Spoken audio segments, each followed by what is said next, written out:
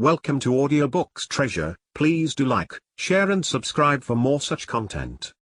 If you would like to have any particular book in audiobook format, please let us know in the comment section.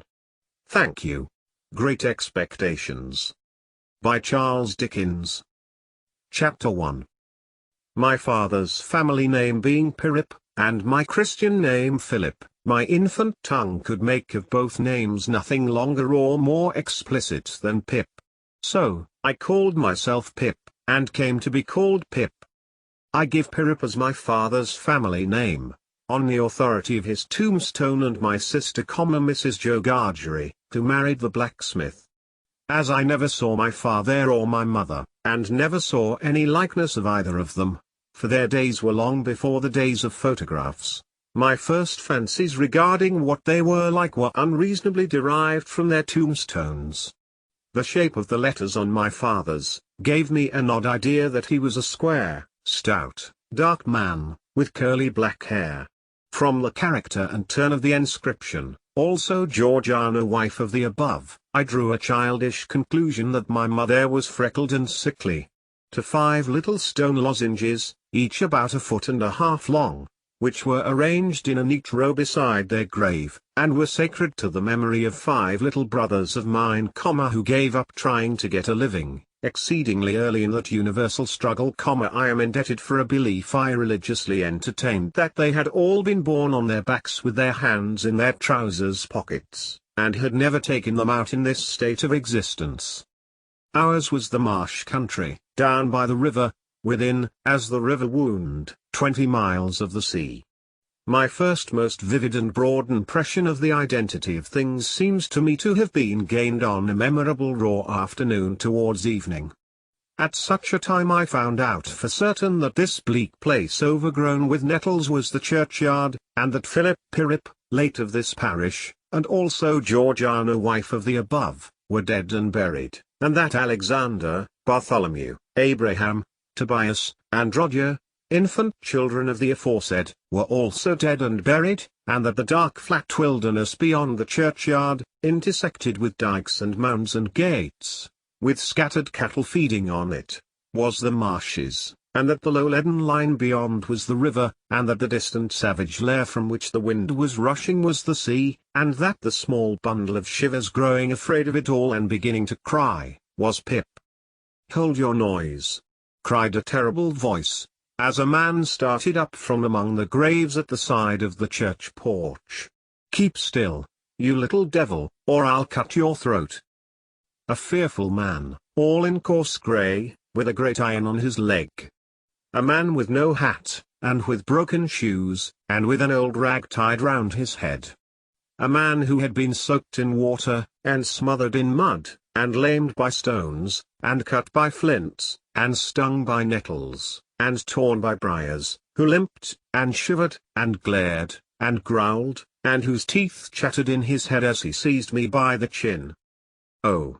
Don't cut my throat, sir," I pleaded in terror. "Pray don't do it, sir." "Tell us your name," said the man. "Quick!" "Pip, sir." "Once more," said the man, staring at me. "Give it mouth." "Pip. Pip, sir."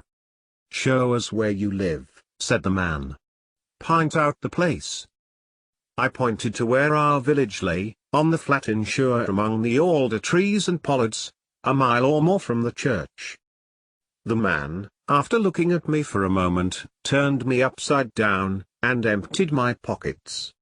There was nothing in them but a piece of bread.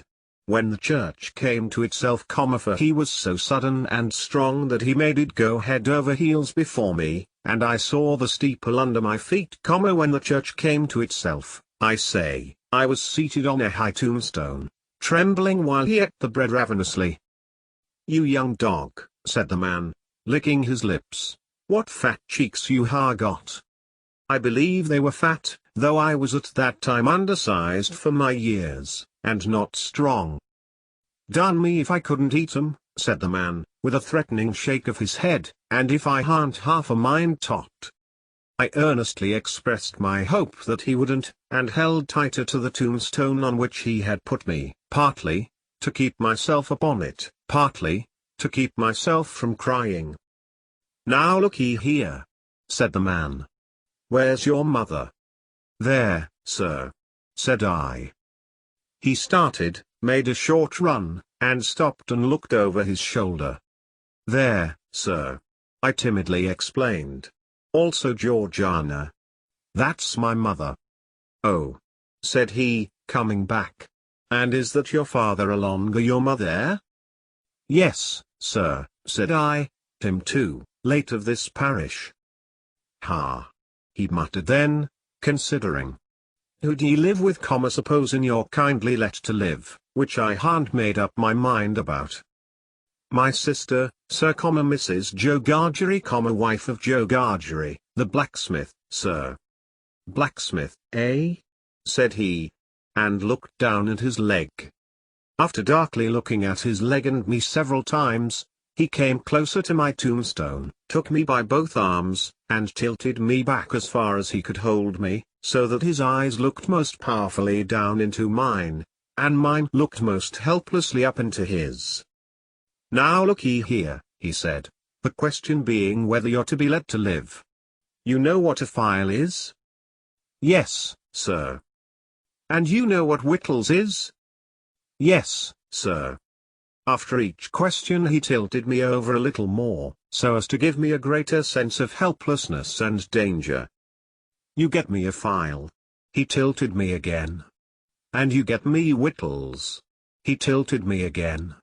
"You bring 'em both to me." He tilted me again. "Or I'll have your heart and liver out." He tilted me again. I was dreadfully frightened, and so giddy that I clung to him with both hands, and said, "If you would kindly please to let me keep upright, sir, perhaps I shouldn't be sick, and perhaps I could attend more." He gave me a most tremendous dip and roll, so that the church jumped over its own weathercock.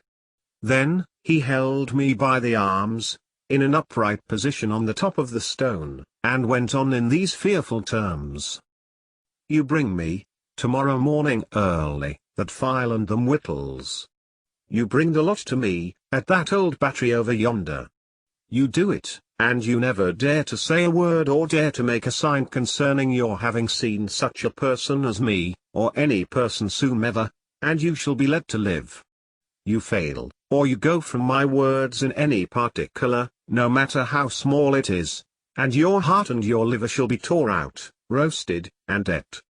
Now, I ain't alone, as you may think I am. There's a young man hid with me, in comparison with which young man I am an angel. That young man hears the words I speak. That young man has a secret way peculiar to himself, of getting at a boy, and at his heart, and at his liver. It is in vain for a boy to attempt to hide himself from that young man. A boy may lock his door, may be warm in bed, may tuck himself up, may draw the clothes over his head, may think himself comfortable and safe, but that young man will softly creep his way to him and tear him open.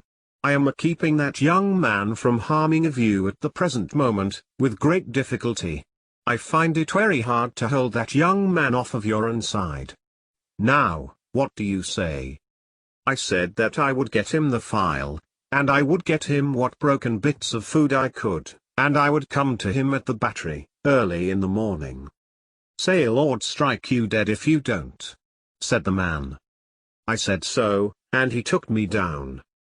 "Now," he pursued, "you remember what you've undertook, and you remember that young man, and you get home." Good night, sir," I faltered. "Much of that," said he, glancing about him over the cold wet flat. "I wish I was a frog. Or a eel." At the same time, he hugged his shuddering body in both his arms, clasping himself, as if to hold himself together, and limped towards the low church wall.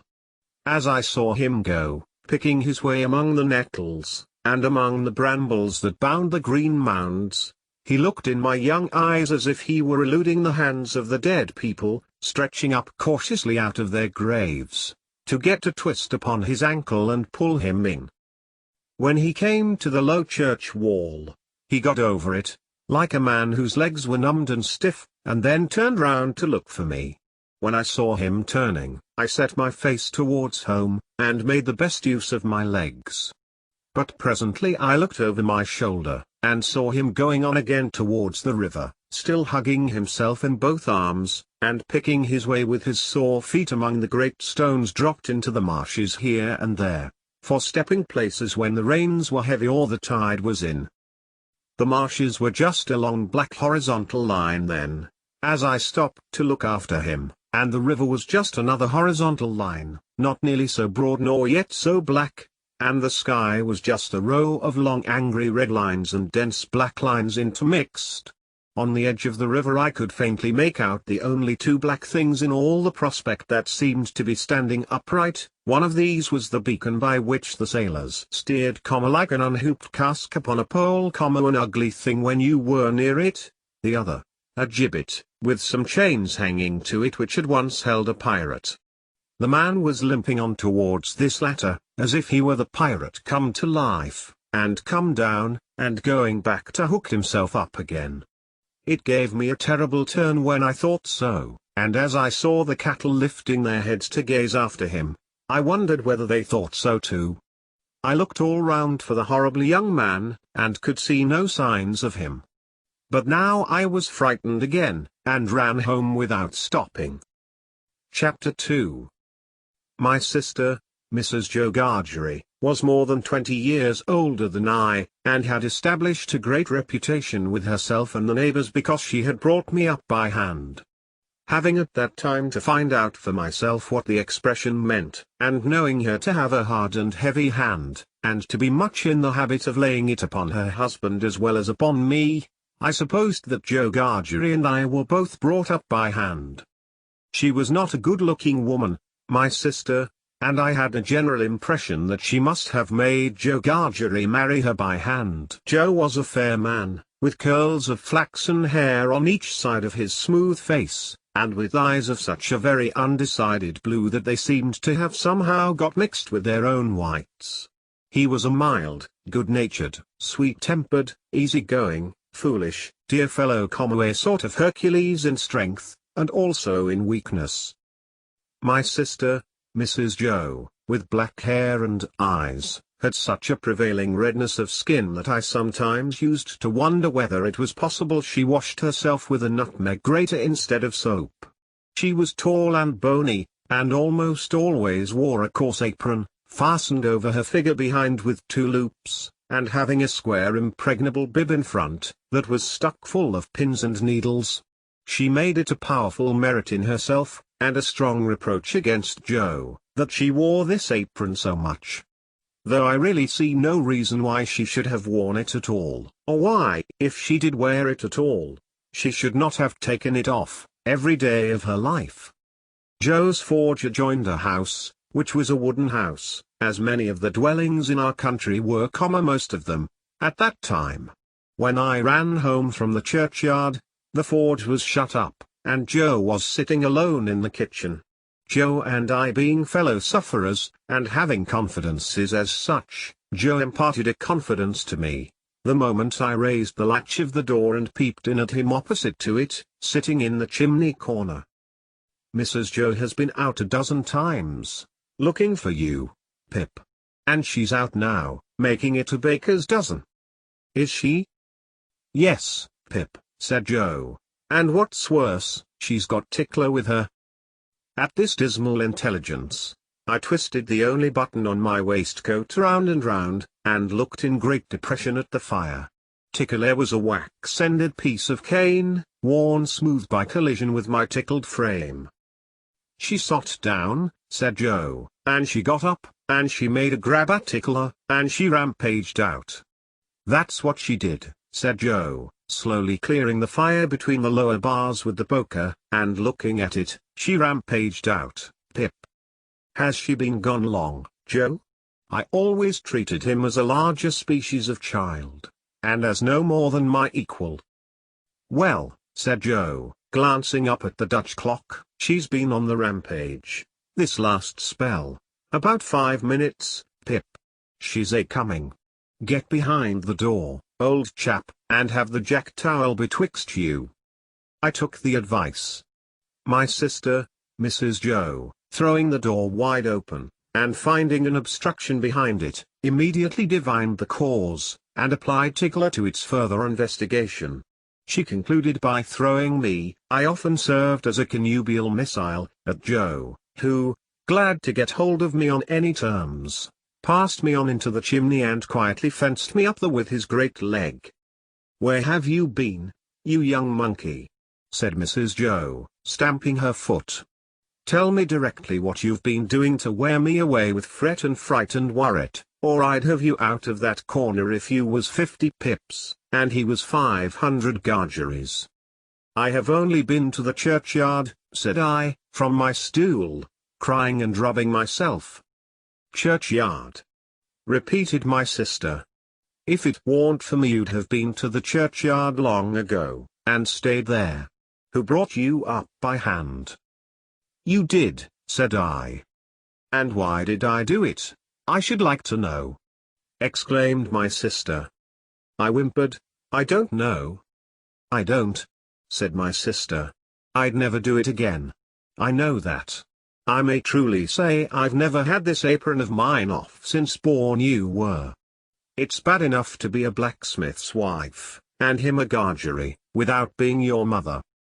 My thoughts strayed from that question as I looked disconsolately at the fire. For the fugitive out on the marshes with the iron leg, the mysterious young man, the file, the food, and the dreadful pledge I was under to commit a larceny on those sheltering premises, rose before me in the avenging coals. "Ha!" said Mrs. Joe, restoring tickler to his station. "Churchyard, indeed. You may well say churchyard, you too. One of us, by the by, had not said it at all. You'll drive me to the churchyard betwixt you, one of these days, and oh, a precious pair you'd be without me." As she applied herself to set the teeth things, Joe peeped down at me over his leg, as if he were mentally casting me and himself up, and calculating what kind of pair we practically should make, under the grievous circumstances foreshadowed. After that, he sat feeling his right side flaxen curls and whisker, and following Mrs. Joe about with his blue eyes, as his manner always was at squally times. My sister had a trenchant way of cutting our bread and butter for us, that never varied. First, with her left hand she jammed the loaf hard and fast against her bib, where it sometimes got a pin into it, and sometimes a needle, which we afterwards got into our mouths. Then she took some butter, not too much, on a knife and spread it on the loaf, in an apothecary kind of way, as if she were making a plaster, using both sides of the knife with a slapping dexterity, and trimming and molding the butter off round the crust. Then, she gave the knife a final smart wipe on the edge of the plaster, and then sawed a very thick round off the loaf, which she finally, before separating from the loaf, hewed into 2 halves, of which Joe got one, and I the other. On the present occasion, though I was hungry, I dared not eat my slice. I felt that I must have something in reserve for my dreadful acquaintance, and his ally the still more dreadful young man. I knew Mrs. Joe's housekeeping to be of the strictest kind, and that my larcenous researches might find nothing available in the safe. Therefore I resolved to put my hunk of bread and butter down the leg of my trousers. The effort of resolution necessary to the achievement of this purpose I found to be quite awful. It was as if I had to make up my mind to leap from the top of a high house, or plunge into a great depth of water. And it was made the more difficult by the unconscious Joe.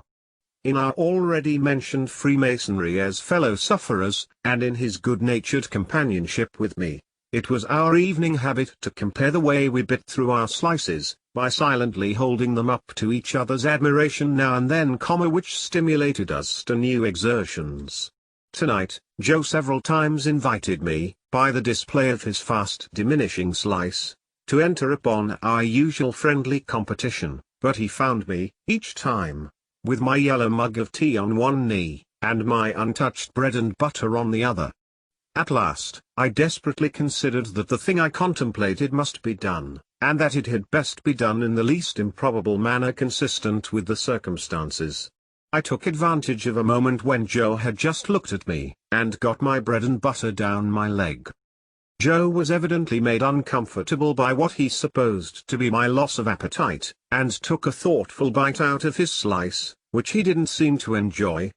He turned it about in his mouth much longer than usual, pondering over it a good deal, and after all gulped it down like a pill. He was about to take another bite, and had just got his head on one side for a good purchase on it, when his eye fell on me, and he saw that my bread and butter was gone. The wonder and consternation with which Joe stopped on the threshold of his bite and stared at me, were too evident to escape my sister's observation. "What's the matter now?" said she, smartly, as she put down her cup. "I say, you know," muttered Joe, shaking his head at me in very serious remonstrance. "Pip, old chap. You'll do yourself a mischief. It'll stick somewhere. You can't have chawed it, Pip." "What's the matter now?" repeated my sister, more sharply than before.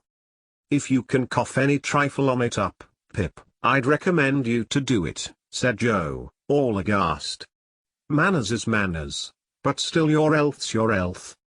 By this time, my sister was quite desperate, so she pounced on Joe, and, taking him by the two whiskers, knocked his head for a little while against the wall behind him, while I sat in the corner, looking guiltily on. "Now, perhaps you'll mention what's the matter," said my sister, out of breath, "you staring great stuck pig." Joe looked at her in a helpless way, then took a helpless bite, and looked at me again. "You know, Pip," said Joe, solemnly, with his last bite in his cheek, and speaking in a confidential voice, as if we two were quite alone, "you and me is always friends, and I'd be the last to tell upon you, any time. But such a—" he moved his chair and looked about the floor between us, and then again at me, "such a most uncommon bolt as that." "Been bolting his food, has he?" cried my sister. "You know, old chap," said Joe, looking at me, and not at Mrs. Joe, with his bite still in his cheek, "I bolted, myself, when I was your age, frequent, and as a boy I've been among a many bolters, but I never see your bolting equal yet, Pip, and it's a mercy you ain't bolted dead." My sister made a dive at me, and fished me up by the hair, saying nothing more than the awful words, "You come along and be dosed." Some medical beast had revived tar water in those days as a fine medicine, and Mrs. Joe always kept a supply of it in the cupboard, having a belief in its virtues correspondent to its nastiness. At the best of times, so much of this elixir was administered to me as a choice restorative, that I was conscious of going about, smelling like a new fence. On this particular evening the urgency of my case demanded a pint of this mixture, which was poured down my throat, for my greater comfort, while Mrs. Joe held my head under her arm, as a boot would be held in a bootjack. Joe got off with half a pint, but was made to swallow that, much to his disturbance, as he sat slowly munching and meditating before the fire, because he had had a turn. Judging from myself, I should say he certainly had a turn afterwards, if he had had none before. Conscience is a dreadful thing when it accuses man or boy, but when, in the case of a boy, that secret burden cooperates with another secret burden down the leg of his trousers, it is, as I can testify, a great punishment. The guilty knowledge that I was going to rob Mrs. Joe. I never thought I was going to rob Joe, for I never thought of any of the housekeeping property as his, united to the necessity of always keeping one hand on my bread and butter as I sat, or when I was ordered about the kitchen on any small errand, almost drove me out of my mind. Then, as the marsh winds made the fire glow and flare, I thought I heard the voice outside, of the man with the iron on his leg who had sworn me to secrecy, declaring that he couldn't and wouldn't starve until tomorrow, but must be fed now. At other times, I thought, what if the young man who was with so much difficulty restrained from embruing his hands in me should yield to a constitutional impatience, or should mistake the time, and should think himself accredited to my heart and liver tonight, instead of tomorrow? If ever anybody's hair stood on end with terror, Mine must have done so then. But, perhaps, nobody's ever did. It was Christmas Eve, and I had to stir the pudding for next day, with a copper stick, from 7 to 8 by the Dutch clock. I tried it with the load upon my leg, and that made me think afresh of the man with the load on his leg, and found the tendency of exercise to bring the bread and butter out at my ankle quite unmanageable. Happily I slipped away, and deposited that part of my conscience in my garret bedroom. "Hark!" said I, when I had done my stirring, and was taking a final warm in the chimney corner before being sent up to bed. "Was that great guns, Joe?" "Ah," said Joe. "There's another connect off." "What does that mean, Joe?" said I. Mrs. Joe, who always took explanations upon herself, said, snappishly, "Escaped. Escaped," administering the definition like tar water. While Mrs. Joe sat with her head bending over her needlework, I put my mouth into the forms of saying to Joe, "What's a convict?" Joe put his mouth into the forms of returning such a highly elaborate answer, that I could make out nothing of it but the single word pip. "There was a connect off last night," said Joe, aloud, "after sunset gun. And they fired warning of him. And now it appears they're firing warning of another." "Who's firing?" said I. "Drat that boy," interposed my sister, frowning at me over her work. "What a questioner he is. Ask no questions, and you'll be told no lies." It was not very polite to herself, I thought, to imply that I should be told lies by her even if I did ask questions. But she never was polite unless there was company. At this point Joe greatly augmented my curiosity by taking the utmost pains to open his mouth very wide, and to put it into the form of a word that looked to me like sulks. Therefore, I naturally pointed to Mrs. Joe, and put my mouth into the form of saying, "Huh?" But Joe wouldn't hear of that, at all, and again opened his mouth very wide, and shook the form of a most emphatic word out of it. But I could make nothing of the word. "Mrs. Joe," said I, as a last resort, "I should like to know, if you wouldn't much mind, where the firing comes from." "Lord bless the boy!" exclaimed my sister, as if she didn't quite mean that but rather the contrary. "From the hulks." "Oh," said I, looking at Joe. "Hulks?" Joe gave a reproachful cough, as much as to say, "Well, I told you so." "And please, what's hulks?" said I. "That's the way with this boy," exclaimed my sister, pointing me out with her needle and thread, and shaking her head at me. "Answer him one question, and he'll ask you a dozen directly. Hulks are prison ships, right cross-DH meshes. We always used that name for marshes, in our country. I wonder who's put into prison ships, and why they're put there," said I, in a general way, and with quiet desperation.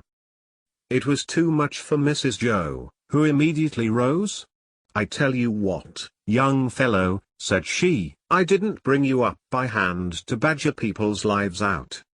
It would be blame to me and not praise, if I had. People are put in the hulks because they murder, and because they rob, and forge, and do all sorts of bad, and they always begin by asking questions. Now, you get along to bed." I was never allowed a candle to light me to bed, and, as I went upstairs in the dark, with my head dingling, from Mrs. Joe's thimble having played the tambourine upon it, to accompany her last words, I felt fearfully sensible of the great convenience that the hulks were handy for me. I was clearly on my way there. I had begun by asking questions, and I was going to rob Mrs. Joe. Since that time, which is far enough away now, I have often thought that few people know what secrecy there is in the young under terror. No matter how unreasonable the terror, so that it be terror. I was in mortal terror of the young man who wanted my heart and liver, I was in mortal terror of my interlocutor with the iron leg, I was in mortal terror of myself, from whom an awful promise had been extracted. I had no hope of deliverance through my all-powerful sister, who repulsed me at every turn. I am afraid to think of what I might have done on requirement, in the secrecy of my terror. If I slept at all that night, it was only to imagine myself drifting down the river on a strong spring tide, to the hulks, a ghostly pirate calling out to me through a speaking trumpet, as I passed the gibbet station, that I had better come ashore and be hanged there at once, and not put it off. I was afraid to sleep, even if I had been inclined, for I knew that at the first faint dawn of morning I must rob the pantry. There was no doing it in the night, for there was no getting a light by easy friction then. To have got one I must have struck it out of flint and steel, and have made a noise like the very pirate himself rattling his chains. As soon as the great black velvet pall outside my little window was shot with grey, I got up and went downstairs, every board upon the way, and every crack in every board calling after me, "Stop, thief! And get up, Mrs. Joe." In the pantry, which was far more abundantly supplied than usual, owing to the season, I was very much alarmed by a hare hanging up by the heels, whom I rather thought I caught, when my back was half turned, winking. I had no time for verification, no time for selection, no time for anything, for I had no time to spare. I stole some bread, some rind of cheese, about half a jar of mincemeat, which I tied up in my pocket handkerchief with my last night's slice, some brandy from a stone bottle, which I decanted into a glass bottle I had secretly used for making that intoxicating fluid, Spanish licorice water, up in my room, diluting the stone bottle from a jug in the kitchen cupboard, a meat bone with very little on it, and a beautiful round compact pork pie.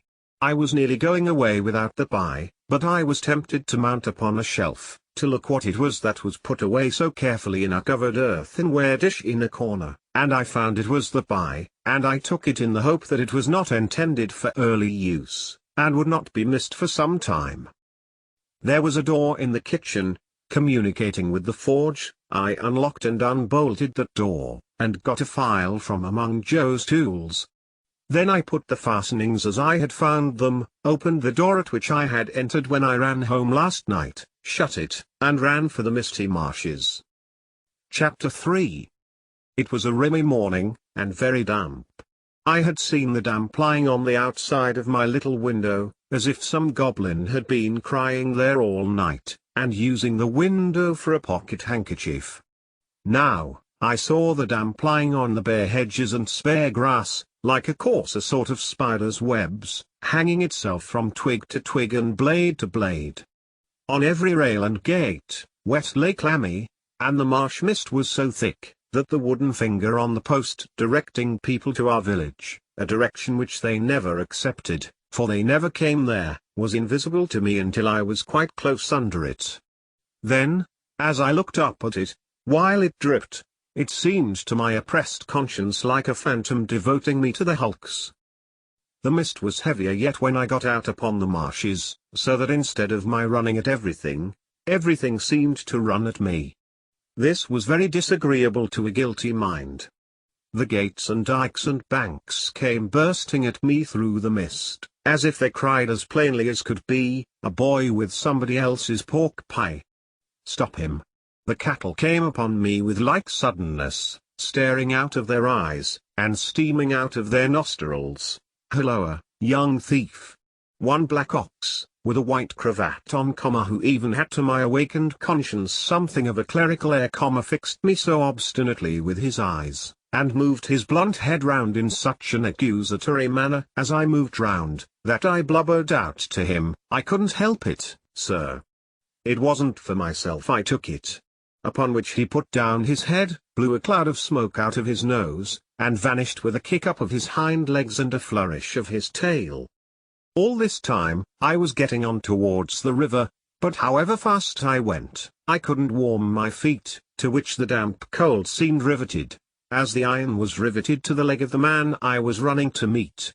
I knew my way to the battery, pretty straight, for I had been down there on a Sunday with Joe, and Joe, sitting on an old gun, had told me that when I was prentice to him, regularly bound, we would have such larks there. However, in the confusion of the mist, I found myself at last too far to the right, and consequently had to try back along the riverside, on the bank of loose stones above the mud and the stakes that staked the tide out. Making my way along here with all dispatch, I had just crossed a ditch which I knew to be very near the battery, and had just scrambled up the mound beyond the ditch, when I saw the man sitting before me. His back was towards me, and he had his arms folded, and was nodding forward, heavy with sleep. I thought he would be more glad if I came upon him with his breakfast, in that unexpected manner, so I went forward softly and touched him on the shoulder. He instantly jumped up, and it was not the same man, but another man. And yet this man was dressed in coarse grey, too, and had a great iron on his leg, and was lame, and hoarse, and cold, and was everything that the other man was, except that he had not the same face, and had a flat broad-brimmed low-crowned felt hat on. All this I saw in a moment, for I had only a moment to see it in. He swore an oath at me, made a hit at me, it was a round weak blow that missed me and almost knocked himself down, for it made him stumble, and then he ran into the mist, stumbling twice as he went, and I lost him. It's the young man, I thought, feeling my heart shoot as I identified him. I dare say I should have felt a pain in my liver, too, if I had known where it was. I was soon at the battery after that, and there was the right man, hugging himself and limping to and fro, as if he had never all night left off hugging and limping, waiting for me. He was awfully cold, to be sure. I half expected to see him drop down before my face and die of deadly cold. His eyes looked so awfully hungry too, that when I handed him the file and he laid it down on the grass, it occurred to me he would have tried to eat it, if he had not seen my bundle. He did not turn me upside down this time to get at what I had, but left me right side upwards while I opened the bundle and emptied my pockets. "What's in the bottle, boy?" said he. "Brandy," said I.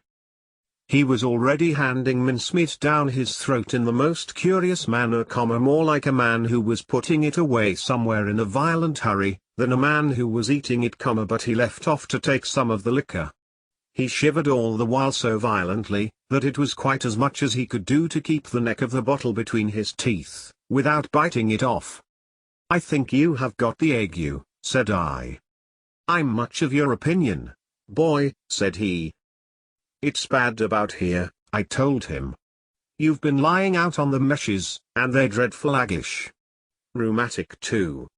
"I'll eat my breakfast afore they're the death of me," said he. "I'd do that, if I was going to be strung up to the gallows as there is over there, directly afterwards. I'll beat the shivers so far, I'll bet you." He was gobbling mincemeat, meat-bone, bread, cheese, and pork pie, all at once, staring distrustfully while he did so at the mist all round us, and often stopping, even stopping his jaws, to listen. Some real or fancied sound, some clink upon the river or breathing of beast upon the marsh, now gave him a start, and he said, suddenly, "You're not a deceiving imp? You brought no one with you?"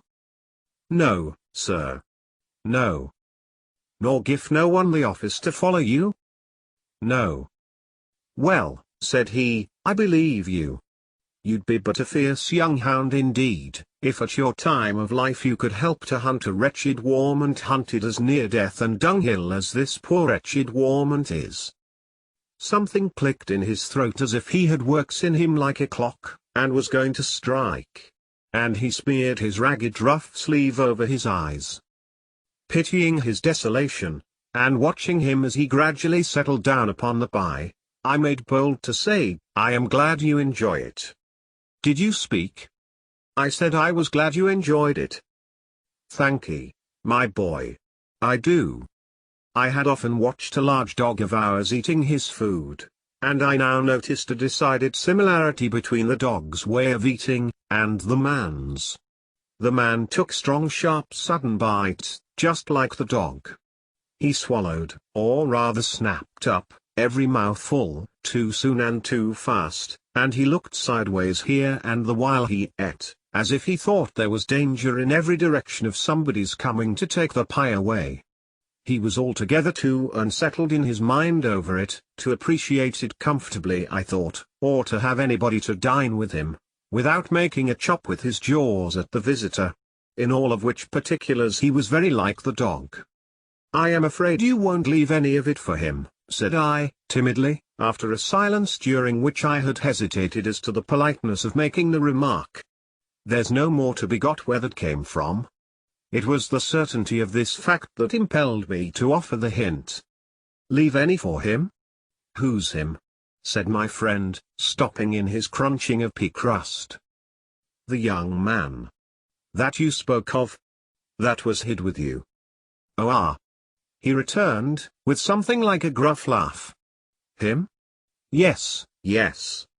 He don't want no wittles." "I thought he looked as if he did," said I. The man stopped eating, and regarded me with the keenest scrutiny and the greatest surprise.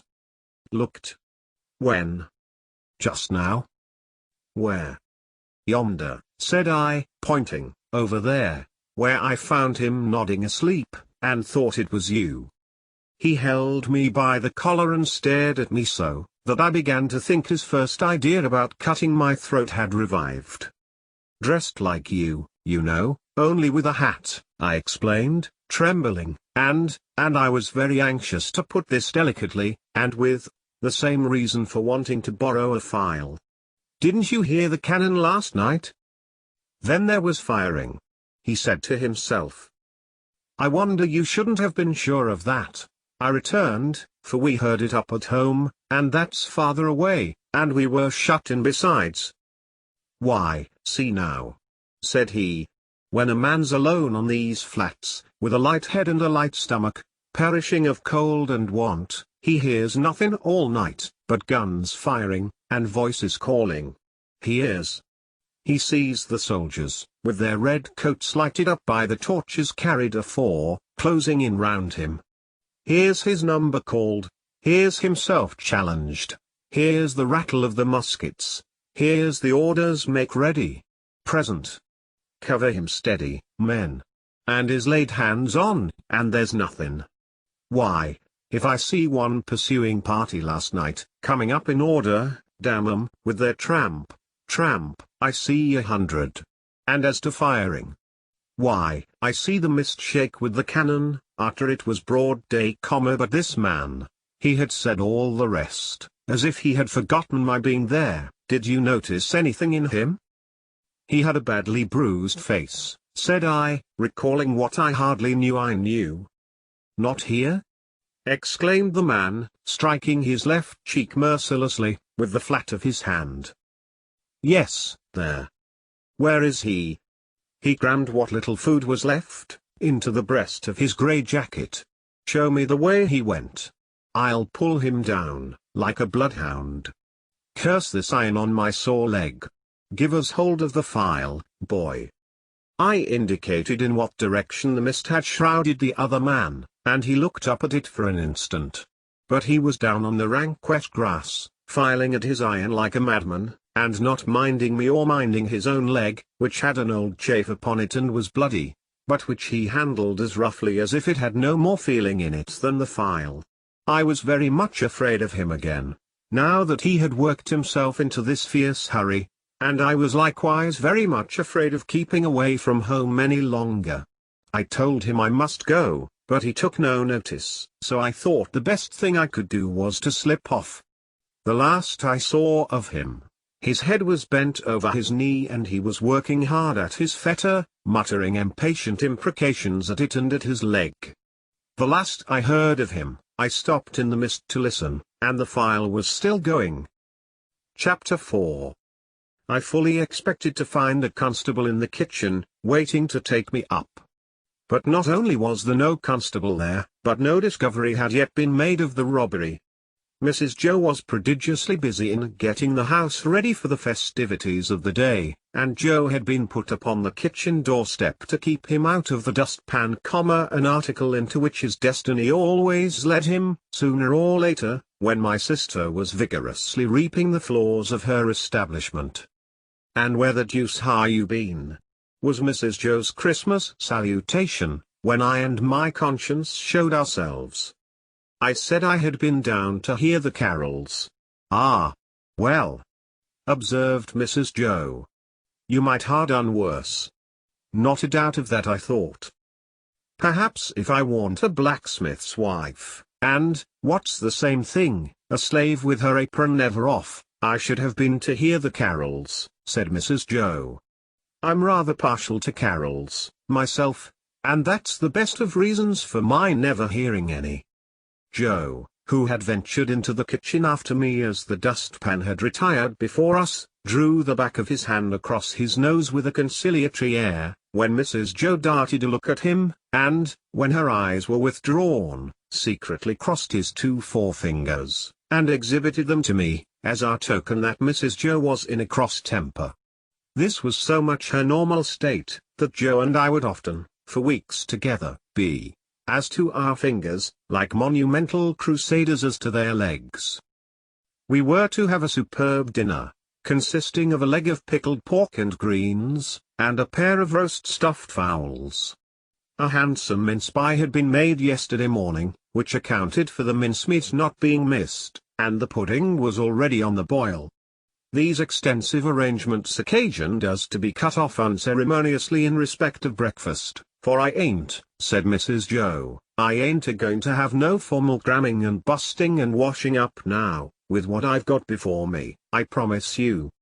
So, we had our slices served out, as if we were 2,000 troops on a forced march instead of a man and boy at home, and we took gulps of milk and water, with apologetic countenances, from a jug on the dresser. In the meantime, Mrs. Joe put clean white curtains up, and tacked a new flowered flounce across the wide chimney to replace the old one, and uncovered the little state parlour across the passage, which was never uncovered at any other time, but passed the rest of the year in a cool haze of silver paper, which even extended to the 4 little white crockery poodles on the mantel-shelf, each with a black nose and a basket of flowers in his mouth, and each the counterpart of the other. Mrs. Joe was a very clean housekeeper, but had an exquisite art of making her cleanliness more uncomfortable and unacceptable than dirt itself. Cleanliness is next to godliness, and some people do the same by their religion. My sister, having so much to do, was going to church vicariously, that is to say, Joe and I were going. In his working clothes, Joe was a well-knit characteristic-looking blacksmith. In his holiday clothes, he was more like a scarecrow in good circumstances, than anything else. Nothing that he wore then fitted him or seemed to belong to him, and everything that he wore then grazed him. On the present festive occasion he emerged from his room, when the blithe bells were going, the picture of misery, in a full suit of Sunday penitentials. As to me, I think my sister must have had some general idea that I was a young offender whom an account policeman had taken up, on my birthday, and delivered over to her, to be dealt with according to the outraged majesty of the law. I was always treated as if I had insisted on being born in opposition to the dictates of reason, religion, and morality, and against the dissuading arguments of my best friends. Even when I was taken to have a new suit of clothes, the tailor had orders to make them like a kind of reformatory, and on no account to let me have the free use of my limbs. Joe and I going to church, therefore, must have been a moving spectacle for compassionate minds. Yet, what I suffered outside was nothing to what I underwent within. The terrors that had assailed me whenever Mrs. Joe had gone near the pantry, or out of the room, were only to be equalled by the remorse with which my mind dwelt on what my hands had done. Under the weight of my wicked secret, I pondered whether the church would be powerful enough to shield me from the vengeance of the terrible young man, if I divulged to that establishment. I conceived the idea that the time when the banns were read and when the clergyman said, "Ye are now to declare it," would be the time for me to rise and propose a private conference in the vestry. I am far from being sure that I might not have astonished our small congregation by resorting to this extreme measure, but for its being Christmas Day and no Sunday.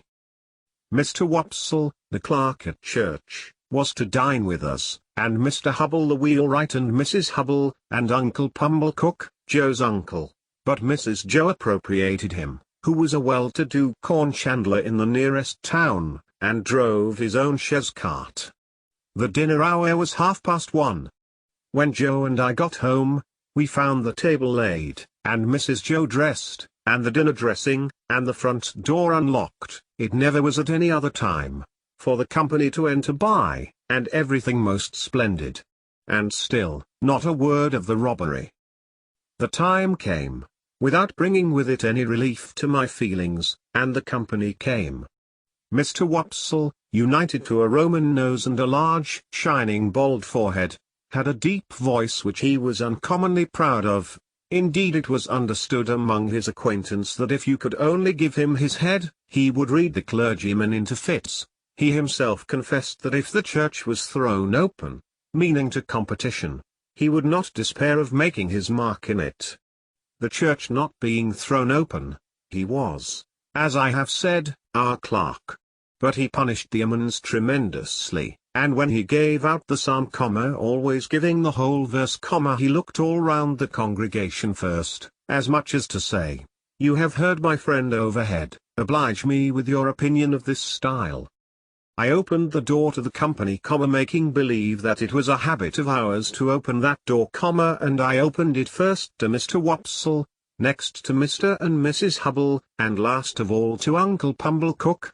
N.B. I was not allowed to call him uncle, under the severest penalties. "Mrs. Joe," said Uncle Pumblecook, a large hard-breathing middle-aged slow man, with a mouth like a fish, dull staring eyes, and sandy hair standing upright on his head, so that he looked as if he had just been all but choked, and had that moment come to. "I have brought you as the compliments of the season. I have brought you, Mum, a bottle of sherry wine, and I have brought you, Mum, a bottle of port wine." Every Christmas Day he presented himself, as a profound novelty, with exactly the same words, and carrying the 2 bottles like dumbbells. Every Christmas Day, Mrs. Joe replied, as she now replied, "Oh, Uncle Pumblecook, this is kind." Every Christmas Day, he retorted, as he now retorted, "It's no more than your merits. And now are you all bobbish, and how's 6 of halfpence?" Meaning me. We dined on these occasions in the kitchen, and adjourned, for the nuts and oranges and apples, to the parlour, which was a change very like Joe's change from his working clothes to his Sunday dress. My sister was uncommonly lively on the present occasion, and indeed was generally more gracious in the society of Mrs. Hubble than in other company. I remember Mrs. Hubble as a little curly sharp-edged person in sky blue, who held a conventionally juvenile position, because she had married Mr. Hubble, I don't know at what remote period, when she was much younger than he.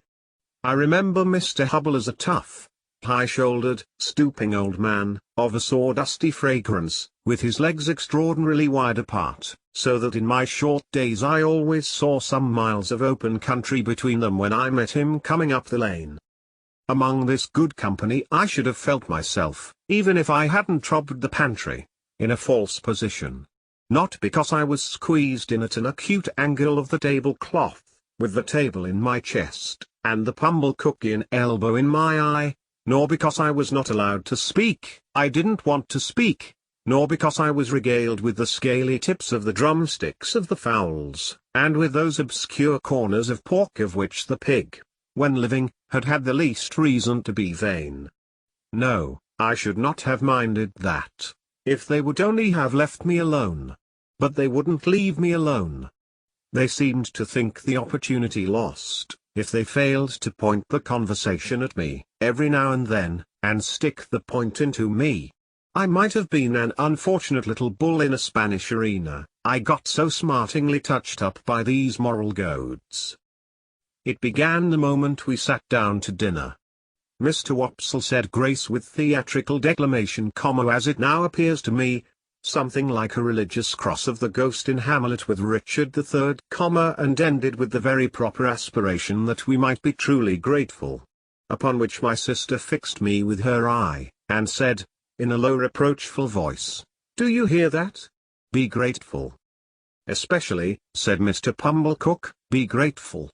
boy, to them which brought you up by hand. Mrs. Hubble shook her head, and contemplating me with a mournful presentiment that I should come to no good, asked, "Why is it that the young are never grateful?" This moral mystery seemed too much for the company until Mr. Hubble tersely solved it by saying, "Naturally vicious." Everybody then murmured true, and looked at me in a particularly unpleasant and personal manner. Joe's station and influence were something feebler, if possible, when there was company than when there was none. But he always aided and comforted me when he could, in some way of his own, and he always did so at dinner time by giving me gravy, if there were any. There being plenty of gravy today, Joe spooned into my plate, at this point, about half a pint. A little later on in the dinner, Mr. Wopsle reviewed the sermon with some severity, and intimated, in the usual hypothetical case of the church being thrown open, what kind of sermon he would have given them. After favouring them with some heads of that discourse, he remarked that he considered the subject of the day's homily ill-chosen, which was the less excusable, he added, when there were so many subjects going about. "True again," said Uncle Pumblecook. "You've hit it, sir. Plenty of subjects going about, for them that know how to put salt upon their tails. That's what's wanted. A man needn't go far to find a subject, if he's ready with his salt box." Mr. Pumblecook added, after a short interval of reflection, "Look at pork alone. There's a subject. If you want a subject, look at pork." "True, sir. Many a moral for the young," returned Mr. Wopsle, and I knew he was going to lug me in, before he said it, might be deduced from that text. "You listen to this," said my sister to me, in a severe parenthesis. Joe gave me some more gravy. "Swine," pursued Mr. Wopsle, in his deepest voice, and pointing his fork at my blushes, as if he were mentioning my Christian name, "swine were the companions of the prodigal. The gluttony of swine is put before us, as an example to the young." I thought this pretty well in him who had been praising up the pork for being so plump and juicy. What is detestable in a pig is or girl, suggested Mr. Hubble. "Of course, or girl, Mr. Hubble," assented Mr. Wopsle, rather irritably, "but there is no girl present." "Besides," said Mr. Pumblecook, turning sharp on me, "think what you've got to be grateful for. If you'd been born a squeaker—" "He was, if ever a child was," said my sister, most emphatically. Joe gave me some more gravy. "Well, but I mean a four-footed squeaker," said Mr. Pumblecook. "If you had been born such, would you have been here now? Not you." "Unless in that form," said Mr. Wopsle, nodding towards the dish. "But I don't mean in that form, sir," returned Mr. Pumblecook, who had an objection to being interrupted. "I mean, enjoying himself with his elders and betters, and improving himself with their conversation, and rolling in the lap of luxury. Would he have been doing that? No, he wouldn't. And what would have been your destination?" Turning on me again. "You would have been disposed of for so many shillings according to the market price of the article, and Dunstable the butcher would have come up to you as you lay in your straw, and he would have whipped you under his left arm, and with his right he would have tucked up his frock to get a penknife from out of his waistcoat pocket, and he would have shed your blood and had your life. No bringing up by hand then. Not a bit of it." Joe offered me more gravy, which I was afraid to take. "He was a world of trouble to you, ma'am," said Mrs. Hubble, commiserating my sister. "Trouble?" echoed my sister, "trouble?" and then entered on a fearful catalogue of all the illnesses I had been guilty of, and all the acts of sleeplessness I had committed, and all the high places I had tumbled from, and all the low places I had tumbled into, and all the injuries I had done myself, and all the times she had wished me in my grave, and I had contumaciously refused to go there. I think the Romans must have aggravated one another very much, with their noses. Perhaps, they became the restless people they were, in consequence. Anyhow, Mr. Wopsle's Roman nose so aggravated me, during the recital of my misdemeanors, that I should have liked to pull it until he howled. But, all I had endured up to this time was nothing in comparison with the awful feelings that took possession of me when the pause was broken which ensued upon my sister's recital, and in which pause everybody had looked at me, as I felt painfully conscious, with indignation and abhorrence. "Yet," said Mr. Pumblecook, leading the company gently back to the theme from which they had strayed, "pork, regarded as biled, is rich, too, ain't it?" "Have a little brandy, uncle," said my sister. Oh heavens, it had come at last. He would find it was weak. He would say it was weak, and I was lost. I held tight to the leg of the table under the cloth, with both hands, and awaited my fate. My sister went for the stone bottle, came back with the stone bottle, and poured his brandy out, no one else taking any. The wretched man trifled with his glass, took it up, looked at it through the light, put it down, prolonged my misery. All this time Mrs. Joe and Joe were briskly clearing the table for the pie and pudding. I couldn't keep my eyes off him. Always holding tight by the leg of the table with my hands and feet, I saw the miserable creature finger his glass playfully, take it up, smile, throw his head back, and drink the brandy off. Instantly afterwards, the company was seized with unspeakable consternation, owing to his springing to his feet, turning round several times in an appalling spasmodic whooping cough dance, and rushing out at the door. He then became visible through the window, violently plunging and expectorating, making the most hideous faces, and apparently out of his mind. I held on tight, while Mrs. Joe and Joe ran to him. I didn't know how I had done it, but I had no doubt I had murdered him somehow. In my dreadful situation, it was a relief when he was brought back, and surveying the company all round as if they had disagreed with him, sank down into his chair with the one significant gasp, "Tar." I had filled up the bottle from the tar water jug. I knew he would be worse by and by. I moved the table, like a medium of the present day, by the vigor of my unseen hold upon it. "Tar!" cried my sister, in amazement. "Why, however could tar come there?" But, Uncle Pumblecook, who was omnipotent in that kitchen, wouldn't hear the word, wouldn't hear of the subject, imperiously waved it all away with his hand, and asked for hot gin and water. My sister, who had begun to be alarmingly meditative, had to employ herself actively in getting the gin, the hot water, the sugar, and the lemon peel, and mixing them. For the time being at least, I was saved. I still held on to the leg of the table, but clutched it now with the fervor of gratitude. By degrees, I became calm enough to release my grasp and partake of pudding. Mr. Pumblecook partook of pudding. All partook of pudding. The course terminated, and Mr. Pumblecook had begun to beam under the genial influence of gin and water. I began to think I should get over the day, when my sister said to Joe, "Clean plates, cold." I clutched the leg of the table again immediately, and pressed it to my bosom as if it had been the companion of my youth and friend of my soul.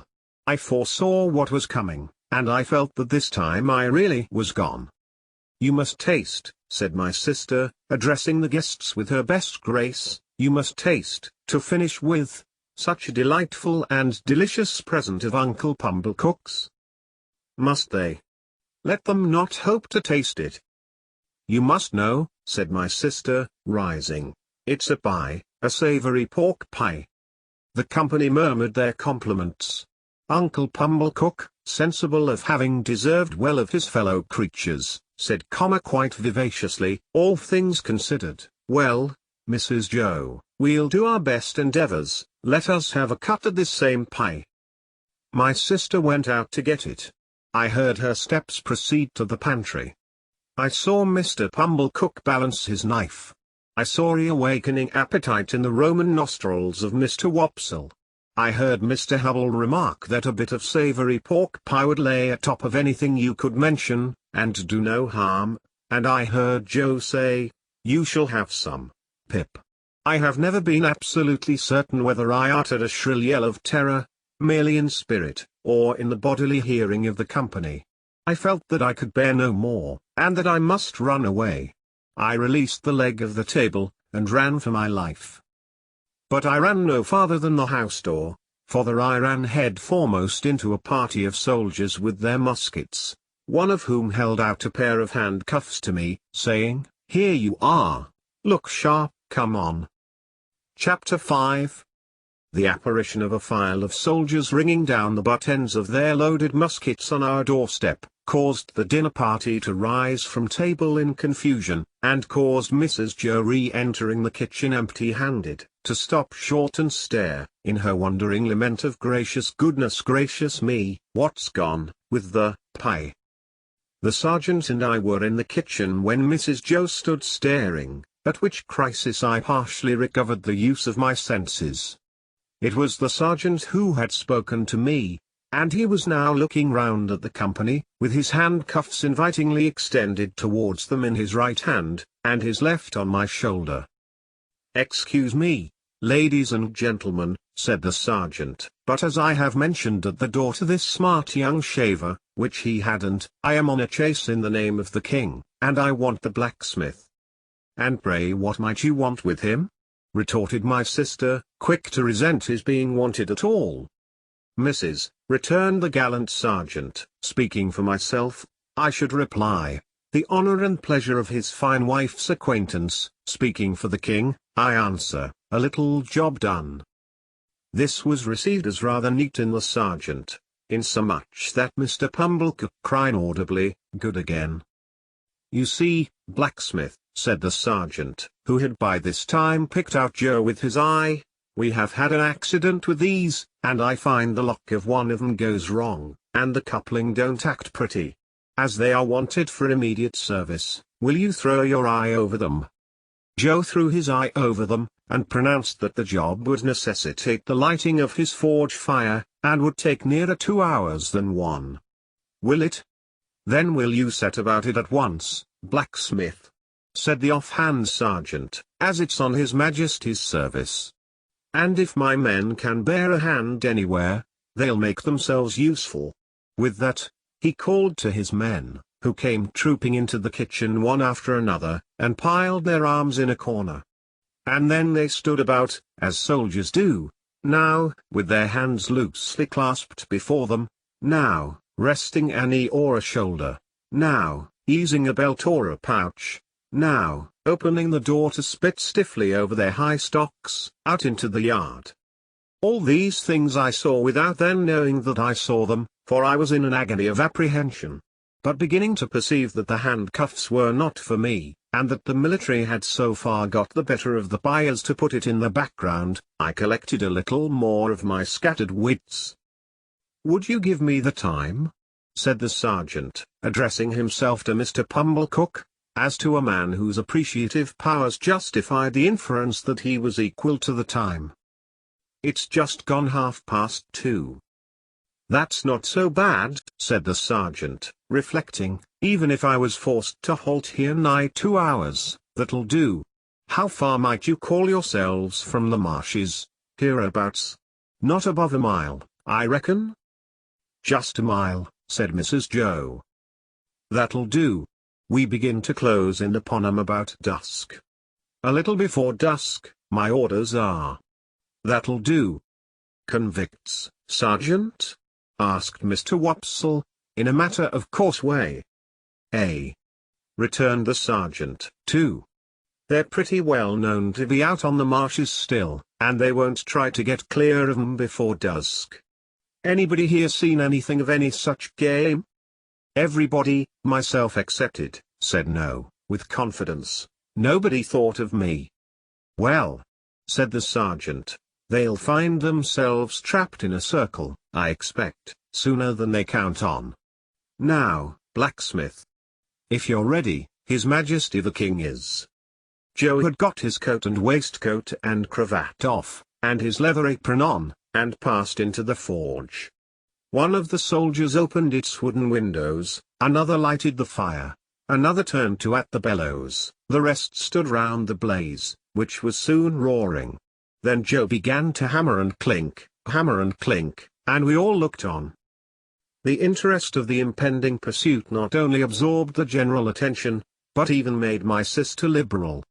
She drew a pitcher of beer from the cask for the soldiers, and invited the sergeant to take a glass of brandy.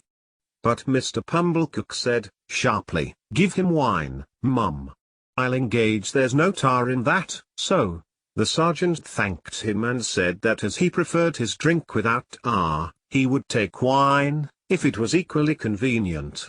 When it was given him, he drank His Majesty's health and compliments of the season, and took it all at a mouthful and smacked his lips. "Good stuff, eh, Sergeant?"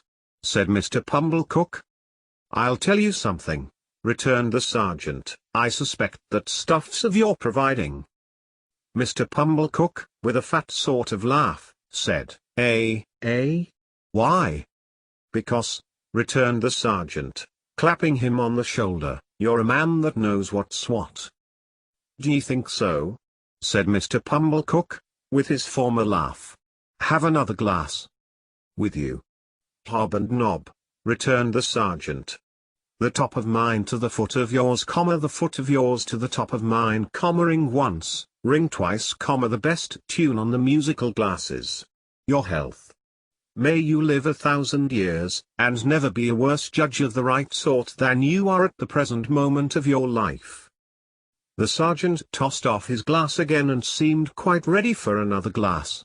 I noticed that Mr. Pumblechook in his hospitality appeared to forget that he had made a present of the wine, but took the bottle from Mrs. Joe and had all the credit of handing it about in a gush of joviality. Even I got some. And he was so very free of the wine that he even called for the other bottle, and handed that about with the same liberality, when the first was gone. As I watched them while they all stood clustering about the forge, enjoying themselves so much, I thought what terrible good sauce for a dinner my fugitive friend on the marshes was. They had not enjoyed themselves a quarter so much, before the entertainment was brightened with the excitement he furnished.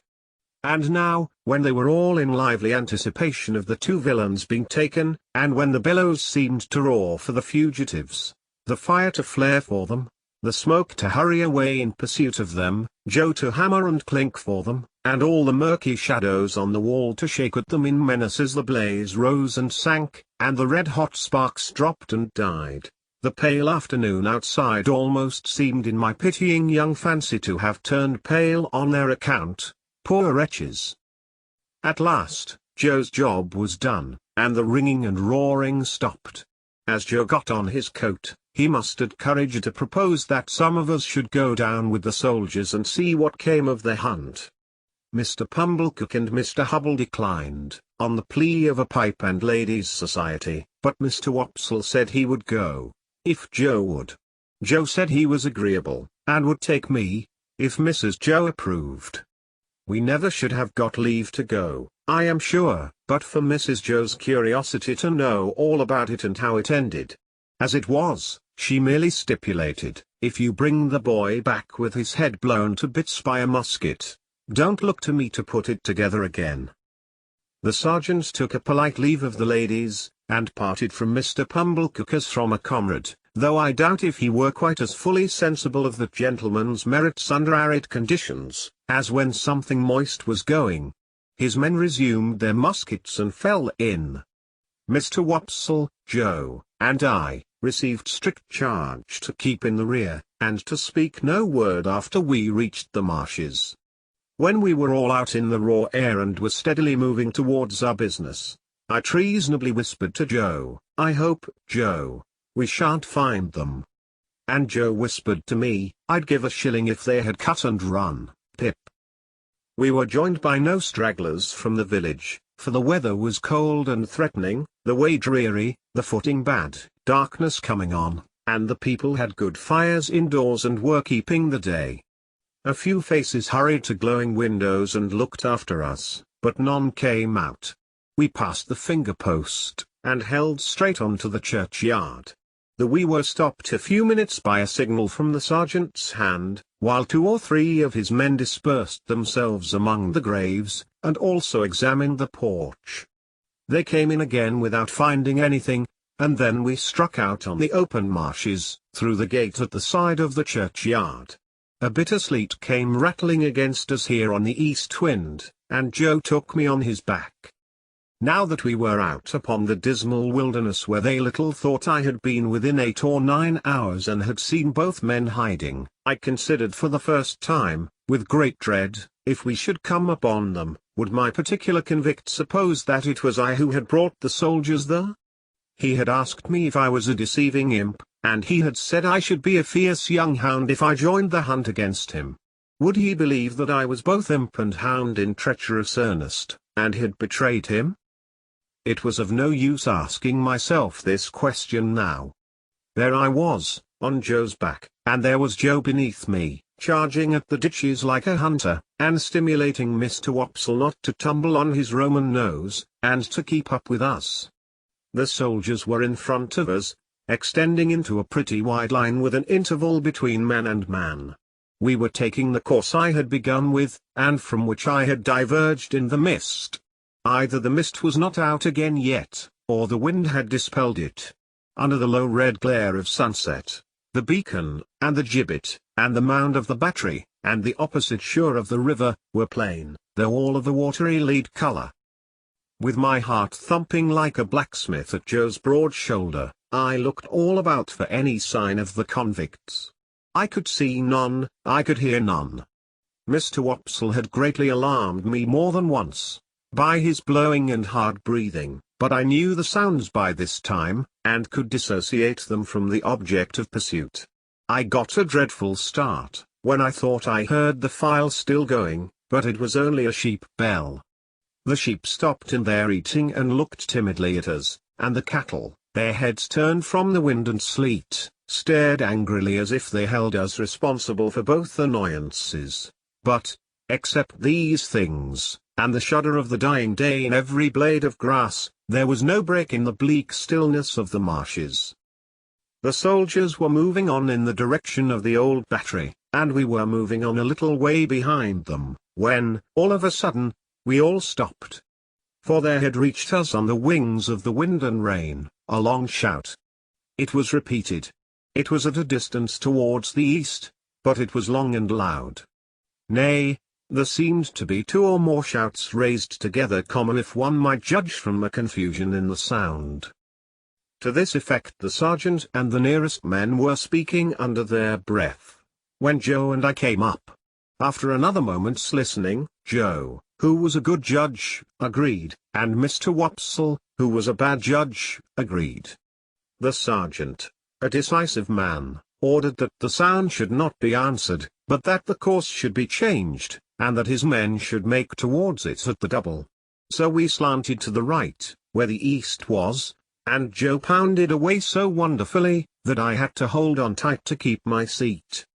It was a run indeed now, and what Joe called, in the only 2 words he spoke all the time, a winder. Down banks and up banks, and over gates, and splashing into dikes, and breaking among coarse rushes, no man cared where he went. As we came nearer to the shouting, it became more and more apparent that it was made by more than one voice. Sometimes, it seemed to stop altogether, and then the soldiers stopped. When it broke out again, the soldiers made for it at a greater rate than ever, and we after them. After a while, we had so run it down, that we could hear one voice calling murder. And another voice, convicts. Runaways. Guard. This way for the runaway convicts. Then both voices would seem to be stifled in a struggle, and then would break out again. And when it had come to this, the soldiers ran like deer, and Joe too.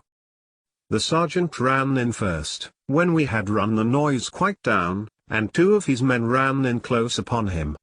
Their pieces were cocked and levelled when we all ran in.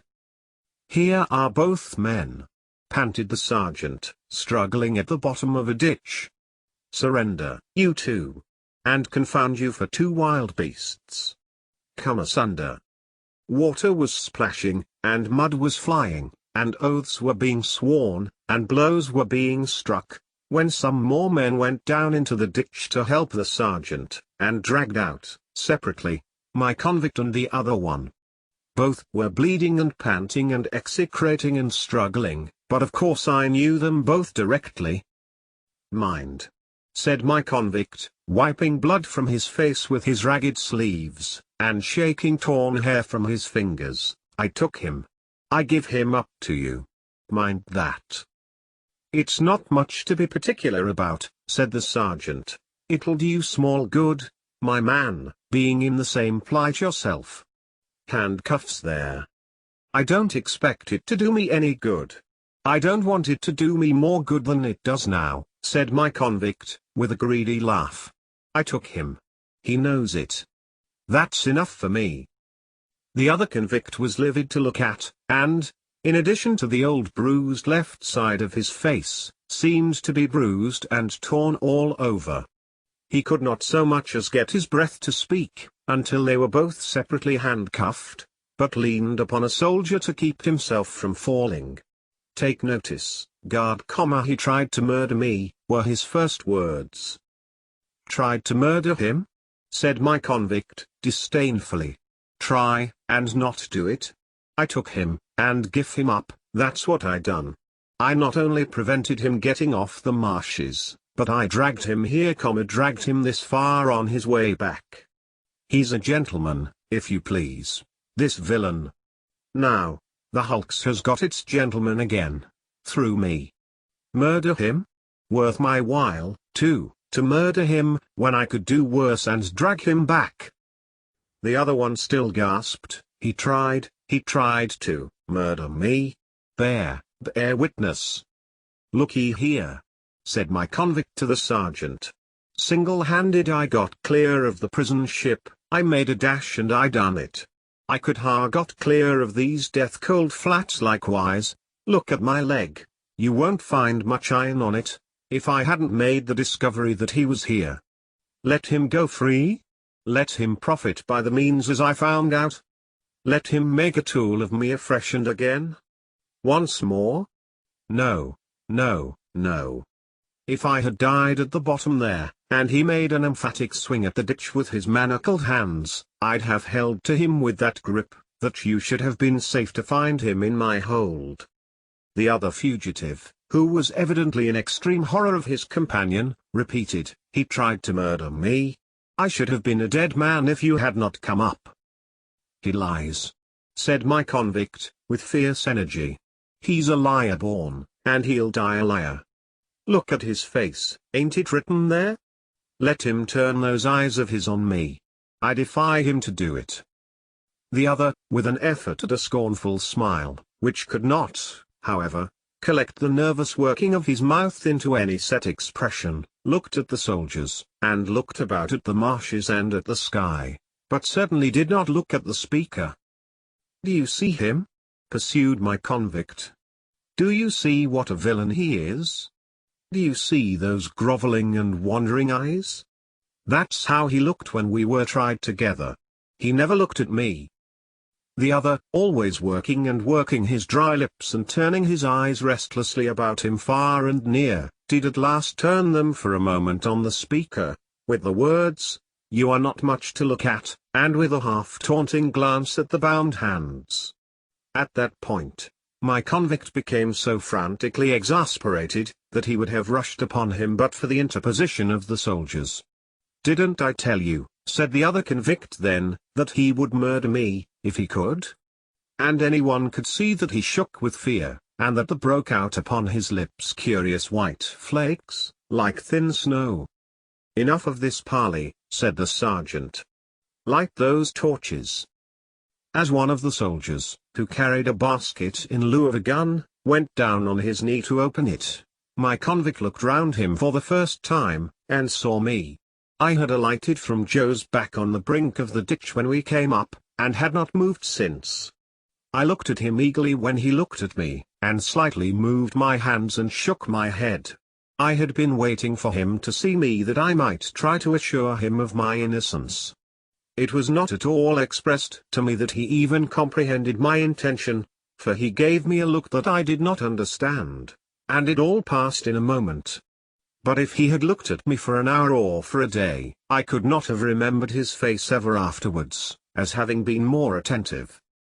The soldier with the basket soon got a light, and lighted 3 or 4 torches, and took one himself and distributed the others. It had been almost dark before, but now it seemed quite dark, and soon afterwards very dark. Before we departed from that spot, 4 soldiers standing in a ring, fired twice into the air. Presently we saw other torches kindled at some distance behind us, and others on the marshes on the opposite bank of the river. "All right," said the sergeant. "March." We had not gone far when 3 cannon were fired ahead of us with a sound that seemed to burst something inside my ear. "You are expected on board," said the sergeant to my convict. "They know you are coming. Don't straggle, my man. Close up here." The 2 were kept apart, and each walked surrounded by a separate guard. I had hold of Joe's hand now, and Joe carried one of the torches. Mr. Wopsle had been for going back, but Joe was resolved to see it out, so we went on with the party. There was a reasonably good path now, mostly on the edge of the river, with a divergence here and there where a dike came, with a miniature windmill on it and a muddy sluice gate. When I looked round, I could see the other lights coming in after us. The torches we carried dropped great blotches of fire upon the track, and I could see those, too, lying smoking and flaring. I could see nothing else but black darkness. Our lights warmed the air about us with their pitchy blaze, and the 2 prisoners seemed rather to like that, as they limped along in the midst of the muskets. We could not go fast, because of their lameness, and they were so spent, that 2 or 3 times we had to halt while they rested. After an hour or so of this travelling, we came to a rough wooden hut and a landing place. There was a guard in the hut, and they challenged, and the sergeant answered. Then, we went into the hut, where there was a smell of tobacco and whitewash, and a bright fire, and a lamp, and a stand of muskets, and a drum, and a low wooden bedstead, like an overgrown mangle without the machinery, capable of holding about a dozen soldiers all at once. 3 or 4 soldiers who lay upon it in their greatcoats were not much interested in us, but just lifted their heads and took a sleepy stare, and then lay down again. The sergeant made some kind of report, and some entry in a book, and then the convict whom I call the other convict was drafted off with his guard, to go on board first. My convict never looked at me, except that once. While we stood in the hut, he stood before the fire looking thoughtfully at it, or putting up his feet by turns upon the hob, and looking thoughtfully at them as if he pitied them for their recent adventures. Suddenly, he turned to the sergeant, and remarked, "I wish to say something respecting this escape. It may prevent some persons laying under suspicion longer me." "You can say what you like," returned the sergeant, standing coolly looking at him with his arms folded, "but you have no call to say it here. You'll have opportunity enough to say about it, and hear about it, before it's done with, you know." "I know, but this is another pint, a separate matter. A man can't starve, at least I can't. I took some victuals, up at the village over yonder, where the church stands a'most out on the marshes." "You mean stole," said the sergeant. "And I'll tell you where from. From the blacksmith's." "Hulloa," said the sergeant, staring at Joe. "Hulloa, Pip," said Joe, staring at me. It was some broken victuals, that's what it was, and a dram of liquor, and a pie. "Have you happened to miss such an article as a pie, blacksmith?" asked the sergeant, confidentially.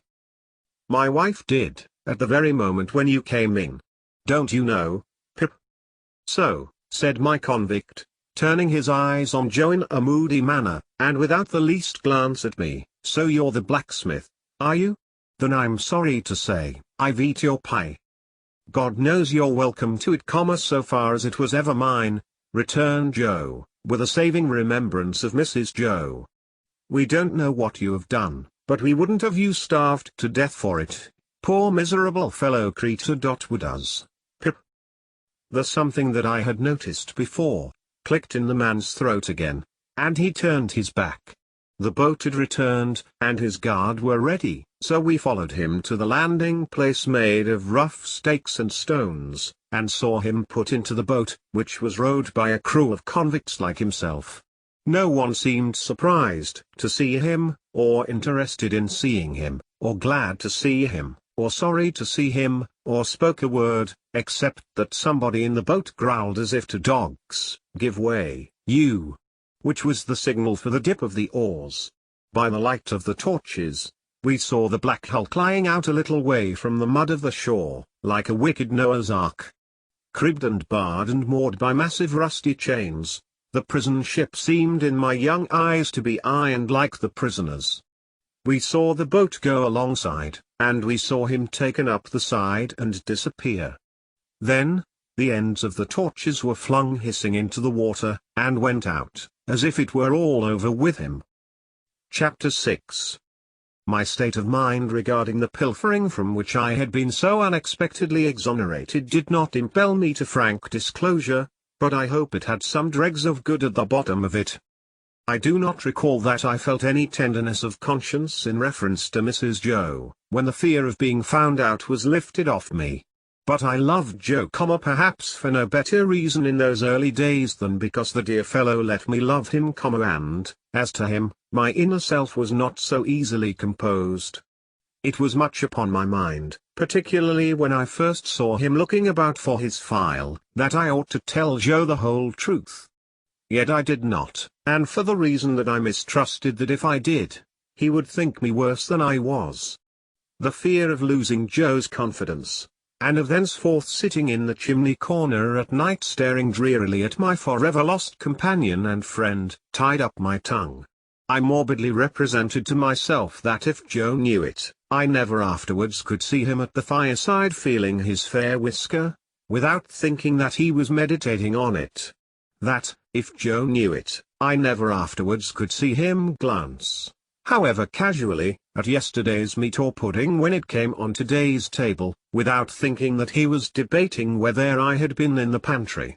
That, if Joe knew it, and at any subsequent period of our joint domestic life remarked that his beer was flat or thick, the conviction that he suspected tar in it, would bring a rush of blood to my face. In a word, I was too cowardly to do what I knew to be right, as I had been too cowardly to avoid doing what I knew to be wrong. I had had no intercourse with the world at that time, and I imitated none of its many inhabitants who act in this manner. Quite an untaught genius, I made the discovery of the line of action for myself. As I was sleepy before we were far away from the prison ship, Joe took me on his back again and carried me home. He must have had a tiresome journey of it, for Mr. Wopsle, being knocked up, was in such a very bad temper that if the church had been thrown open, he would probably have excommunicated the whole expedition, beginning with Joe and myself. In his lay capacity, he persisted in sitting down in the damp to such an insane extent, that when his coat was taken off to be dried at the kitchen fire, the circumstantial evidence on his trousers would have hanged him, if it had been a capital offence. By that time, I was staggering on the kitchen floor like a little drunkard, through having been newly set upon my feet, and through having been fast asleep, and through waking in the heat and lights and noise of tongues. As I came to myself, with the aid of a heavy thump between the shoulders, and the restorative exclamation "Yah! Was there ever such a boy as this?" from my sister, I found Joe telling them about the convict's confession, and all the visitors suggesting different ways by which he had got into the pantry. Mr. Pumblecook made out, after carefully surveying the premises, that he had first got upon the roof of the forge, and had then got upon the roof of the house, and had then let himself down the kitchen chimney by a rope made of his bedding cut into strips, and as Mr. Pumblecook was very positive and drove his own chaise cart over everybody, it was agreed that it must be so. Mr. Wopsle, indeed, wildly cried out, "No," with the feeble malice of a tired man, but, as he had no theory, and no coat on, he was unanimously set at naught, not to mention his smoking hard behind, as he stood with his back to the kitchen fire to draw the damp out, which was not calculated to inspire confidence. This was all I heard that night before my sister clutched me, as a slumberous offence to the company's eyesight, and assisted me up to bed with such a strong hand that I seemed to have 50 boots on, and to be dangling them all against the edges of the stairs. My state of mind, as I have described it, began before I was up in the morning, and lasted long after the subject had died out, and had ceased to be mentioned saving on exceptional occasions. Chapter 7. At the time when I stood in the churchyard reading the family tombstones, I had just enough learning to be able to spell them out. My construction even of their simple meaning was not very correct, for I read wife of the above as a complimentary reference to my father's exaltation to a better world, and if any one of my deceased relations had been referred to as below, I have no doubt I should have formed the worst opinions of that member of the family.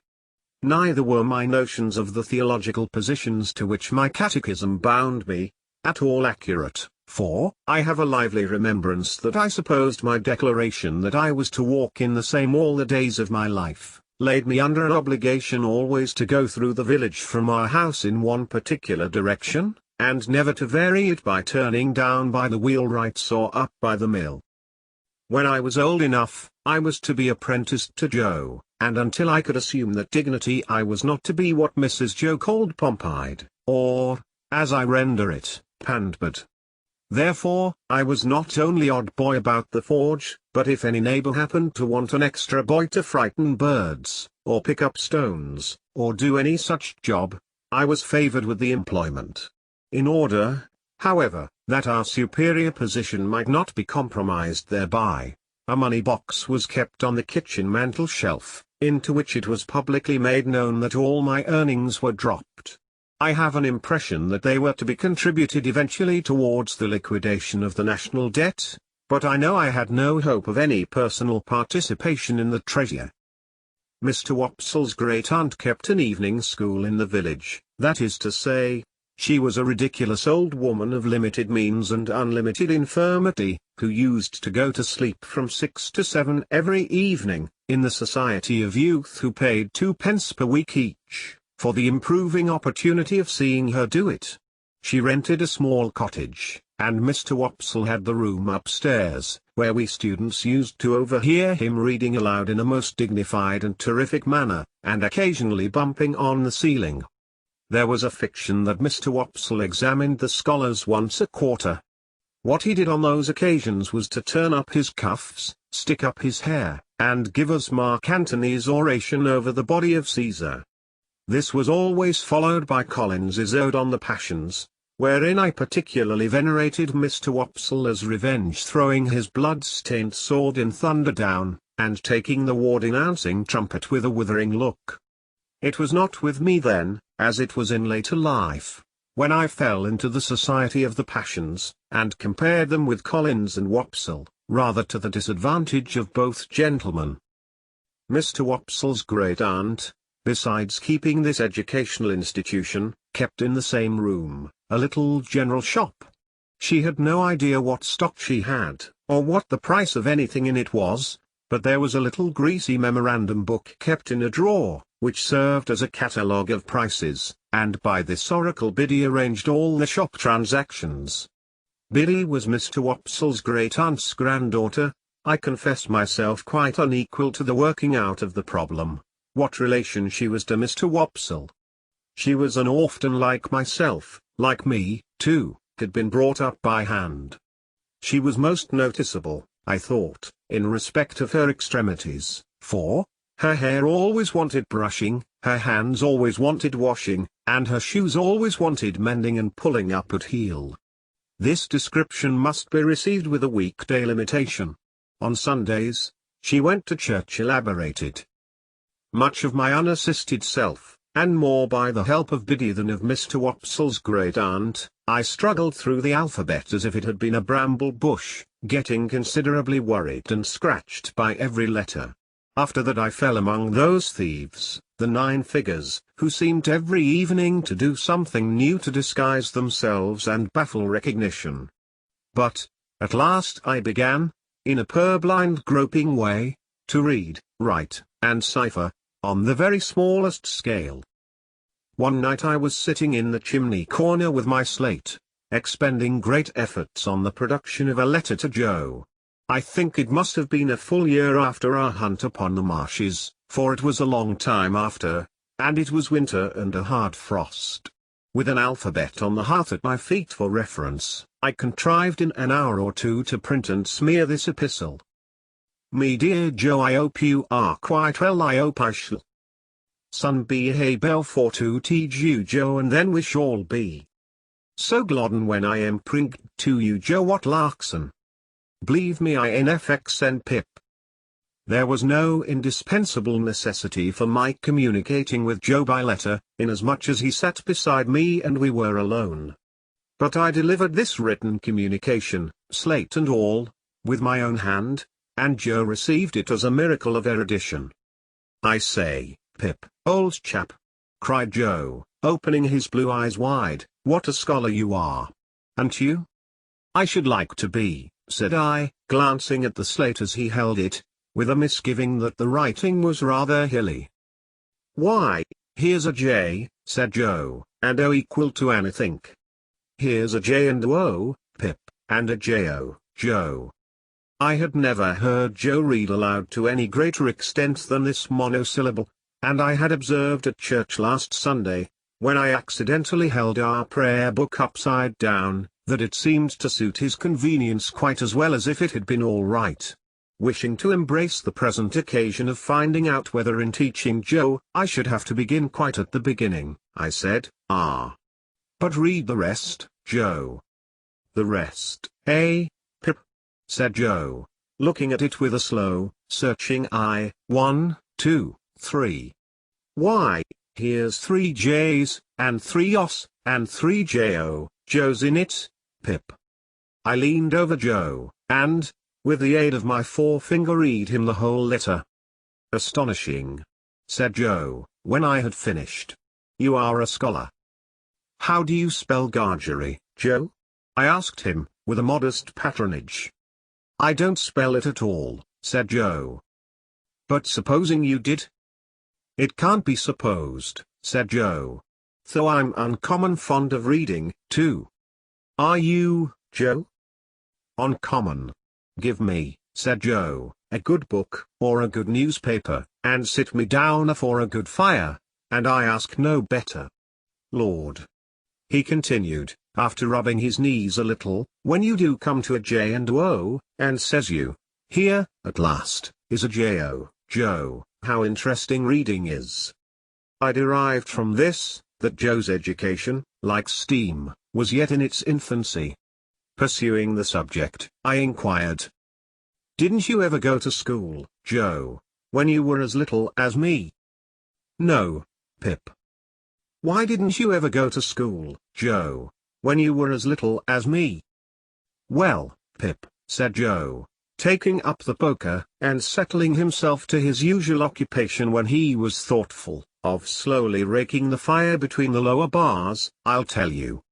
My father, Pip, he were given to drink, and when he were overtook with drink, he hammered away at my mother, most unmerciful. It were a'most the only hammering he did, indeed, excepting at myself. And he hammered at me with a wigger only to be equalled by the wigger with which he didn't hammer at his anvil. You're a listening and understanding, Pip? Yes, Joe. Consequence. My mother and me, we ran away from my father several times, and then my mother, she'd go out to work, and she'd say, Joe, she'd say, now, please God, you shall have some schooling, child, and she'd put me to school. But my father were that good in his heart that he couldn't bear to be without us. So, he'd come with a most tremendous crowd and make such a row at the doors of the houses where we was, that they used to be obligated to have no more to do with us and to give us up to him. And then he took us home and hammered us. Which, you see, Pip, said Joe, pausing in his meditative raking of the fire, and looking at me, were a drawback on my learning. Certainly, poor Joe. Though mind you, Pip, said Joe, with a judicial touch or two of the poker on the top bar, rendering unto all their due, and maintaining equal justice betwixt man and man, my father were that good in his heart, don't you see? I didn't see, but I didn't say so. Well, Joe pursued, somebody must keep the pot a-biling, Pip, or the pot won't bile, don't you know? I saw that, and said so. Consequence. My father didn't make objections to my going to work, so I went to work at my present calling, which were his too, if he would have followed it, and I worked tolerable hard, I assure you, Pip. In time I were able to keep him, and I kept him till he went off in a purple-leptic fit. And it were my intentions to have had put upon his tombstone that, whatsoever the failings on his part, remember reader he were that good in his heart. Joe recited this couplet with such manifest pride and careful perspicuity, that I asked him if he had made it himself. I made it, said Joe, my own self. I made it in a moment. It was like striking out a horseshoe complete, in a single blow. I never was so much surprised in all my life, couldn't credit my own head, to tell you the truth, hardly believed it were my own head. As I was saying, Pip, it were my intentions to have had it cut over him, but poetry costs money, cut it how you will, small or large, and it were not done. Not to mention bearers, all the money that could be spared were wanted for my mother. She were in poor health, and quite broke. She weren't long of following, poor soul, and her share of peace come round at last. Joe's blue eyes turned a little watery. He rubbed first one of them, and then the other, in a most uncongenial and uncomfortable manner, with the round knob on the top of the poker. It were but lonesome then, said Joe, living here alone, and I got acquainted with your sister. Now, Pip, Joe looked firmly at me as if he knew I was not going to agree with him. Your sister is a fine figure of a woman. I could not help looking at the fire, in an obvious state of doubt. Whatever family opinions, or whatever the world's opinions, on that subject may be, Pip, your sister is, Joe tapped the top bar with the poker after every word following, a fine figure, of, a, woman. I could think of nothing better to say than I am glad you think so, Joe. So am I, returned Joe, catching me up. I am glad I think so, Pip. A little redness or a little matter of bone, here or there, what does it signify to me? I sagaciously observed. If it didn't signify to him, to whom did it signify? Certainly, assented Joe. That's it. You're right, old chap. When I got acquainted with your sister, it were the talk how she was bringing you up by hand.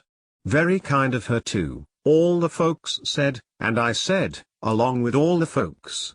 As to you, Joe pursued with a countenance expressive of seeing something very nasty indeed, if you could have been aware how small and flabby and mean you was, dear me, you'd have formed the most contemptible opinion of yourself. Not exactly relishing this, I said, never mind me, Joe. But I did mind you, Pip, he returned with tender simplicity. When I offered to your sister to keep company, and to be asked in church at such times as she was willing and ready to come to the forge, I said to her, and bring the poor little child. God bless the poor little child, I said to your sister, there's room for him at the forge. I broke out crying and begging pardon, and hugged Joe round the neck, who dropped the poker to hug me, and to say, ever the best of friends, and as, Pip. Don't cry, old chap. When this little interruption was over, Joe resumed. Well, you see, Pip, and here we are. That's about where it lights, here we are. Now, when you take me in hand in my learning, Pip, and I tell you beforehand I am awful dull, most awful dull, Mrs. Joe mustn't see too much of what we're up to. It must be done, as I may say, on the sly. And why on the sly? I'll tell you why, Pip. He had taken up the poker again, without which, I doubt if he could have proceeded in his demonstration. Your sister is given to government. Given to government, Joe? I was startled, for I had some shadowy idea, and I am afraid I must add, hope, that Joe had divorced her in a favor of the Lords of the Admiralty, or Treasury. Given to government, said Joe. which I meant as the government of you and myself. Oh. And she ain't over partial to having scholars on the premises, Joe continued, and in particular would not be over partial to my being a scholar, for fear as I might rise like a sort of rebel, don't you see? I was going to retort with an inquiry, and had got as far as why, when Joe stopped me. Stay a bit. I know what you're a-going to say, Pip, stay a bit. I don't deny that your sister comes the mogul over us, now and again. I don't deny that she do throw us back falls, and that she do drop down upon us heavy. At such times as when your sister is on the rampage, Pip, Joe sank his voice to a whisper and glanced at the door, candor compels her to admit that she is a buster. Joe pronounced this word, as if it began with at least 12 capital B's. Why don't I rise? That were your observation when I broke it off, Pip. Yes, Joe. Well, said Joe, passing the poker into his left hand, that he might feel his whisker, and I had no hope of him whenever he took to that placid occupation, your sister's a mastermind. A mastermind. What's that? I asked, in some hope of bringing him to a stand. But Joe was readier with his definition than I had expected, and completely stopped me by arguing circularly, and answering with a fixed look, her. And I ain't a mastermind, Joe resumed, when he had unfixed his look, and got back to his whisker. And last of all, Pip, and this I want to say very serious to you, old chap, I see so much in my poor mother, of a woman drudging and slaving and breaking her honest heart and never getting no peace in her mortal days, that I'm dead afeard of going wrong in the way of not doing what's right by a woman, and I'd fur rather of the two go wrong the t'other way, and be a little inconvenienced myself. I wish it was only me that got put out, Pip, I wish there warn't no tickler for you, old chap, I wish I could take it all on myself, but this is the up and down and straight on it, Pip, and I hope you'll overlook shortcomings. Young as I was, I believe that I dated a new admiration of Joe from that night. We were equals afterwards, as we had been before, but, afterwards at quiet times when I sat looking at Joe and thinking about him, I had a new sensation of feeling conscious that I was looking up to Joe in my heart. However, said Joe, rising to replenish the fire, here's the Dutch clock working himself up to being equal to strike 8 of 'em, and she's not come home yet. I hope Uncle Pumblecook's mare mayn't have set a 4-foot on a piece of ice, and gone down.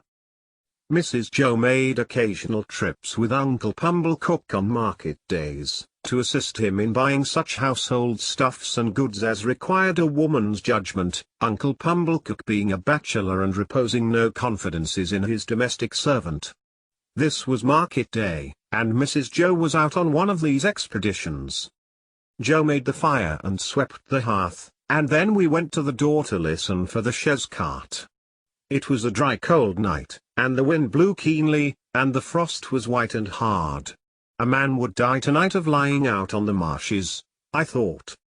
And then I looked at the stars, and considered how awful it would be for a man to turn his face up to them as he froze to death, and see no help or pity in all the glittering multitude. Here comes the mare, said Joe, ringing like a peal of bells. The sound of her iron shoes upon the hard road was quite musical, as she came along at a much brisker trot than usual.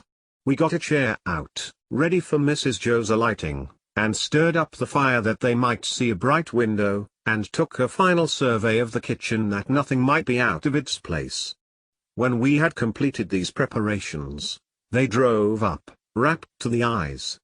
Mrs. Joe was soon landed, and Uncle Pumblecook was soon down too, covering the mare with a cloth, and we were soon all in the kitchen, carrying so much cold air in with us that it seemed to drive all. Now, said Mrs. Joe, unwrapping herself with haste and excitement, and throwing her bonnet back on her shoulders where it hung by the strings, if this boy ain't grateful this night, he never will be. I looked as grateful as any boy possibly could, who was wholly uninformed why he ought to assume that expression. It's only to be hoped, said my sister, that he won't be pompied. but I have my fears." "She ain't in that line, Mum," said Mr. Pumblecook. "She knows better." "She?" I looked at Joe, making the motion with my lips and eyebrows. "She?" Joe looked at me, making the motion with his lips and eyebrows. "She?" My sister catching him in the act, he drew the back of his hand across his nose with his usual conciliatory air on such occasions, and looked at her. "Well?" said my sister, in her snappish way. "What are you staring at? Is the house afire?" Which some individual, Joe politely hinted, mentioned, she. "And she is a she, I suppose?" said my sister. "Unless you call Miss Havisham a he. And I doubt if even you'll go so far as that." "Miss Havisham? Uptown?" said Joe. "Is there any Miss Havisham downtown?" returned my sister. "She wants this boy to go and play there. And of course he's going. And he had better play there," said my sister, shaking her head at me as an encouragement to be extremely light and sportive, "or I'll work him." I had heard of Miss Havisham uptown, everybody for miles round had heard of Miss Havisham uptown, as an immensely rich and grim lady who lived in a large and dismal house barricaded against robbers, and who led a life of seclusion. "Well, to be sure," said Joe, astounded. "I wonder how she come to know Pip." "Noodle!" cried my sister. "Who said she knew him?" Which some individual, Joe again politely hinted, mentioned that she wanted him to go and play there. "And couldn't she ask Uncle Pumblecook if he knew of a boy to go and play there? Isn't it just barely possible that Uncle Pumblecook may be a tenant of hers, and that he may sometimes, we won't say quarterly or half-yearly, for that would be requiring too much of you, but sometimes, go there to pay his rent? And couldn't she then ask Uncle Pumblecook if he knew of a boy to go and play there? And couldn't Uncle Pumblecook, being always considerate and thoughtful for us, though you may not think it, Joseph, in a tone of the deepest reproach, as if he were the most callous of nephews, then mention this boy, standing prancing here, which I solemnly declare I was not doing, that I have forever been a willing slave to?" "Good again!" cried Uncle Pumblecook. "Well put. Prettily pointed. Good indeed. Now, Joseph, you know the case." "No, Joseph," said my sister, still in a reproachful manner, while Joe apologetically drew the back of his hand across and across his nose, "you do not yet, though you may not think it, know the case. You may consider that you do, but you do not, Joseph. For you do not know that Uncle Pumblecook, being sensible that for anything we can tell, this boy's fortune may be made by his going to Miss Havisham's, has offered to take him into town tonight in his own chaise cart, and to keep him tonight, and to take him with his own hands to Miss Havisham's tomorrow morning. And Lorry mussy me!" cried my sister, casting off her bonnet in sudden desperation, "here I stand talking to mere moonculfs, with Uncle Pumblecook waiting, and the mare catching cold at the door, and the boy grimed with crock and dirt from the hair of his head to the sole of his foot." With that, she pounced upon me, like an eagle on a lamb, and my face was squeezed into wooden bowls in sinks, and my head was put under taps of water butts, and I was soaped, and kneaded, and towelled, and thumped, and harrowed, and rasped, until I really was quite beside myself. I may here remark that I suppose myself to be no better acquainted than any living authority, with the ridgy effect of a wedding ring, passing unsympathetically over the human countenance. When my ablutions were completed, I was put into clean linen of the stiffest character, like a young penitent into sackcloth, and was trussed up in my tightest and fearfullest suit. I was then delivered over to Mr. Pumblecook, who formally received me as if he were the sheriff, and who let off upon me the speech that I knew he had been dying to make all along: "Boy, be forever grateful to all friends, but especially unto them which brought you up by hand. Goodbye, Joe. God bless you, Pip, old chap." I had never parted from him before, and what with my feelings and what with soap suds, I could at first see no stars from the chaise cart. but they twinkled out one by one, without throwing any light on the questions why on earth I was going to play at Miss Havisham's, and what on earth I was expected to play at. Chapter 8. Mr. Pumblecook's premises in the High Street of the market town were of a peppercorny and farinaceous character, as the premises of a corn chandler and seedsman should be. It appeared to me that he must be a very happy man indeed, to have so many little drawers in his shop, and I wondered when I peeped into one or two on the lower tiers, and saw the tied-up brown paper packets inside, whether the flower seeds and bulbs ever wanted of a fine day to break out of those jails, and bloom. It was in the early morning after my arrival that I entertained this speculation. On the previous night, I had been sent straight to bed in an attic with a sloping roof, which was so low in the corner where the bedstead was, that I calculated the tiles as being within a foot of my eyebrows. In the same early morning, I discovered a singular affinity between seeds and corduroys. Mr. Pumblecook wore corduroys, and so did his shopman, and somehow, there was a general air and flavour about the corduroys, so much in the nature of seeds, and a general air and flavour about the seeds, so much in the nature of corduroys, that I hardly knew which was which.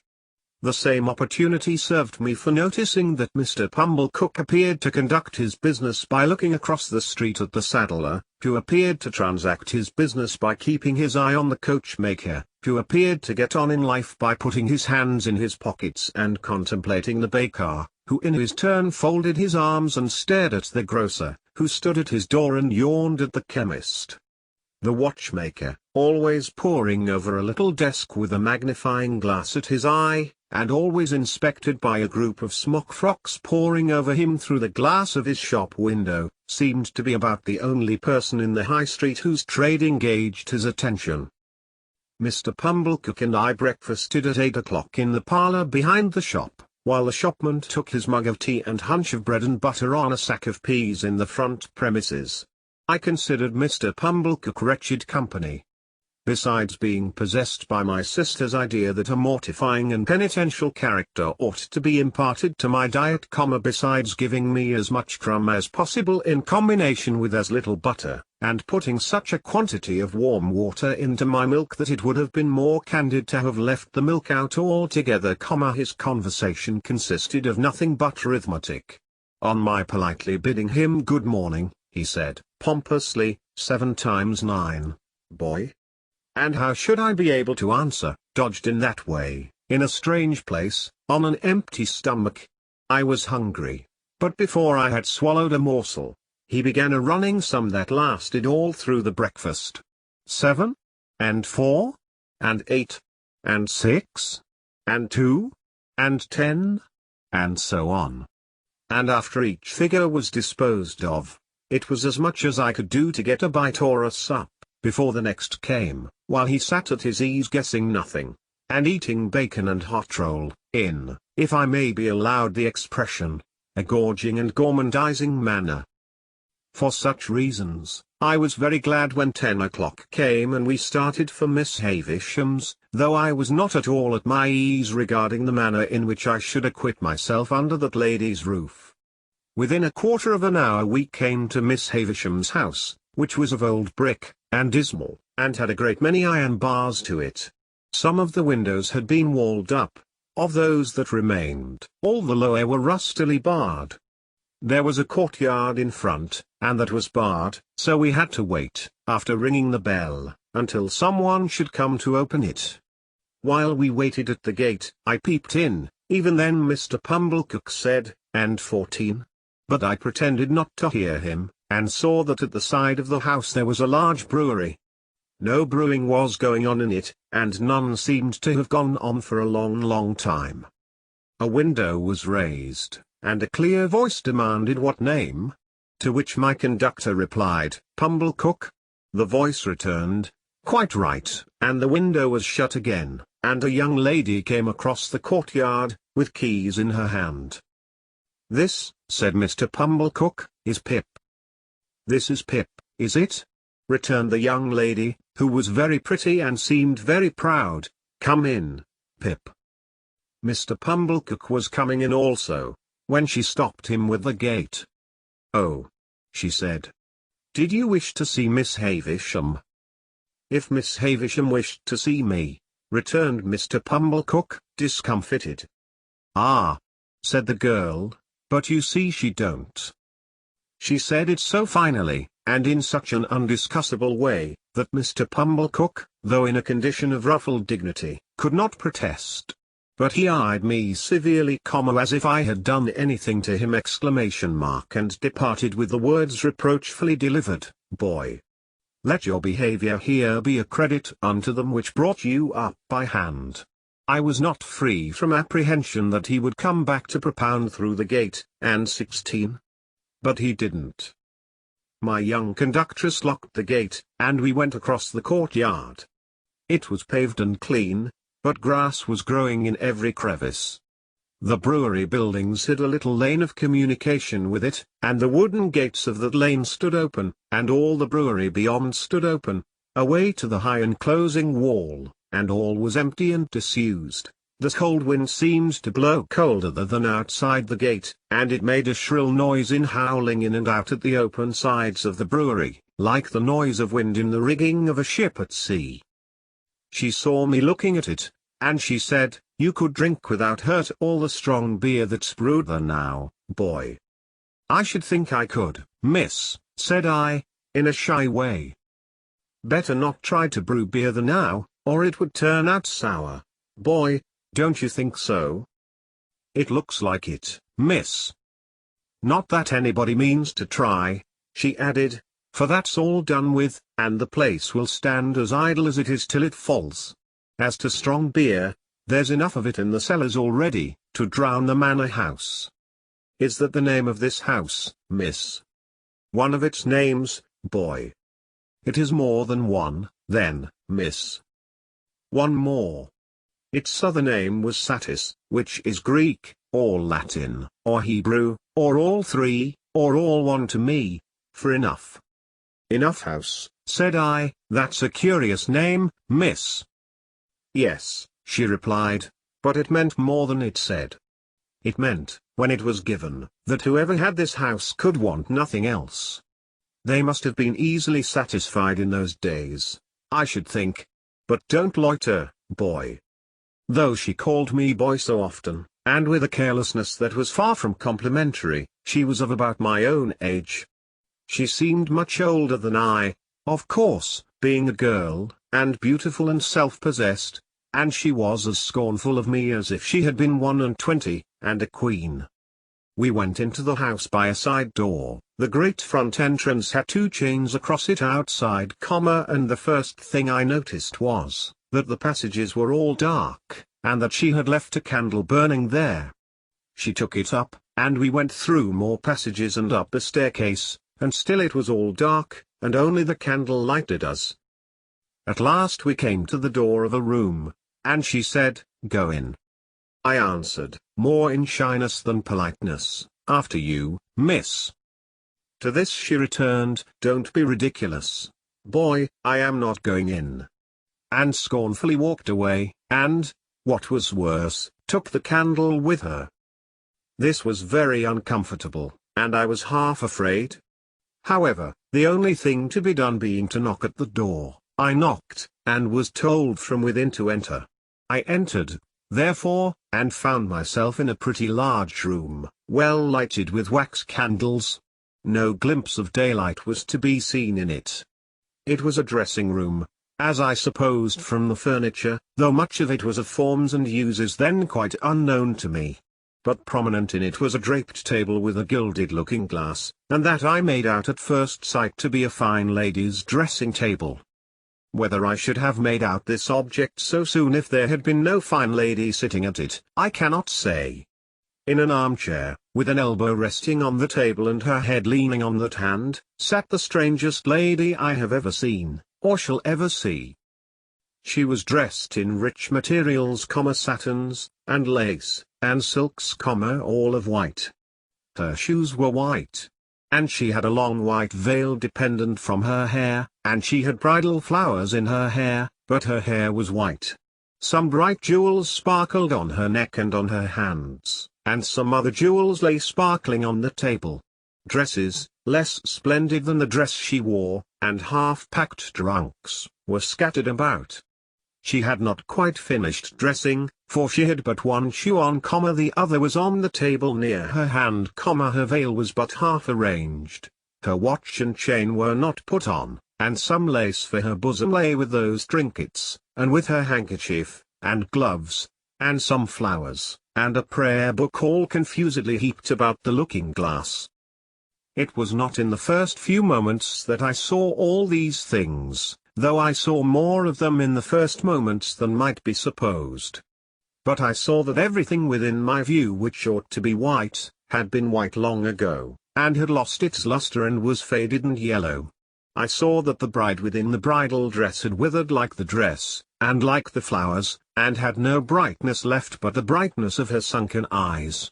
I saw that the dress had been put upon the rounded figure of a young woman, and that the figure upon which it now hung loose had shrunk to skin and bone. Once, I had been taken to see some ghastly waxwork at the fair, representing I know not what impossible personage lying in state. Once, I had been taken to one of our old marsh churches to see a skeleton in the ashes of a rich dress that had been dug out of a vault under the church pavement. Now, waxwork and skeleton seemed to have dark eyes that moved and looked at me. I should have cried out, if I could. "Who is it?" said the lady at the table.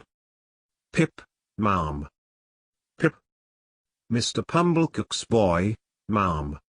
"Come, to play." "Come nearer, let me look at you. Come close." It was when I stood before her, avoiding her eyes, that I took note of the surrounding objects in detail, and saw that her watch had stopped at 20 minutes to 9, and that a clock in the room had stopped at 20 minutes to 9. "Look at me," said Miss Havisham. "You are not afraid of a woman who has never seen the sun since you were born." I regret to state that I was not afraid of telling the enormous lie comprehended in the answer no. "Do you know what I touch here?" she said, laying her hands, one upon the other, on her left side. "Yes, ma'am." It made me think of the young man. "What do I touch?" "Your heart." "Broken." She uttered the word with an eager look, and with strong emphasis, and with a weird smile that had a kind of boast in it. Afterwards she kept her hands there for a little while, and slowly took them away as if they were heavy. "I am tired," said Miss Havisham. "I want diversion, and I have done with men and women. Play."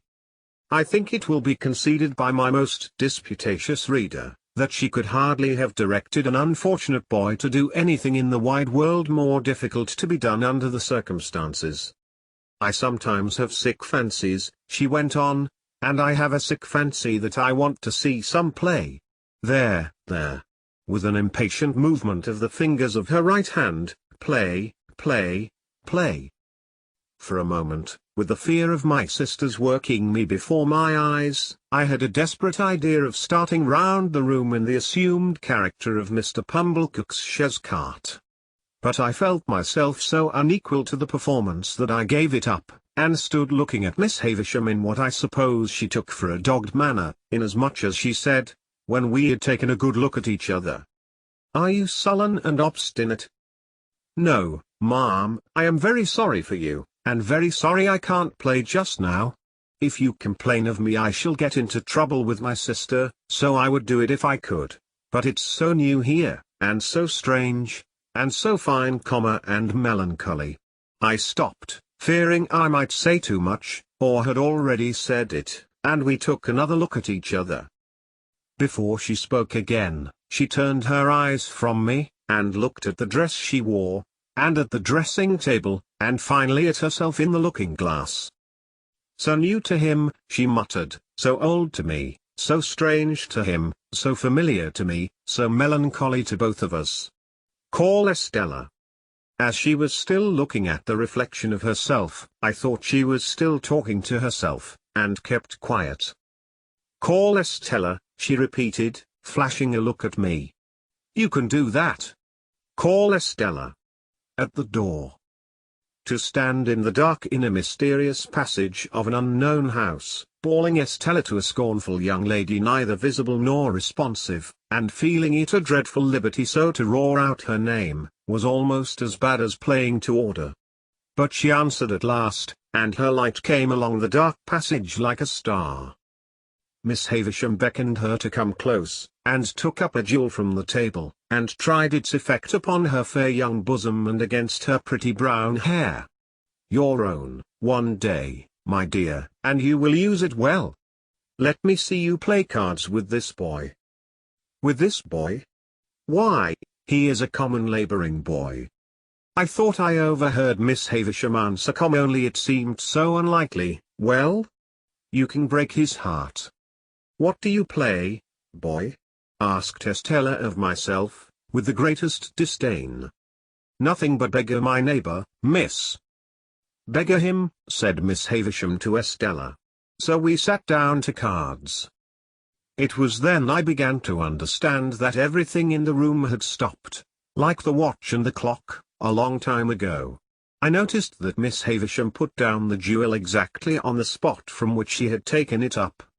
As Estella dealt the cards, I glanced at the dressing table again, and saw that the shoe upon it, once white, now yellow, had never been worn. I glanced down at the foot from which the shoe was absent, and saw that the silk stocking on it, once white, now yellow, had been trodden ragged. Without this arrest of everything, this standing still of all the pale decayed objects, not even the withered bridal dress on the collapsed form could have looked so like grave clothes, or the long veil so like a shroud. So she sat, corpse-like, as we played at cards, the frillings and trimmings on her bridal dress, looking like earthy paper. I knew nothing then of the discoveries that are occasionally made of bodies buried in ancient times, which fall to powder in the moment of being distinctly seen, but, I have often thought since, that she must have looked as if the admission of the natural light of day would have struck her to dust.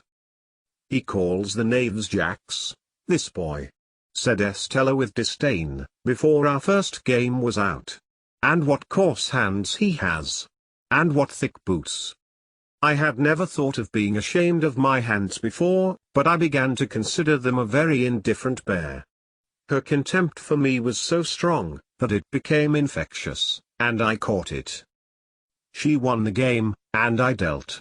I misdealt, as was only natural, when I knew she was lying in wait for me to do wrong, and she denounced me for a stupid, clumsy labouring boy. "You say nothing of her," remarked Miss Havisham to me, as she looked on. "She says many hard things of you, but you say nothing of her. What do you think of her?" "I don't like to say," I stammered. "Tell me in my ear," said Miss Havisham, bending down.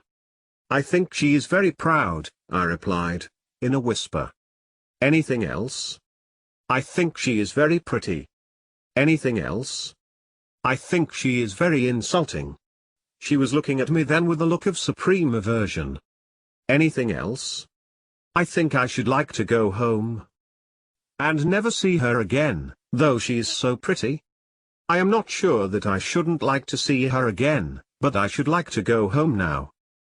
"You shall go soon," said Miss Havisham, aloud. "Play the game out." Saving for the one weird smile at first, I should have felt almost sure that Miss Havisham's face could not smile. It had dropped into a watchful and brooding expression, most likely when all the things about her had become transfixed, and it looked as if nothing could ever lift it up again. Her chest had dropped, so that she stooped, and her voice had dropped, so that she spoke low, and with a dead lull upon her. Altogether, she had the appearance of having dropped body and soul, within and without, under the weight of a crushing blow. I played the game to an end with Estella, and she beggared me. She threw the cards down on the table when she had won them all, as if she despised them for having been one of me. "When shall I have you here again?" said Miss Havisham. "Let me think." I was beginning to remind her that today was Wednesday, when she checked me with her former impatient movement of the fingers of her right hand. There, I know nothing of days of the week. I know nothing of weeks of the year. Come again after 6 days. You hear? Yes, ma'am. Estella, take him down. Let him have something to eat, and let him roam and look about him while he eats. Go, Pip. I followed the candle down, as I had followed the candle up, and she stood it in the place where we had found it. Until she opened the side entrance, I had fancied, without thinking about it, that it must necessarily be night time. The rush of the daylight quite confounded me, and made me feel as if I had been in the candlelight of the strange room many hours. You are to wait here, you boy, said Estella, and disappeared and closed the door. I took the opportunity of being alone in the courtyard to look at my coarse hands and my common boots. My opinion of those accessories was not favorable. They had never troubled me before, but they troubled me now, as vulgar appendages. I determined to ask Joe why he had ever taught me to call those picture cards jacks, which ought to be called knaves. I wished Joe had been rather more genteelly brought up, and then I should have been so too. She came back, with some bread and meat and a little mug of beer. She put the mug down on the stones of the yard, and gave me the bread and meat without looking at me, as insolently as if I were a dog in disgrace. I was so humiliated, hurt, spurned, offended, angry, sorry, I cannot hit upon the right name for the smart, God knows what its name was, that tears started to my eyes. The moment they sprang there, the girl looked at me with a quick delight in having been the cause of them. This gave me power to keep them back and to look at her. So, she gave a contemptuous toss, but with a sense, I thought, of having made too sure that I was so wounded, and left me. But when she was gone, I looked about me for a place to hide my face in, and got behind one of the gates in the brewery lane, and leaned my sleeve against the wall there, and leaned my forehead on it and cried. As I cried, I kicked the wall, and took a hard twist at my hair, so bitter were my feelings, and so sharp was the smart without a name, that needed counteraction. My sister's bringing up had made me sensitive. In the little world in which children have their existence, whosoever brings them up, there is nothing so finely perceived and so finely felt as injustice. It may be only small injustice that the child can be exposed to, but the child is small, and its world is small, and its rocking horse stands as many hands high, according to scale, as a big-boned Irish hunter. Within myself, I had sustained, from my babyhood, a perpetual conflict with injustice. I had known, from the time when I could speak, that my sister, in her capricious and violent coercion, was unjust to me. I had cherished a profound conviction that her bringing me up by hand gave her no right to bring me up by jerks. Through all my punishments, disgraces, fasts, and vigils, and other penitential performances, I had nursed this assurance, and to my communing so much with it, in a solitary and unprotected way, I in great part refer the fact that I was morally timid and very sensitive.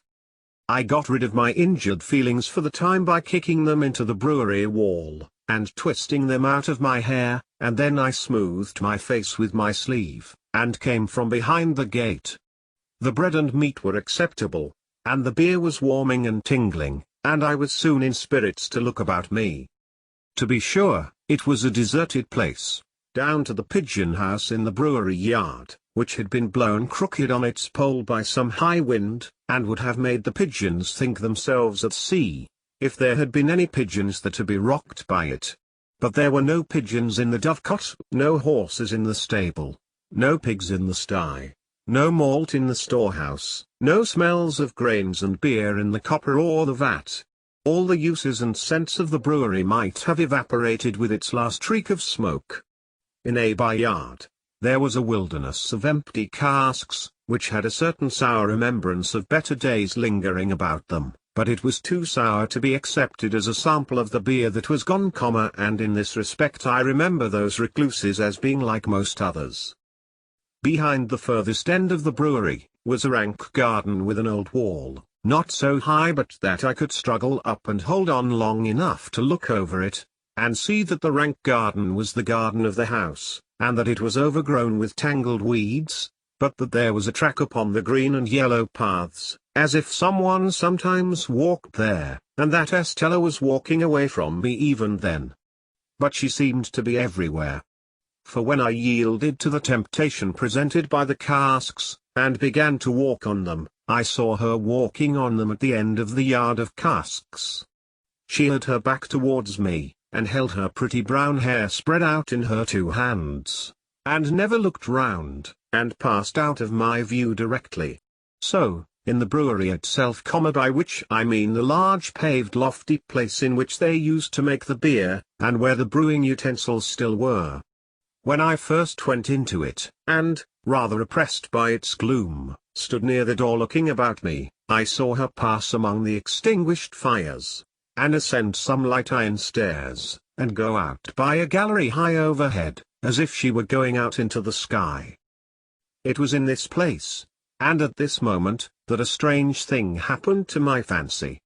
I thought it a strange thing then, and I thought it a stranger thing long afterwards. I turned my eyes, a little dimmed by looking up at the frosty light, towards a great wooden beam in a low nook of the building near me on my right hand, and I saw a figure hanging there by the neck. A figure all in yellow white, with but one shoe to the feet, and it hung so, that I could see that the faded trimmings of the dress were like earthy paper, and that the face was Miss Havisham's, with a movement going over the whole countenance as if she were trying to call to me. In the terror of seeing the figure, and in the terror of being certain that it had not been there a moment before, I at first ran from it, and then ran towards it. And my terror was greatest of all when I found no figure there. Nothing less than the frosty light of the cheerful sky, the sight of people passing beyond the bars of the courtyard gate, and the reviving influence of the rest of the bread and meat and beer, would have brought me round. Even with those aids, I might not have come to myself as soon as I did, but that I saw Estella approaching with the keys, to let me out. She would have some fair reason for looking down upon me, I thought, if she saw me frightened, and she would have no fair reason. She gave me a triumphant glance in passing me, as if she rejoiced that my hands were so coarse and my boots were so thick, and she opened the gate, and stood holding it. I was passing out without looking at her, when she touched me with a taunting hand. "Why don't you cry?" "Because I don't want to." "You do," said she. "You have been crying till you are half blind, and you are near crying again now." She laughed contemptuously, pushed me out, and locked the gate upon me. I went straight to Mr. Pumblecook's, and was immensely relieved to find him not at home. So, leaving word with the shopman on what day I was wanted at Miss Havisham's again, I set off on the 4-mile walk to our forge, pondering, as I went along, on all I had seen, and deeply revolving that I was a common labouring boy, that my hands were coarse, that my boots were thick, that I had fallen into a despicable habit of calling knaves jacks, that I was much more ignorant than I had considered myself last night, and generally that I was in a low-lived bad way. Chapter 9. When I reached home, my sister was very curious to know all about Miss Havisham's, and asked a number of questions. And I soon found myself getting heavily bumped from behind in the nape of the neck and the small of the back, and having my face ignominiously shoved against the kitchen wall, because I did not answer those questions at sufficient length. If a dread of not being understood be hidden in the breasts of other young people to anything like the extent to which it used to be hidden in mine, which I consider probable, as I have no particular reason to suspect myself of having been a monstrosity, it is the key to many reservations. I felt convinced that if I described Miss Havisham's as my eyes had seen it, I should not be understood. Not only that, but I felt convinced that Miss Havisham too would not be understood. And although she was perfectly incomprehensible to me, I entertained an impression that there would be something coarse and treacherous in my dragging her as she really was, to say nothing of Miss Estella, before the contemplation of Mrs. Joe. Consequently, I said as little as I could, and had my face shoved against the kitchen wall. The worst of it was that bullying old Pumblecook, preyed upon by a devouring curiosity to be informed of all I had seen and heard, came gaping over in his chaise cart at tea time, to have the details divulged to him. And the mere sight of the torment, with his fishy eyes and mouth open, his sandy hair inquisitively on end, and his waistcoat heaving with windy arithmetic, made me vicious in my reticence. "Well, boy," Uncle Pumblecook began, as soon as he was seated in the chair of honour by the fire. "How did you get on uptown?" I answered, "Pretty well, sir," and my sister shook her fist at me. "Pretty well?" Mr. Pumblecook repeated. "Pretty well is no answer. Tell us what you mean by pretty well, boy." "Whitewash on the forehead hardens the brain into a state of obstinacy perhaps. Anyhow, with whitewash from the wall on my forehead, my obstinacy was adamantine." I reflected for some time, and then answered as if I had discovered a new idea, "I mean pretty well." My sister with an exclamation of impatience was going to fly at me, I had no shadow of defense, for Joe was busy in the forge, when Mr. Pumblecook interposed with, "No. Don't lose your temper. Leave this lad to me, ma'am, leave this lad to me." Mr. Pumblecook then turned me towards him, as if he were going to cut my hair, and said, "First, to get our thoughts in order, 43 pence?" I calculated the consequences of replying £400, and finding them against me, went as near the answer as I could, which was somewhere about 8 pence off. Mr. Pumblecook then put me through my pence table from 12 pence make 1 shilling, up to 40 pence make 3 and 4 pence, and then triumphantly demanded, as if he had done for me, "Now, how much is 43 pence? To which I replied, after a long interval of reflection, "I don't know." And I was so aggravated that I almost doubt if I did know. Mr. Pumblecook worked his head like a screw to screw it out of me, and said, "Is 43 pence 7 and 6 3 fardens, for instance?" "Yes," said I, and although my sister instantly boxed my ears, it was highly gratifying to me to see that the answer spoiled his joke, and brought him to a dead stop. "Boy, what like is Miss Havisham?" Mr. Pumblecook began again when he had recovered, folding his arms tight on his chest and applying the screw. "Very tall and dark," I told him. "Is she, uncle?" asked my sister. Mr. Pumblecook winked assent, from which I at once inferred that he had never seen Miss Havisham, for she was nothing of the kind.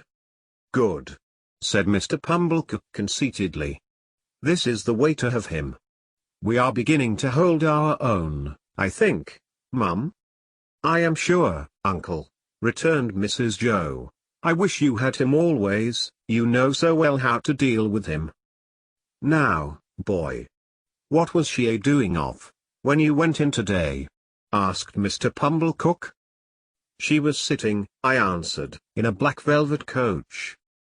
Mr. Pumblecook and Mrs. Joe stared at one another, as they well might, and both repeated, "In a black velvet coach." "Yes," said I. "And Miss Estella, that's her niece, I think, handed her in cake and wine at the coach window, on a gold plate.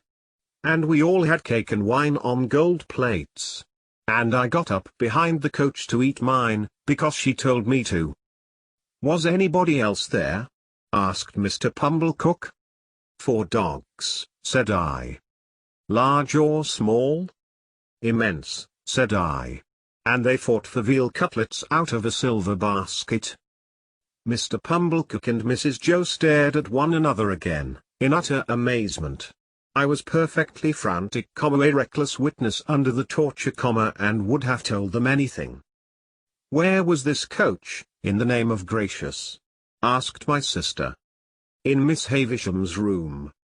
They stared again. "But there weren't any horses to it." I added this saving clause, in the moment of rejecting 4 richly caparisoned coursers which I had had wild thoughts of harnessing. "Can this be possible, uncle?" asked Mrs. Joe. "What can the boy mean?" "I'll tell you, Mum," said Mr. Pumblecook. "My opinion is, it's a sedan chair. She's flighty, You know, very flighty, quite flighty enough to pass her days in a sedan chair. Did you ever see her in it, uncle? Asked Mrs. Joe. How could I? He returned, forced to the admission, when I never see her in my life. Never clapped eyes upon her. Goodness, uncle. And yet you have spoken to her? Why, don't you know, said Mr. Pumblecook, testily, that when I have been there, I have been took up to the outside of her door, and the door has stood ajar, and she has spoke to me that way. Don't say you don't know that, Mum. Howsever, the boy went there to play. What did you play at, boy? We played with flags, I said. I beg to observe that I think of myself with amazement, when I recall the lies I told on this occasion. Flags? Echoed my sister. Yes, said I. Estella waved a blue flag, and I waved a red one, and Miss Havisham waved one sprinkled all over with little gold stars, out at the coach window. And then we all waved our swords and hurrahed. Swords? Repeated my sister. Where did you get swords from? Out of a cupboard, said I. And I saw pistols in it, and jam, and pills. And there was no daylight in the room, but it was all lighted up with candles. That's true, Mum, said Mr. Pumblecook, with a grave nod. That's the state of the case, for that much I've seen myself. And then they both stared at me, and I, with an obtrusive show of artlessness on my countenance, stared at them, and patted the right leg of my trousers with my right hand. If they had asked me any more questions, I should undoubtedly have betrayed myself, for I was even then on the point of mentioning that there was a balloon in the yard, and should have hazarded the statement but for my invention being divided between that phenomenon and a bear in the brewery.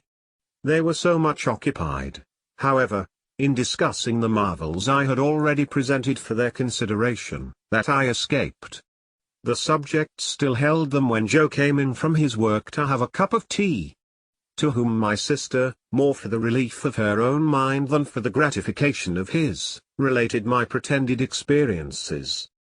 Now, when I saw Joe open his blue eyes and roll them all round the kitchen in helpless amazement, I was overtaken by penitence, but only as regarded him, not in the least as regarded the other two.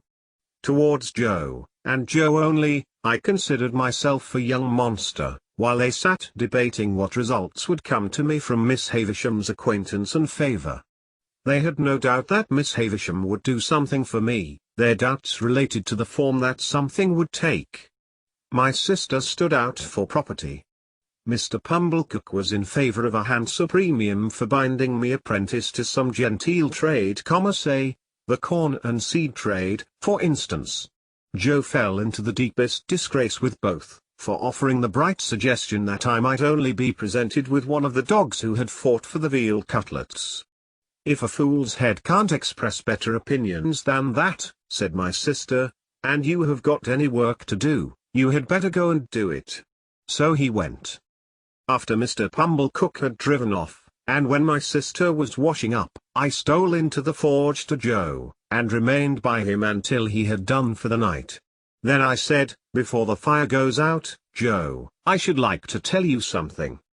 Should you, Pip? Said Joe, drawing his shoeing stool near the forge. Then tell us. What is it, Pip?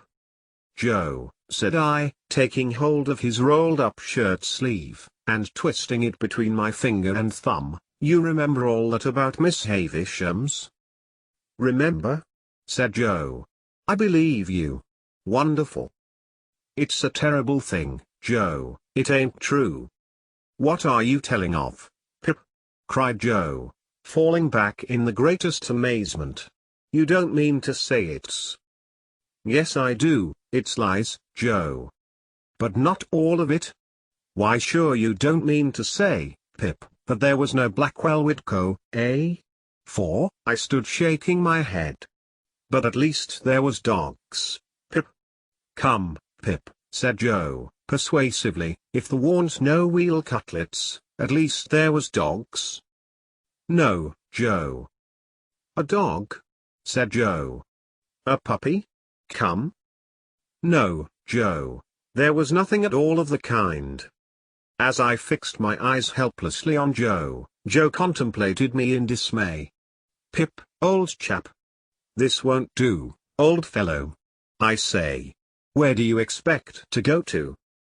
It's terrible, Joe, ain't it? Terrible? Cried Joe. Awful. What possessed you? I don't know what possessed me, Joe, I replied, letting his shirt sleeve go, and sitting down in the ashes at his feet, hanging my head. But I wish you hadn't taught me to call knaves at cards jacks, and I wish my boots weren't so thick nor my hands so coarse. And then I told Joe that I felt very miserable, and that I hadn't been able to explain myself to Mrs. Joe and Pumblecook, who were so rude to me, and that there had been a beautiful young lady at Miss Havisham's who was dreadfully proud, and that she had said I was common, and that I knew I was common, and that I wished I was not common, and that the lies had come of it somehow, though I didn't know how. This was a case of metaphysics, at least as difficult for Joe to deal with as for me. But Joe took the case altogether out of the region of metaphysics, and by that means vanquished it. There's one thing you may be sure of, Pip, said Joe, after some rumination, namely, that lies is lies. Howsoever they come, they didn't ought to come, and they come from the father of lies, and work round to the same. Don't you tell no more of 'em, Pip. That ain't the way to get out of being common, old chap. And as to being common, I don't make it out at all clear. You are uncommon in some things. You're uncommon small. Likewise you're an uncommon scholar. No, I am ignorant and backward, Joe. Why, see what a letter you wrote last night. Wrote in print even. I've seen letters, and from gentlefolks ! That I'll swear weren't wrote in print, said Joe. I have learnt next to nothing, Joe. You think much of me. It's only that. Well, Pip, said Joe, be it so or be it so'n't, you must be a common scholar afore you can be an uncommon one, I should hope. The king upon his throne, with his crown upon his head, can't sit and write his acts of parliament in print, without having begun, when he were a unpromoted prince, with the alphabet. Added Joe, with a shake of the head that was full of meaning, and begun at A2, and worked his way to Z, and I know what that is to do, though I can't say I've exactly done it. There was some hope in this piece of wisdom, and it rather encouraged me. Whether common ones as to callings and earnings, pursued Joe, reflectively, mightn't be the better of continuing for to keep company with common ones, instead of going out to play with uncommon ones, which reminds me to hope that there were a flag, perhaps? No, Joe. I'm sorry there weren't a flag, Pip. Whether that might be or mightn't be, is a thing as can't be looked into now, without putting your sister on the rampage, and that's a thing not to be thought of as being done intentional. Look-ye here, Pip, at what is said to you by a true friend. Which this to you the true friends say. If you can't get to be uncommon through going straight, you'll never get to do it through going crooked. So don't tell no more on 'em, Pip, and live well and die happy. You are not angry with me, Joe? No, old chap. But bearing in mind that them were which I meant as a of a stunning and outdacious sort, alluding to them which bordered on wheel cutlets and dog fighting, a sincere well wish I would advise, Pip, their being dropped into your meditations, when you go upstairs to bed. That's all, old chap, and don't never do it no more. When I got up to my little room and said my prayers, I did not forget Joe's recommendation, and yet my young mind was in that disturbed and unthankful state, that I thought long after I laid me down, how common Estella would consider Joe, a mere blacksmith, how thick his boots, and how coarse his hands. I thought how Joe and my sister were then sitting in the kitchen, and how I had come up to bed from the kitchen, and how Miss Havisham and Estella never sat in a kitchen, but were far above the level of such common doings. I fell asleep recalling what I used to do when I was at Miss Havisham's, as though I had been the weeks or months, instead of hours, and as though it were quite an old subject of remembrance, instead of one that had arisen only that day. That was a memorable day to me, for it made great changes in me. But it is the same with any life. Imagine one selected day struck out of it, and think how different its course would have been.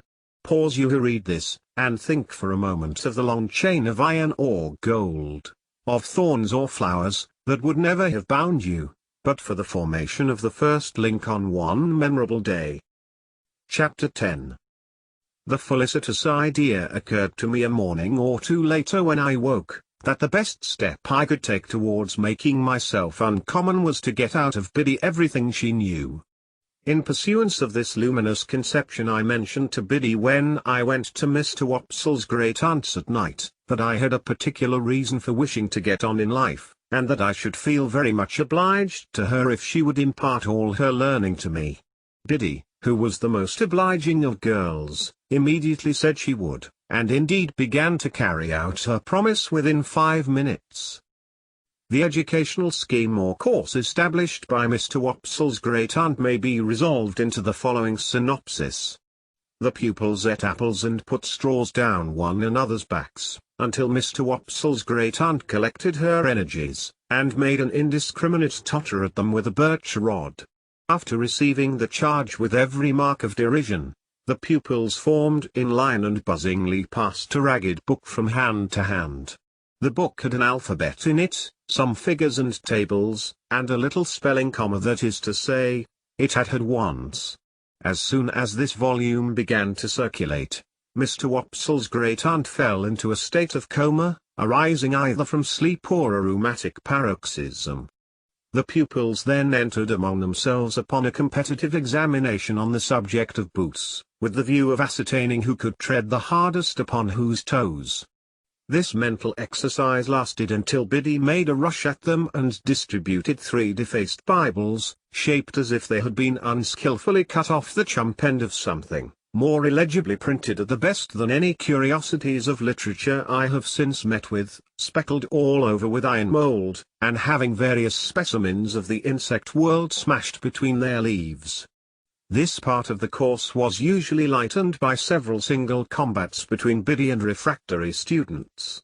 When the fights were over, Biddy gave out the number of her page, and then we all read aloud what we could comma or what we couldn't, in a frightful chorus, Biddy leading with a high, shrill, monotonous voice, and none of us having the least notion of, or reverence for, what we were reading about. When this horrible din had lasted a certain time, it mechanically awoke Mr. Wopsle's great-aunt, who staggered at a boy fortuitously, and pulled his ears. This was understood to terminate the course for the evening, and we emerged into the air with shrieks of intellectual victory. It is fair to remark that there was no prohibition against any pupil's entertaining himself with a slate or even with the ink, when there was any, but that it was not easy to pursue that branch of study in the winter season, on account of the little general shop in which the classes were holden, and which was also Mr. Wopsle's great-aunt's sitting-room and bedchamber, being but faintly illuminated through the agency of one low-spirited dip candle and no snuffers. It appeared to me that it would take time to become uncommon, under these circumstances. Nevertheless, I resolved to try it, and that very evening Biddy entered on our special agreement, by imparting some information from her little catalogue of prices, under the head of moist sugar, and lending me, to copy at home, a large old English D which she had imitated from the heading of some newspaper, and which I supposed, until she told me what it was, to be a design for a buckle. Of course there was a public house in the village, and of course Joe liked sometimes to smoke his pipe there. I had received strict orders from my sister to call for him at the Three Jolly Bargemen, that evening, on my way from school, and bring him home at my peril. To the Three Jolly Bargemen, therefore, I directed my steps. There was a bar at the Jolly Bargemen, with some alarmingly long chalk scores in it on the wall at the side of the door, which seemed to me to be never paid off. They had been there ever since I could remember, and had grown more than I had. But there was a quantity of chalk about our country, and perhaps the people neglected no opportunity of turning it to account. It being Saturday night, I found the landlord looking rather grimly at these records, but as my business was with Joe and not with him, I merely wished him good evening, and passed into the common room at the end of the passage, where there was a bright large kitchen fire, and where Joe was smoking his pipe in company with Mr. Wopsle and a stranger. Joe greeted me as usual with "Helloa, Pip, old chap." And the moment he said that, the stranger turned his head and looked at me. He was a secret-looking man whom I had never seen before. His head was all on one side, and one of his eyes was half shut up, as if he were taking aim at something with an invisible gun. He had a pipe in his mouth, and he took it out, and, after slowly blowing all his smoke away and looking hard at me all the time, nodded. So, I nodded, and then he nodded again, and made room on the settle beside him that I might sit down there. But as I was used to sit beside Joe whenever I entered that place of resort, I said no, thank you, sir, and fell into the space Joe made for me on the opposite settle. The strange man, after glancing at Joe, and seeing that his attention was otherwise engaged, nodded to me again when I had taken my seat, and then rubbed his leg, in a very odd way, as it struck me. "You was saying," said the strange man, turning to Joe. "Yes. I said it, you know," said Joe. "What'll you drink, mister? You didn't mention your name, by the by." Joe mentioned it now, and the strange man called him by it. "What'll you drink, Mr. Gargery? At my expense? To top up with?" "Well," said Joe, "to tell you the truth, I ain't much in the habit of drinking at anybody's expense but my own." "Habit?" "No," returned the stranger, "but once and away, and on a Saturday night too. Come. Put a name to it, Mr. Gargery." "I wouldn't wish to be stiff company," said Joe. "Rum." "Rum," repeated the stranger. "And will the other gentleman originate a sentiment?" "Rum," said Mr. Wopsle. "3 rums," cried the stranger, calling to the landlord. "Glasses round." "This other gentleman," observed Joe, by way of introducing Mr. Wopsle, "is a gentleman that you would like to hear give it out. Our clerk at church." "Aha!" said the stranger, quickly, and cocking his eye at me. "The lonely church, right out on the marshes, with graves round it." "That's it," said Joe. The stranger, with a comfortable kind of grunt over his pipe, put his legs up on the settle that he had to himself. He wore a flapping broad-brimmed traveller's hat, and under it a handkerchief tied over his head in the manner of a cap, so that he showed no hair. As he looked at the fire, I thought I saw a cunning expression, followed by a half-laugh, come into his face. "I am not acquainted with this country, gentlemen, but it seems a solitary country towards the river." "Most marshes is solitary," said Joe. "No doubt, no doubt. Do you find any gypsies, now, or tramps, or vagrants of any sort, out there?" "No," said Joe, "none but a runaway convict now and then. And we don't find them easy. Eh, Mr. Wopsle?" Mr. Wopsle, with a majestic remembrance of old discomfiture, assented, but not warmly. "Seems you have been out after such?" asked the stranger. "Once," returned Joe. "Not that we wanted to take them, you understand, we went out as lookers-on, me, and Mr. Wopsle, and Pip. Didn't us, Pip?" "Yes, Joe." The stranger looked at me again, still cocking his eye, as if he were expressly taking aim at me with his invisible gun, and said, "He's a likely young parcel of bones that. What is it you call him?" "Pip," said Joe. "Christened Pip?" "No, not christened Pip." "Surname Pip?" "No," said Joe. "It's a kind of family name what he gave himself when infant, and is called by." "Son of yours?" "Well," said Joe, meditatively, "not, of course, that it could be in any wise necessary to consider about it, but because it was the way at the Jolly Bargemen to seem to consider deeply about everything that was discussed over pipes. Well, no. No, he ain't. Never? Said the strange man. Well, said Joe, with the same appearance of profound cogitation, he is not, no, not to deceive you, he is not, my nevy. What the blue blazes is he? Asked the stranger. Which appeared to me to be an inquiry of unnecessary strength. Mr. Wopsle struck in upon that, as one who knew all about relationships, having professional occasion to bear in mind what female relations a man might not marry, and expounded the ties between me and Joe. Having his hand in, Mr. Wopsle finished off with a most terrifically snarling passage from Richard III, and seemed to think he had done quite enough to account for it when he added, as the poet says.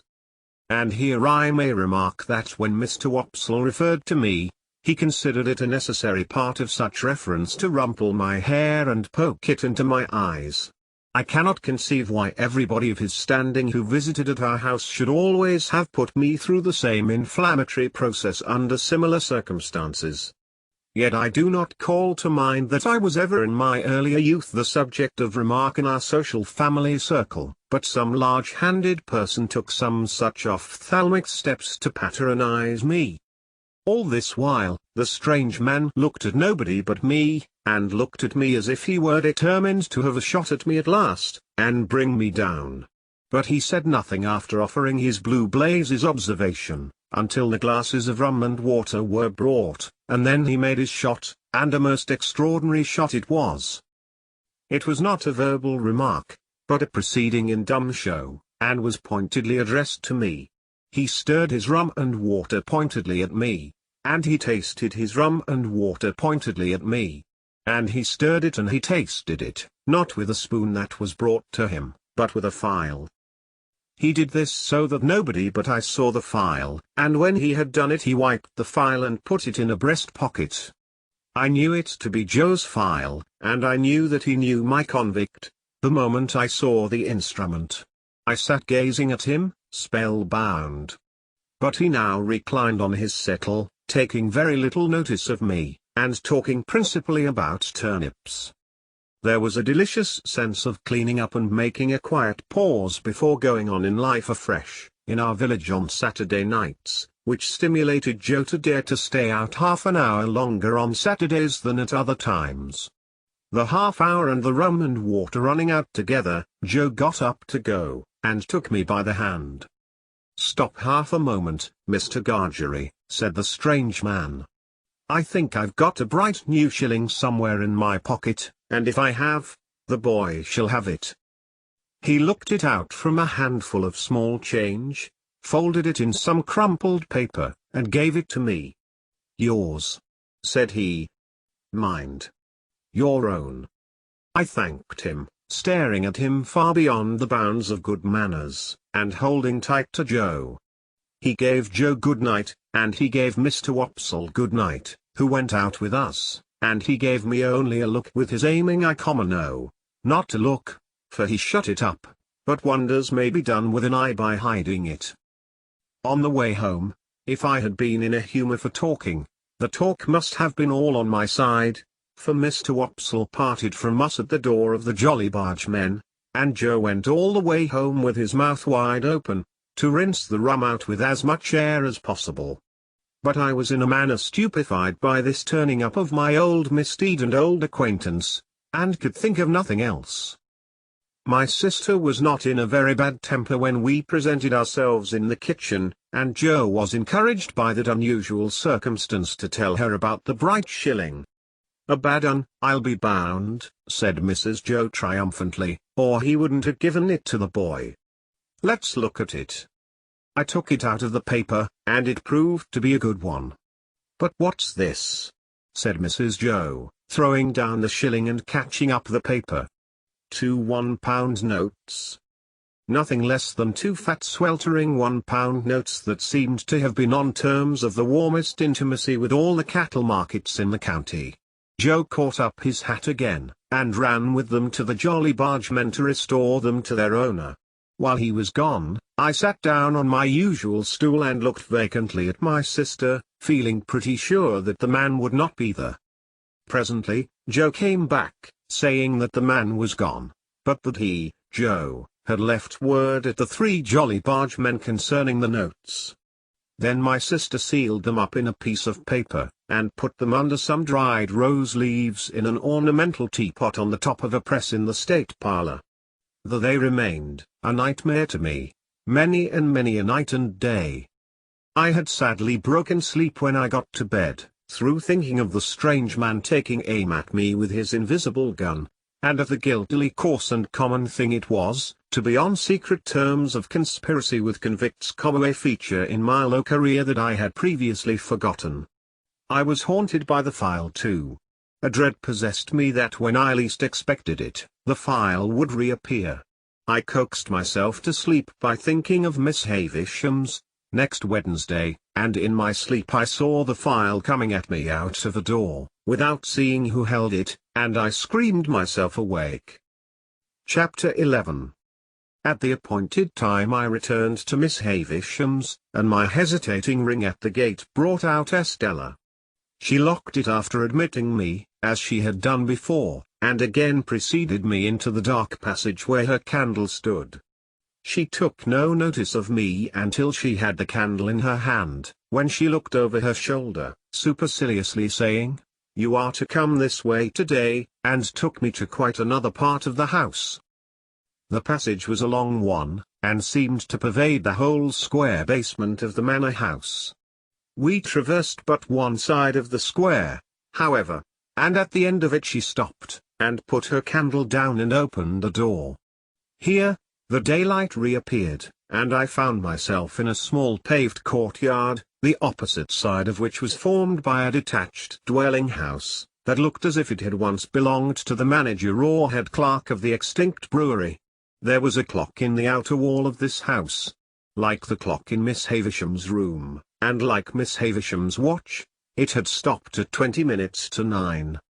We went in at the door, which stood open, and into a gloomy room with a low ceiling, on the ground floor at the back.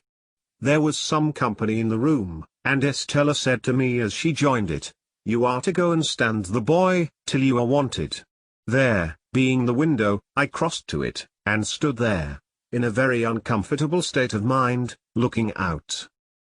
It opened to the ground, and looked into a most miserable corner of the neglected garden, upon a rank ruin of cabbage stalks, and one box tree that had been clipped round long ago, like a pudding, and had a new growth at the top of it, out of shape and of a different colour, as if that part of the pudding had stuck to the saucepan and got burnt. This was my homely thought, as I contemplated the box tree. There had been some light snow, overnight, and it lay nowhere else to my knowledge, but it had not quite melted from the cold shadow of this bit of garden, and the wind caught it up in little eddies and threw it at the window, as if it pelted me for coming there. I divined that my coming had stopped conversation in the room, and that its other occupants were looking at me. I could see nothing of the room except the shining of the fire in the window glass, but I stiffened in all my joints with the consciousness that I was under close inspection. There were 3 ladies in the room and 1 gentleman. Before I had been standing at the window 5 minutes, they somehow conveyed to me that they were all toadies and humbugs, but that each of them pretended not to know that the others were toadies and humbugs, because the admission that he or she did know it, would have made him or her out to be a toady and humbug. They all had a listless and dreary air of waiting somebody's pleasure, and the most talkative of the ladies had to speak quite rigidly to repress a yawn. This lady, whose name was Camilla, very much reminded me of my sister, with the difference that she was older, and, as I found when I caught sight of her, of a blunter cast of features.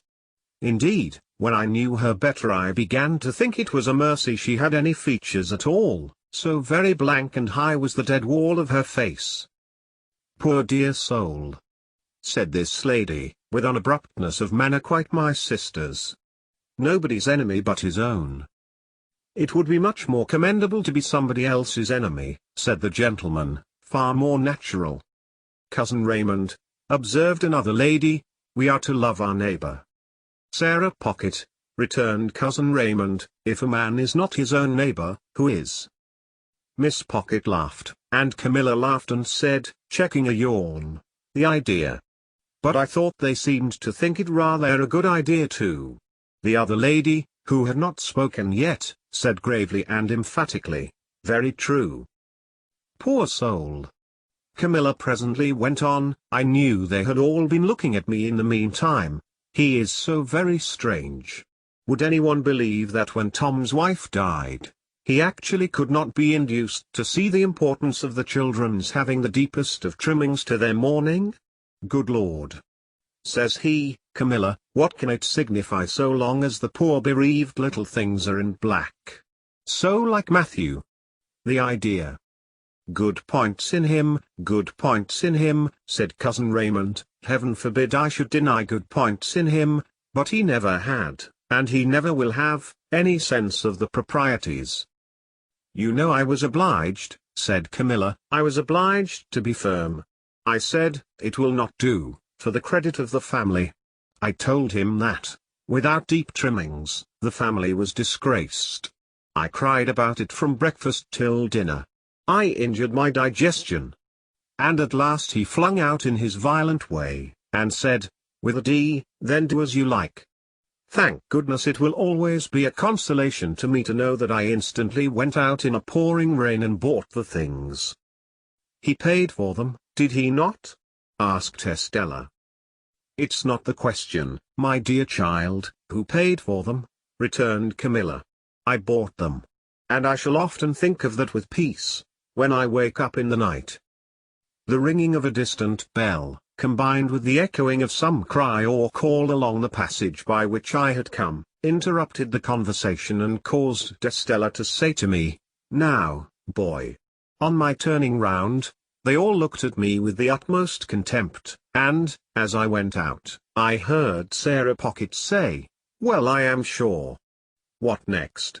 And Camilla had, with indignation, Was there ever such a fancy? The idea. As we were going with our candle along the dark passage, Estella stopped all of a sudden, and, facing round, said in her taunting manner, with her face quite close to mine. Well? Well, miss. I answered, almost falling over her and checking myself.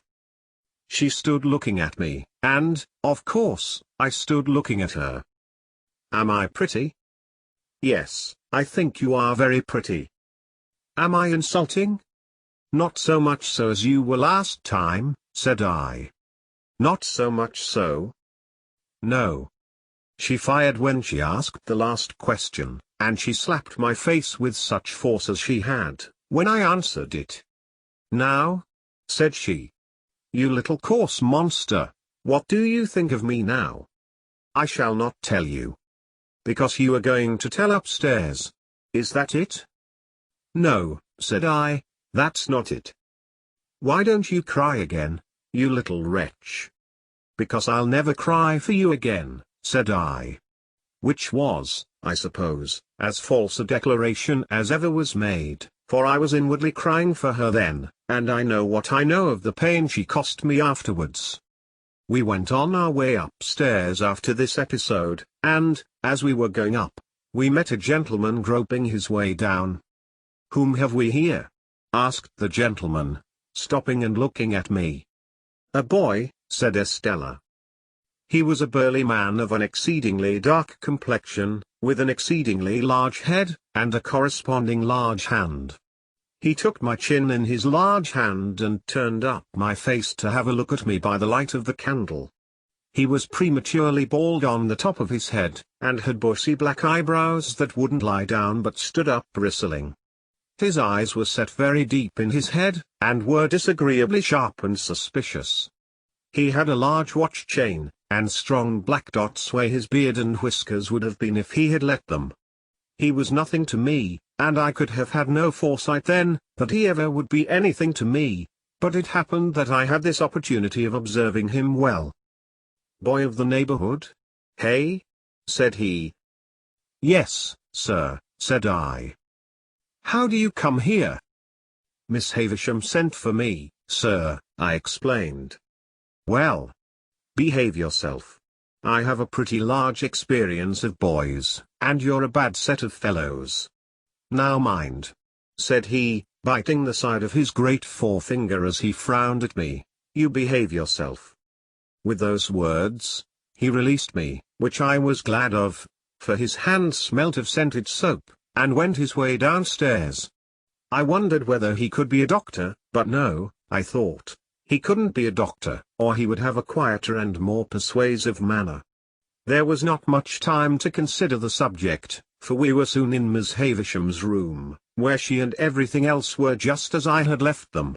Estella left me standing near the door, and I stood there until Miss Havisham cast her eyes upon me from the dressing table. "So," she said, without being startled or surprised, "the days have worn away, have they?" "Yes, ma'am. Today is." There, with the impatient movement of her fingers. "I don't want to know. Are you ready to play?" I was obliged to answer in some confusion, "I don't think I am, ma'am." "Not at cards again?" she demanded, with a searching look. "Yes, ma'am, I could do that, if I was wanted." "Since this house strikes you old and grave, boy," said Miss Havisham, impatiently, "and you are unwilling to play, are you willing to work?" I could answer this inquiry with a better heart than I had been able to find for the other question, and I said I was quite willing. "Then go into that opposite room," said she, pointing at the door behind me with her withered hand, "and wait there till I come." I crossed the staircase landing, and entered the room she indicated. From that room, too, the daylight was completely excluded, and it had an airless smell that was oppressive. A fire had been lately kindled in the damp old-fashioned grate, and it was more disposed to go out than to burn up, and the reluctant smoke which hung in the room seemed colder than the clearer air, like our own marsh mist. Certain wintry branches of candles on the high chimney-piece faintly lighted the chamber, or it would be more expressive to say, faintly troubled its darkness. It was spacious, and I dare say had once been handsome, but every discernible thing in it was covered with dust and mould, and dropping to pieces.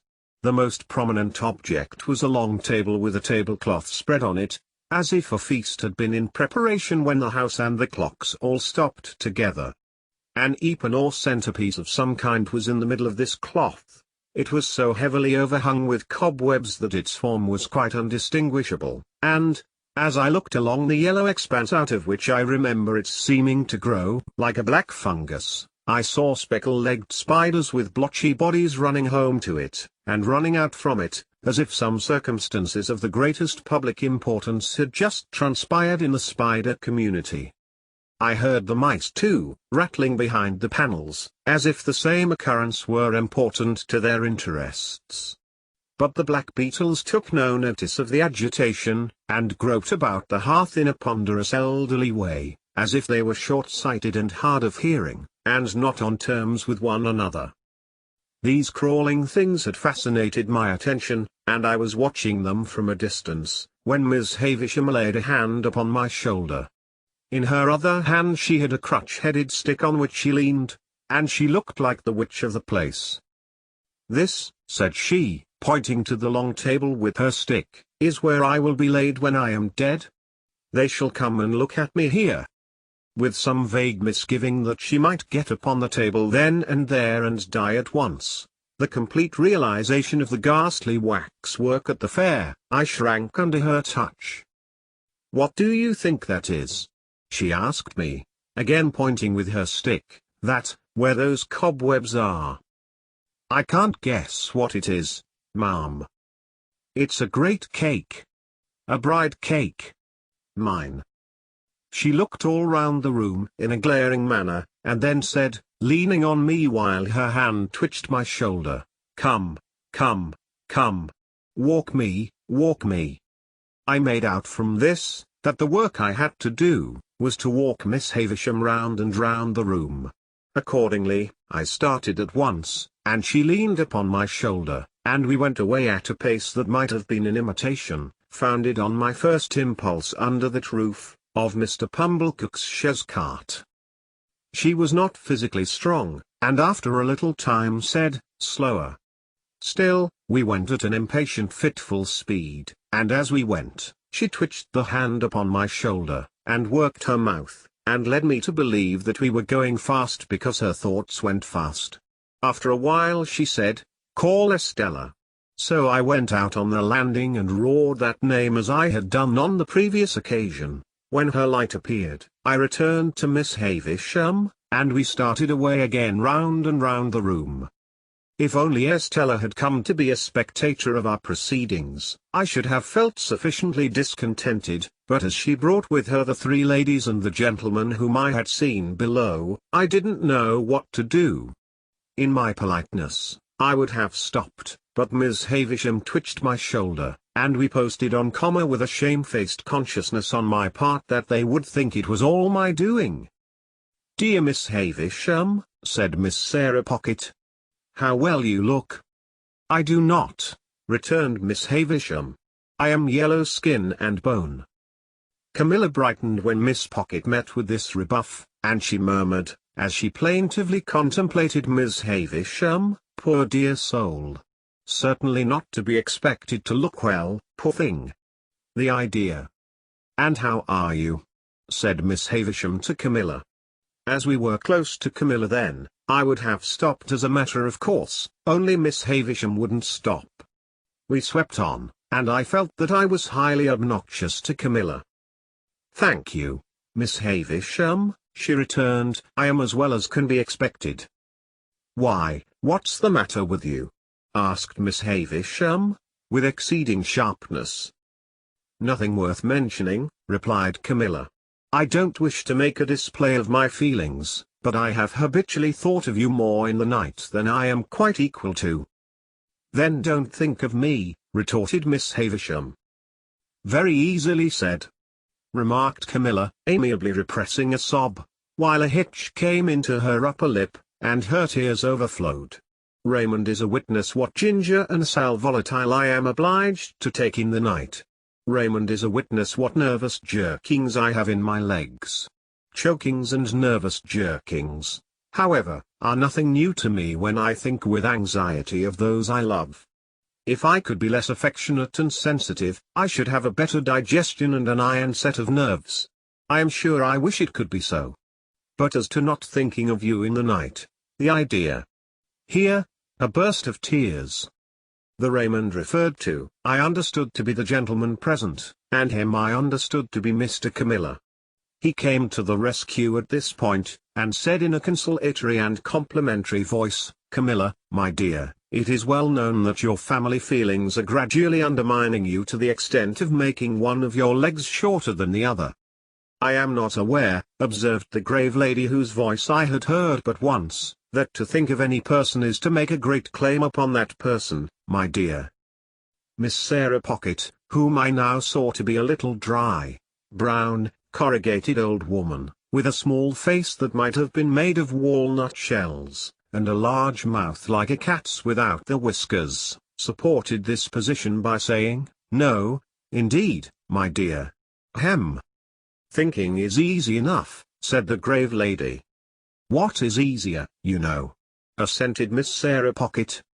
Oh, yes, yes, cried Camilla, whose fermenting feelings appeared to rise from her legs to her bosom. It's all very true. It's a weakness to be so affectionate, but I can't help it. No doubt my health would be much better if it was otherwise, still I wouldn't change my disposition if I could. It's the cause of much suffering, but it's a consolation to know I possess it, when I wake up in the night. Here another burst of feeling. Miss Havisham and I had never stopped all this time, but kept going round and round the room, now brushing against the skirts of the visitors, now giving them the whole length of the dismal chamber. There's Matthew, said Camilla. Never mixing with any natural ties, never coming here to see how Miss Havisham is. I have taken to the sofa with my stayless cut, and have lain there hours insensible, with my head over the side, and my hair all down, and my feet I don't know where. much higher than your head, my love," said Mr. Camilla. "I have gone off into that state, hours and hours, on account of Matthew's strange and inexplicable conduct, and nobody has thanked me." "Really, I must say I should think not," interposed the grave lady. "You see, my dear," added Miss Sarah Pocket, a blandly vicious personage, "the question to put to yourself is, who did you expect to thank you, my love?" "Without expecting any thanks, or anything of the sort," resumed Camilla, "I have remained in that state, hours and hours, and Raymond is a witness of the extent to which I have choked, and what the total inefficacy of ginger has been. And I have been heard at the pianoforte tuners across the street, where the poor mistaken children have even supposed it to be pigeons cooing at a distance, and now to be told." Here Camilla put her hand to her throat, and began to be quite chemical as to the formation of new combinations there. When this same Matthew was mentioned, Miss Havisham stopped me and herself, and stood looking at the speaker. This change had a great influence in bringing Camilla's chemistry to a sudden end.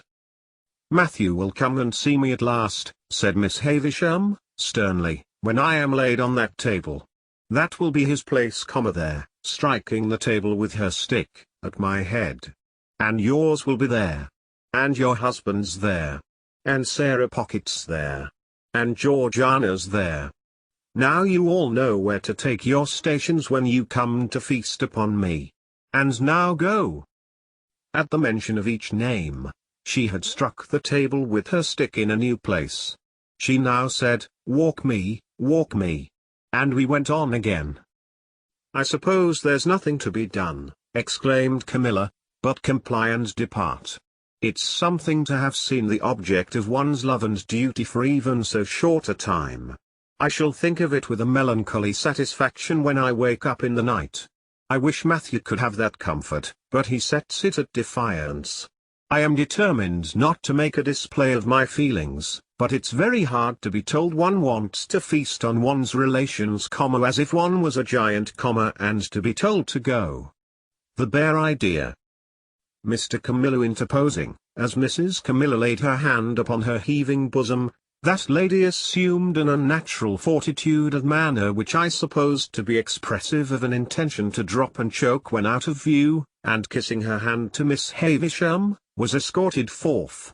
Sarah Pocket and Georgiana contended who should remain last, but Sarah was too knowing to be outdone, and ambled round Georgiana with that artful slipperiness that the latter was obliged to take precedence. Sarah Pocket then made her separate effect of departing with, "Bless you, Miss Havisham dear," and with a smile of forgiving pity on her walnut-shell countenance for the weaknesses of the rest. While Estella was away lighting them down, Miss Havisham still walked with her hand on my shoulder, but more and more slowly. At last she stopped before the fire, and said, after muttering and looking at it some seconds, "This is my birthday, Pip." I was going to wish her many happy returns, when she lifted her stick. I don't suffer it to be spoken of. I don't suffer those who were here just now, or anyone to speak of it. They come here on the day, but they dare not refer to it. Of course I made no further effort to refer to it. On this day of the year, long before you were born, this heap of decay, stabbing with her crutched stick at the pile of cobwebs on the table, but not touching it, was brought here. It and I have worn away together. The mice have gnawed at it, and sharper teeth than teeth of mice have gnawed at me. She held the head of her stick against her heart as she stood looking at the table, she in her once white dress, all yellow and withered, the once white cloth all yellow and withered, everything around in a state to crumble under a touch. "When the ruin is complete," said she, with a ghastly look, "and when they lay me dead, in my bride's dress on the bride's table, which shall be done, and which will be the finished curse upon him, so much the better if it is done on this day." She stood looking at the table as if she stood looking at her own figure lying there. I remained quiet. Estella returned, and she too remained quiet. It seemed to me that we continued thus for a long time. In the heavy air of the room, and the heavy darkness that brooded in its remoter corners, I even had an alarming fancy that Estella and I might presently begin to decay. At length, not coming out of her distraught state by degrees, but in an instant, Miss Havisham said, "Let me see you two play cards. Why have you not begun?" With that, we returned to her room, and sat down as before. I was beggared, as before, and again, as before. Miss Havisham watched us all the time, directed my attention to Estella's beauty, and made me notice it the more by trying her jewels on Estella's breast and hair. Estella, for her part, likewise treated me as before, except that she did not condescend to speak. When we had played some half-dozen games, a day was appointed for my return, and I was taken down into the yard to be fed in the former dog-like manner. There, too, I was again left to wander about as I liked. It is not much to the purpose were there a gate in that garden wall which I had scrambled up to peep over on the last occasion was, on that last occasion, open or shut. Enough that I saw no gate then, and that I saw one now. As it stood open, and as I knew that Estella had let the visitors out, for she had returned with the keys in her hand, I strolled into the garden, and strolled all over it. It was quite a wilderness, and there were old melon frames and cucumber frames in it, which seemed in their decline to have produced a spontaneous growth of weak attempts at pieces of old hats and boots, with now and then a weedy offshoot into the likeness of a battered saucepan. When I had exhausted the garden and a greenhouse with nothing in it but a fallen-down grapevine and some bottles, I found myself in the dismal corner upon which I had looked out of the window. Never questioning for a moment that the house was now empty, I looked in at another window, and found myself, to my great surprise, exchanging a broad stare with a pale young gentleman with red eyelids and light hair. This pale young gentleman quickly disappeared, and reappeared beside me. He had been at his books when I had found myself staring at him, and I now saw that he was inky. "Hulloa," said he, "young fellow." Hulloa being a general observation which I had usually observed to be best answered by itself, I said, "Hulloa," politely omitting young fellow. "Who let you in?" said he. "Miss Estella." "Who gave you leave to prowl about?" "Miss Estella." "Come and fight," said the pale young gentleman. What could I do but follow him? I have often asked myself the question since, but what else could I do? His manner was so final, and I was so astonished, that I followed where he led, as if I had been under a spell. "Stop a minute, though," he said, wheeling round before we had gone many paces. "I ought to give you a reason for fighting, too. There it is." In a most irritating manner he instantly slapped his hands against one another, daintily flung one of his legs up behind him, pulled my hair, slapped his hands again, dipped his head, and butted it into my stomach. The bull-like proceeding last mentioned, besides that it was unquestionably to be regarded in the light of a liberty, was particularly disagreeable just after bread and meat. I therefore hit out at him and was going to hit out again, when he said, "Aha! Would you?"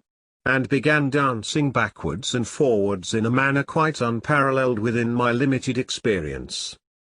"Laws of the game," said he. Here, he skipped from his left leg onto his right. "Regular rules." Here, he skipped from his right leg onto his left. "Come to the ground, and go through the preliminaries." Here, he dodged backwards and forwards, and did all sorts of things while I looked helplessly at him. I was secretly afraid of him when I saw him so dexterous, but I felt morally and physically convinced that his light head of hair could have had no business in the pit of my stomach, and that I had a right to consider it irrelevant when so obtruded on my attention. Therefore, I followed him without a word, to a retired nook of the garden, formed by the junction of two walls and screened by some rubbish. On his asking me if I was satisfied with the ground, and on my replying yes, he begged my leave to absent himself for a moment, and quickly returned with a bottle of water and a sponge dipped in vinegar. "Available for both," he said, placing these against the wall. And then fell to pulling off, not only his jacket and waistcoat, but his shirt too, in a manner at once light-hearted, businesslike, and bloodthirsty. Although he did not look very healthy, having pimples on his face, and a breaking out at his mouth, these dreadful preparations quite appalled me. I judged him to be about my own age, but he was much taller, and he had a way of spinning himself about that was full of appearance. For the rest, he was a young gentleman in a grey suit, when not denuded for battle, with his elbows, knees, wrists, and heels considerably in advance of the rest of him as to development. My heart failed me when I saw him squaring at me with every demonstration of mechanical nicety, and eyeing my anatomy as if he were minutely choosing his bone. I never have been so surprised in my life, as I was when I let out the first blow, and saw him lying on his back, looking up at me with a bloody nose and his face exceedingly foreshortened. But he was on his feet directly, and after sponging himself with a great show of dexterity began squaring again. The second greatest surprise I have ever had in my life was seeing him on his back again, looking up at me out of a black eye. His spirit inspired me with great respect.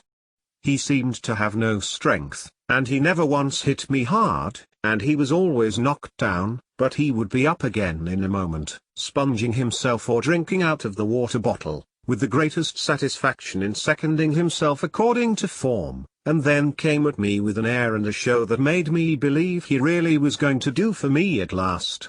He got heavily bruised, for I am sorry to record that the more I hit him, the harder I hit him, but he came up again and again and again, until at last he got a bad fall with the back of his head against the wall.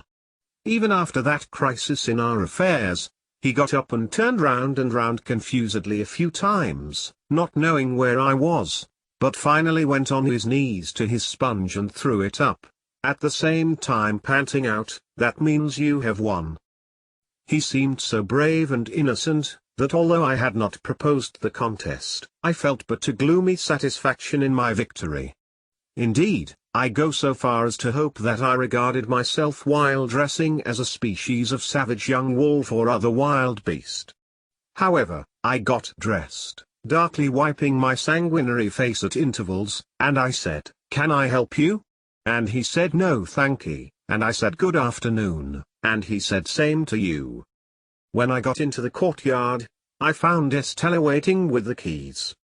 But she neither asked me where I had been, nor why I had kept her waiting, and there was a bright flush upon her face, as though something had happened to delight her. Instead of going straight to the gate, too, she stepped back into the passage, and beckoned me. "Come here. You may kiss me, if you like." I kissed her cheek as she turned it to me. I think I would have gone through a great deal to kiss her cheek, but I felt that the kiss was given to the coarse common boy as a piece of money might have been, and that it was worth nothing. What with the birthday visitors, and what with the cards, and what with the fight, my stay had lasted so long, that when I neared home the light on the spit of sand off the point on the marshes was gleaming against a black night sky, and Joe's furnace was flinging a path of fire across the road. Chapter 12. My mind grew very uneasy on the subject of the pale young gentleman.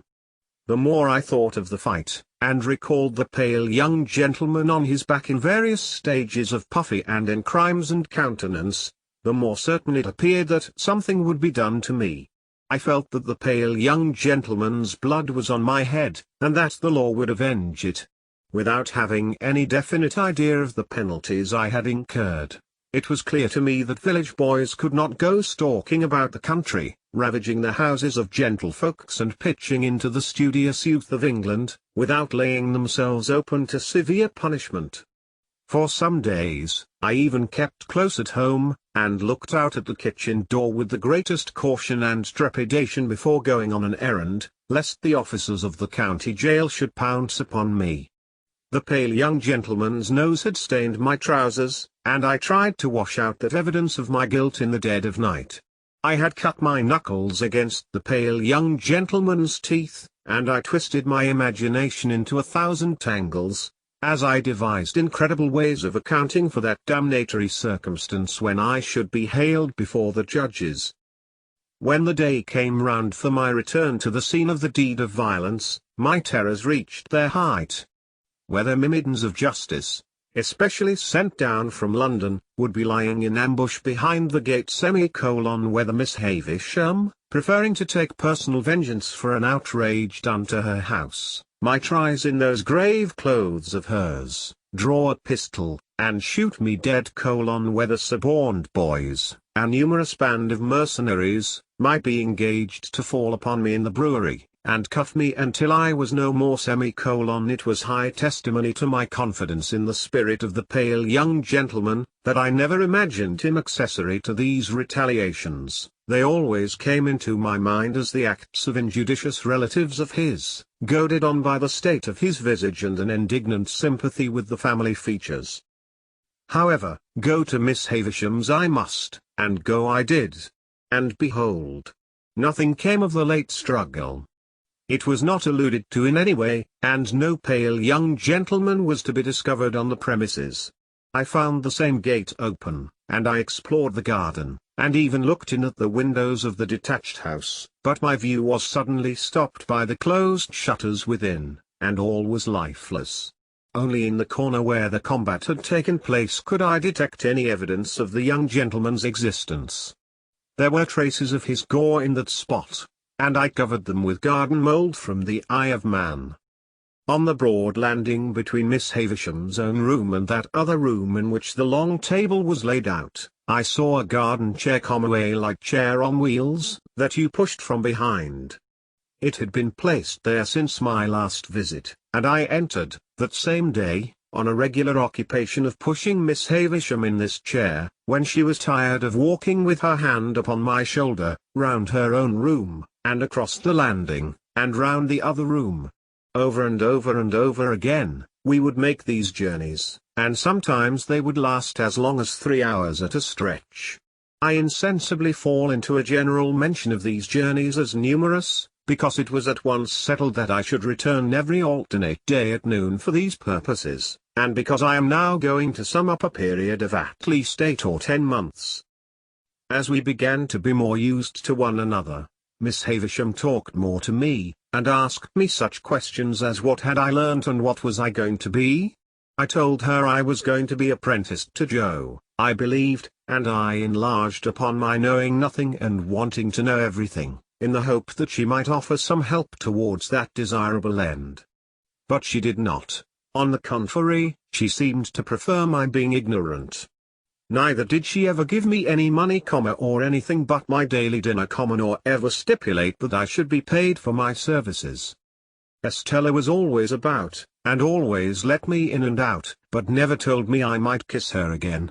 Sometimes, she would coldly tolerate me, sometimes, she would condescend to me, sometimes, she would be quite familiar with me, sometimes, she would tell me energetically that she hated me. Miss Havisham would often ask me in a whisper, or when we were alone, "Does she grow prettier and prettier, Pip?" And when I said yes, for indeed she did, would seem to enjoy it greedily. Also, when we played at cards, Miss Havisham would look on, with a miserly relish of Estella's moods, whatever they were. And sometimes, when her moods were so many and so contradictory of one another that I was puzzled what to say or do, Miss Havisham would embrace her with lavish fondness, murmuring something in her ear that sounded like "Break their hearts, my pride and hope, break their hearts and have no mercy." There was a song Joe used to hum fragments of at the forge, of which the burden was Old Clem. This was not a very ceremonious way of rendering homage to a patron saint, but I believe Old Clem stood in that relation towards smiths. It was a song that imitated the measure of beating upon iron, and was a mere lyrical excuse for the introduction of Old Clem's respected name. Thus, you were to hammer boys round, Old Clem. With a thump and a sound, Old Clem. Beat it out, Old Clem. With a clink for the stout, Old Clem. Blur the fire, Old Clem. Roaring drier, soaring higher, Old Clem. One day soon after the appearance of the chair, Miss Havisham suddenly saying to me, with the impatient movement of her fingers, "There, there, there. Sing." I was surprised into crooning this ditty as I pushed her over the floor. It happened so to catch her fancy that she took it up in a low brooding voice as if she were singing in her sleep. After that, it became customary with us to hear it as we moved about, and Estella would often join in, though the whole strain was so subdued, even when there were 3 of us, that it made less noise in the grim old house than the lightest breath of wind. What could I become with these surroundings? How could my character fail to be influenced by them? Is it to be wondered at if my thoughts were dazed, as my eyes were, when I came out into the natural light from the misty yellow rooms? Perhaps I might have told Joe about the pale young gentleman, if I had not previously been betrayed into those enormous inventions to which I had confessed. Under the circumstances, I felt that Joe could hardly fail to discern in the pale young gentleman an appropriate passenger to be put into the black velvet coach. Therefore, I said nothing of him. Besides, that shrinking from having Miss Havisham and Estella discussed, which had come upon me in the beginning, grew much more potent as time went on. I reposed complete confidence in no one but Biddy, but I told poor Biddy everything. Why it came natural to me to do so, and why Biddy had a deep concern in everything I told her, I did not know then, though I think I know now. Meanwhile, councils went on in the kitchen at home, fraught with almost insupportable aggravation to my exasperated spirit. That ass, Pumblecook, used often to come over of a night for the purpose of discussing my prospects with my sister, and I really do believe, to this hour with less penitence than I ought to feel, that if these hands could have taken a linchpin out of his chaise cart, they would have done it. The miserable man was a man of that confined stolidity of mind, that he could not discuss my prospects without having me before him, as it were, to operate upon, and he would drag me up from my stool, usually by the collar, where I was quiet in a corner, and, putting me before the fire as if I were going to be cooked, would begin by saying, "Now, Mum, here is this boy. Here is this boy which you brought up by hand. Hold up your head, boy, and be forever grateful unto them which so did do. Now, Mum, with respections to this boy." And then he would rumple my hair the wrong way, which from my earliest remembrance, as already hinted, I have in my soul denied the right of any fellow creature to do, and would hold me before him by the sleeve, a spectacle of imbecility only to be equalled by himself. Then, he and my sister would pair off in such nonsensical speculations about Miss Havisham, and about what she would do with me and for me, that I used to want, quite painfully, to burst into spiteful tears, fly at Pumblecook, and pummel him all over. In these dialogues, my sister spoke to me as if she were morally wrenching one of my teeth out at every reference, while Pumblecook himself, self-constituted my patron, would sit supervising me with a depreciatory eye, like the architect of my fortunes who thought himself engaged on a very unremunerative job. In these discussions, Joe bore no part. But he was often talked at, while they were in progress, by reason of Mrs. Joe's perceiving that he was not favourable to my being taken from the forge. I was fully old enough now to be apprenticed to Joe, and when Joe sat with the poker on his knees thoughtfully raking out the ashes between the lower bars, my sister would so distinctly construe that innocent action into opposition on his part, that she would dive at him, take the poker out of his hands, shake him, and put it away. There was a most irritating end to every one of these debates. All in a moment, with nothing to lead up to it, my sister would stop herself in a yawn, and catching sight of me as it were incidentally, would swoop upon me with, "Come. There's enough of you. You get along to bed. You've given trouble enough for one night, I hope." As if I had besought them as a favor to bother my life out. We went on in this way for a long time, and it seemed likely that we should continue to go on in this way for a long time, when one day Miss Havisham stopped short as she and I were walking, she leaning on my shoulder, and said with some displeasure, "You are growing tall, Pip." I thought it best to hint, through the medium of a meditative look, that this might be occasioned by circumstances over which I had no control.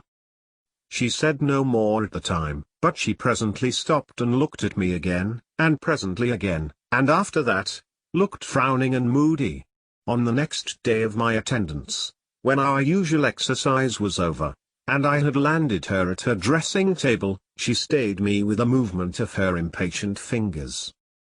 "Tell me the name again of that blacksmith of yours." "Joe." "Meaning the master you were to be apprenticed to?" "Yes, Miss Havisham." "You had better be apprenticed at once. Would Gargery come here with you, and bring your indentures, do you think?" I signified that I had no doubt he would take it as an honour to be asked. "Then let him come." "At any particular time, Miss Havisham?" There. I know nothing about times. Let him come soon, and come along with you." When I got home at night, and delivered this message for Joe, my sister went on the rampage, in a more alarming degree than at any previous period. She asked me and Joe whether we supposed she was doormats under our feet, and how we dared to use her so, and what company we graciously thought she was fit for. When she had exhausted a torrent of such inquiries, she threw a candlestick at Joe, burst into a loud sobbing, got out the dustpan, which was always a very bad sign, put on her coarse apron, and began cleaning up to a terrible extent. Not satisfied with a dry cleaning, she took to a pail and scrubbing brush, and cleaned us out of house and home, so that we stood shivering in the backyard. It was 10 o'clock at night before we ventured to creep in again, and then she asked Joe why he hadn't married a negress slave at once. Joe offered no answer, poor fellow, but stood feeling his whisker and looking dejectedly at me, as if he thought it really might have been a Betty's speculation. Chapter 13. It was a trial to my feelings, on the next day but one, to see Joe arraying himself in his Sunday clothes to accompany me to Miss Havisham's. However, as he thought his court suit necessary to the occasion, it was not for me to tell him that he looked far better in his working dress, the rather, because I knew he made himself so dreadfully uncomfortable, entirely on my account, and that it was for me he pulled up his shirt collar so very high behind, that it made the hair on the crown of his head stand up like a tuft of feathers. At breakfast time my sister declared her intention of going to town with us, and being left at Uncle Pumblecook's, and called for when we had done with our fine ladies a way of putting the case, from which Joe appeared inclined to augur the worst. The forge was shut up for the day, and Joe inscribed in chalk upon the door, as it was his custom to do on the very rare occasions when he was not at work, the monosyllable "hout," accompanied by a sketch of an arrow supposed to be flying in the direction he had taken. We walked to town, my sister leading the way in a very large beaver bonnet, and carrying a basket like the Great Seal of England in plaited straw, a pair of pattens, a spare shawl, and an umbrella, though it was a fine bright day. I am not quite clear whether these articles were carried penitentially or ostentatiously, but I rather think they were displayed as articles of property, much as Cleopatra or any other sovereign lady on the rampage might exhibit her wealth in a pageant or procession. When we came to Pumblecook's, my sister bounced in and left us. As it was almost noon, Joe and I held straight on to Miss Havisham's house. Estella opened the gate as usual, and, the moment she appeared, Joe took his hat off and stood weighing it by the brim in both his hands, as if he had some urgent reason in his mind for being particular to half a quarter of an ounce. Estella took no notice of either of us, but led us the way that I knew so well. I followed next to her, and Joe came last. When I looked back at Joe in the long passage, he was still weighing his hat with the greatest care, and was coming after us in long strides on the tips of his toes. Estella told me we were both to go in, so I took Joe by the coat cuff and conducted him into Miss Havisham's presence. She was seated at her dressing table, and looked round at us immediately. "Oh," said she to Joe, "you are the husband of the sister of this boy?" I could hardly have imagined dear old Joe looking so unlike himself, or so like some extraordinary bird, standing as he did speechless, with his tuft of feathers ruffled, and his mouth open as if he wanted a worm. "You are the husband," repeated Miss Havisham, "of the sister of this boy?" It was very aggravating, but, throughout the interview, Joe persisted in addressing me instead of Miss Havisham. "Which I meant as a, Pip," Joe now observed in a manner that was at once expressive of forcible argumentation, strict confidence, and great politeness. "As I happened married your sister, and I were at the time what you might call, if you was anyways inclined, a single man." "Well," said Miss Havisham. "And you have reared the boy, with the intention of taking him for your apprentice, is that so, Mr. Gargery?" "You know, Pip," replied Joe, "as you and me were ever friends, and it were looked for to betwixt us, as being calculated to lead to larks. Not but what, Pip, if you had ever made objections to the business, such as its being open to black and soot, or such like, not but what they would have been attended to, don't you see?" "Has the boy," said Miss Havisham, "ever made any objection? Does he like the trade?" "Which it is well known to yourself, Pip," returned Joe, strengthening his former mixture of argumentation, confidence, and politeness, "that it were the wish of your own heart." I saw the idea suddenly break upon him that he would adapt his epitaph to the occasion, before he went on to say, "And there weren't no objection on your part, and Pip, it were the great wish of your heart." It was quite in vain for me to endeavour to make him sensible that he ought to speak to Miss Havisham.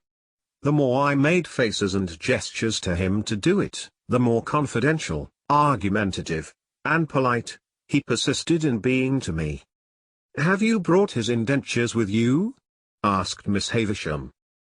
"Well, Pip, you know," replied Joe, as if that were a little unreasonable, "you yourself see me put 'em in my hat, and therefore you know as they are here."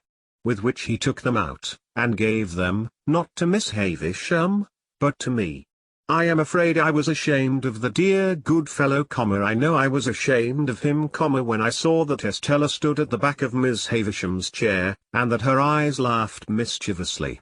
I took the indentures out of his hand and gave them to Miss Havisham. "You expected," said Miss Havisham, as she looked them over, "no premium with the boy?" "Joe," I remonstrated, for he made no reply at all. "Why don't you answer?" "Pip," returned Joe, cutting me short as if he were hurt, "which I meant as that were not a question requiring to answer betwixt yourself and me, and which you know the answer to be full well no. You know it to be no, Pip, and wherefore should I say it?" Miss Havisham glanced at him as if she understood what he really was better than I had thought possible, seeing what he was there, and took up a little bag from the table beside her. "Pip has earned a premium here," she said, "and here it is. There are 25 guineas in this bag. Give it to your master, Pip." As if he were absolutely out of his mind with the wonder awakened in him by her strange figure and the strange room, Joe, even at this pass, persisted in addressing me. "This is very liberal on your part, Pip," said Joe, "and it is as such received and grateful welcome, though never looked for, far nor near, nor nigh.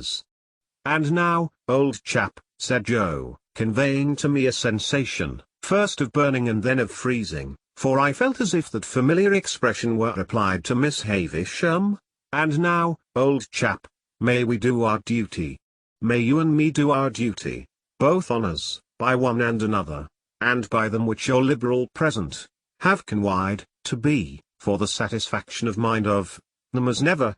Here Joe showed that he felt he had fallen into frightful difficulties, until he triumphantly rescued himself with the words, "and from myself far be it." These words had such a round and convincing sound for him that he said them twice. "Goodbye, Pip," said Miss Havisham. "Let them out, Estella." "Am I to come again, Miss Havisham?"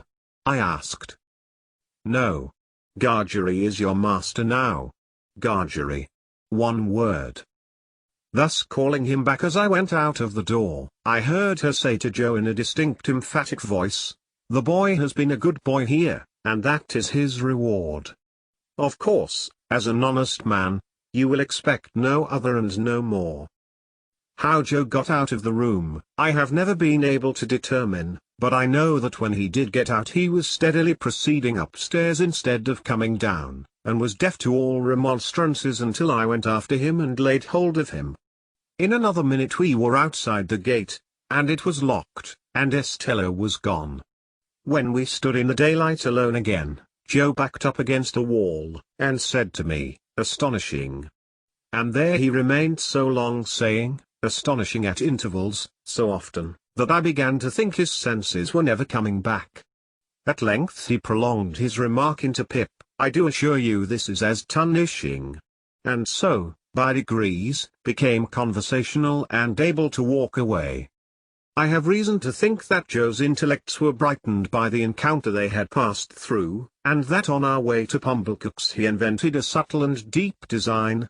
My reason is to be found in what took place in Mr. Pumblecook's parlour, where, on our presenting ourselves, my sister sat in conference with that detested seedsman.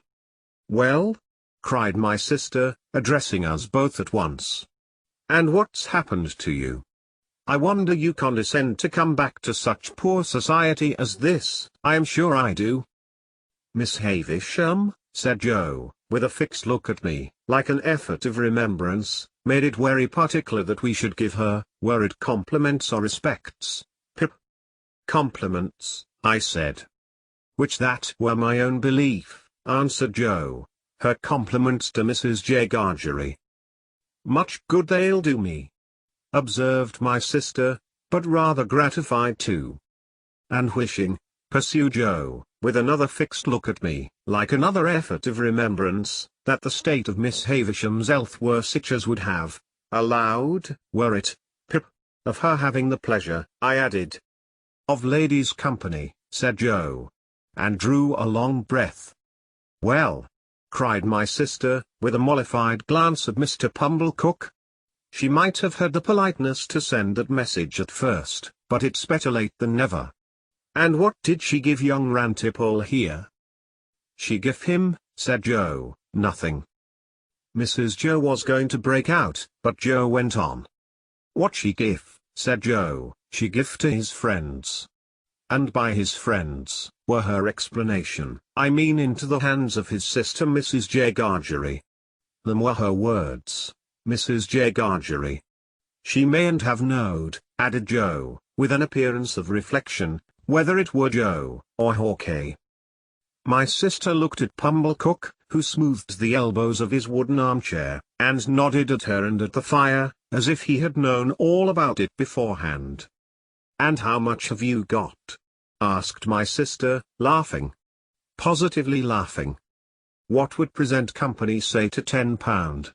demanded Joe. "They'd say," returned my sister, curtly, "pretty well. Not too much, but pretty well." "It's more than that, then," said Joe.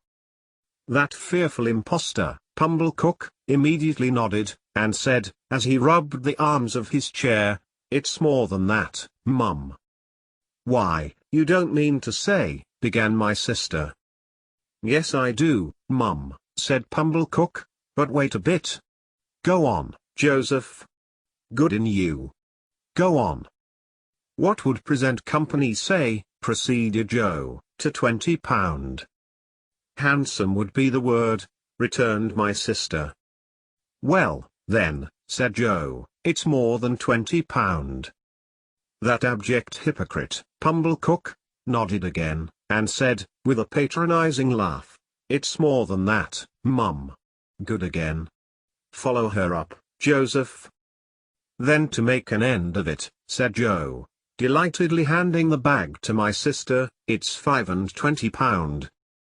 "It's £5.20, Mum," echoed that basest of swindlers, Pumblecook, rising to shake hands with her, "and it's no more than your merits, as I said when my opinion was asked, and I wish you joy of the money."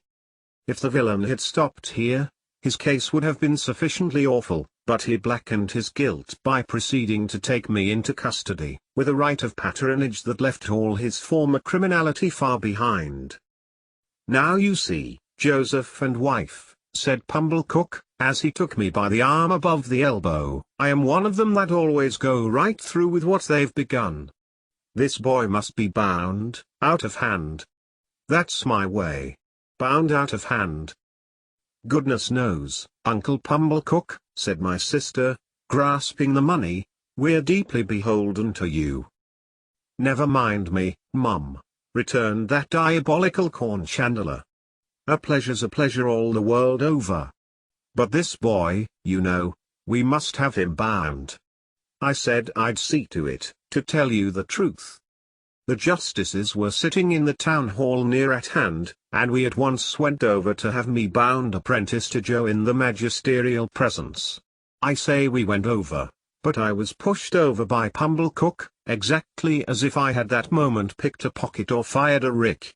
Indeed, it was the general impression in court that I had been taken red-handed, for, as Pumblechook shoved me before him through the crowd, I heard some people say, "What's he done?"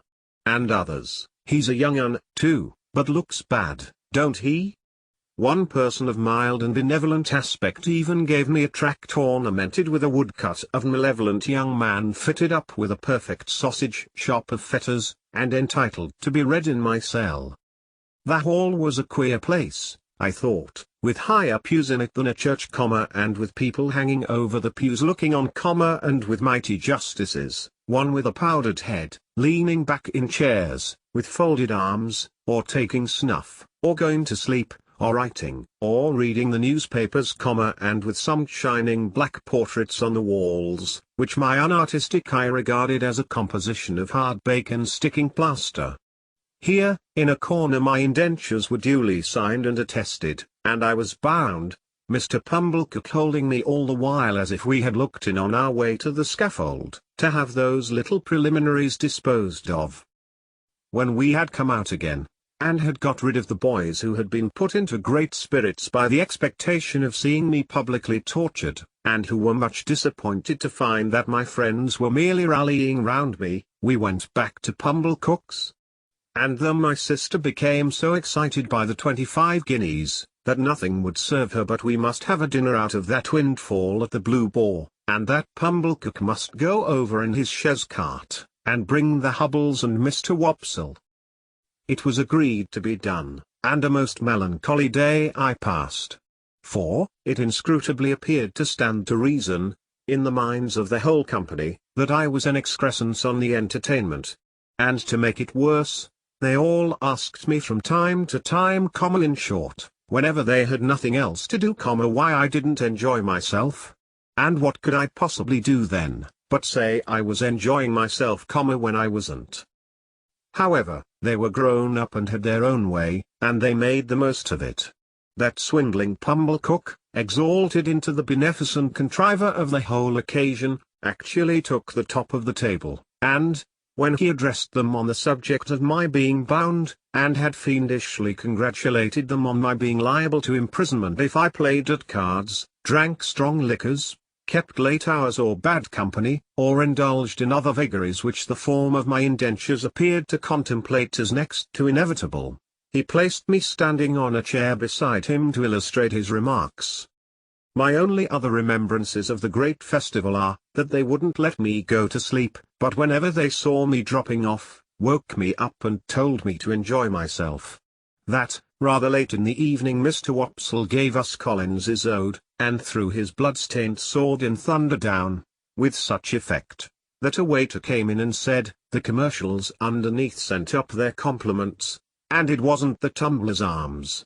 That, they were all in excellent spirits on the road home, and sang, O Lady Fair. Mr. Wopsle taking the bass, and asserting with a tremendously strong voice, in reply to the inquisitive bore who leads that piece of music in a most impertinent manner, by wanting to know all about everybody's private affairs, that he was the man with his white locks flowing, and that he was upon the whole the weakest pilgrim going.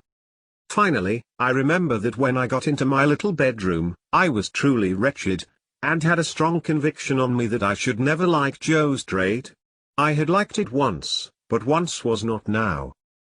Chapter 14. It is a most miserable thing to feel ashamed of home. There may be black ingratitude in the thing, and the punishment may be retributive and well deserved, but that it is a miserable thing, I can testify. Home had never been a very pleasant place to me, because of my sister's temper. But Joe had sanctified it, and I had believed in it. I had believed in the best parlour as a most elegant saloon. I had believed in the front door as a mysterious portal of the temple of state whose solemn opening was attended with a sacrifice of roast fowls. I had believed in the kitchen as a chaste though not magnificent apartment. I had believed in the forge as the glowing road to manhood and independence. Within a single year all this was changed. Now it was all coarse and common, and I would not have had Miss Havisham and Estella see it on any account. How much of my ungracious condition of mind may have been my own fault, how much Miss Havisham's, how much my sister's, is now of no moment to me or to any one. The change was made in me, the thing was done. Well or ill done, excusably or inexcusably, it was done. Once, it had seemed to me that when I should at last roll up my shirt sleeves and go into the forge, Joe's prentice, I should be distinguished and happy. Now the reality was in my hold. I only felt that I was dusty with the dust of small coal, and that I had a weight upon my daily remembrance to which the anvil was a feather. There have been occasions in my later life, I suppose as in most lives, when I have felt for a time as if a thick curtain had fallen on all its interest and romance, to shut me out from anything save dull endurance any more. Never has that curtain dropped so heavy and blank, as when my way in life lay stretched out straight before me through the newly entered road of apprenticeship to Joe. I remember that at a later period of my time, I used to stand about the churchyard on Sunday evenings when night was falling, comparing my own perspective with the windy marsh view, and making out some likeness between them by thinking how flat and low both were, and how on both there came an unknown way and a dark mist and then the sea. I was quite as dejected on the first working day of my apprenticeship as in that after time, but I am glad to know that I never breathed a murmur to Joe while my indentures lasted. It is about the only thing I am glad to know of myself in that connection. For, though it includes what I proceed to add, all the merit of what I proceed to add was Joe's. It was not because I was faithful, but because Joe was faithful, that I never ran away and went for a soldier or a sailor. It was not because I had a strong sense of the virtue of industry, but because Joe had a strong sense of the virtue of industry, that I worked with tolerable zeal against the grain. It is not possible to know how far the influence of any amiable honest-hearted duty-doing man flies out into the world, but it is very possible to know how it has touched one's self in going by, and I know right well that any good that intermixed itself with my apprenticeship came of plain contented Joe, and not of restlessly aspiring discontented me. What I wanted, who can say?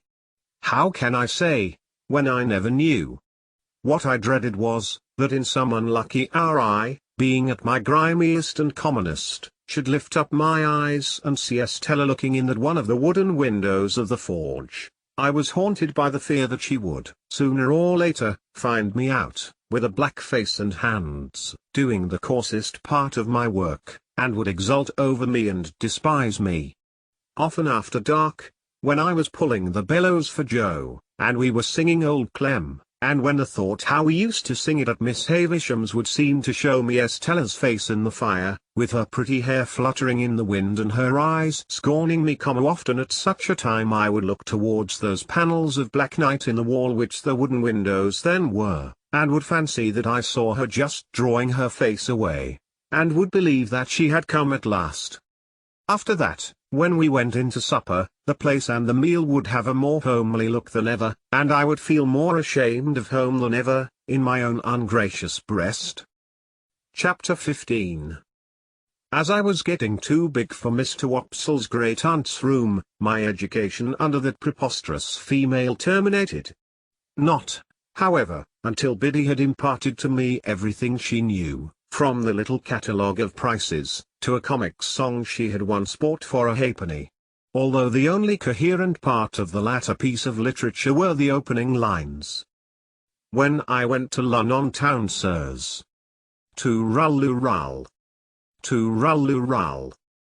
Wasn't I done very brown, sirs? To Rull. To Rull. Still, in my desire to be wiser, I got this composition by heart with the utmost gravity, nor do I recollect that I questioned its merit, except that I thought, as I still do, the amount of to Rull somewhat in excess of the poetry. In my hunger for information, I made proposals to Mr. Wopsle to bestow some intellectual crumbs upon me, with which he kindly complied. As it turned out, however, that he only wanted me for a dramatic lay figure, to be contradicted and embraced and wept over and bullied and clutched and stabbed and knocked about in a variety of ways, I soon declined that course of instruction, though not until Mr. Wopsle in his poetic fury had severely mauled me. Whatever I acquired, I tried to impart to Joe. This statement sounds so well, that I cannot in my conscience let it pass unexplained. I wanted to make Joe less ignorant and common, that he might be worthier of my society and less open to Estella's reproach. The old battery out on the marshes was our place of study, and a broken slate and a short piece of slate pencil were our educational implements, to which Joe always added a pipe of tobacco.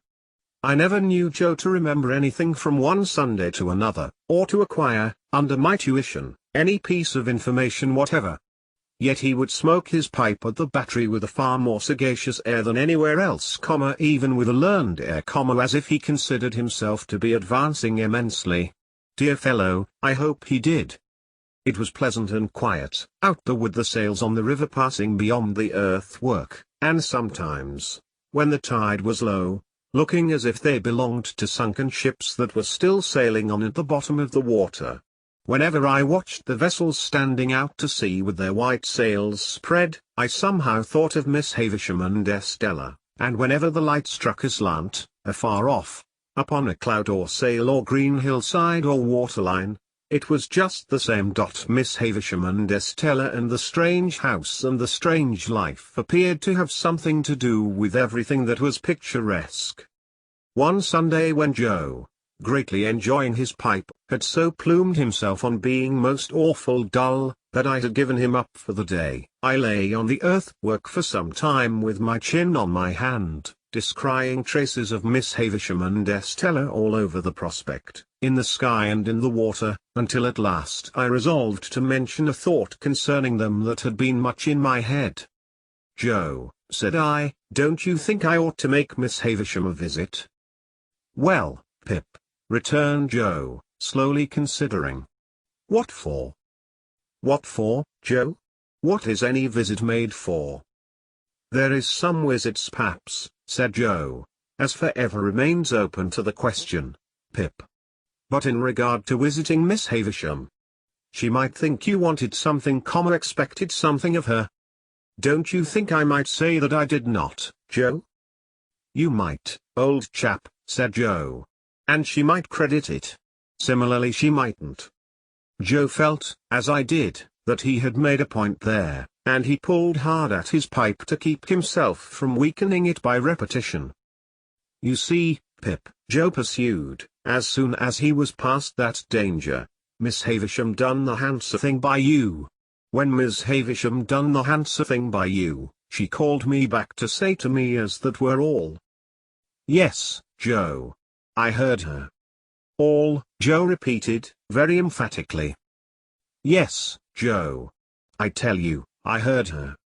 Which I meant as Pip, it might be that her meaning were make end on it exclamation mark as you was exclamation mark me to the north, and you to the south exclamation mark keep in sunders. I had thought of that too, and it was very far from comforting to me to find that he had thought of it, for it seemed to render it more probable. But, Joe. Yes, old chap. Here am I, getting on in the first year of my time, and, since the day of my being bound, I have never thanked Miss Havisham, or asked after her, or shown that I remember her. That's true, Pip. And unless you was to turn her out a set of shoes all 4 round, and which I meant to say as even a set of shoes all 4 round might not be acceptable as a present, in a total vacancy of hoofs. I don't mean that sort of remembrance, Joe. I don't mean a present. But Joe had got the idea of a present in his head and must harp upon it. Or even, said he, if you was helped to knocking her up a new chain for the front door, or say a gross or 2 of shark-headed screws for general use, or some light fancy article, such as a toasting fork when she took her muffins, or a gridiron when she took a sprat or such like. I don't mean any present at all, Joe, I interposed. Well, said Joe, still harping on it as though I had particularly pressed it, if I was yourself, Pip, I wouldn't. No, I would not. For what's a door chain when she's got one always up? And shark-headers is open to misrepresentations. And if it was a toasting fork, you'd go into brass and do yourself no credit. And the uncommonest workman can't show himself uncommon in a gridiron, for a gridiron is a gridiron, said Joe, steadfastly impressing it upon me, as if he were endeavouring to rouse me from a fixed delusion. And you may aim at what you like, but a gridiron it will come out, either by your leave or again your leave. And you can't help yourself. My dear Joe, I cried, in desperation, taking hold of his coat, don't go on in that way. I never thought of making Miss Havisham any present. No, Pip, Joe assented, as if he had been contending for that, all along. And what I say to you is, you are right, Pip. Yes, Joe, but what I wanted to say, was, that as we are rather slack just now, if you would give me a half-holiday tomorrow, I think I would go uptown and make a call on Mrs. Havisham. Which her name, said Joe, gravely, ain't Havisham, Pip, unless she have been rechristened. I know, Joe, I know. It was a slip of mine. What do you think of it, Joe? In brief, Joe thought that if I thought well of it, he thought well of it. But, he was particular in stipulating that if I were not received with cordiality, or if I were not encouraged to repeat my visit as a visit which had no ulterior object but was simply one of gratitude for a favor received, then this experimental trip should have no successor. By these conditions I promised to abide. Now, Joe kept a journeyman at weekly wages whose name was Orlick. He pretended that his Christian name was Dolge, a clear impossibility, but he was a fellow of that obstinate disposition that I believe him to have been the prey of no delusion in this particular, but wilfully to have imposed that name upon the village as an affront to its understanding. He was a broad-shouldered, loose-limbed, swarthy fellow of great strength, never in a hurry, and always slouching. He never even seemed to come to his work on purpose, but would slouch in as if by mere accident, and when he went to the Jolly Bargemen to eat his dinner, or went away at night, he would slouch out, like Cain or the Wandering Jew, as if he had no idea where he was going and no intention of ever coming back. He lodged at a sluice keeper's out on the marshes, and on working days would come slouching from his hermitage, with his hands in his pockets and his dinner loosely tied in a bundle round his neck and dangling on his back. On Sundays he mostly lay all day on the sluice gates, or stood against tricks and barns.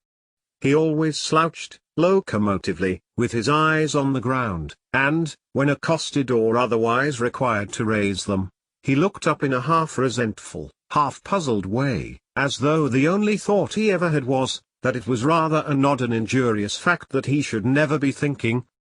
This morose journeyman had no liking for me. When I was very small and timid, he gave me to understand that the devil lived in a black corner of the forge, and that he knew the fiend very well, also that it was necessary to make up the fire, once in 7 years, with a live boy, and that I might consider myself fuel. When I became Joe's prentice, Orlick was perhaps confirmed in some suspicion that I should displace him, howbeit, he liked me still less. Not that he ever said anything, or did anything, openly importing hostility. I only noticed that he always beat his sparks in my direction, and that whenever I sang Old Clem, He came in out of time. Orlick was at work in present, next day, when I reminded Joe of my half-holiday. He said nothing at the moment, for he and Joe had just got a piece of hot iron between them, and I was at the bellows, but by and by he said, leaning on his hammer, "Now, master. Sure you're not a-going to favour only one of us? If young Pip has a half-holiday, do as much for old Orlick." I suppose he was about 25, but he usually spoke of himself as an ancient person. "Why, what'll you do with a half-holiday, if you get it?" said Joe. "What'll I do with it? What'll he do with it? I'll do as much with it as him," said Orlick. "As to Pip, he's going uptown," said Joe. "Well then, as to old Orlick, he's a-going uptown," retorted that worthy. "Two can go uptown. 'Tain't only one what can go uptown." "Don't lose your temper," said Joe. "Shall if I like," growled Orlick. "Someone there uptowning. Now, master. Come. No favouring in this shop. Be a man." The master refusing to entertain the subject until the journeyman was in a better temper, Orlick plunged at the furnace, drew out a red-hot bar, made at me with it as if he were going to run it through my body, whisked it round my head, laid it on the anvil, hammered it out, as if it were I thought, and the sparks were my spurting blood, and finally said, when he had hammered himself hot and the iron cold, and he again leaned on his hammer, "Now, master. Are you all right now?" demanded Joe. "Ah, I am all right," said gruff old Orlick. "Then, as in general you stick to your work as well as most men," said Joe, "let it be a half-holiday for all." My sister had been standing silent in the yard. Within hearing, she was a most unscrupulous spy and listener, and she instantly looked in at one of the windows. "Like you fool," said she to Joe, "giving holidays to great idle hulkers like that. You are a rich man, upon my life, to waste wages in that way. I wish I was his master." "You'd be everybody's master, if you durst," retorted Orlick, with an ill-favoured grin. "Let her alone," said Joe. "I'd be a match for all noodles and all rogues," returned my sister, beginning to work herself into a mighty rage. "And I couldn't be a match for the noodles, without being a match for your master, who's the dunder-headed king of the noodles. And I couldn't be a match for the rogues, without being a match for you, who are the blackest looking and the worst rogue between this and France. Now, you're a foul shrew, Mother Gargery," growled the journeyman. "If that makes a judge of rogues, you ought to be a good un." "Let her alone, will you?" said Joe. "What did you say?" cried my sister, beginning to scream. "What did you say? What did that fellow Orlick say to me, Pip? What did he call me, with my husband standing by? Oh, oh, oh." Each of these exclamations was a shriek, and I must remark of my sister, what is equally true of all the violent women I have ever seen, that passion was no excuse for her, because it is undeniable that instead of lapsing into passion, she consciously and deliberately took extraordinary pains to force herself into it, and became blindly furious by regular stages. What was the name he gave me before the base man who swore to defend me? "Oh. Hold me. Oh. H," growled the journeyman, between his teeth. "I'd hold you, if you was my wife. I'd hold you under the pump, and choke it out of you." "I tell you, let her alone," said Joe. "Oh. To hear him!" cried my sister, with a clap of her hands and a scream together, which was her next stage. "To hear the names he's giving me. That Orlick. In my own house. Me, a married woman. With my husband standing by. Oh. Oh." Here my sister, after a fit of clappings and screamings, beat her hands upon her bosom and upon her knees, and threw her cap off, and pulled her hair down, which were the last stages on her road to frenzy. Being by this time a perfect fury and a complete success, she made a dash at the door which I had fortunately locked. What could the wretched Joe do now, after his disregarded parenthetical interruptions, but stand up to his journeyman, and ask him what he meant by interfering betwixt himself and Mrs. Joe, and further whether he was man enough to come on? Old Orlick felt that the situation admitted of nothing less than coming on, and was on his defence straightway, so, without so much as pulling off their singed and burnt aprons, they went at one another, like two giants. But, if any man in that neighbourhood could stand up long against Joe, I never saw the man. Orlick, as if he had been of no more account than the pale young gentleman, was very soon among the coal dust, and in no hurry to come out of it. Then Joe unlocked the door and picked up my sister, who had dropped insensible at the window, but who had seen the fight first, I think, and who was carried into the house and laid down, and who was recommended to revive, and would do nothing but struggle and clench her hands in Joe's hair. Then came that singular calm and silence which succeed all uproars, and then, with a vague sensation which I have always connected with such a lull, namely, that it was Sunday, and somebody was dead, I went upstairs to dress myself. When I came down again, I found Joe and Orlick sweeping up, without any other traces of discomposure than a slit in one of Orlick's nostrils, which was neither expressive nor ornamental. A pot of beer had appeared from the Jolly Bargemen, and they were sharing it by turns in a peaceable manner. The lull had a sedative and philosophical influence on Joe, who followed me out into the road to say, as a parting observation that might do me good, "On the rampage, Pip, and off the rampage, Pip: such is life." With what absurd emotions, for we think the feelings that are very serious in a man quite comical in a boy, I found myself again going to Miss Havisham's, matters little here. Nor, how I passed and repassed the gate many times before I could make up my mind to ring. Nor, how I debated whether I should go away without ringing, nor, how I should undoubtedly have gone, if my time had been my own, to come back. Miss Sarah Pocket came to the gate. "No, Estella." "How, then? You're here again?" said Miss Pocket. "What do you want?" When I said that I only came to see how Miss Havisham was, Sarah evidently deliberated whether or no she should send me about my business. But unwilling to hazard the responsibility, she let me in, and presently brought the sharp message that I was to come up. Everything was unchanged, and Miss Havisham was alone. "Well?" said she, fixing her eyes upon me. "I hope you want nothing?" "You'll get nothing." "No indeed, Miss Havisham.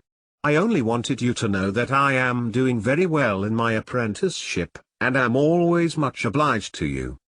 There, with the old restless fingers. "Come now and then, come on your birthday.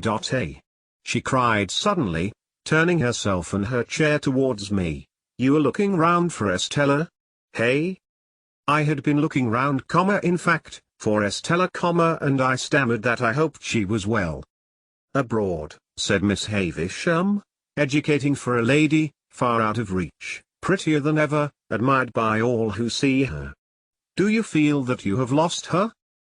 There was such a malignant enjoyment in her utterance of the last words, and she broke into such a disagreeable laugh, that I was at a loss what to say. She spared me the trouble of considering, by dismissing me.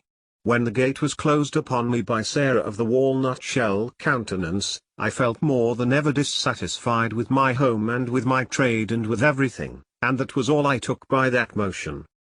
As I was loitering along the high street, looking in disconsolately at the shop windows, and thinking what I would buy if I were a gentleman, who should come out of the bookshop but Mr. Wopsle. Mr. Wopsle had in his hand the affecting tragedy of George Barnwell, in which he had that moment invested sixpence, with the view of heaping every word of it on the head of Pumblecook, with whom he was going to drink tea. No sooner did he see me, than he appeared to consider that a special providence had put a prentice in his way to be read at, and he laid hold of me, and insisted on my accompanying him to the Pumblecookian parlour. as I knew it would be miserable at home, and as the nights were dark and the way was dreary, and almost any companionship on the road was better than none, I made no great resistance. Consequently, we turned into Pumblecook's just as the street and the shops were lighting up. As I never assisted at any other representation of George Barnwell, I don't know how long it may usually take, but I know very well that it took until 9:30 that night, and that when Mr. Wopsle got into Newgate, I thought he never would go to the scaffold. He became so much slower than at any former period of his disgraceful career.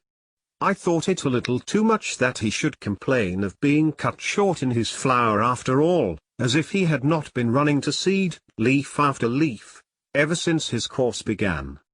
This, however, was a mere question of length and wearisomeness.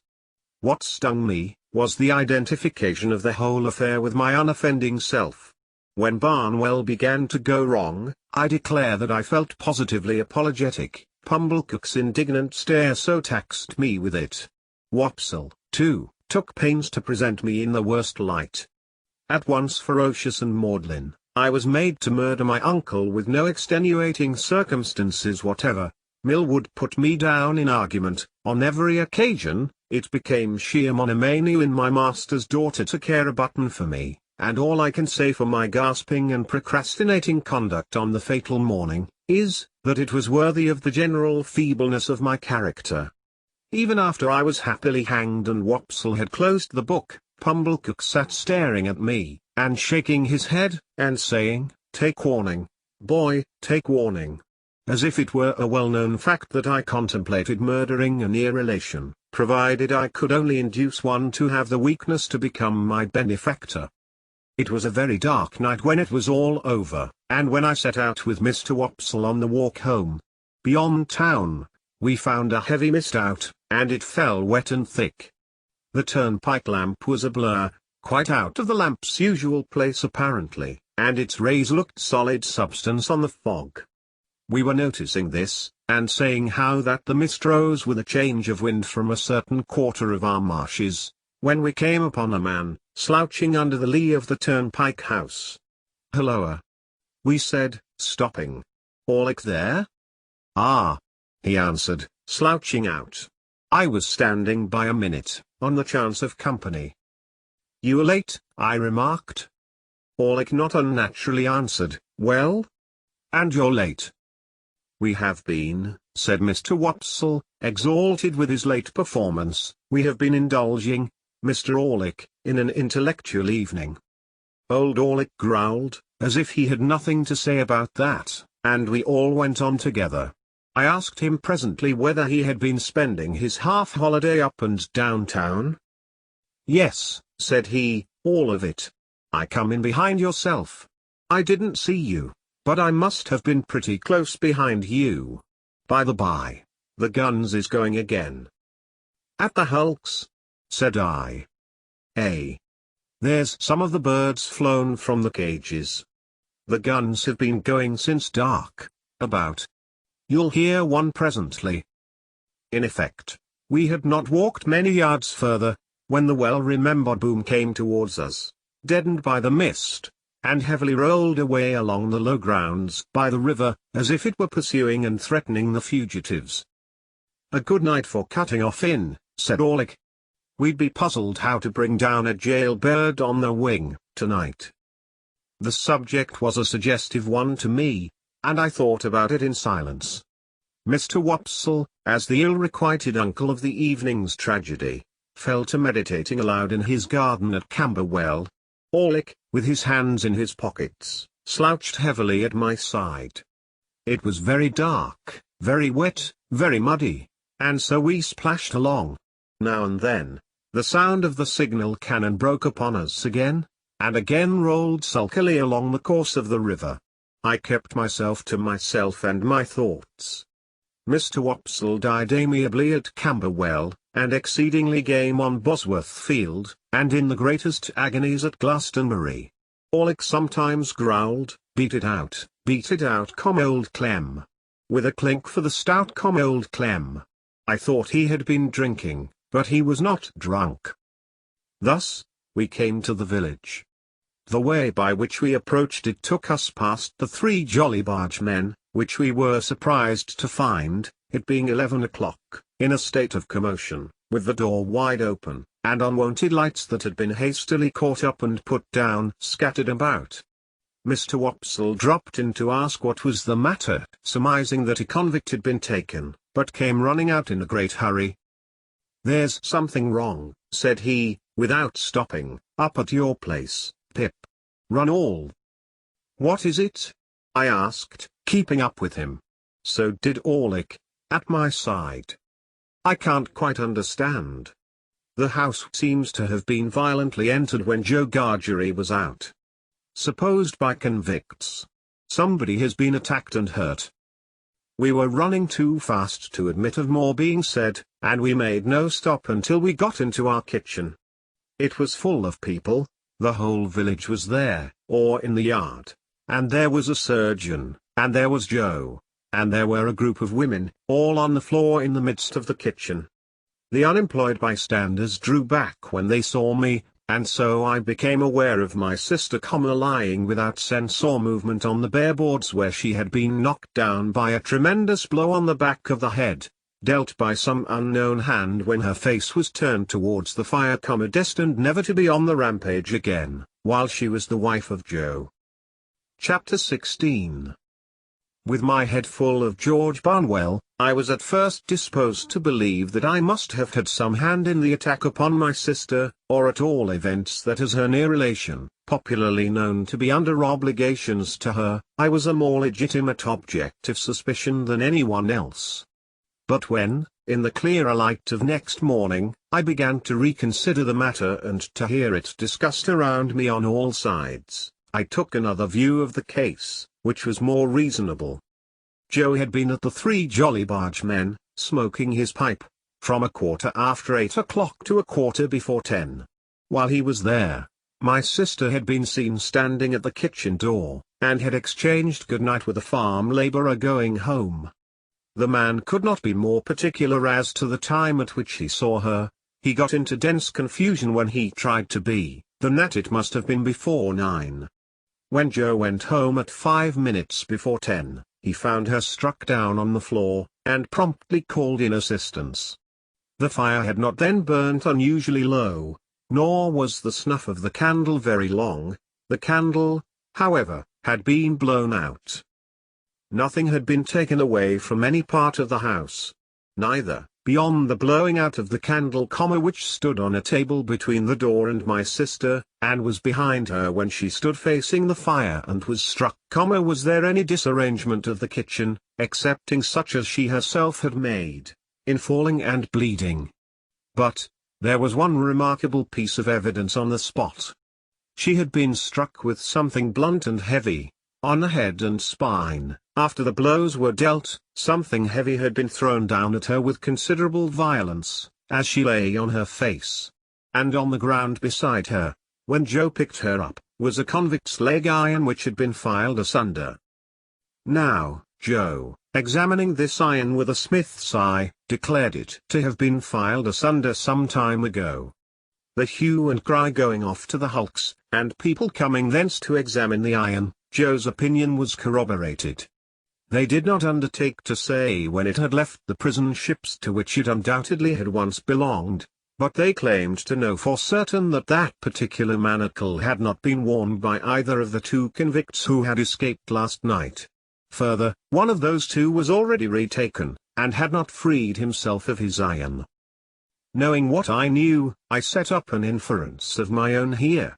I believed the iron to be my convict's iron, the iron I had seen and heard him filing at, on the marshes, but my mind did not accuse him of having put it to its latest use.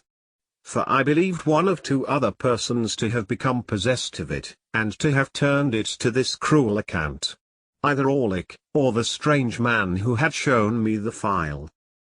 Now, as to Orlick, he had gone to town exactly as he told us when we picked him up at the turnpike. He had been seen about town all the evening. He had been in divers companies and several public houses, and he had come back with myself and Mr. Wopsle. There was nothing against him, save the quarrel, and my sister had quarrelled with him, and with everybody else about her, 10,000 times. As to the strange man, if he had come back for his 2 banknotes there could have been no dispute about them, because my sister was fully prepared to restore them. Besides, there had been no altercation. The assailant had come in so silently and suddenly, that she had been felled before she could look round.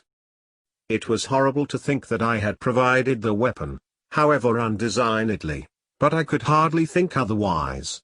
I suffered unspeakable trouble while I considered and reconsidered whether I should at last dissolve that spell of my childhood and tell Joe all the story. For months afterwards, I every day settled the question finally in the negative, and reopened and re-argued it next morning. The contention came, after all, to this semicolon: the secret was such an old one now, had so grown into me and become a part of myself, that I could not tear it away. In addition to the dread that, having led up to so much mischief, it would be now more likely than ever to alienate Joe from me if he believed it, I had a further restraining dread that he would not believe it, but would assort it with the fabulous dogs and veal cutlets as a monstrous invention. However, I temporized with myself, of course, for, was I not wavering between right and wrong, when the thing is always done ? And resolved to make a full disclosure if I should see any such new occasion as a new chance of helping in the discovery of the assailant. The constables and the Bow Street men from London, for this happened in the days of the extinct red waistcoated police, were about the house for a week or 2, and did pretty much what I have heard and read of like authorities doing in other such cases. They took up several obviously wrong people, and they ran their heads very hard against wrong ideas, and persisted in trying to fit the circumstances to the ideas, instead of trying to extract ideas from the circumstances.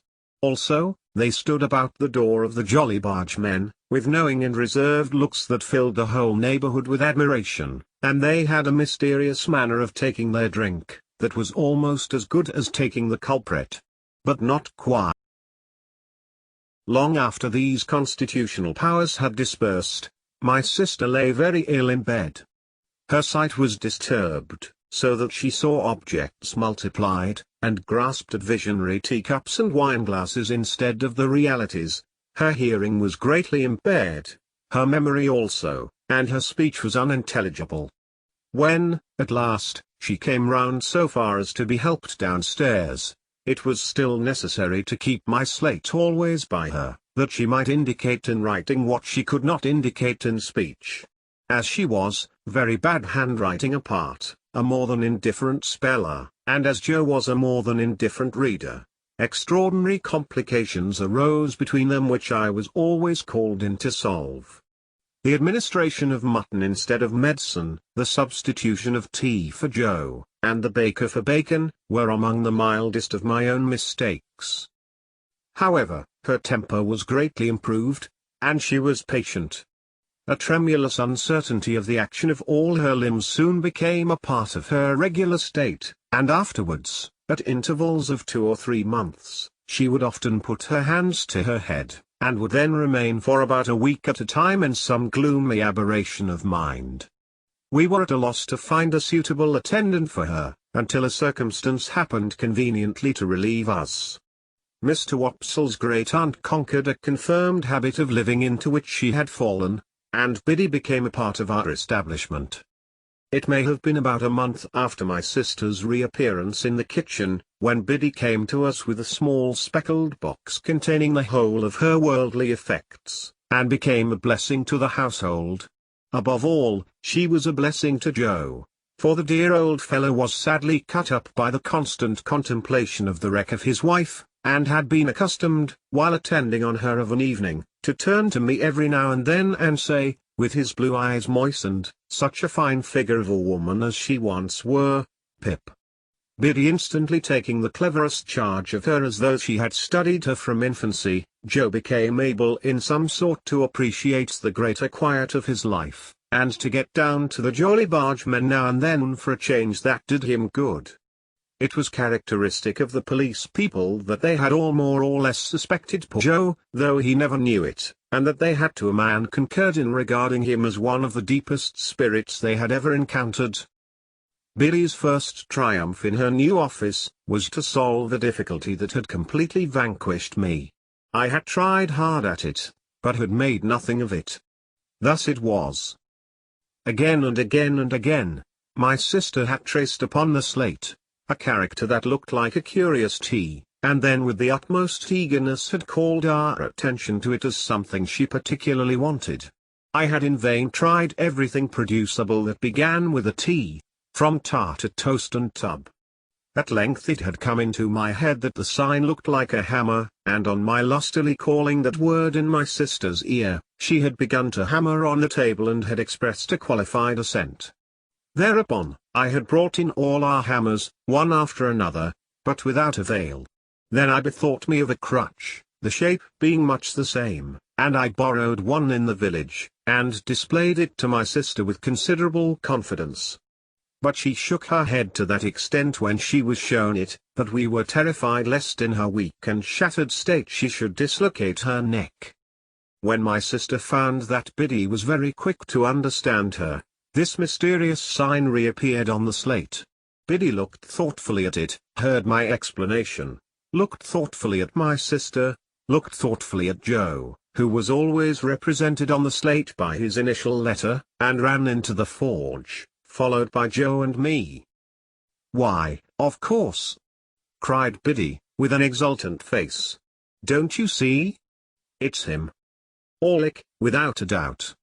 She had lost his name, and could only signify him by his hammer. We told him why we wanted him to come into the kitchen, and he slowly laid down his hammer, wiped his brow with his arm, took another wipe at it with his apron, and came slouching out, with a curious loose vagabond bend in the knees that strongly distinguished him. I confess that I expected to see my sister denounce him, and that I was disappointed by the different result.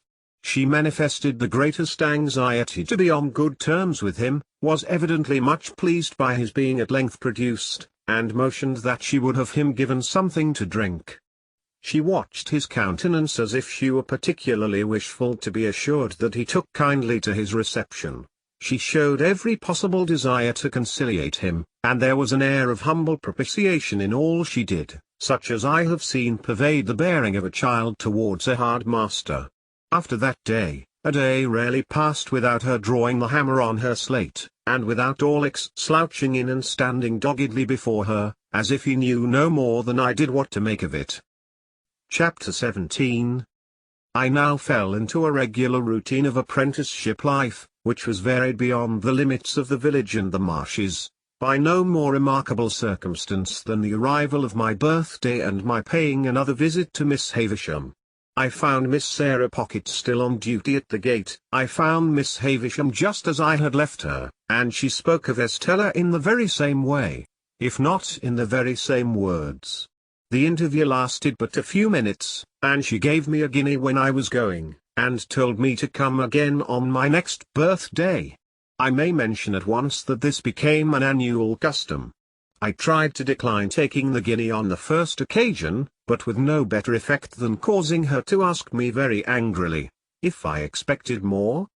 Then, and after that, I took it. So unchanging was the dull old house, the yellow light in the darkened room, the faded spectre in the chair by the dressing-table glass, that I felt as if the stopping of the clocks had stopped time in that mysterious place, and, while I and everything else outside it grew older, it stood still. Daylight never entered the house as to my thoughts and remembrances of it, any more than as to the actual fact. It bewildered me, and under its influence I continued at heart to hate my trade and to be ashamed of home. Imperceptibly I became conscious of a change in Biddy, however. Her shoes came up at the heel, her hair grew bright and neat, her hands were always clean. She was not beautiful, she was common, and could not be like Estella, but she was pleasant and wholesome and sweet-tempered. She had not been with us more than a year. I remember her being newly out of mourning at the time it struck me, When I observed to myself one evening that she had curiously thoughtful and attentive eyes, eyes that were very pretty and very good.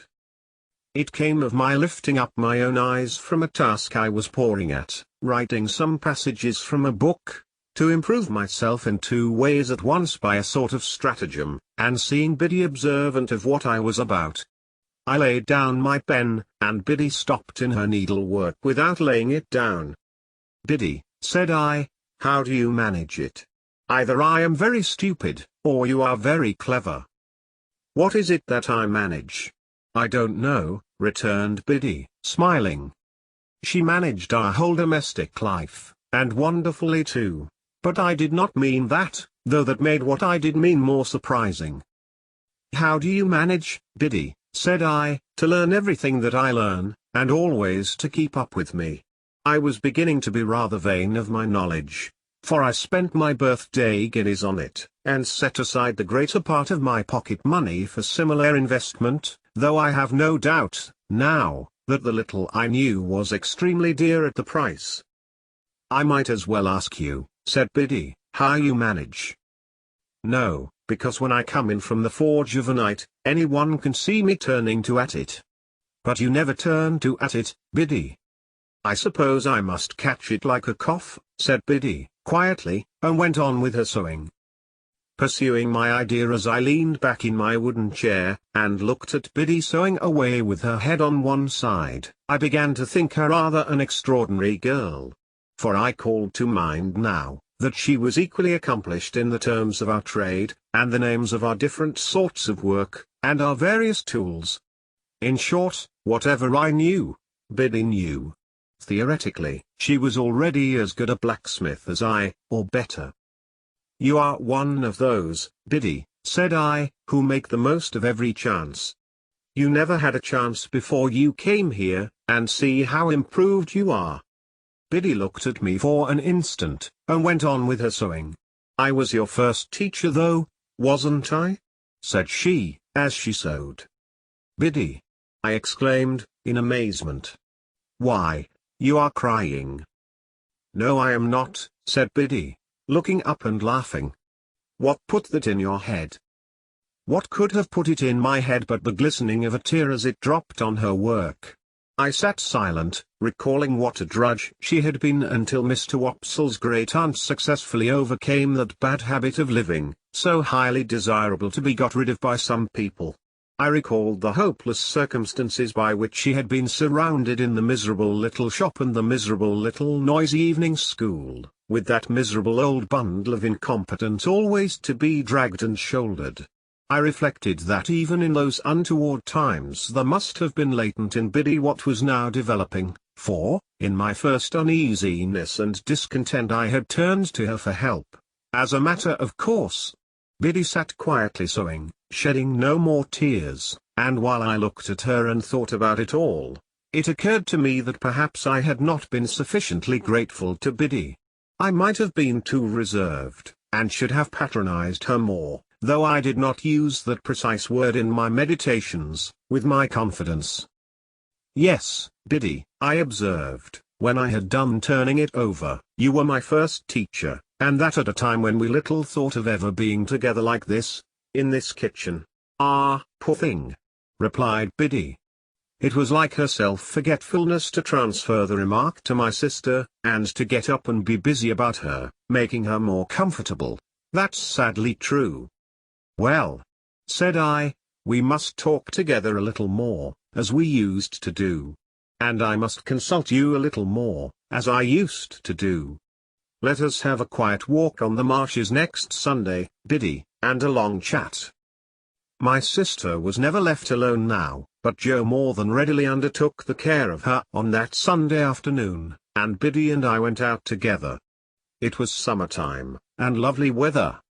When we had passed the village and the church in the churchyard, and were out on the marshes and began to see the sails of the ships as they sailed on, I began to combine Miss Havisham and Estella with the prospect, in my usual way.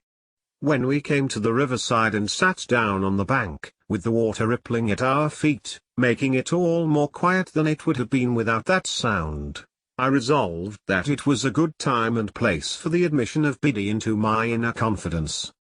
"Biddy," said I, after binding her to secrecy, "I want to be a gentleman." "Oh, I wouldn't, if I was you," she returned. "I don't think it would answer." "Biddy," said I, with some severity, "I have particular reasons for wanting to be a gentleman." "You know best, Pip, but don't you think you are happier as you are?" "Biddy," I exclaimed, impatiently, "I am not at all happy as I am. I am disgusted with my calling and with my life. I have never taken to either, since I was bound." "Don't be absurd." "Was I absurd?" said Biddy, quietly raising her eyebrows. "I am sorry for that. I didn't mean to be. I only want you to do well, and to be comfortable." "Well, then, understand once for all that I never shall or can be comfortable, or anything but miserable, there, Biddy ! Unless I can lead a very different sort of life from the life I lead now." "That's a pity," said Biddy, shaking her head with a sorrowful air. Now, I too had so often thought it a pity, that, in the singular kind of quarrel with myself which I was always carrying on, I was half inclined to shed tears of vexation and distress when Biddy gave utterance to her sentiment and my own. I told her she was right, and I knew it was much to be regretted, but still it was not to be helped. "If I could have settled down," I said to Biddy, plucking up the short grass within reach, "much as I had once upon a time pulled my feelings out of my hair and kicked them into the brewery wall, if I could have settled down and been but half as fond of the forge as I was when I was little, I know it would have been much better for me. You and I and Joe would have wanted nothing then, and Joe and I would perhaps have gone partners when I was out of my time, and I might even have grown up to keep company with you, and we might have sat on this very bank on a fine Sunday, quite different people. I should have been good enough for you, shouldn't I, Biddy?"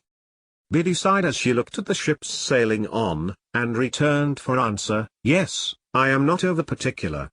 It scarcely sounded flattering, but I knew she meant well. "Instead of that," said I, plucking up more grass and chewing a blade or two, "see how I am going on. Dissatisfied, and uncomfortable, and, what would it signify to me, being coarse and common, if nobody had told me so?" Biddy turned her face suddenly towards mine, and looked far more attentively at me than she had looked at the sailing ships. "It was neither a very true nor a very polite thing to say," she remarked, directing her eyes to the ships again. "Who said it?" I was disconcerted, for I had broken away without quite seeing where I was going to. It was not to be shuffled off now, however, and I answered, "The beautiful young lady at Miss Havisham's, and she's more beautiful than anybody ever was, and I admire her dreadfully, and I want to be a gentleman on her account." Having made this lunatic confession, I began to throw my torn-up grass into the river, as if I had some thoughts of following it. "Do you want to be a gentleman, to spite her or to gain her over?" Biddy quietly asked me, after a pause. "I don't know," I moodily answered. "Because, if it is to spite her," Biddy pursued, "I should think, but you know best, that might be better and more independently done by caring nothing for her words. And if it is to gain her over, I should think, but you know best, she was not worth gaining over." Exactly what I myself had thought, many times. Exactly what was perfectly manifest to me at the moment. But how could I, a poor dazed village lad, avoid that wonderful inconsistency into which the best and wisest of men fall every day?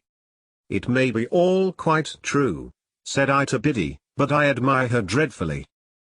In short, I turned over on my face when I came to that, and got a good grasp on the hair on each side of my head, and wrenched it well.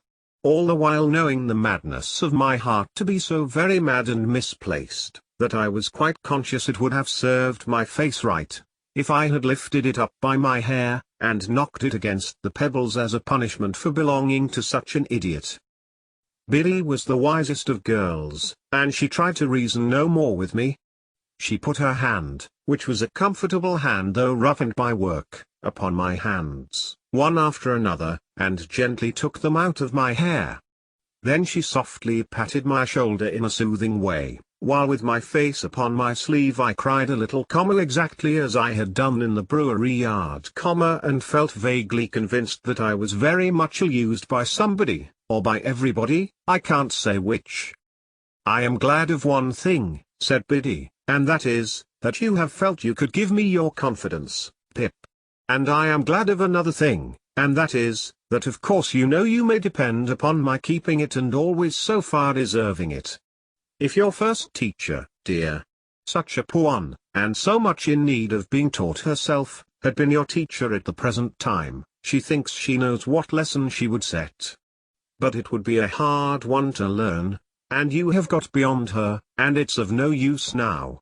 So, with a quiet sigh for me, Biddy rose from the bank, and said, with a fresh and pleasant change of voice, "Shall we walk a little farther, or go home?" "Biddy," I cried, getting up, putting my arm round her neck, and giving her a kiss, "I shall always tell you everything." "Till you're a gentleman," said Biddy. "You know I never shall be, so that's always. Not that I have any occasion to tell you anything, for you know everything I know, as I told you at home the other night." "Ah," said Biddy, quite in a whisper, as she looked away at the ships. And then repeated, with her former pleasant change, "Shall we walk a little farther, or go home?" I said to Biddy we would walk a little farther, and we did so, and the summer afternoon toned down into the summer evening, and it was very beautiful.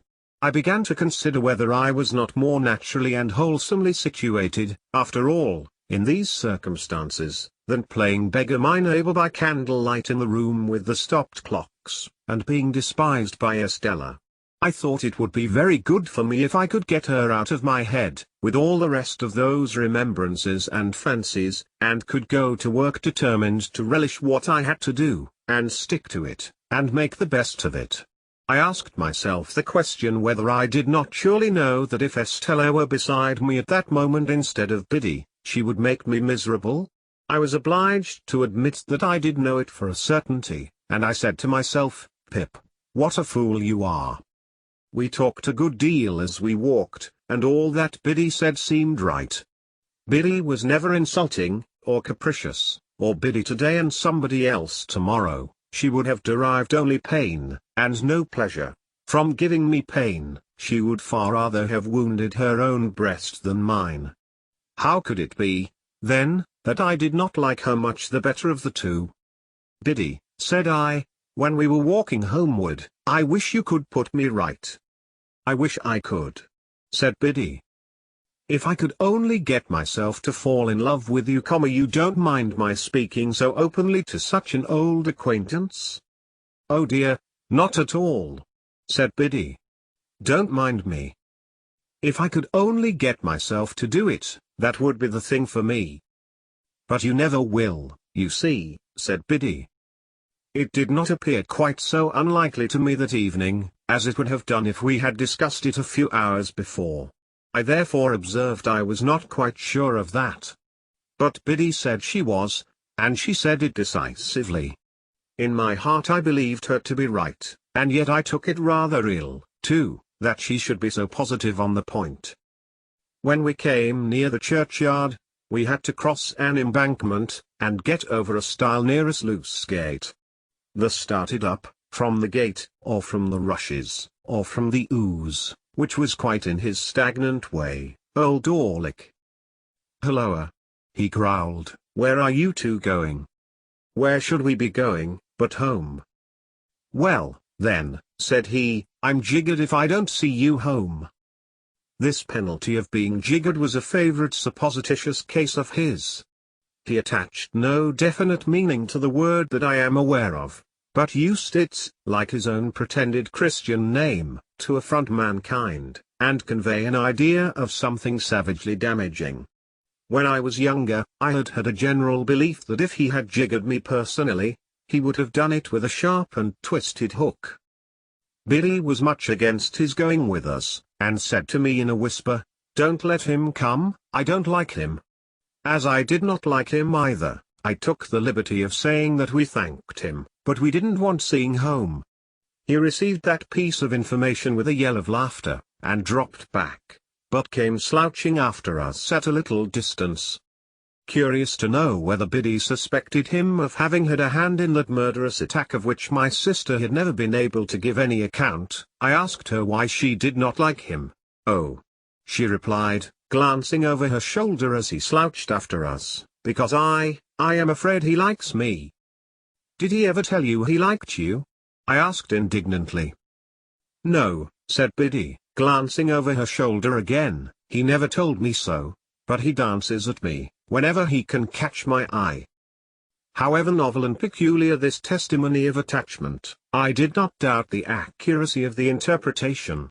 I was very hot indeed upon old Dorlick, staring to admire her, as hot as if it were an outrage on myself.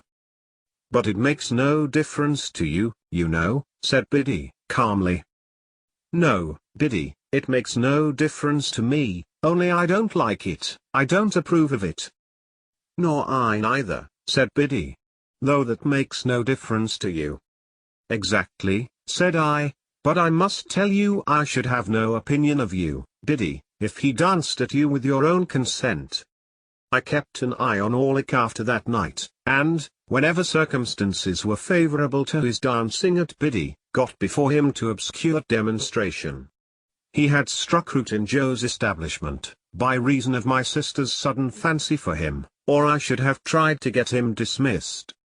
He quite understood and reciprocated my good intentions, as I had reason to know thereafter. And now, because my mind was not confused enough before, I complicated its confusion 50,000-fold, by having states and seasons when I was clear that Biddy was immeasurably better than Estella, and that the plain honest working life to which I was born had nothing in it to be ashamed of, but offered me sufficient means of self-respect and happiness. At those times, I would decide conclusively that my disaffection to dear old Joe and the forge was gone, and that I was growing up in a fair way to be partners with Joe and to keep company with Biddy, when all in a moment some confounding remembrance of the Havisham days would fall upon me like a destructive missile, and scatter my wits again. Scattered wits take a long time picking up, and often before I had got them well together, they would be dispersed in all directions by one stray thought, that perhaps after all Miss Havisham was going to make my fortune when my time was out. If my time had run out, it would have left me still at the height of my perplexities, I dare say. It never did run out, however, but was brought to a premature end, as I proceed to relate. Chapter 18. It was in the 4th year of my apprenticeship to Joe, and it was a Saturday night. There was a group assembled round the fire at the Three Jolly Bargemen, attentive to Mr. Wopsle as he read the newspaper aloud. Of that group I was one. A highly popular murder had been committed, and Mr. Wopsle was imbrued in blood to the eyebrows. He gloated over every abhorrent adjective in the description, and identified himself with every witness at the inquest. He faintly moaned, "I am done for," as the victim, and he barbarously bellowed, "I'll serve you out," as the murderer. He gave the medical testimony, in pointed imitation of our local practitioner, and he piped and shook, as the aged turnpike keeper who had heard blows, to an extent so very paralytic as to suggest a doubt regarding the mental competency of that witness. The coroner, in Mr. Wopsle's hands, became Timon of Athens, the beadle, Coriolanus. He enjoyed himself thoroughly, and we all enjoyed ourselves, and were delightfully comfortable. In this cosy state of mind we came to the verdict, wilful murder. Then, and not sooner, I became aware of a strange gentleman leaning over the back of the settle opposite me, looking on. There was an expression of contempt on his face, and he bit the side of a great forefinger as he watched the group of faces. "Well," said the stranger to Mr. Wopsle, when the reading was done, "you have settled it all to your own satisfaction, I have no doubt." Everybody started and looked up, as if it were the murderer. He looked at everybody coldly and sarcastically. "Guilty, of course," said he. "Out with it." "Come." "Sir," returned Mr. Wopsle, without having the honor of your acquaintance, I do say guilty." Upon this we all took courage to unite in a confirmatory murmur. "I know you do," said the stranger. "I knew you would. I told you so. But now I'll ask you a question. Do you know, or do you not know, that the law of England supposes every man to be innocent, until he is proved to be guilty?" "Sir," Mr. Wopsle began to reply, "as an Englishman myself, I—" "Come," said the stranger, biting his forefinger at him. "Don't evade the question. Either you know it, or you don't know it. Which is it to be?"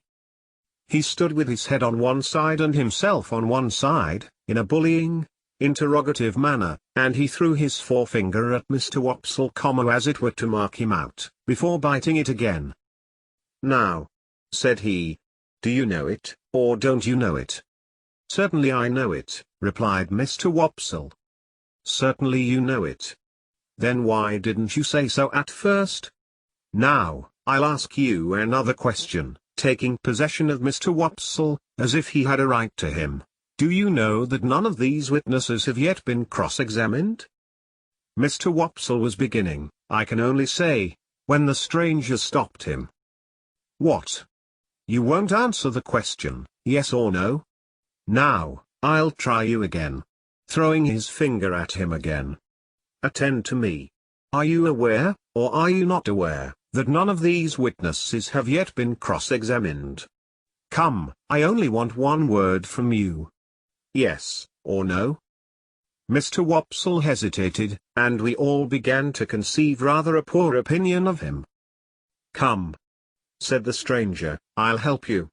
You don't deserve help, but I'll help you. Look at that paper you hold in your hand. What is it?" "What is it?" repeated Mr. Wopsle, eyeing it, much at a loss. "Is it," pursued the stranger in his most sarcastic and suspicious manner, "the printed paper you have just been reading from?" "Undoubtedly. Undoubtedly. Now, turn to that paper, and tell me whether it distinctly states that the prisoner expressly said that his legal advisers instructed him altogether to reserve his defense?" "I read that just now," Mr. Wopsle pleaded. "Never mind what you read just now, sir. I don't ask you what you read just now. You may read the Lord's Prayer backwards, if you like, and, perhaps, have done it before today. Turn to the paper. No, no, no, my friend, not to the top of the column. You know better than that. To the bottom, to the bottom." We all began to think Mr. Wopsle full of subterfuge. "Well? Have you found it?" "Here it is," said Mr. Wopsle. "Now, follow that passage with your eye, and tell me whether it distinctly states that the prisoner expressly said that he was instructed by his legal advisers wholly to reserve his defense. Come. Do you make that of it?" Mr. Wopsle answered, "Those are not the exact words." "Not the exact words," repeated the gentleman bitterly. "Is that the exact substance?" "Yes," said Mr. Wopsle. "Yes," repeated the stranger, looking round at the rest of the company with his right hand extended towards the witness, Wopsle. "And now I ask you what you say to the conscience of that man who, with that passage before his eyes, can lay his head upon his pillow after having pronounced a fellow creature guilty, unheard?" We all began to suspect that Mr. Wopsle was not the man we had thought him, and that he was beginning to be found out.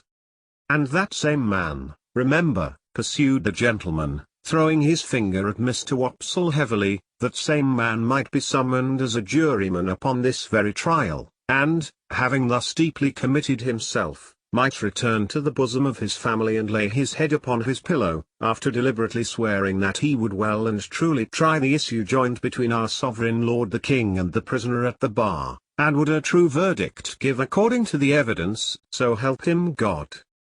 We were all deeply persuaded that the unfortunate Wopsle had gone too far, and had better stop in his reckless career while there was yet time.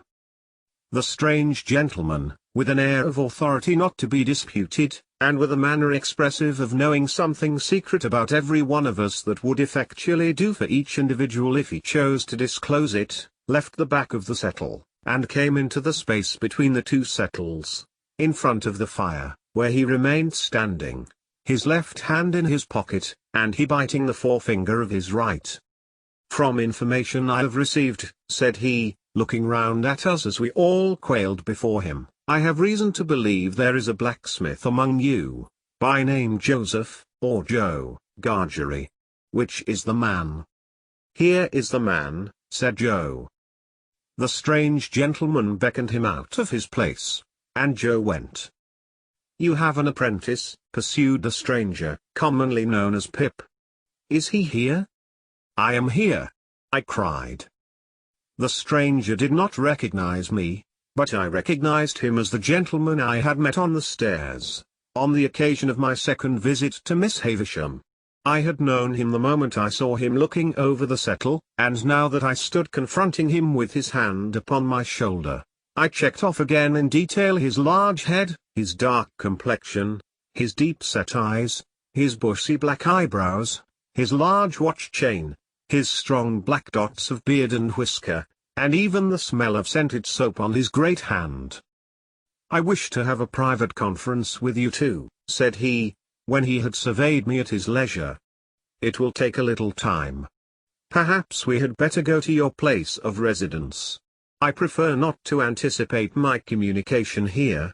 You will impart as much or as little of it as you please to your friends afterwards. I have nothing to do with that." Amidst a wondering silence, we three walked out of the Jolly Bargemen, and in a wondering silence walked home. While going along, the strange gentleman occasionally looked at me, and occasionally bit the side of his finger. As we neared home, Joe, vaguely acknowledging the occasion as an impressive and ceremonious one, went on ahead to open the front door. Our conference was held in the state parlor, which was feebly lighted by one candle. It began with the strange gentleman's sitting down at the table, drawing the candle to him, and looking over some entries in his pocket-book. He then put up the pocket-book and set the candle a little aside, after peering round it into the darkness at Joe and me, to ascertain which was which. "My name," he said, "is Jaggers, and I am a lawyer in London. I am pretty well known. I have unusual business to transact with you, and I commence by explaining that it is not of my originating. If my advice had been asked, I should not have been here. It was not asked, and you see me here. What I have to do as the confidential agent of another, I do. No less, no more." Finding that he could not see us very well from where he sat, he got up, and threw one leg over the back of a chair and leaned upon it, thus having one foot on the seat of the chair, and one foot on the ground. "Now, Joseph Gargery, I am the bearer of an offer to relieve you of this young fellow your apprentice. You would not object to cancel his indentures at his request and for his good? You would want nothing for so doing?"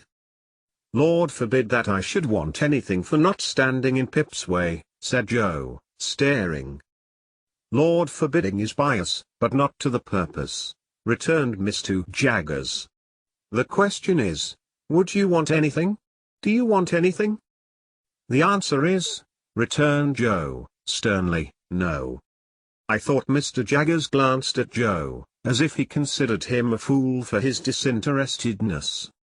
But I was too much bewildered between breathless curiosity and surprise, to be sure of it. "Very well," said Mr. Jaggers. "Recollect the admission you have made, and don't try to go from it presently." "Who's a-going to try?" retorted Joe. "I don't say anybody is. Do you keep a dog?" "Yes, I do keep a dog." "Bear in mind then, that Bragg is a good dog, but Holdfast is a better. Bear that in mind, will you?" repeated Mr. Jaggers, shutting his eyes and nodding his head at Joe, as if he were forgiving him something. "Now, I return to this young fellow. And the communication I have got to make is, that he has great expectations." Joe and I gasped, and looked at one another. I am instructed to communicate to him," said Mr. Jaggers, throwing his finger at me sideways, "that he will come into a Hansa property. Further, that it is the desire of the present possessor of that property, that he be immediately removed from his present sphere of life and from this place, and be brought up as a gentleman, in a word, as a young fellow of great expectations." My dream was out, my wild fancy was surpassed by sober reality. Miss Havisham was going to make my fortune on a grand scale. "Now, Mr. Pip," pursued the lawyer, "I address the rest of what I have to say to you. You are to understand, first, that it is the request of the person from whom I take my instructions that you always bear the name of Pip. You will have no objection, I dare say, to your great expectations being encumbered with that easy condition. But if you have any objection, this is the time to mention it." My heart was beating so fast, and there was such a singing in my ears, that I could scarcely stammer I had no objection. "I should think not. Now you are to understand, secondly, Mr. Pip, that the name of the person who is your liberal benefactor remains a profound secret, until the person chooses to reveal it. I am empowered to mention that it is the intention of the person to reveal it at first hand by word of mouth to yourself. When or where that intention may be carried out, I cannot say, no one can say. It may be years hence. Now, you are distinctly to understand that you are most positively prohibited from making any inquiry on this head, or any allusion or reference, however distant, to any individual whomsoever as the individual, in all the communications you may have with me. If you have a suspicion in your own breast, keep that suspicion in your own breast. It is not the least to the purpose what the reasons of this prohibition are. They may be the strongest and gravest reasons, or they may be mere whim. This is not for you to inquire into. The condition is laid down. Your acceptance of it, and your observance of it as binding, is the only remaining condition that I am charged with, by the person from whom I take my instructions, and for whom I am not otherwise responsible. That person is the person from whom you derive your expectations, and the secret is solely held by that person and by me. Again, not a very difficult condition with which to encumber such a rise in fortune, but if you have any objection to it, this is the time to mention it. Speak out. Once more, I stammered with difficulty that I had no objection. "I should think not. Now, Mr. Pip, I have done with stipulations." Though he called me Mr. Pip, and began rather to make up to me, he still could not get rid of a certain air of bullying suspicion, and even now he occasionally shut his eyes and threw his finger at me while he spoke, as much as to express that he knew all kinds of things to my disparagement, if he only chose to mention them. We come next, to mere details of arrangement. You must know that, although I have used the term expectations more than once, you are not endowed with expectations only. There is already lodged in my hands a sum of money amply sufficient for your suitable education and maintenance. You will please consider me your guardian. Oh, for I was going to thank him. I tell you at once, I am paid for my services, or I shouldn't render them. It is considered that you must be better educated, in accordance with your altered position, and that you will be alive to the importance and necessity of at once entering on that advantage. I said I had always longed for it. Never mind what you have always longed for, Mr. Pip, he retorted, keep to the record. If you long for it now, that's enough. Am I answered that you are ready to be placed at once under some proper tutor? Is that it? I stammered yes, that was it. Good. Now, your inclinations are to be consulted. I don't think that wise, mind, but it's my trust. Have you ever heard of any tutor whom you would prefer to another? I had never heard of any tutor but Biddy and Mr. Wopsle's great-aunt, so, I replied in the negative. There is a certain tutor, of whom I have some knowledge, who I think might suit the purpose, said Mr. Jaggers. I don't recommend him, observe, because I never recommend anybody. The gentleman I speak of is one Mr. Matthew Pocket. Ah! I caught at the name directly. Miss Havisham's relation. The Matthew whom Mr. and Mrs. Camilla had spoken of. The Matthew whose place was to be at Miss Havisham's head, when she lay dead, in her bride's dress on the bride's table. "You know the name?" said Mr. Jaggers, looking shrewdly at me, and then shutting up his eyes while he waited for my answer. My answer was, that I had heard of the name. "Oh," said he. "You have heard of the name. But the question is, what do you say of it?" I said, or tried to say, that I was much obliged to him for his recommendation. "No, my young friend," he interrupted, shaking his great head very slowly. "Recollect yourself." Not recollecting myself, I began again that I was much obliged to him for his recommendation. "No, my young friend," he interrupted, shaking his head and frowning and smiling both at once. "No, no, no, it's very well done, but it won't do. You are too young to fix me with it. Recommendation is not the word, Mr. Pip. Try another." Correcting myself, I said that I was much obliged to him for his mention of Mr. Matthew Pocket. "That's more like it," cried Mr. Jaggers. And, I added, I would gladly try that gentleman. "Good. You had better try him in his own house. The way shall be prepared for you, and you can see his son first, who is in London. When will you come to London?" I said, glancing at Joe, who stood looking on, motionless, that I supposed I could come directly. "First," said Mr. Jaggers, "you should have some new clothes to come in, and they should not be working clothes. Say this day week. You'll want some money. Shall I leave you 20 guineas? He produced a long purse, with the greatest coolness, and counted them out on the table and pushed them over to me. This was the first time he had taken his leg from the chair. He sat astride of the chair when he had pushed the money over, and sat swinging his purse and eyeing Joe. "Well, Joseph Gargery? You look dumbfounded." "I am," said Joe, in a very decided manner. "It was understood that you wanted nothing for yourself, remember?" "It were understood," said Joe. "And it are understood. And it ever will be similar according." "But what," said Mr. Jaggers, swinging his purse, "what if it was in my instructions to make you a present, as compensation?" "As compensation what for?" Joe demanded. "For the loss of his services." Joe laid his hand upon my shoulder with the touch of a woman. I have often thought him since, like the steam hammer that can crush a man or pat an eggshell, in his combination of strength with gentleness.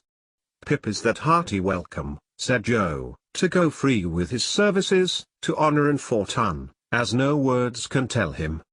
But if you think as money can make compensation to me for the loss of the little child, what come to the forge, and ever the best of friends? Oh dear good Joe, whom I was so ready to leave and so unthankful to, I see you again, with your muscular blacksmith's arm before your eyes, and your broad chest heaving, and your voice dying away.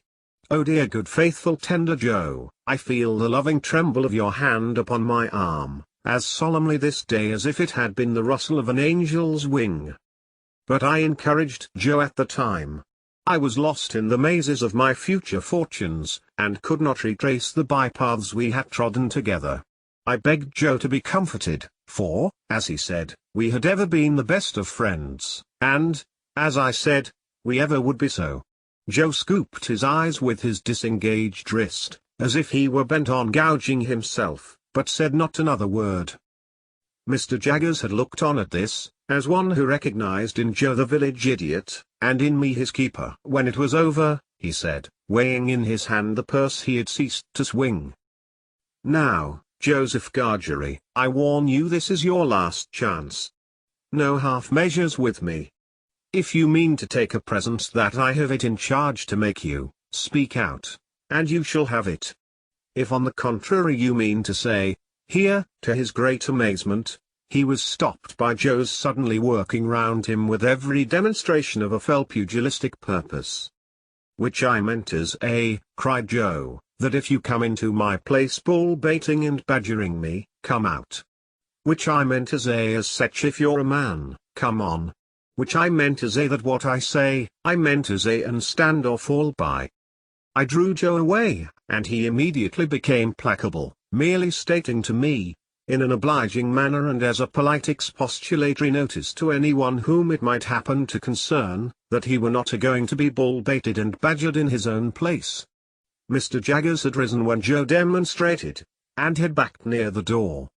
Without evincing any inclination to come in again, he delivered his valedictory remarks.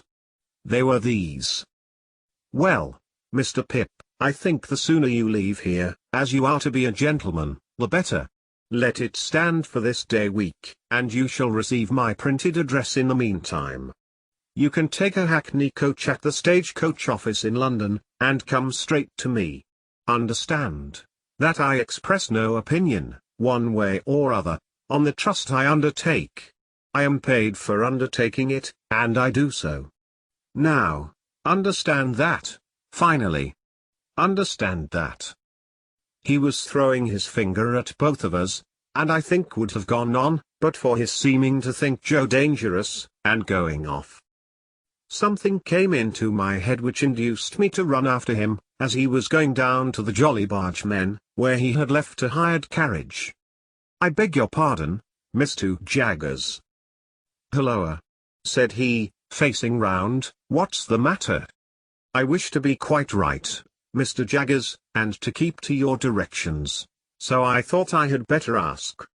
Would there be any objection to my taking leave of anyone I know about here, before I go away?" "No," said he, looking as if he hardly understood me. "I don't mean in the village only, but uptown?" "No," said he. "No objection." I thanked him and ran home again, and there I found that Joe had already locked the front door and vacated the state parlor, and was seated by the kitchen fire with a hand on each knee, gazing intently at the burning coals. I too sat down before the fire and gazed at the coals, and nothing was said for a long time. My sister was in her cushioned chair in her corner, and Biddy sat at her needlework before the fire, and Joe sat next Biddy, and I sat next Joe in the corner opposite my sister. The more I looked into the glowing coals, the more incapable I became of looking at Joe. The longer the silence lasted, the more unable I felt to speak. At length I got out, "Joe, have you told Biddy?" "No, Pip," returned Joe, still looking at the fire, and holding his knees tight, as if he had private information that they intended to make off somewhere, which I left it to yourself, Pip. "I would rather you told, Joe." "Pip's a gentleman of Fortune then," said Joe, "and God bless him in it." Biddy dropped her work, and looked at me. Joe held his knees and looked at me. I looked at both of them. After a pause, they both heartily congratulated me, but there was a certain touch of sadness in their congratulations that I rather resented. I took it upon myself to impress Biddy, and through Biddy, Joe, with the grave obligation I considered my friends under, to know nothing and say nothing about the maker of my fortune. It would all come out in good time, I observed, and in the meanwhile nothing was to be said, save that I had come into great expectations from a mysterious patron. Biddy nodded her head thoughtfully at the fire as she took up her work again, and said she would be very particular, and Joe, still detaining his knees, said, I'll be equally particular, Pip," and then they congratulated me again, and went on to express so much wonder at the notion of my being a gentleman that I didn't half like it. Infinite pains were then taken by Biddy to convey to my sister some idea of what had happened. To the best of my belief, those efforts entirely failed. She laughed and nodded her head a great many times, and even repeated after Biddy the words "Pip" and "property." But I doubt if they had more meaning in them than an election cry, and I cannot suggest a darker picture of her state of mind. I never could have believed it without experience, but as Joe and Biddy became more at their cheerful ease again, I became quite gloomy. Dissatisfied with my fortune, of course I could not be, but it is possible that I may have been, without quite knowing it, dissatisfied with myself. Anyhow, I sat with my elbow on my knee and my face upon my hand, looking into the fire, as those two talked about my going away, and about what they should do without me, and all that. And whenever I caught one of them looking at me, though never so pleasantly, and they often looked at me, particularly Biddy, I felt offended, as if they were expressing some mistrust of me. Though heaven knows they never did by word or sign. At those times I would get up and look out at the door, for our kitchen door opened at once upon the night, and stood open on summer evenings to air the room. The very stars to which I then raised my eyes, I am afraid I took to be but poor and humble stars, for glittering on the rustic objects among which I had passed my life. "Saturday night," said I, when we sat at our supper of bread and cheese and beer. "5 more days, and then the day before the day. They'll soon go." "Yes, Pip," observed Joe, whose voice sounded hollow in his beer mug. "They'll soon go." Soon go," said Biddy. "I have been thinking, Joe, that when I go downtown on Monday, and order my new clothes, I shall tell the tailor that I'll come and put them on there, or that I'll have them sent to Mr. Pumblecook's. It would be very disagreeable to be stared at by all the people here. Mr. and Mrs. Hubble might like to see you in your new genteel figure too, Pip," said Joe, industriously cutting his bread, with his cheese on it, in the palm of his left hand, and glancing at my untasted supper as if he thought of the time when we used to compare slices.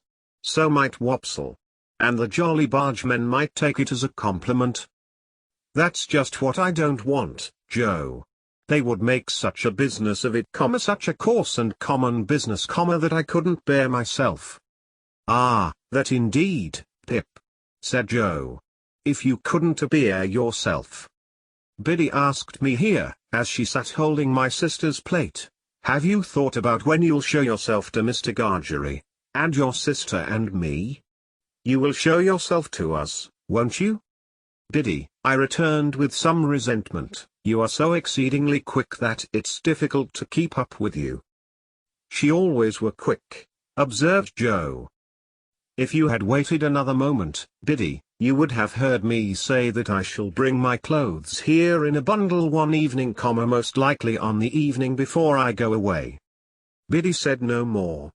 Handsomely forgiving her, I soon exchanged an affectionate good night with her and Joe, and went up to bed.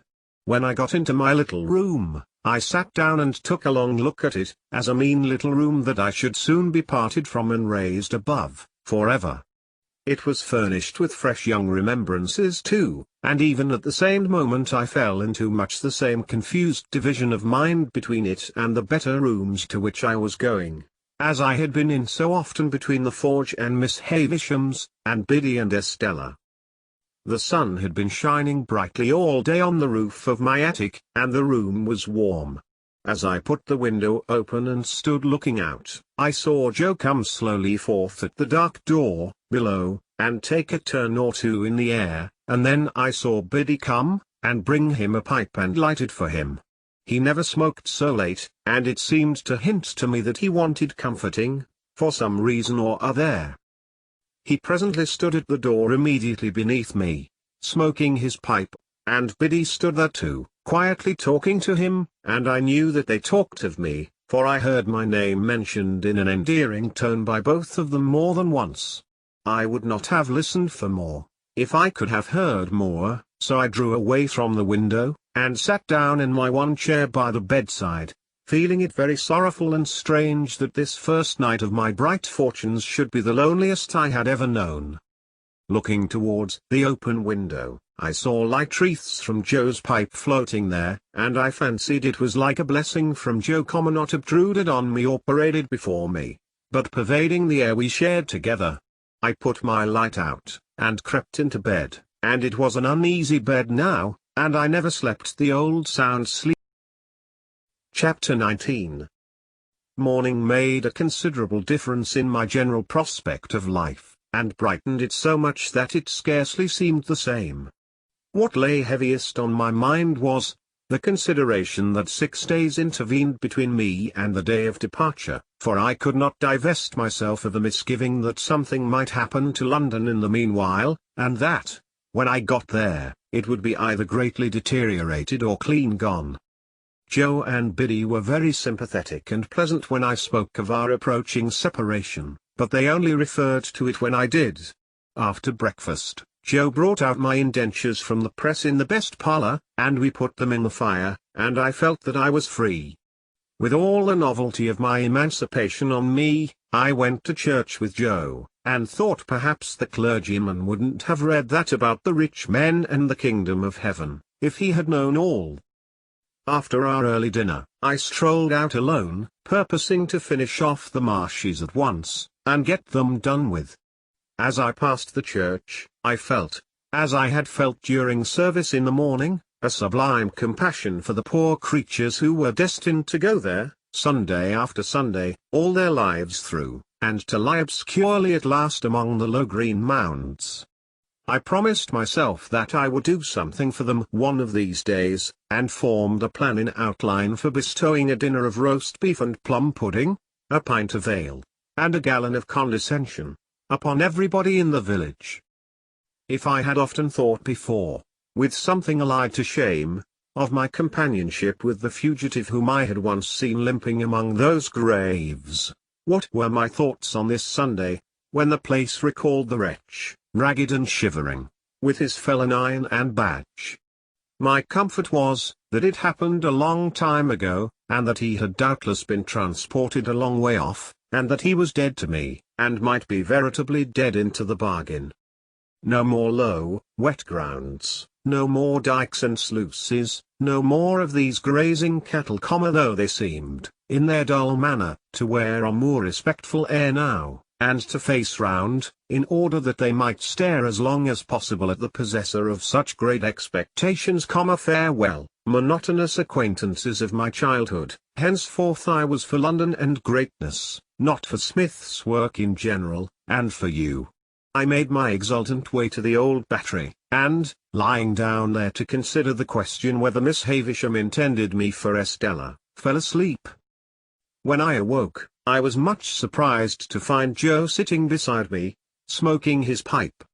He greeted me with a cheerful smile on my opening my eyes, and said, "As being the last time, Pip, I thought I'd follow. And Joe, I am very glad you did so." "Thankee, Pip." "You may be sure, dear Joe," I went on, after we had shaken hands, "that I shall never forget you."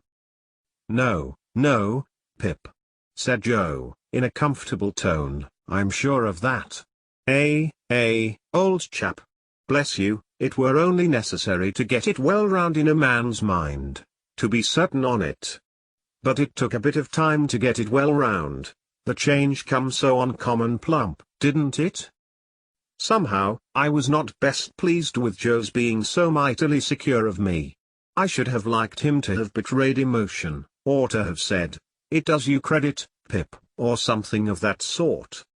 Therefore, I made no remark on Joe's first head, merely saying as to his second, that the tidings had indeed come suddenly, but that I had always wanted to be a gentleman, and had often and often speculated on what I would do, if I were one.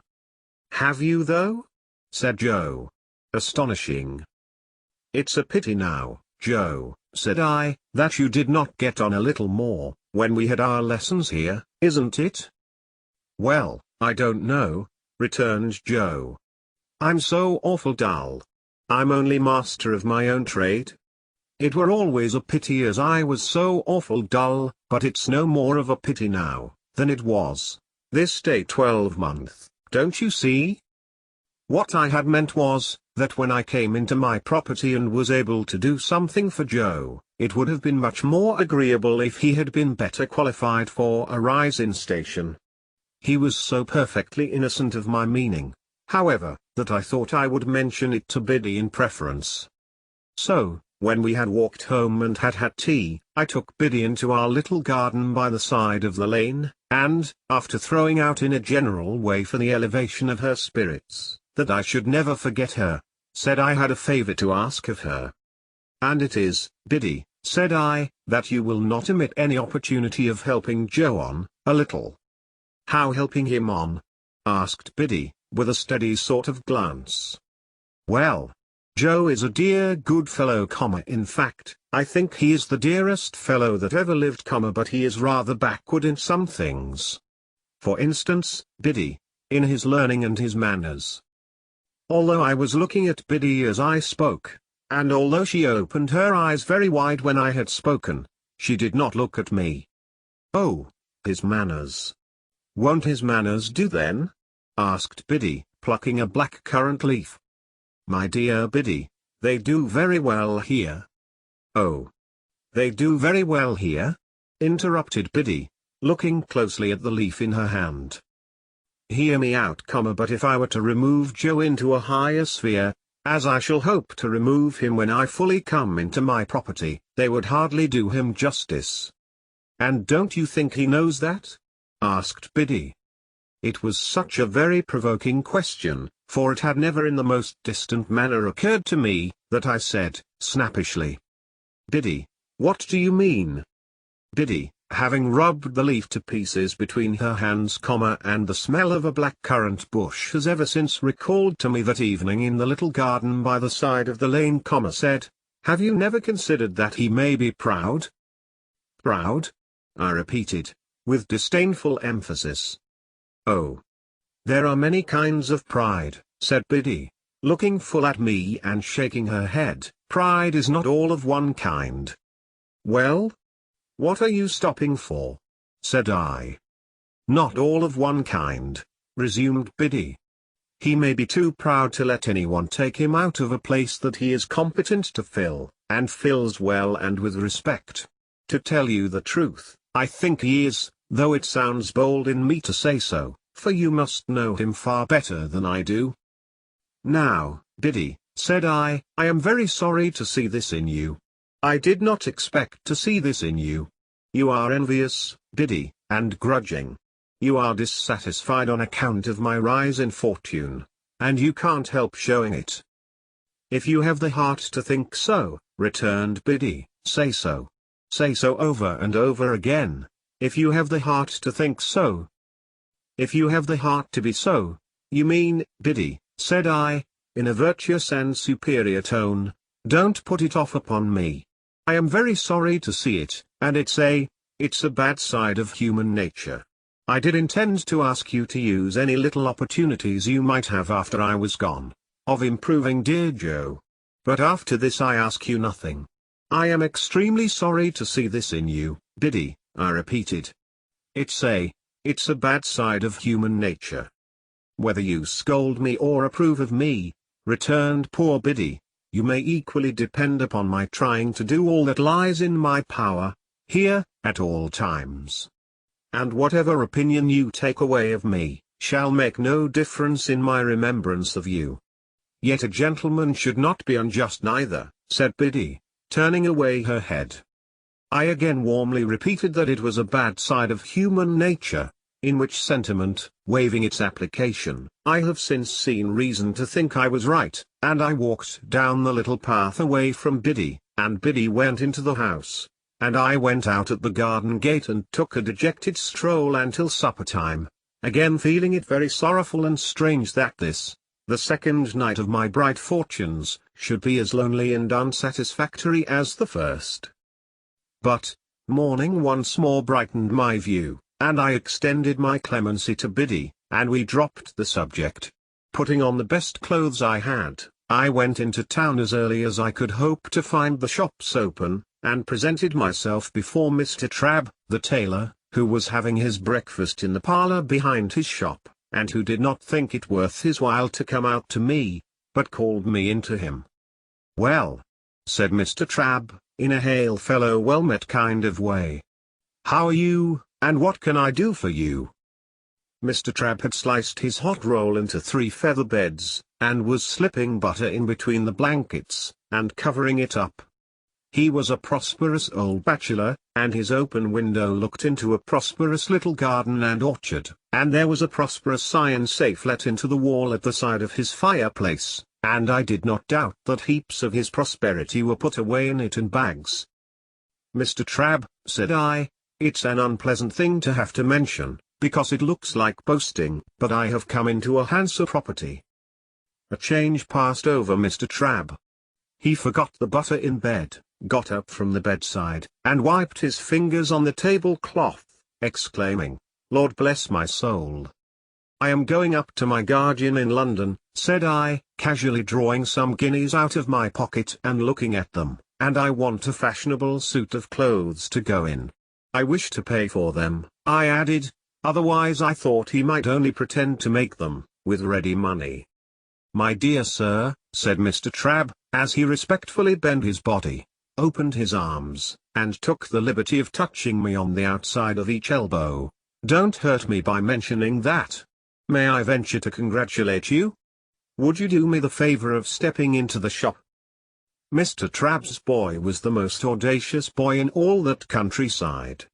When I had entered he was sweeping the shop, and he had sweetened his labors by sweeping over me.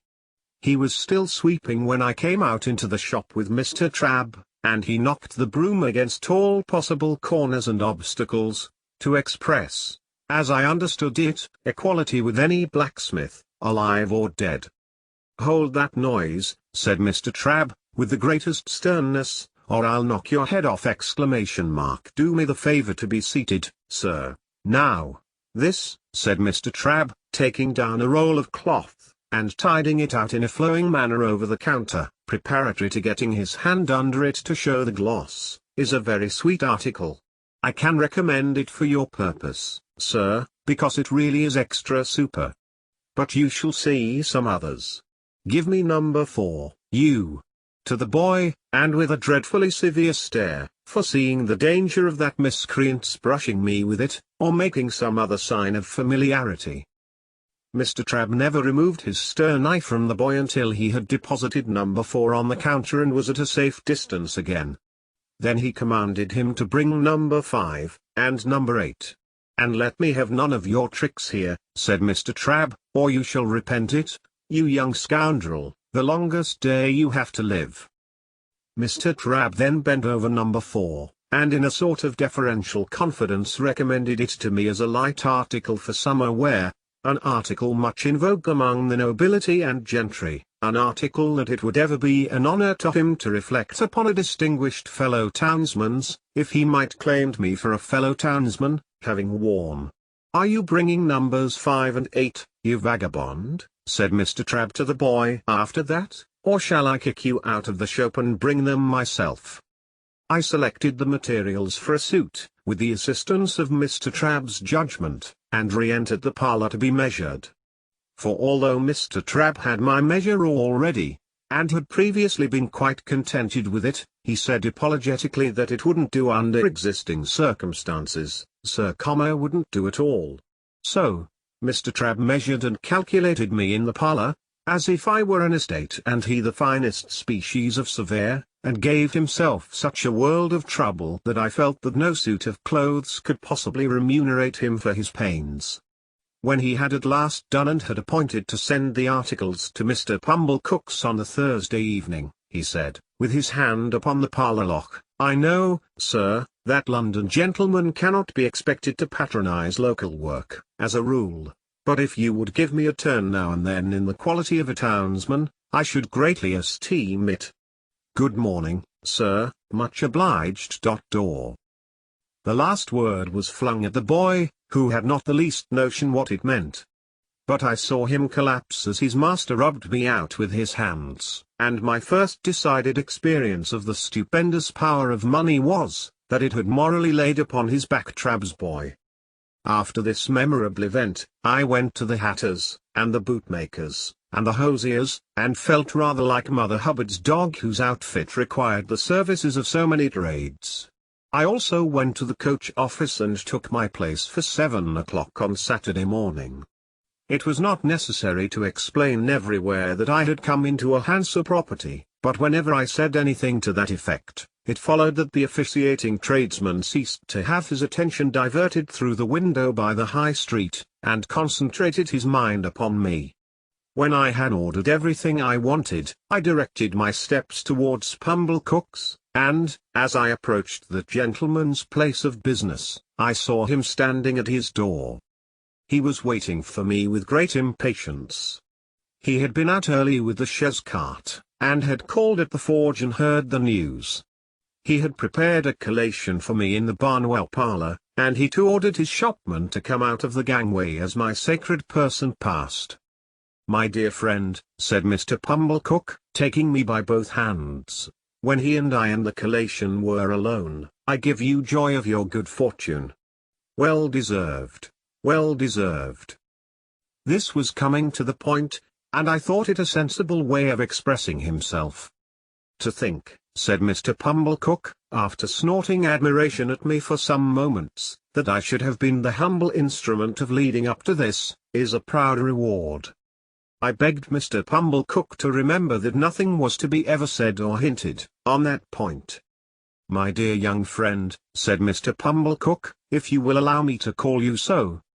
I murmured certainly, and Mr. Pumblecook took me by both hands again, and communicated a movement to his waistcoat, which had an emotional appearance, though it was rather low down. "My dear young friend, rely upon my doing my little all in your absence, by keeping the fact before the mind of Joseph. Joseph," said Mr. Pumblecook, in the way of a compassionate adjuration.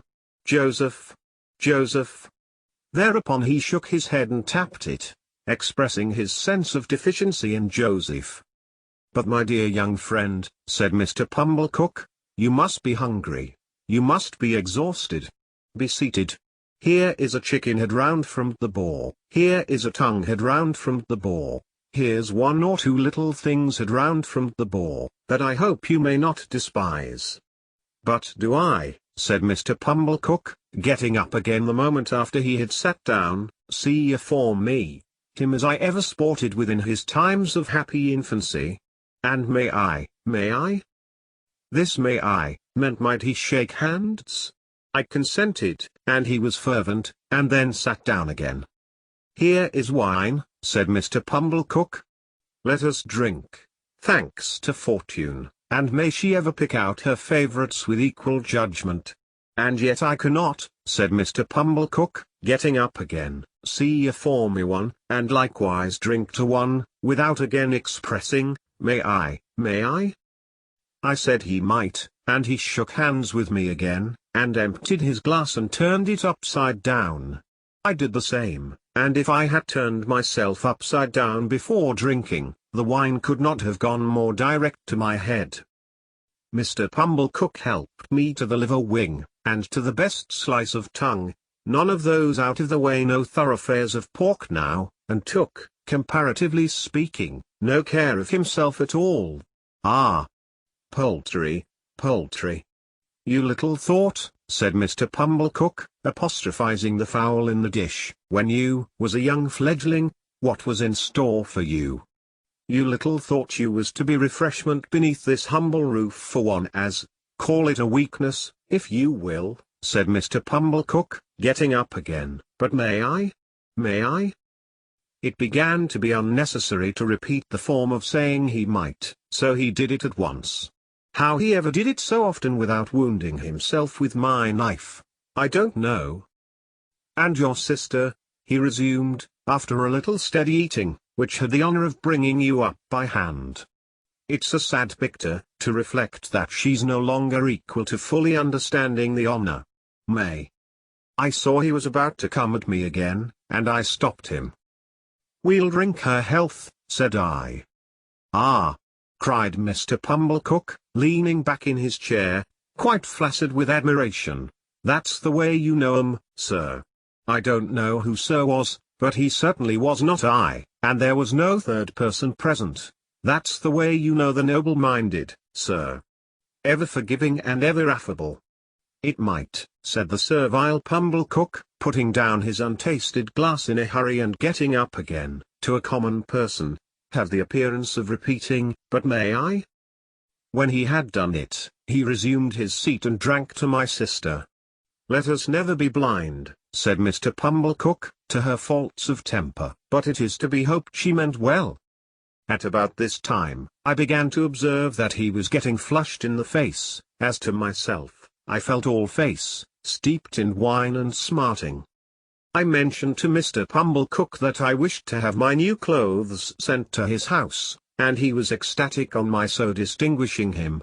I mentioned my reason for desiring to avoid observation in the village, and he lauded it to the skies. There was nobody but himself, he intimated, worthy of my confidence, and, in short, might he? Then he asked me tenderly if I remembered our boyish games at sums, and how we had gone together to have me bound apprentice, and, in effect, how he had ever been my favourite fancy and my chosen friend. If I had taken 10 times as many glasses of wine as I had, I should have known that he never had stood in that relation towards me, and should in my heart of hearts have repudiated the idea.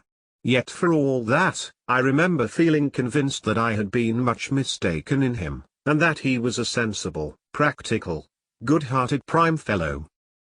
By degrees he fell to reposing such great confidence in me, as to ask my advice in reference to his own affairs. He mentioned that there was an opportunity for a great amalgamation and monopoly of the corn and seed trade on those premises, if enlarged, such as had never occurred before in that or any other neighborhood. What alone was wanting to the realization of a vast fortune, he considered to be more capital. Those were the 2 little words, more capital. Now it appeared to him, Pumblecook, that if that capital were got into the business, through a sleeping partner, which sleeping partner would have nothing to do but walk in, by self or deputy, whenever he pleased, and examine the books, and walk in twice a year and take his profits away in his pocket, to the tune of 50%, it appeared to him that that might be an opening for a young gentleman of spirit combined with property, which would be worthy of his attention. But what did I think? He had great confidence in my opinion, and what did I think? I gave it as my opinion. Wait a bit. The united vastness and distinctness of this view so struck him, that he no longer asked if he might shake hands with me, but said he really must, and did. We drank all the wine, and Mr. Pumblecook pledged himself over and over again to keep Joseph up to the mark, I don't know what mark, and to render me efficient and constant service, I don't know what service. He also made known to me for the first time in my life, and certainly after having kept his secret wonderfully well, that he had always said of me, that boy is no common boy, and mark me, his fortune will be no common fortune. He said with a tearful smile that it was a singular thing to think of now, and I said so too. Finally, I went out into the air, with a dim perception that there was something unwonted in the conduct of the sunshine, and found that I had slumberously got to the turnpike without having taken any account of the road. There, I was roused by Mr. Pumblecook's hailing me. He was a long way down the sunny street, and was making expressive gestures for me to stop. I stopped, and he came up breathless. "No, my dear friend," said he, when he had recovered wind for speech. "Not if I can help it. This occasion shall not entirely pass without that affability on your part. May I, as an old friend and well-wisher? May I?" We shook hands for the 100th time at least, and he ordered a young carter out of my way with the greatest indignation. Then, he blessed me and stood waving his hand to me until I had passed the crook in the road, and then I turned into a field and had a long nap under a hedge before I pursued my way home. I had scant luggage to take with me to London, for little of the little I possessed was adapted to my new station. But I began packing that same afternoon, and wildly packed up things that I knew I should want next morning, in a fiction that there was not a moment to be lost. So, Tuesday, Wednesday, and Thursday passed, and on Friday morning I went to Mr. Pumblecook's, to put on my new clothes and pay my visit to Miss Havisham.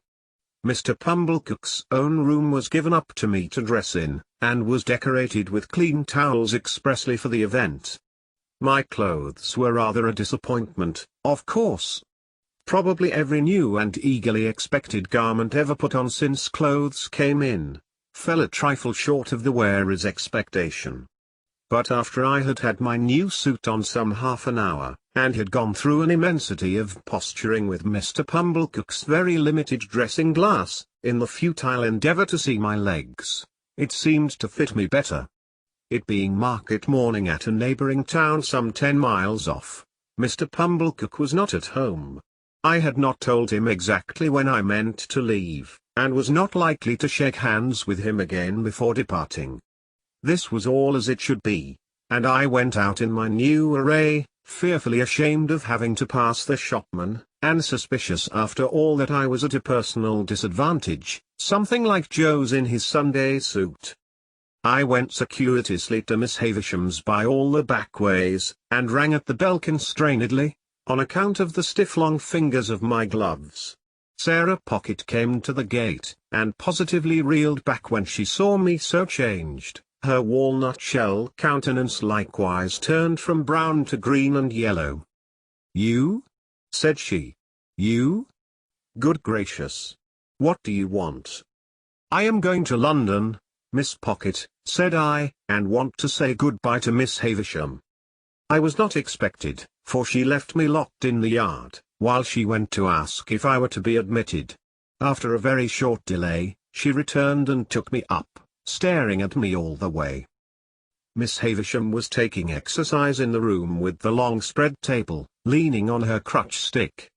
The room was lighted as of yore, and at the sound of our entrance, she stopped and turned. She was then just abreast of the rotted bride cake. "Don't go, Sarah," she said. "Well, Pip, I start for London, Miss Havisham, tomorrow." I was exceedingly careful what I said, and I thought you would kindly not mind my taking leave of you. "This is a gay figure, Pip," said she, making her crutch stick play round me, as if she, the fairy godmother who had changed me, were bestowing the finishing gift. "I have come into such good fortune since I saw you last, Miss Havisham," I murmured. "And I am so grateful for it, Miss Havisham." Said she, looking at the discomfited and envious Sarah, with delight. "I have seen Mr. Jaggers. I have heard about it, Pip. So you go tomorrow?" "Yes, Miss Havisham." "And you are adopted by a rich person?" "Yes, Miss Havisham." "Not named?" "No, Miss Havisham." "And Mr. Jaggers is made your guardian?" "Yes, Miss Havisham." She quite gloated on these questions and answers, so keen was her enjoyment of Sarah Pocket's jealous dismay.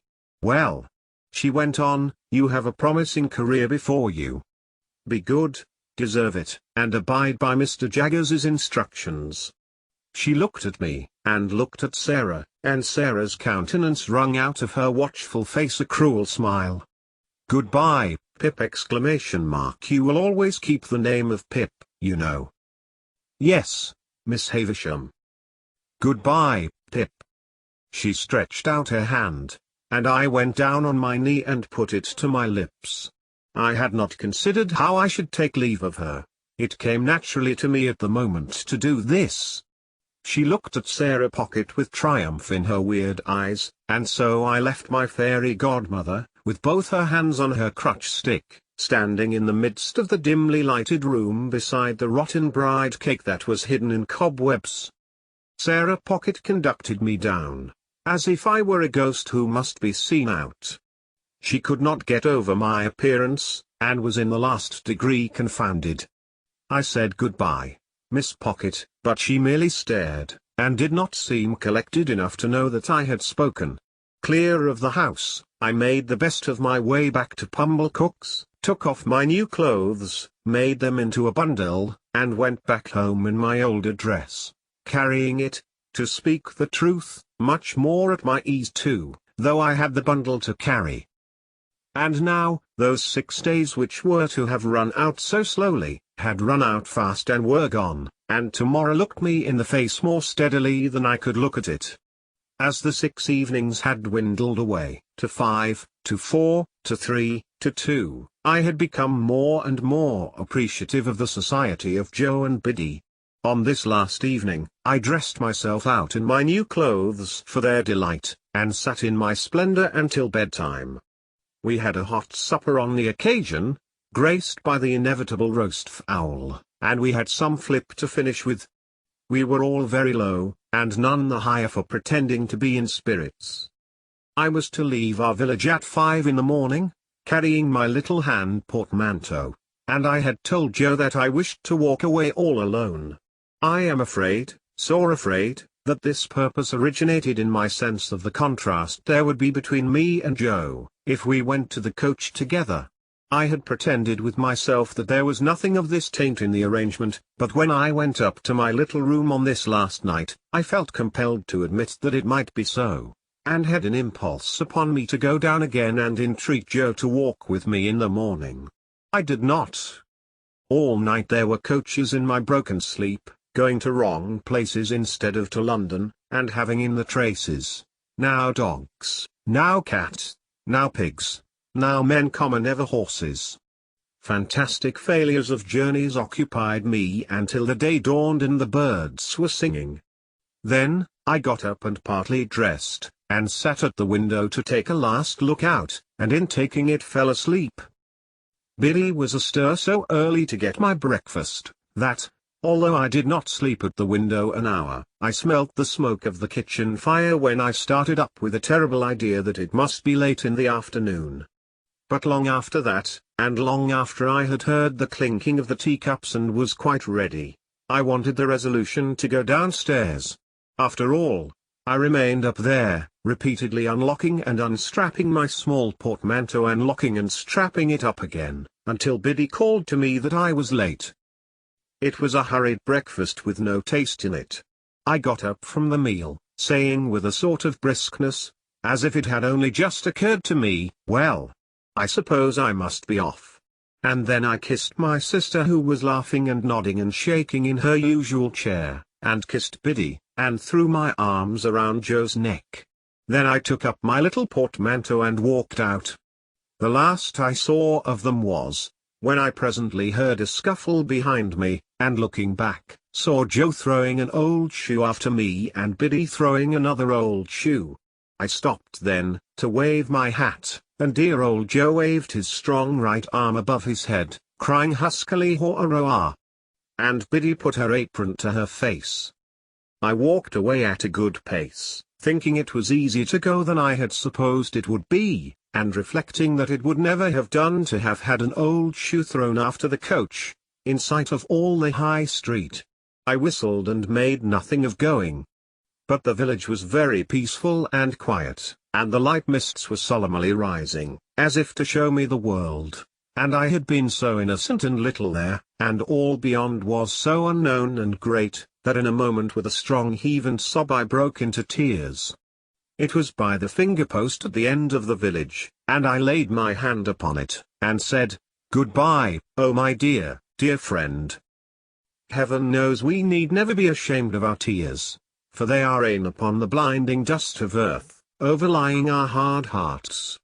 I was better after I had cried than before, more sorry, more aware of my own ingratitude, more gentle. If I had cried before, I should have had Joe with me then. So subdued I was by those tears, and by their breaking out again in the course of the quiet walk, that when I was on the coach, and it was clear of the town, I deliberated with an aching heart whether I would not get down when we changed horses and walk back, and have another evening at home, and a better parting. We changed, and I had not made up my mind, and still reflected for my comfort that it would be quite practicable to get down and walk back, when we changed again. And while I was occupied with these deliberations, I would fancy an exact resemblance to Joe in some man coming along the road towards us, and my heart would beat high-dot as if he could possibly be there. We changed again, and yet again, and it was now too late and too far to go back, and I went on. And the mists had all solemnly risen now, and the world lay spread before me.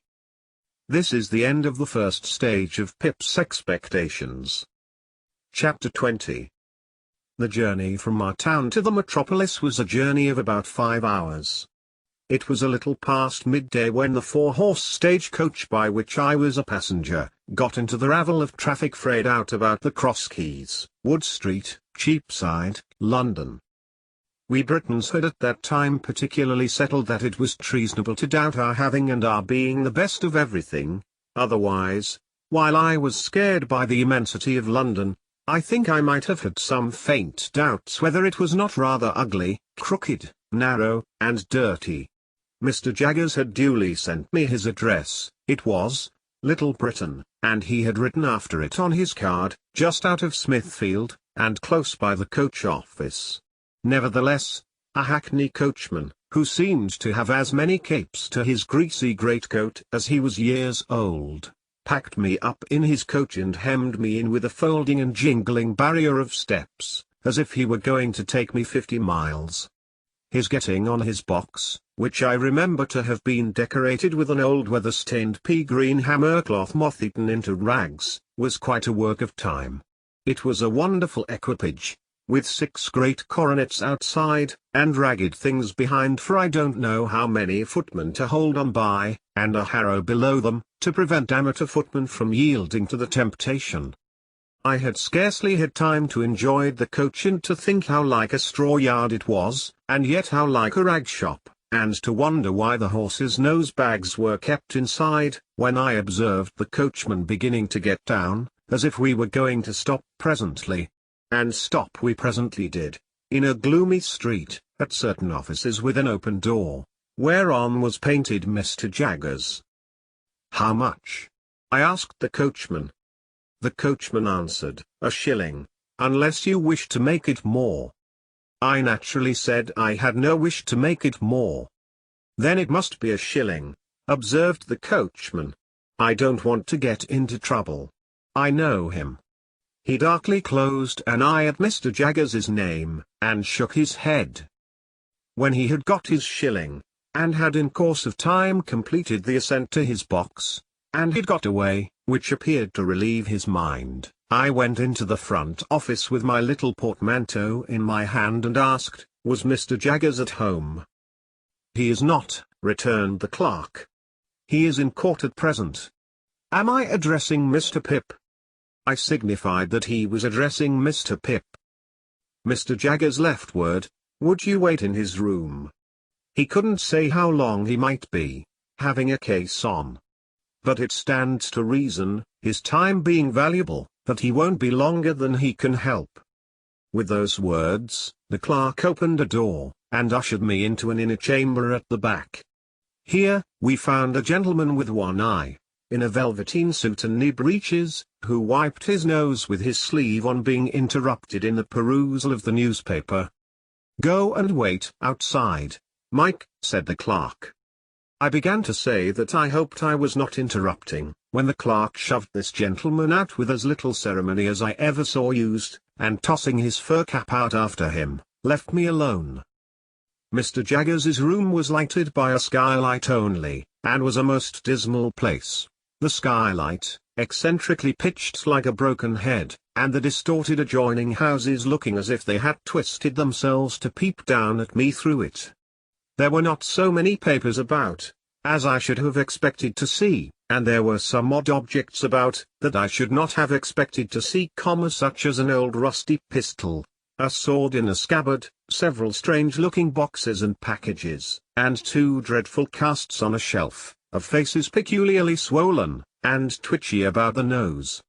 Mr. Jaggers's own high-backed chair was of deadly black horsehair, with rows of brass nails round it, like a coffin, and I fancied I could see how he leaned back in it, and bit his forefinger at the clients. The room was but small, and the clients seemed to have had a habit of backing up against the wall, especially opposite to Mr. Jaggers's chair, being greasy with shoulders. I recalled, too, that their one-eyed gentleman had shuffled forth against the wall when I was the innocent cause of his being turned out. I sat down in the cliental chair placed over against Mr. Jaggers's chair, and became fascinated by the dismal atmosphere of the place. I called to mind that the clerk had the same air of knowing something to everybody else's disadvantage, as his master had. I wondered how many other clerks there were upstairs, and whether they all claimed to have the same detrimental mastery of their fellow creatures. I wondered what was the history of all the odd litter about the room, and how it came there. I wondered whether the two swollen faces were of Mr. Jaggers's family, and, if he were so unfortunate as to have had a pair of such ill-looking relations, why he stuck them on the dusty perch for the blacks and flies to settle on, instead of giving them a place at home. Of course I had no experience of a London summer day, and my spirits may have been oppressed by the hot exhausted air, and by the dust and grit that lay thick on everything. But I sat wondering and waiting in Mr. Jaggers's close room, until I really could not bear the two casts on the shelf above Mr. Jaggers's chair, and got up and went out. When I told the clerk that I would take a turn in the air while I waited, he advised me to go round the corner and I should come into Smithfield. So I came into Smithfield, and the shameful place, being all asmear with filth and fat and blood and foam, seemed to stick to me. So, I rubbed it off with all possible speed by turning into a street where I saw the great black dome of St. Paul's bulging at me from behind a grim stone building which a bystander said was Newgate Prison. Following the wall of the jail, I found the roadway covered with straw to deaden the noise of passing vehicles, and from this, and from the quantity of people standing about smelling strongly of spirits and beer, I inferred that the trials were on. While I looked about me here, an exceedingly dirty and partially drunk minister of justice asked me if I would like to step in and hear a trial or so, informing me that he could give me a front place for £half-a-crown, whence I should command a full view of the Lord Chief Justice in his wig and robes, mentioning that awful personage like waxwork, and presently offering him at the reduced price of 18 pence.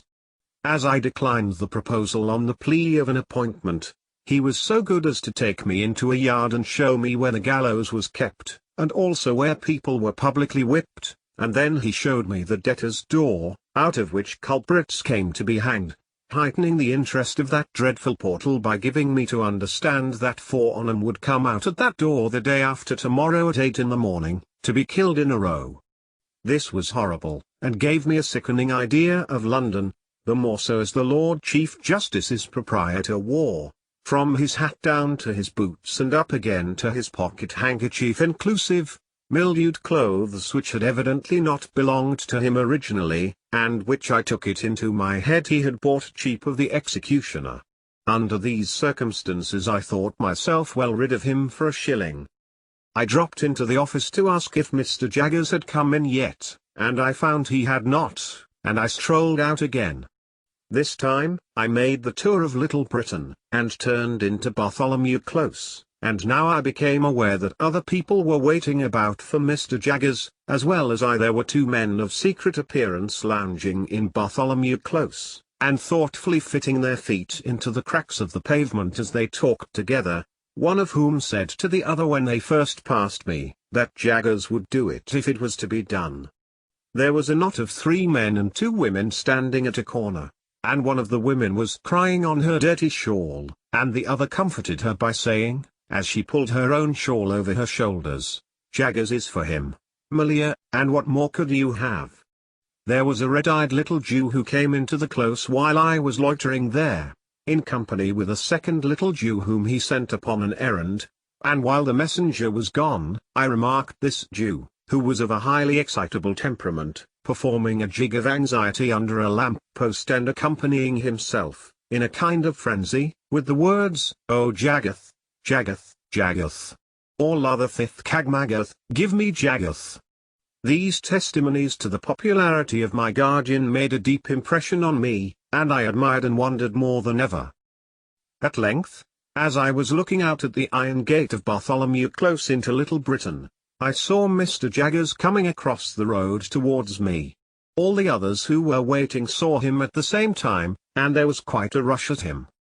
Mr. Jaggers, putting a hand on my shoulder and walking me on at his side without saying anything to me, addressed himself to his followers. First, he took the 2 secret men. "Now, I have nothing to say to you," said Mr. Jaggers, throwing his finger at them. "I want to know no more than I know. As to the result, it's a toss-up. I told you from the first it was a toss-up. Have you paid Wemmick?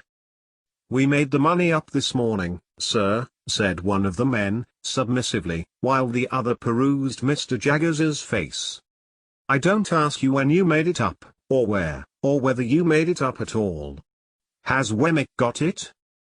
Yes, sir, said both the men together. Very well, then you may go. Now, I won't have it, said Mr. Jaggers, waving his hand at them to put them behind him. If you say a word to me, I'll throw up the case. We thought, Mr. Jaggers, one of the men began, pulling off his hat. That's what I told you not to do, said Mr. Jaggers. You thought. I think for you, that's enough for you. If I want you, I know where to find you, I don't want you to find me. Now I won't have it. I won't hear a word. The two men looked at one another as Mr. Jaggers waved them behind again, and humbly fell back and were heard no more. And now you, said Mr. Jaggers, suddenly stopping, and turning on the two women with the shawls, from whom the three men had meekly separated. Oh, Amelia, is it? Yes, Mr. Jaggers. And do you remember, retorted Mr. Jaggers, that but for me you wouldn't be here and couldn't be here? Oh yes, sir, exclaimed both women together. Lord bless you, sir, well we knows that. Then why, said Mr. Jaggers, do you come here? My bill, sir, the crying woman pleaded. Now, I tell you what, said Mr. Jaggers. Once for all. If you don't know that your bill's in good hands, I know it. And if you come here bothering about your bill, I'll make an example of both your bill and you, and let him slip through my fingers. Have you paid Wemmick? Oh yes, sir. Every farden. Very well. Then you have done all you have got to do. Say another word, one single word, and Wemmick shall give you your money back. This terrible threat caused the two women to fall off immediately. No one remained now but the excitable Jew, who had already raised the skirts of Mr. Jaggers's coat to his lips several times. I don't know this man, said Mr. Jaggers, in the same devastating strain. What does this fellow want? Marthiamith to Jaggerth? Hound brother to Habraham Laith Arath? Who's he? Said Mr. Jaggers. Let go of my coat. The suitor, kissing the hem of the garment again before relinquishing it, replied, Habraham Laith Arath, on Thuth Pithan of Plate. You're too late, said Mr. Jaggers. I am over the way. Holy Father, Mr. Jaggerth, cried my excitable acquaintance, turning white, don't thur again Habraham Laith Arath. I am, said Mr. Jaggers, and there's an end of it. Get out of the way. Mr. Jaggerth? Half a moment. My hound cuttenth gone to Mr. Wemmick at thith present minute, to offer him hanny termth. Mr. Jaggerth? Half a quarter of a moment. If you'd have the conditheth hunt to be bought off from the t'other side, at hanny superior prith exclamation mark money no object exclamation mark Mr. Jaggerth, Mr. My guardian threw his supplicant off with supreme indifference, and left him dancing on the pavement as if it were red hot. Without further interruption, we reached the front office, where we found the clerk and the man in velveteen with the fur cap. Here's Mike, said the clerk, getting down from his stool, and approaching Mr. Jaggers confidentially. Oh, said Mr. Jaggers, turning to the man, who was pulling a lock of hair in the middle of his forehead, like the bull in Cock Robin pulling at the bell rope. Your man comes on this afternoon. Well? Well, Mass Jaggers, returned Mike, in the voice of a sufferer from a constitutional cold, after a deal of trouble. I've found one, sir, as might do. What is he prepared to swear? Well, Mass Jaggers, said Mike, wiping his nose on his fur cap this time, in a general way, anything. Mr. Jaggers suddenly became most irate. Now, I warned you before, said he, throwing his forefinger at the terrified client, that if you ever presumed to talk in that way here, I'd make an example of you. "You infernal scoundrel, how dare you tell me that?" The client looked scared, but bewildered too, as if he were unconscious what he had done. "Spoony," said the clerk, in a low voice, giving him a stir with his elbow. "Soft head. Need you say it face to face? Now, I ask you, you blundering booby," said my guardian, very sternly, "once more and for the last time, what the man you have brought here is prepared to swear." Mike looked hard at my guardian, as if he were trying to learn a lesson from his face, and slowly replied, either to character, or to having been in his company and never left him all the night in question. "Now, be careful. In what station of life is this man?" Mike looked at his cap, and looked at the floor, and looked at the ceiling, and looked at the clerk, and even looked at me, before beginning to reply in a nervous manner, "We've dressed him up like," when my guardian blustered out, "What? You will you?" "Spoony," added the clerk again, with another stir. After some helpless casting about, Mike brightened and began again. "He is dressed like a spectable pieman. A sort of a pastry cook." "Is he here?" asked my guardian. "I left him," said Mike, "a-setting on some doorsteps round the corner." "Take him past that window, and let me see him." The window indicated was the office window. We all three went to it, behind the wire blind, and presently saw the client go by in an accidental manner, with a murderous-looking tall individual, in a short suit of white linen and a paper cap. This guileless confectioner was not by any means sober, and had a black eye in the green stage of recovery, which was painted over. "Tell him to take his witness away directly," said my guardian to the clerk, in extreme disgust, "and ask him what he means by bringing such a fellow as that." My guardian then took me into his own room, and while he lunched, standing, from a sandwich box and a pocket flask of sherry, he seemed to bully his very sandwich as he ate it, informed me what arrangements he had made for me. I was to go to Barnard's Inn, to young Mr. Pocket's rooms, where a bed had been sent in for my accommodation. I was to remain with young Mr. Pocket until Monday. On Monday I was to go with him to his father's house on a visit, that I might try how I liked it. Also, I was told what my allowance was to be, it was a very liberal one, and had handed to me from one of my guardian's drawers, the cards of certain tradesmen with whom I was to deal for all kinds of clothes, and such other things as I could in reason want. "You will find your credit good, Mr. Pip," said my guardian, whose flask of sherry smelt like a whole cask full, as he hastily refreshed himself. "But I shall by this means be able to check your bills, and to pull you up if I find you outrunning the constable. Of course you'll go wrong somehow, but that's no fault of mine." After I had pondered a little over this encouraging sentiment, I asked Mr. Jaggers if I could send for a coach. He said it was not worth while, I was so near my destination. Wemmick should walk round with me, if I pleased. I then found that Wemmick was the clerk in the next room. Another clerk was rung down from upstairs to take his place while he was out, and I accompanied him into the street, after shaking hands with my guardian. We found a new set of people lingering outside, but Wemmick made a way among them by saying coolly yet decisively, "I tell you it's no use, he won't have a word to say to one of you," and we soon got clear of them, and went on side by side. Chapter 21.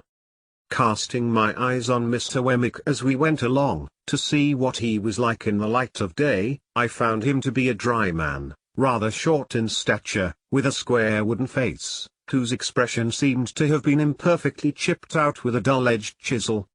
There were some marks in it that might have been dimples, if the material had been softer and the instrument finer, but which, as it was, were only dints. The chisel had made 3 or 4 of these attempts at embellishment over his nose, but had given them up without an effort to smooth them off. I judged him to be a bachelor from the frayed condition of his linen, and he appeared to have sustained a good many bereavements, for he wore at least 4 mourning rings, besides a brooch representing a lady and a weeping willow at a tomb with an urn on it. I noticed, too, that several rings and seals hung at his watch chain, as if he were quite laden with remembrances of departed friends. He had glittering eyes, small, keen, and black, and thin wide mottled lips. He had had them, to the best of my belief, from 40 to 50 years. "So you were never in London before?" said Mr. Wemmick to me. "No," said I. "I was new here once," said Mr. Wemmick. "Rum to think of now." "You are well acquainted with it now?" "Why, yes," said Mr. Wemmick. "I know the moves of it." "Is it a very wicked place?" I asked, more for the sake of saying something than for information. "You may get cheated, robbed, and murdered in London. But there are plenty of people anywhere, who'll do that for you." "If there is bad blood between you and them," said I, to soften it off a little. "Oh, I don't know about bad blood," returned Mr. Wemmick. "There's not much bad blood about. They'll do it, if there's anything to be got by it. That makes it worse." "You think so?" returned Mr. Wemmick. "Much about the same, I should say." He wore his hat on the back of his head, and looked straight before him, walking in a self-contained way as if there were nothing in the streets to claim his attention. His mouth was such a post office of a mouth that he had a mechanical appearance of smiling. We had got to the top of Holborn Hill before I knew that it was merely a mechanical appearance, and that he was not smiling. "Do you know where Mr. Matthew Pocket lives?" I asked Mr. Wemmick. "Yes," said he, nodding in the direction. "At Hammersmith, west of London." "Is that far?" "Well, say 5 miles. "Do you know him?" "Why, you're a regular cross-examiner," said Mr. Wemmick, looking at me with an approving air. "Yes, I know him. I know him." There was an air of toleration or depreciation about his utterance of these words that rather depressed me, and I was still looking sideways at his block of a face in search of any encouraging note to the text, when he said here we were at Barnard's Inn. My depression was not alleviated by the announcement, for I had supposed that establishment to be an hotel kept by Mr. Barnard, to which the Blue Boar in our town was a mere public house. Whereas I now found Barnard to be a disembodied spirit, or a fiction, and his in the dingiest collection of shabby buildings ever squeezed together in a rank corner as a club for tom-cats. We entered this haven through a wicket gate, and were disgorged by an introductory passage into a melancholy little square that looked to me like a flat burying ground. I thought it had the most dismal trees in it, and the most dismal sparrows, and the most dismal cats, and the most dismal houses, in number 6 or so, that I had ever seen.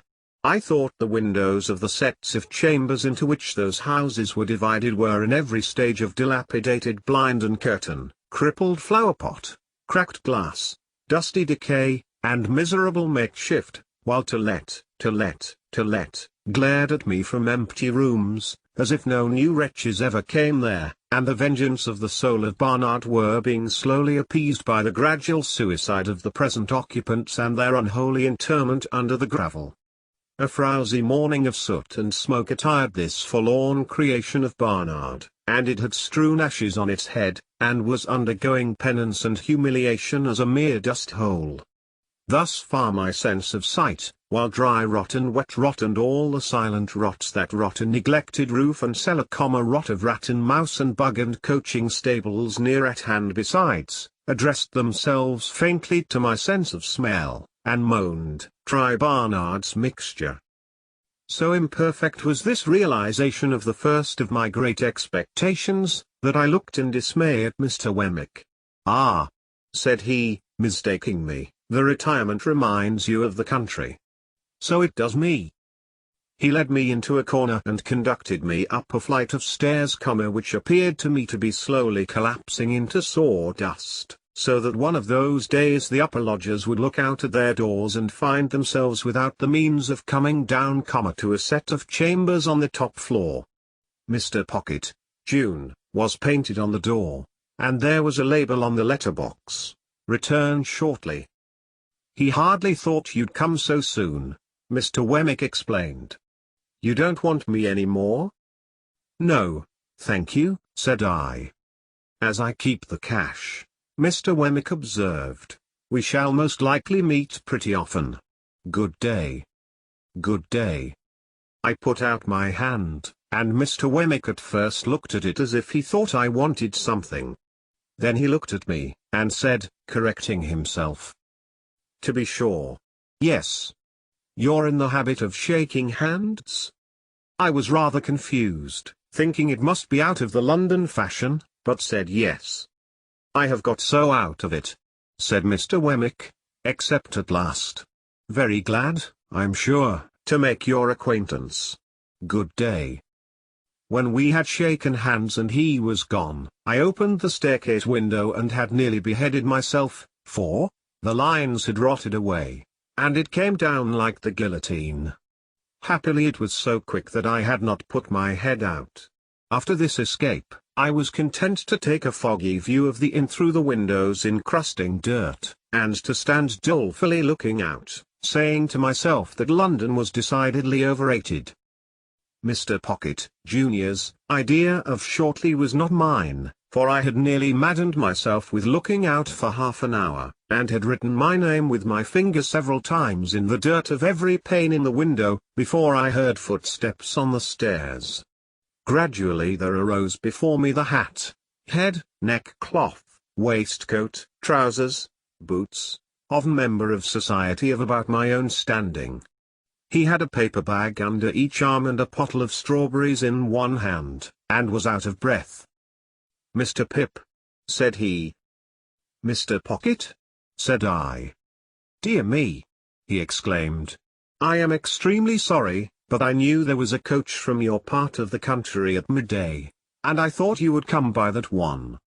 The fact is, I have been out on your account, not that that is any excuse, for I thought, coming from the country, you might like a little fruit after dinner, and I went to Covent Garden Market to get it good." For a reason that I had, I felt as if my eyes would start out of my head. I acknowledged his attention incoherently, and began to think this was a dream. "Dear me," said Mr. Pocket, Jr. "This door sticks so." As he was fast making jam of his fruit by wrestling with the door while the paper bags were under his arms, I begged him to allow me to hold them. He relinquished them with an agreeable smile, and combated with the door as if it were a wild beast. It yielded so suddenly at last, that he staggered back upon me, and I staggered back upon the opposite door, and we both laughed. But still I felt as if my eyes must start out of my head, and as if this must be a dream. "Pray come in," said Mr. Pocket, Jr. "Allow me to lead the way. I am rather bare here, but I hope you'll be able to make out tolerably well till Monday. My father thought you would get on more agreeably through tomorrow with me than with him, and might like to take a walk about London. I am sure I shall be very happy to show London to you. As to our table, you won't find it bad, I hope, for it will be supplied from our coffee house here, and, it is only right I should add, at your expense, such being Mr. Jaggers's directions. As to our lodging, it's not by any means splendid, because I have my own bread to earn, and my father hasn't anything to give me, and I shouldn't be willing to take it, if he had. This is our sitting room, just such chairs and tables and carpet and so forth, you see, as they could spare from home. You mustn't give me credit for the tablecloth and spoons and casters, because they come for you from the coffee house. This is my little bedroom, rather musty, but Barnard's is musty. This is your bedroom, the furniture's hired for the occasion, but I trust it will answer the purpose. If you should want anything, I'll go and fetch it. The chambers are retired, and we shall be alone together, but we shan't fight, I dare say. But dear me, I beg your pardon, you're holding the fruit all this time. Pray let me take these bags from you. I am quite ashamed." As I stood opposite to Mr. Pocket, Jr., delivering him the bags, 1, 2, I saw the starting appearance come into his own eyes that I knew to be in mine, and he said, falling back, "Lord bless me, you're the prowling boy." "And you," said I, "are the pale young gentleman." Chapter 22. The pale young gentleman and I stood contemplating one another in Barnard's Inn, until we both burst out laughing. "The idea of its being you," said he. "The idea of its being you," said I, and then we contemplated one another afresh, and laughed again. "Well," said the pale young gentleman, reaching out his hand good-humouredly, "it's all over now, I hope, and it will be magnanimous in you if you'll forgive me for having knocked you about so." I derived from this speech that Mr. Herbert Pocket, for Herbert was the pale young gentleman's name, still rather confounded his intention with his execution. But I made a modest reply, and we shook hands warmly. "You hadn't come into your good fortune at that time?" said Herbert Pocket. "No," said I. "No," he acquiesced, "I heard it had happened very lately. I was rather on the lookout for good fortune then." "Indeed?" "Yes. Miss Havisham had sent for me, to see if she could take a fancy to me. But she couldn't at all events, she didn't." I thought it polite to remark that I was surprised to hear that. "Bad taste," said Herbert, laughing, "but a fact. Yes, she had sent for me on a trial visit, and if I had come out of it successfully, I suppose I should have been provided for. Perhaps I should have been what you may called it to Estella." "What's that?" I asked, with sudden gravity. He was arranging his fruit in plates while we talked, which divided his attention, and was the cause of his having made this lapse of a word. "Affianced," he explained, still busy with the fruit. "Betrothed." "Engaged." "What's his named?" "Any word of that sort." "How did you bear your disappointment?" I asked.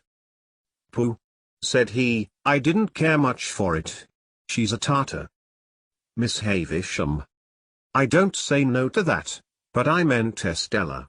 That girl's hard and haughty and capricious to the last degree, and has been brought up by Miss Havisham to wreak revenge on all the male sex." "What relation is she to Miss Havisham?" "None," said he. "Only adopted." "Why should she wreak revenge on all the male sex?" "What revenge?"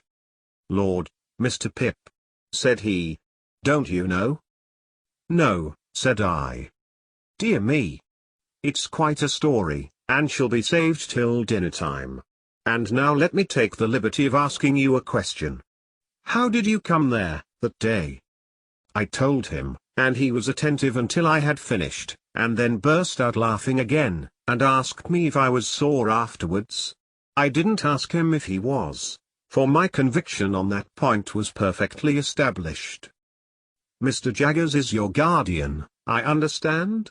he went on. "Yes. You know he is Miss Havisham's man of business and solicitor, and has her confidence when nobody else has." This was bringing me, I felt, towards dangerous ground. I answered with a constraint I made no attempt to disguise, that I had seen Mr. Jaggers in Miss Havisham's house on the very day of our combat, but never at any other time, and that I believed he had no recollection of having ever seen me there. He was so obliging as to suggest my father for your tutor, and he called on my father to propose it. Of course he knew about my father from his connection with Miss Havisham. My father is Miss Havisham's cousin, not that that implies familiar intercourse between them, for he is a bad courtier and will not propitiate her. Herbert Pocket had a frank and easy way with him that was very taking. I had never seen anyone then, and I have never seen anyone since, who more strongly expressed to me, in every look and tone, a natural incapacity to do anything secret and mean. There was something wonderfully hopeful about his general air, and something that at the same time whispered to me he would never be very successful or rich. I don't know how this was. I became imbued with the notion on that first occasion before we sat down to dinner, but I cannot define by what means. He was still a pale young gentleman, and had a certain conquered languor about him in the midst of his spirits and briskness, that did not seem indicative of natural strength. He had not a handsome face, but it was better than handsome, being extremely amiable and cheerful. His figure was a little ungainly, as in the days when my knuckles had taken such liberties with it, but it looked as if it would always be light and young. Whether Mr. Trabb's local work would have sat more gracefully on him than on me, may be a question, but I am conscious that he carried off his rather old clothes much better than I carried off my new suit. As he was so communicative, I felt that reserve on my part would be a bad return unsuited to our years.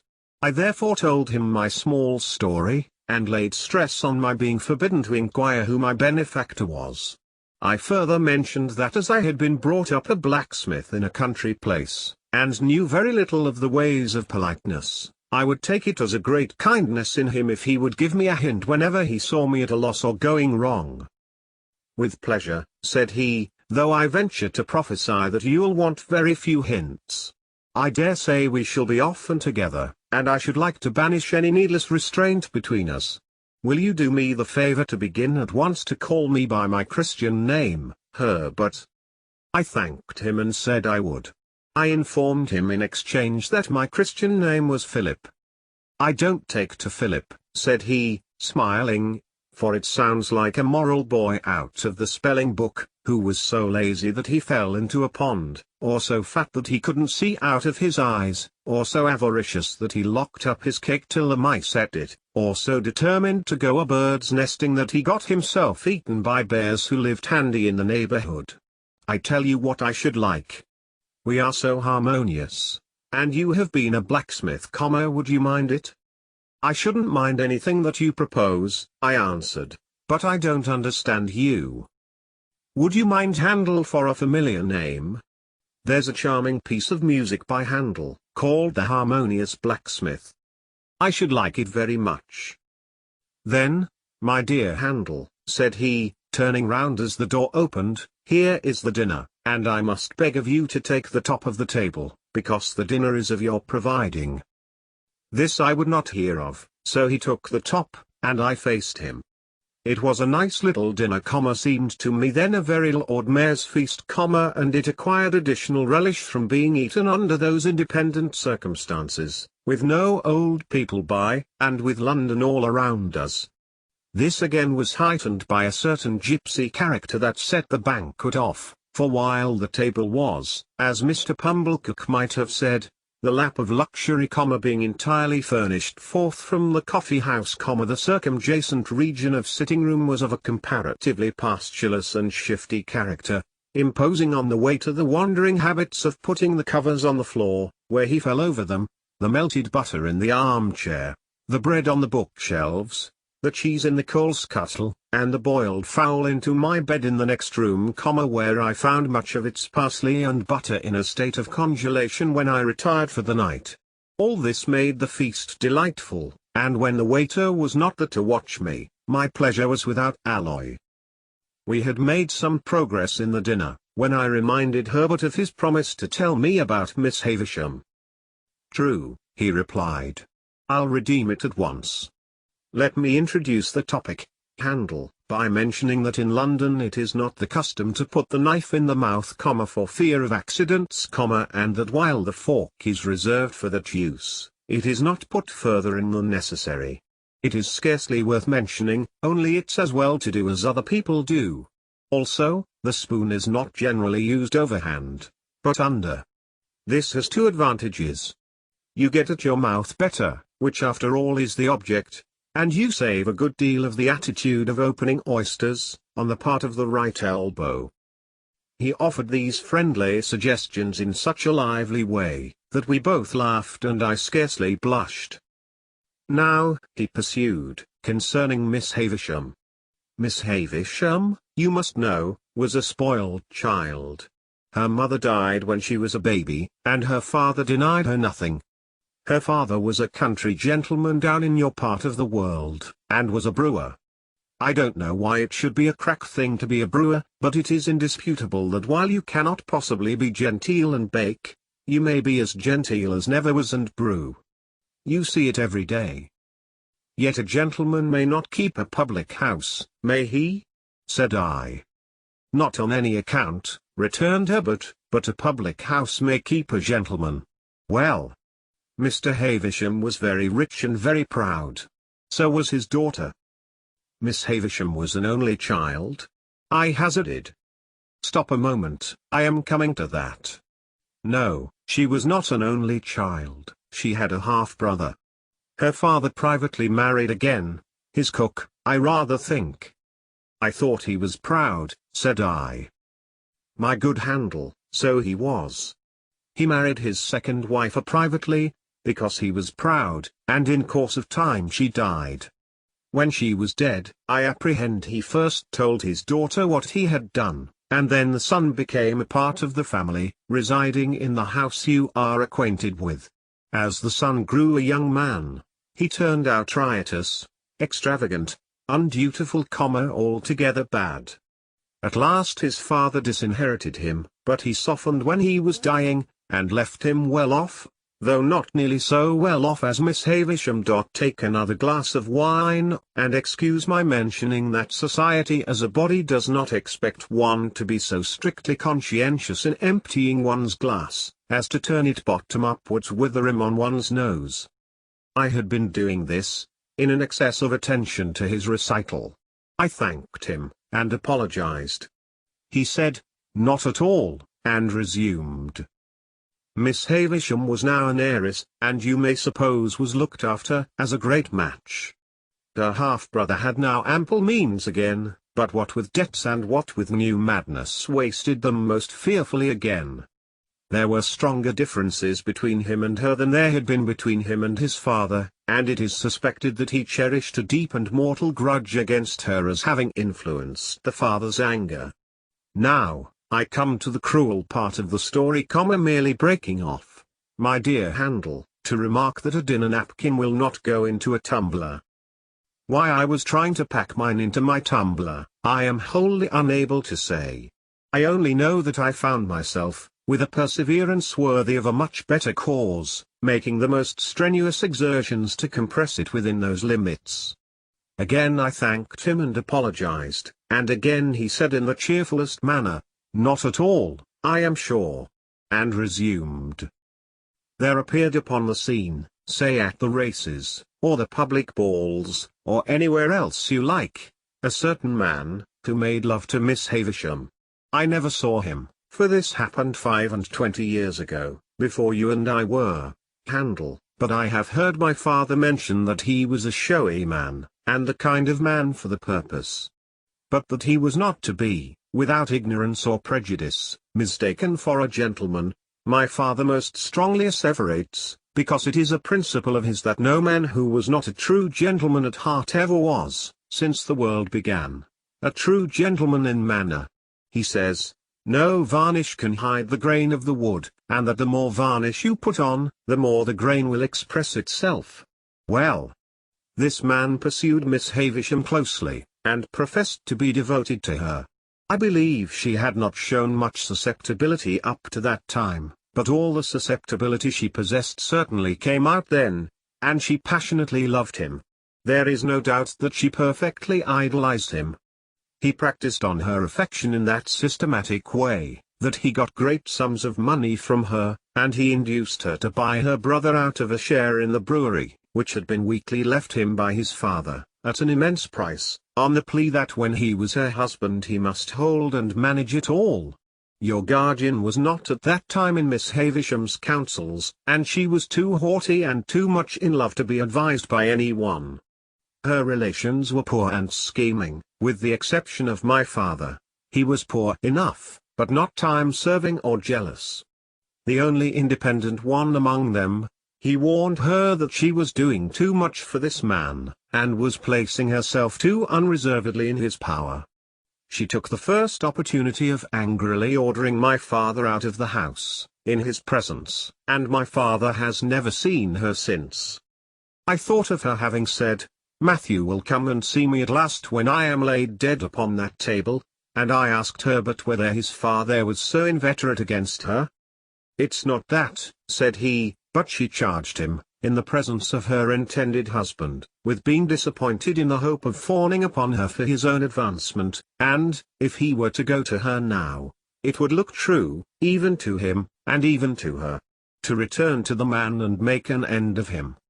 The marriage day was fixed, the wedding dresses were bought, the wedding tour was planned out, the wedding guests were invited, the day came, but not the bridegroom. He wrote her a letter, which she received, I struck in, when she was dressing for her marriage. At 20 minutes to 9? At the hour and minute, said Herbert, nodding, at which she afterwards stopped all the clocks. What was in it, further than that it most heartlessly broke the marriage off, I can't tell you, because I don't know. When she recovered from a bad illness that she had, she laid the whole place waste, as you have seen it, and she has never since looked upon the light of day. Is that all the story? I asked, after considering it. All I know of it, and indeed I only know so much, through piecing it out for myself, for my father always avoids it, and, even when Miss Havisham invited me to go there, told me no more of it than it was absolutely requisite I should understand. But I have forgotten one thing.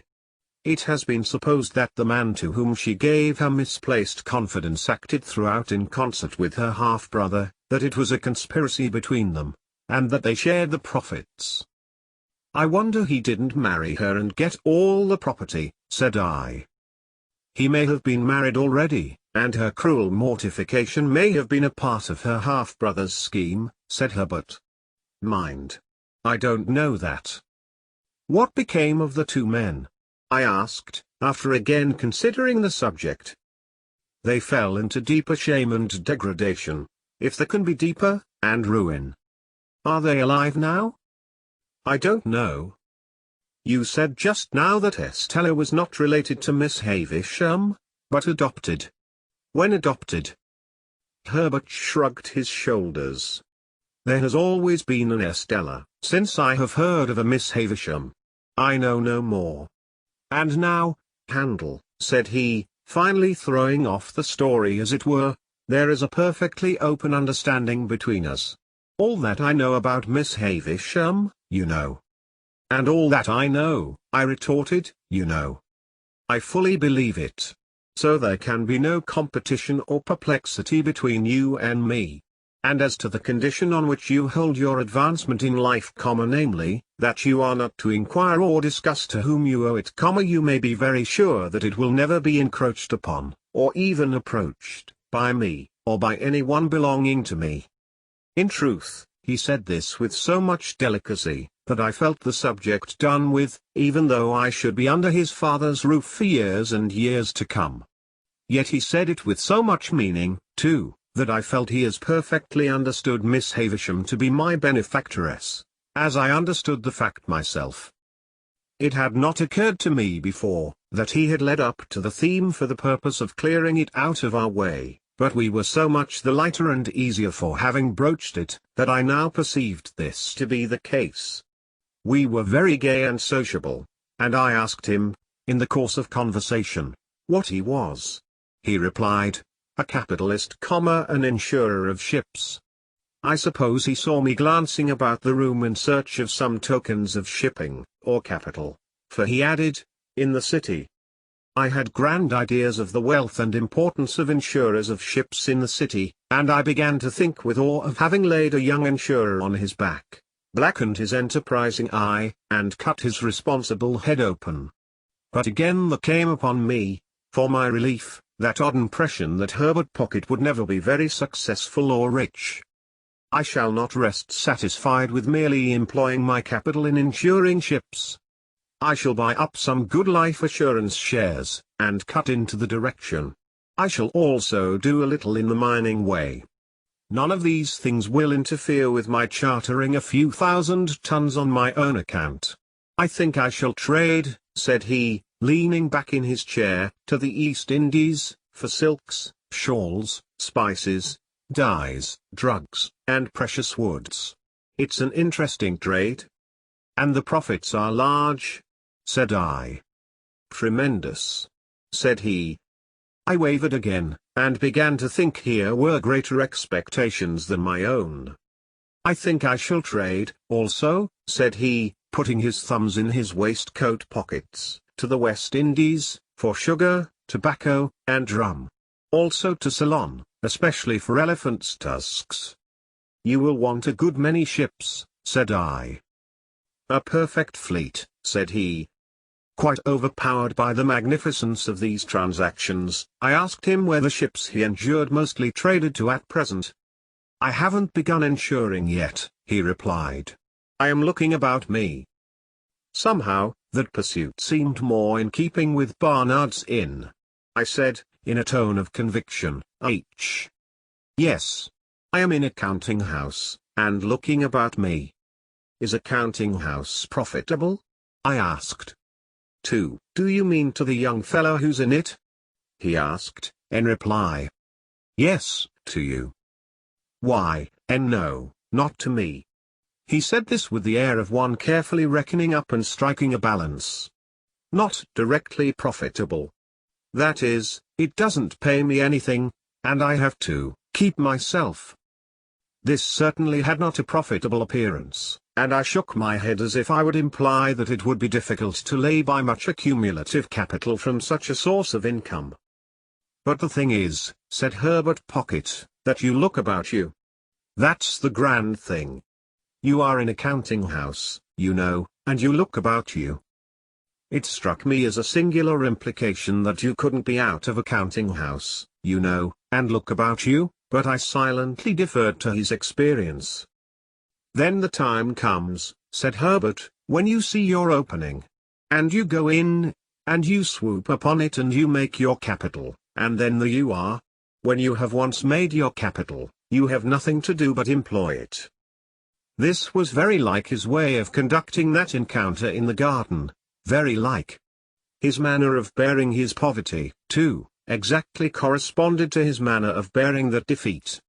It seemed to me that he took all blows and buffets now with just the same air as he had taken mine then. It was evident that he had nothing around him but the simplest necessaries, for everything that I remarked upon turned out to have been sent in on my account from the coffee house or somewhere else.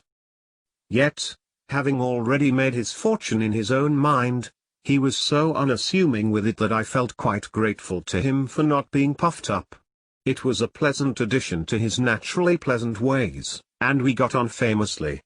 In the evening we went out for a walk in the streets, and went half price to the theatre, and next day we went to church at Westminster Abbey, and in the afternoon we walked in the parks, and I wondered who shod all the horses there, and wished Joe did. On a moderate computation, it was many months, that Sunday, since I had left Joe and Biddy. The space interposed between myself and them partook of that expansion, and our marshes were any distance off. That I could have been at our old church in my old church-going clothes, on the very last Sunday that ever was, seemed a combination of impossibilities, geographical and social, solar and lunar. Yet in the London streets so crowded with people and so brilliantly lighted in the dusk of evening, there were depressing hints of reproaches for that I had put the poor old kitchen at home so far away, and in the dead of night, the footsteps of some incapable impostor of a porter mooning about Barnard's Inn, under pretence of watching it, fell hollow on my heart. On the Monday morning at 9:15, Herbert went to the counting house to report himself, to look about him, too, I suppose, and I bore him company. He was to come away in an hour or two to attend me to Hammersmith, and I was to wait about for him. It appeared to me that the eggs from which young insurers were hatched were incubated in dust and heat, like the eggs of ostriches, judging from the places to which those incipient giants repaired on a Monday morning. Nor did the counting house where Herbert assisted, show in my eyes as at all a good observatory, being a back second floor upper yard, of a grimy presence in all particulars, and with a look into another back second floor, rather than a look out.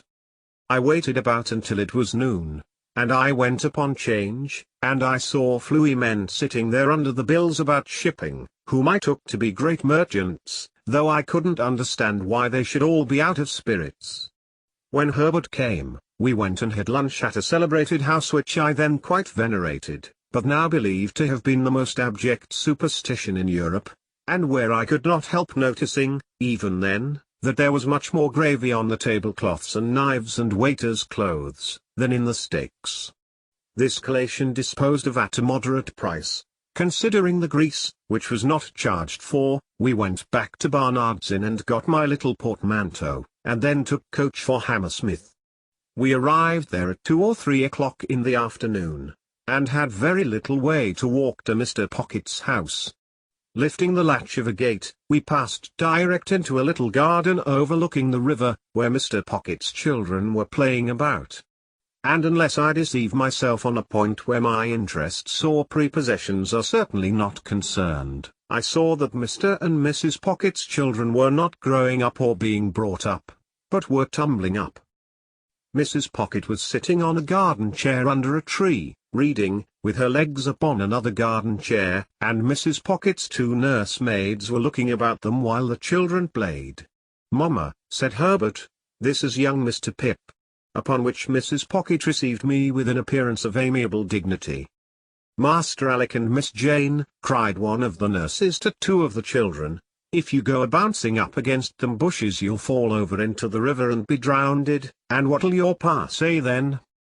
At the same time this nurse picked up Mrs. Pocket's handkerchief, and said, "If that don't make 6 times you've dropped it, mum." Upon which Mrs. Pocket laughed and said, "Thank you, Flopson," and settling herself in one chair only, resumed her book. Her countenance immediately assumed a knitted and intent expression as if she had been reading for a week, but before she could have read half a dozen lines, she fixed her eyes upon me, and said, "I hope your mamma is quite well?"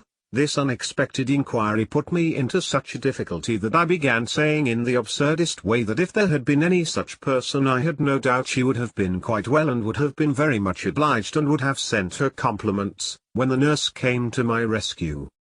"Well," she cried, picking up the pocket handkerchief, "if that don't make 7 times.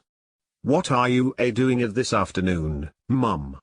Mrs. Pocket received her property, at first with a look of unutterable surprise as if she had never seen it before, and then with a laugh of recognition, and said, "Thank you, Flopson," and forgot me, and went on reading. I found, now I had leisure to count them, that there were no fewer than 6 little Pockets present, in various stages of tumbling up. I had scarcely arrived at the total when a 7th was heard, as in the region of air, wailing dolefully. "If there ain't baby," said Flopson, appearing to think it most surprising. "Make haste up, Millers." Millers, who was the other nurse, retired into the house, and by degrees the child's wailing was hushed and stopped, as if it were a young ventriloquist with something in its mouth. Mrs. Pocket read all the time, and I was curious to know what the book could be. We were waiting, I supposed, for Mr. Pocket to come out to us. At any rate we waited there, and so I had an opportunity of observing the remarkable family phenomenon that whenever any of the children strayed near Mrs. Pocket in their play, they always tripped themselves up and tumbled over her, always very much to her momentary astonishment, and their own more enduring lamentation. I was at a loss to account for this surprising circumstance, and could not help giving my mind to speculations about it, until by and by Millers came down with the baby, which baby was handed to Flopson, which Flopson was handing it to Mrs. Pocket, when she too went fairly head foremost over Mrs. Pocket, baby and all, and was caught by Herbert and myself. "Gracious me, Flopson," said Mrs. Pocket, looking off her book for a moment, "everybody's tumbling." "Gracious you, indeed, mum," returned Flopson, very red in the face. "What have you got there?" "I got here, Flopson?" asked Mrs. Pocket. "Why, if it ain't your footstool," cried Flopson. "And if you keep it under your skirts like that, who's to help tumbling? Here. Take the baby, mum, and give me your book." Mrs. Pocket acted on the advice, and inexpertly danced the infant a little in her lap, while the other children played about it. This had lasted but a very short time, when Mrs. Pocket issued summary orders that they were all to be taken into the house for a nap. Thus I made the second discovery on that first occasion, that the nurture of the little Pockets consisted of alternately tumbling up and lying down. Under these circumstances, when Flopson and Millers had got the children into the house, like a little flock of sheep, and Mr. Pocket came out of it to make my acquaintance, I was not much surprised to find that Mr. Pocket was a gentleman with a rather perplexed expression of face, and with his very grey hair disordered on his head, as if he didn't quite see his way to putting anything straight. Chapter 23. Mr. Pocket said he was glad to see me, and he hoped I was not sorry to see him. "For, I really am not," he added, with his son's smile. "An alarming personage." He was a young-looking man, in spite of his perplexities and his very grey hair, and his manner seemed quite natural. I use the word natural, in the sense of its being unaffected. There was something comic in his distraught way, as though it would have been downright ludicrous but for his own perception that it was very near being so. When he had talked with me a little, he said to Mrs. Pocket, with a rather anxious contraction of his eyebrows, which were black and handsome, "Belinda, I hope you have welcomed Mr. Pip." And she looked up from her book, and said, "Yes." She then smiled upon me in an absent state of mind, and asked me if I liked the taste of orange flower water. As the question had no bearing, near or remote, on any foregone or subsequent transaction, I consider it to have been thrown out, like her previous approaches, in general conversational condescension.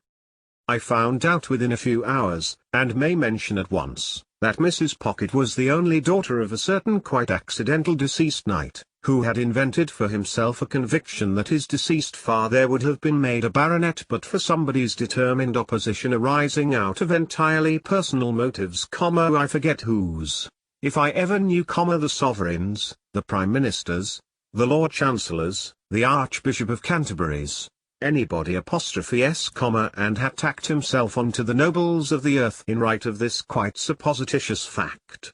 I believe he had been knighted himself for storming the English grammar at the point of the pen, in a desperate address engrossed on vellum, on the occasion of the laying of the first stone of some building or other, and for handing some royal personage either the trowel or the mortar. Be that as it may, he had directed Mrs. Pocket to be brought up from her cradle as one who in the nature of things must marry a title, and who was to be guarded from the acquisition of plebeian domestic knowledge. So successful a watch and ward had been established over the young lady by this judicious parent, that she had grown up highly ornamental, but perfectly helpless and useless. With her character thus happily formed, in the first bloom of her youth she had encountered Mr. Pocket, who was also in the first bloom of youth, and not quite decided whether to mount to the woolsack, or to roof himself in with a mitre.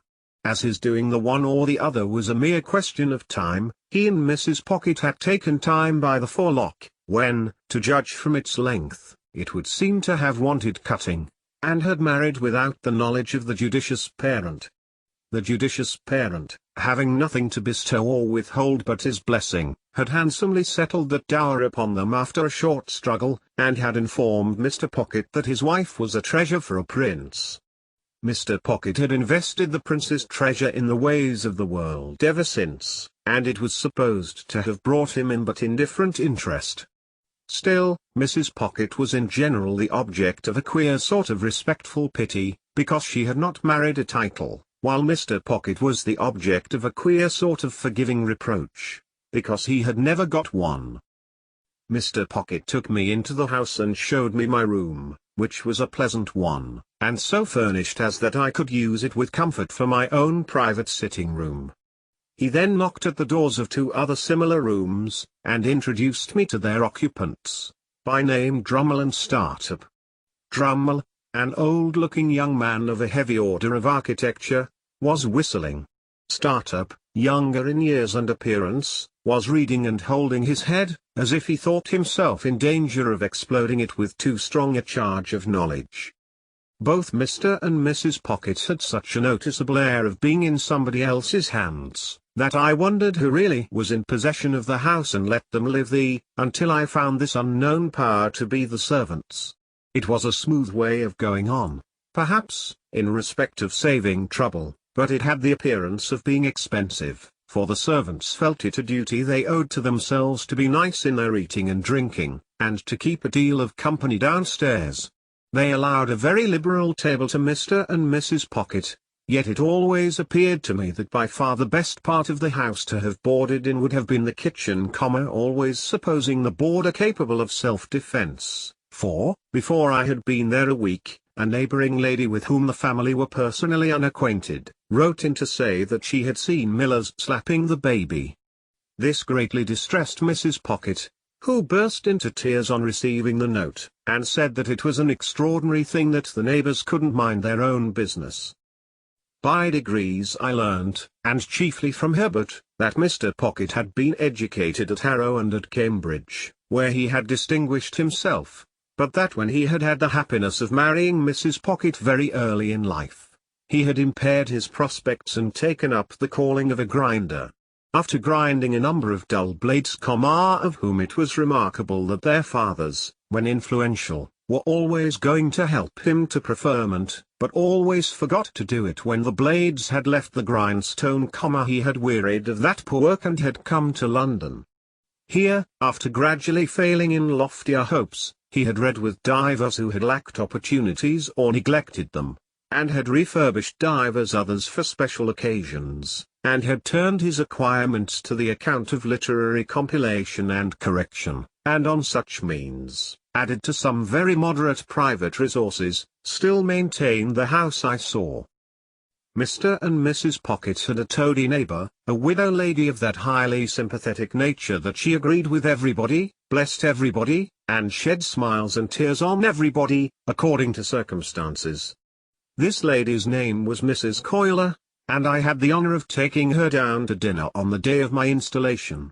She gave me to understand on the stairs, that it was a blow to dear Mrs. Pocket that dear Mr. Pocket should be under the necessity of receiving gentlemen to read with him. That did not extend to me, she told me in a gush of love and confidence. At that time, I had known her something less than 5 minutes. If they were all like me, it would be quite another thing. But dear Mrs. Pocket, said Mrs. Coiler, after her early disappointment, not that dear Mr. Pocket was to blame, and that requires so much luxury and elegance. Yes, ma'am, I said, to stop her, for I was afraid she was going to cry. And she is of so aristocratic a disposition. Yes, ma'am, I said again, with the same object as before. That it is hard, said Mrs. Coiler, to have dear Mr. Pocket's time and attention diverted from dear Mrs. Pocket. I could not help thinking that it might be harder if the butcher's time and attention were diverted from dear Mrs. Pocket, but I said nothing, and indeed had enough to do in keeping a bashful watch upon my company manners. It came to my knowledge, through what passed between Mrs. Pocket and Drummle while I was attentive to my knife and fork, spoon, glasses, and other instruments of self-destruction, that Drummle, whose Christian name was Bentley, was actually the next heir but one to a baronetcy. It further appeared that the book I had seen Mrs. Pocket reading in the garden was all about titles, and that she knew the exact date at which her grandpapa would have come into the book, if he ever had come at all. Drummle didn't say much, but in his limited way, he struck me as a sulky kind of fellow. He spoke as one of the elect, and recognized Mrs. Pocket as a woman and a sister. No one but themselves and Mrs. Coiler, the toady neighbor, showed any interest in this part of the conversation, and it appeared to me that it was painful to Herbert, but it promised to last a long time, when the page came in with the announcement of a domestic affliction. It was, in effect, that the cook had mislaid the beef. To my unutterable amazement, I now, for the first time, saw Mr. Pocket relieve his mind by going through a performance that struck me as very extraordinary, but which made no impression on anybody else, and with which I soon became as familiar as the rest. He laid down the carving knife and fork, being engaged in carving. At the moment, put his 2 hands into his disturbed hair, and appeared to make an extraordinary effort to lift himself up by it. When he had done this, and had not lifted himself up at all, he quietly went on with what he was about. Mrs. Coiler then changed the subject and began to flatter me. I liked it for a few moments, but she flattered me so very grossly that the pleasure was soon over. She had a serpentine way of coming close at me when she pretended to be vitally interested in the friends and localities I had left, which was altogether snaky and fork-tongued, and when she made an occasional bounce upon Startup, who said very little to her, or upon Drummle, who said less. I rather envied them for being on the opposite side of the table. After dinner the children were introduced, and Mrs. Coiler made admiring comments on their eyes, noses, and legs, a sagacious way of improving their minds. There were 4 little girls, and 2 little boys, besides the baby who might have been either, and the baby's next successor who was as yet neither. They were brought in by Flopson and Millers, much as though those 2 non-commissioned officers had been recruiting somewhere for children and had enlisted these, while Mrs. Pocket looked at the young nobles that ought to have been as if she rather thought she had had the pleasure of inspecting them before, but didn't quite know what to make of them. "Here. Give me your fork, Mum, and take the baby," said Flopson. "Don't take it that way, or you'll get its head under the table." Thus advised, Mrs. Pocket took it the other way, and got its head upon the table, which was announced to all present by a prodigious concussion. "Dear, dear. Give it me back, Mum," said Flopson, "and Miss Jane, come and dance to baby, do." One of the little girls, a mere mite who seemed to have prematurely taken upon herself some charge of the others, stepped out of her place by me, and danced to and from the baby until it left off crying, and laughed.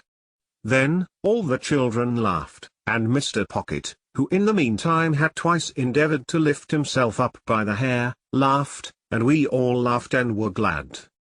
Flopson, by dint of doubling the baby at the joints like a Dutch doll, then got it safely into Mrs. Pocket's lap, and gave it the nutcrackers to play with, at the same time recommending Mrs. Pocket to take notice that the handles of that instrument were not likely to agree with its eyes, and sharply charging Miss Jane to look after the same.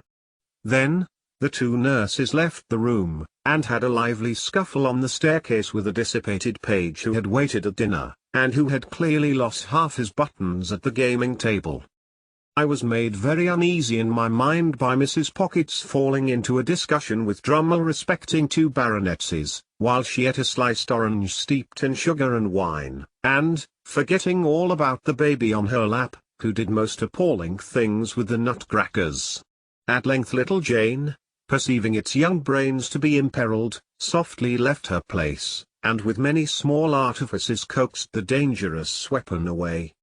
Mrs. Pocket, finishing her orange at about the same time, and not approving of this, said to Jane, "You naughty child, how dare you? Go and sit down this instant." "Mamma dear," lisped the little girl, "baby would have put hith eye out." "How dare you tell me so?" retorted Mrs. Pocket. "Go and sit down in your chair this moment." Mrs. Pocket's dignity was so crushing, that I felt quite abashed, as if I myself had done something to rouse it. "Belinda," remonstrated Mr. Pocket, from the other end of the table, "how can you be so unreasonable? Jane only interfered for the protection of baby." "I will not allow anybody to interfere," said Mrs. Pocket. "I am surprised, Matthew, that you should expose me to the affront of interference." "Good God!" cried Mr. Pocket, in an outbreak of desolate desperation. "Are infants to be nutcracked into their tombs, and is nobody to save them?" "I will not be interfered with by Jane," said Mrs. Pocket, with a majestic glance at that innocent little offender. "I hope I know my poor grandpapa's position. Jane, indeed." Mr. Pocket got his hands in his hair again, and this time really did lift himself some inches out of his chair. "Hear this!" he helplessly exclaimed to the elements.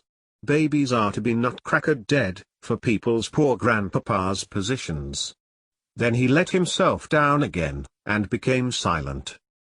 We all looked awkwardly at the tablecloth while this was going on. A pause succeeded, during which the honest and irrepressible baby made a series of leaps and grows at little Jane, who appeared to me to be the only member of the family, irrespective of servants, with whom it had any decided acquaintance. "Mr. Drummle," said Mrs. Pocket, "will you ring for Flopson? Jane, you undutiful little thing, go and lie down.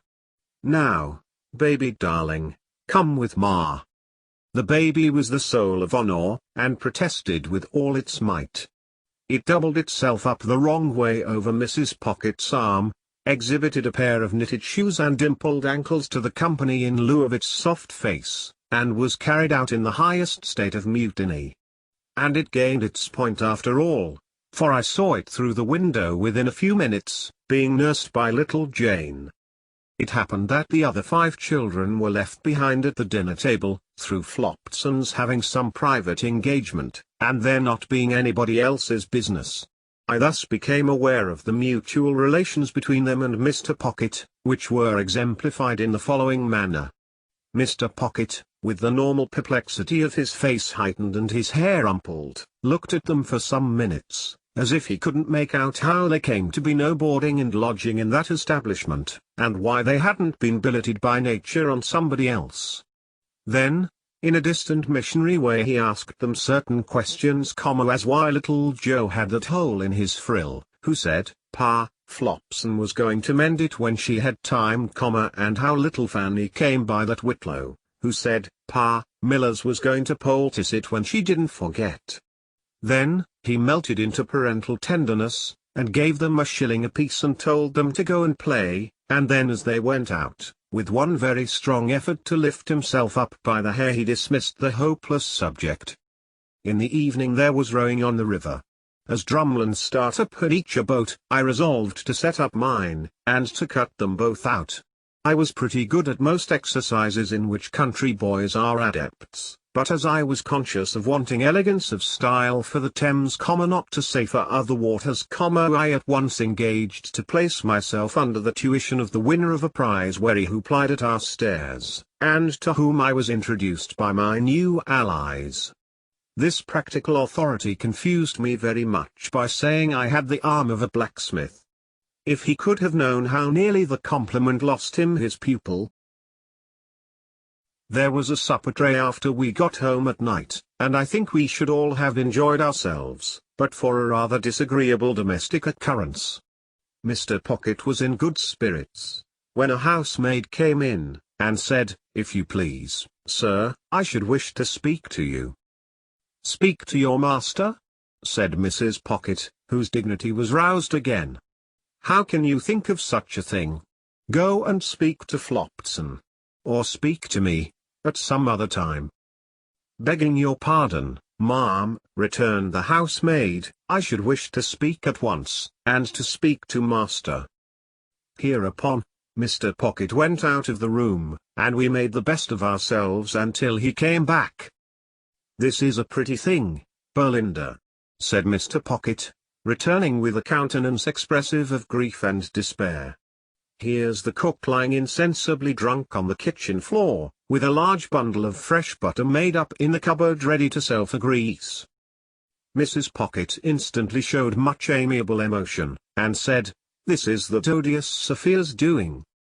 "What do you mean, Belinda?" demanded Mr. Pocket. "Sophia has told you," said Mrs. Pocket. "Did I not see her with my own eyes and hear her with my own ears, come into the room just now and ask to speak to you?" "But has she not taken me downstairs, Belinda?" returned Mr. Pocket, "and shown me the woman, and the bundle too?" "And do you defend her, Matthew," said Mrs. Pocket, "for making mischief?" Mr. Pocket uttered a dismal groan. "Am I, grandpapa's granddaughter, to be nothing in the house?" said Mrs. Pocket. "Besides, the cook has always been a very nice respectful woman, and said in the most natural manner when she came to look after the situation, that she felt I was born to be a duchess." There was a sofa where Mr. Pocket stood, and he dropped upon it in the attitude of the dying gladiator.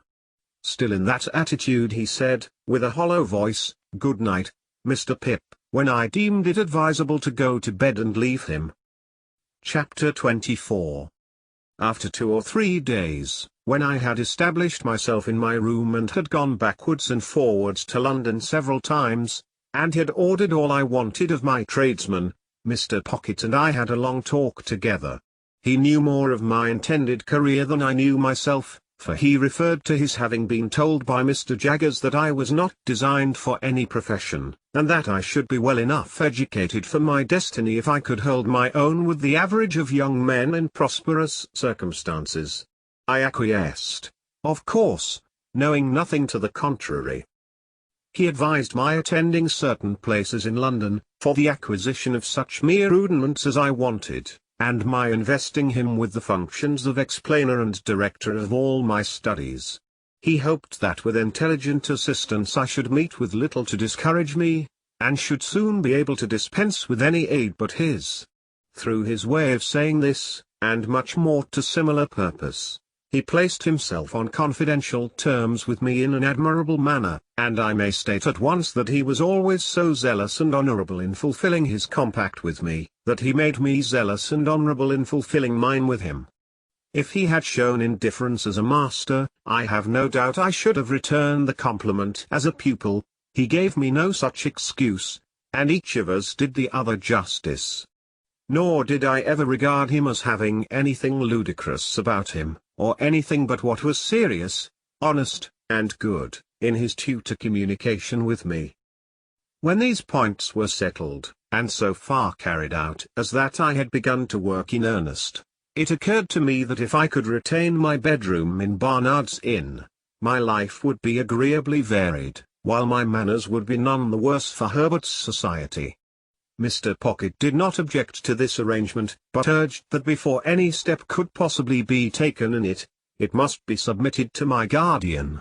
I felt that this delicacy arose out of the consideration that the plan would save Herbert some expense, so I went off to Little Britain and imparted my wish to Mr. Jaggers. "If I could buy the furniture now hired for me," said I, "and 1 or 2 other little things, I should be quite at home there." "Go it," said Mr. Jaggers, with a short laugh. "I told you you'd get on. Well, how much do you want?"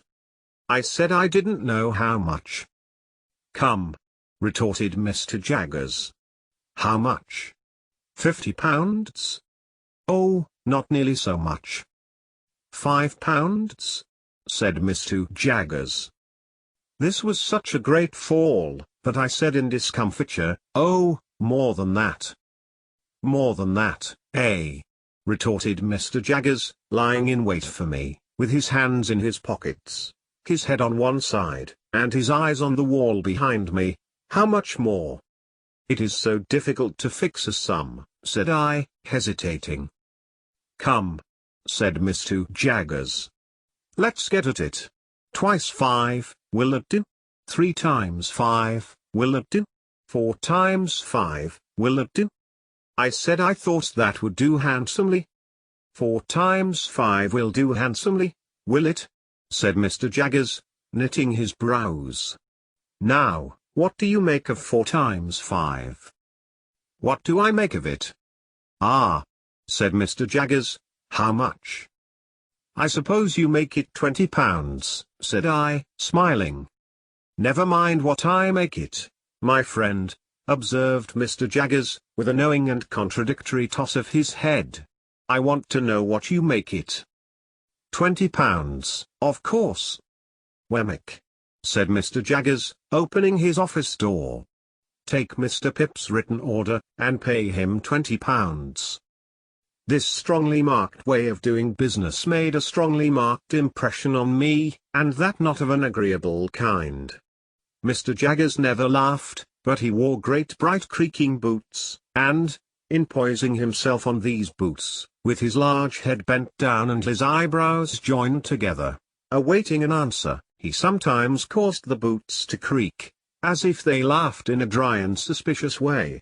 As he happened to go out now, and as Wemmick was brisk and talkative, I said to Wemmick that I hardly knew what to make of Mr. Jaggers's manner.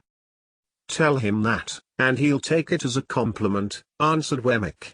"He don't mean that you should know what to make of it. For I looked surprised. "It's not personal, it's professional, only professional."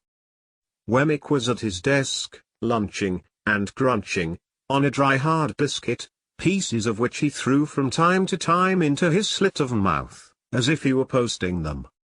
"Always seems to me," said Wemmick, as if he had set a man-trap and was watching it. Suddenly, click, "You're caught." Without remarking that man-traps were not among the amenities of life, I said I supposed he was very skillful. "Deep," said Wemmick, "as Australia," pointing with his pen at the office floor, to express that Australia was understood, for the purposes of the figure, to be symmetrically on the opposite spot of the globe. "If there was anything deeper," added Wemmick, bringing his pen to paper, "he'd be it." Then, I said I supposed he had a fine business, and Wemmick said, "Ca pital." Then I asked if there were many clerks, to which he replied, "We don't run much into clerks, because there's only one Jaggers, and people won't have him at second hand. There are only 4 of us. Would you like to see 'em? You are one of us, as I may say." I accepted the offer. When Mr. Wemmick had put all the biscuit into the post, and had paid me my money from a cash box in a safe, the key of which safe he kept somewhere down his back and produced from his coat collar like an iron pigtail, we went upstairs. The house was dark and shabby, and the greasy shoulders that had left their mark in Mr. Jaggers's room seemed to have been shuffling up and down the staircase for years. In the front first floor, a clerk who looked something between a publican and a rat-catcher, a large pale, puffed, swollen man, was attentively engaged with 3 or 4 people of shabby appearance, whom he treated as unceremoniously as everybody seemed to be treated who contributed to Mr. Jaggers's coffers. "Getting evidence together," said Mr. Wemmick, as we came out, "for the Bailey." In the room over that, a little flabby terrier of a clerk with dangling hair, his cropping seemed to have been forgotten when he was a puppy, was similarly engaged with a man with weak eyes, whom Mr. Wemmick presented to me as a smelter who kept his pot always boiling, and who would melt me anything I pleased, and who was in an excessive white perspiration, as if he had been trying his art on himself. In a back room, a high-shouldered man with a face-ache tied up in dirty flannel, who was dressed in old black clothes that bore the appearance of having been waxed, was stooping over his work of making fair copies of the notes of the other 2 gentlemen, for Mr. Jaggers's own use. This was all the establishment. When we went downstairs again, Wemmick led me into my guardian's room, and said, "This you've seen already."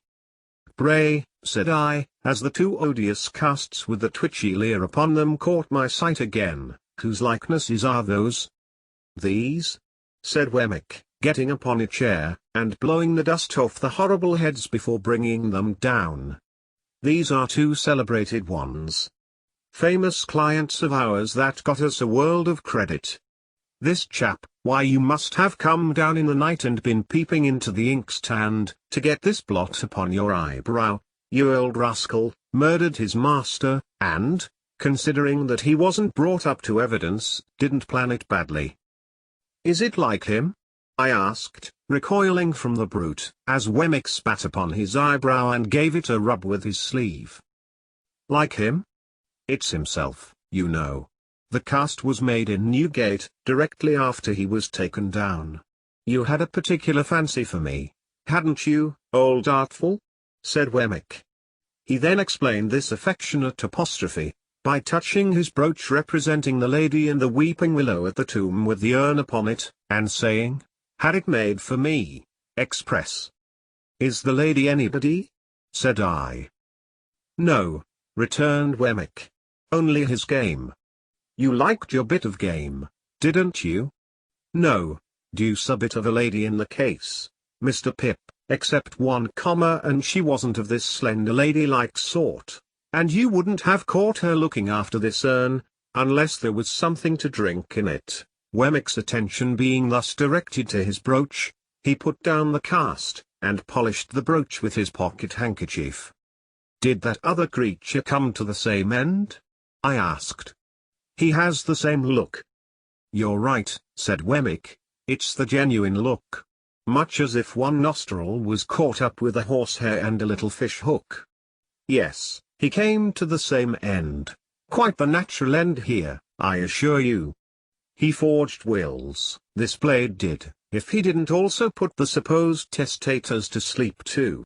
You were a gentlemanly cove, though, Mr. Wemmick was again apostrophizing, and you said you could write Greek.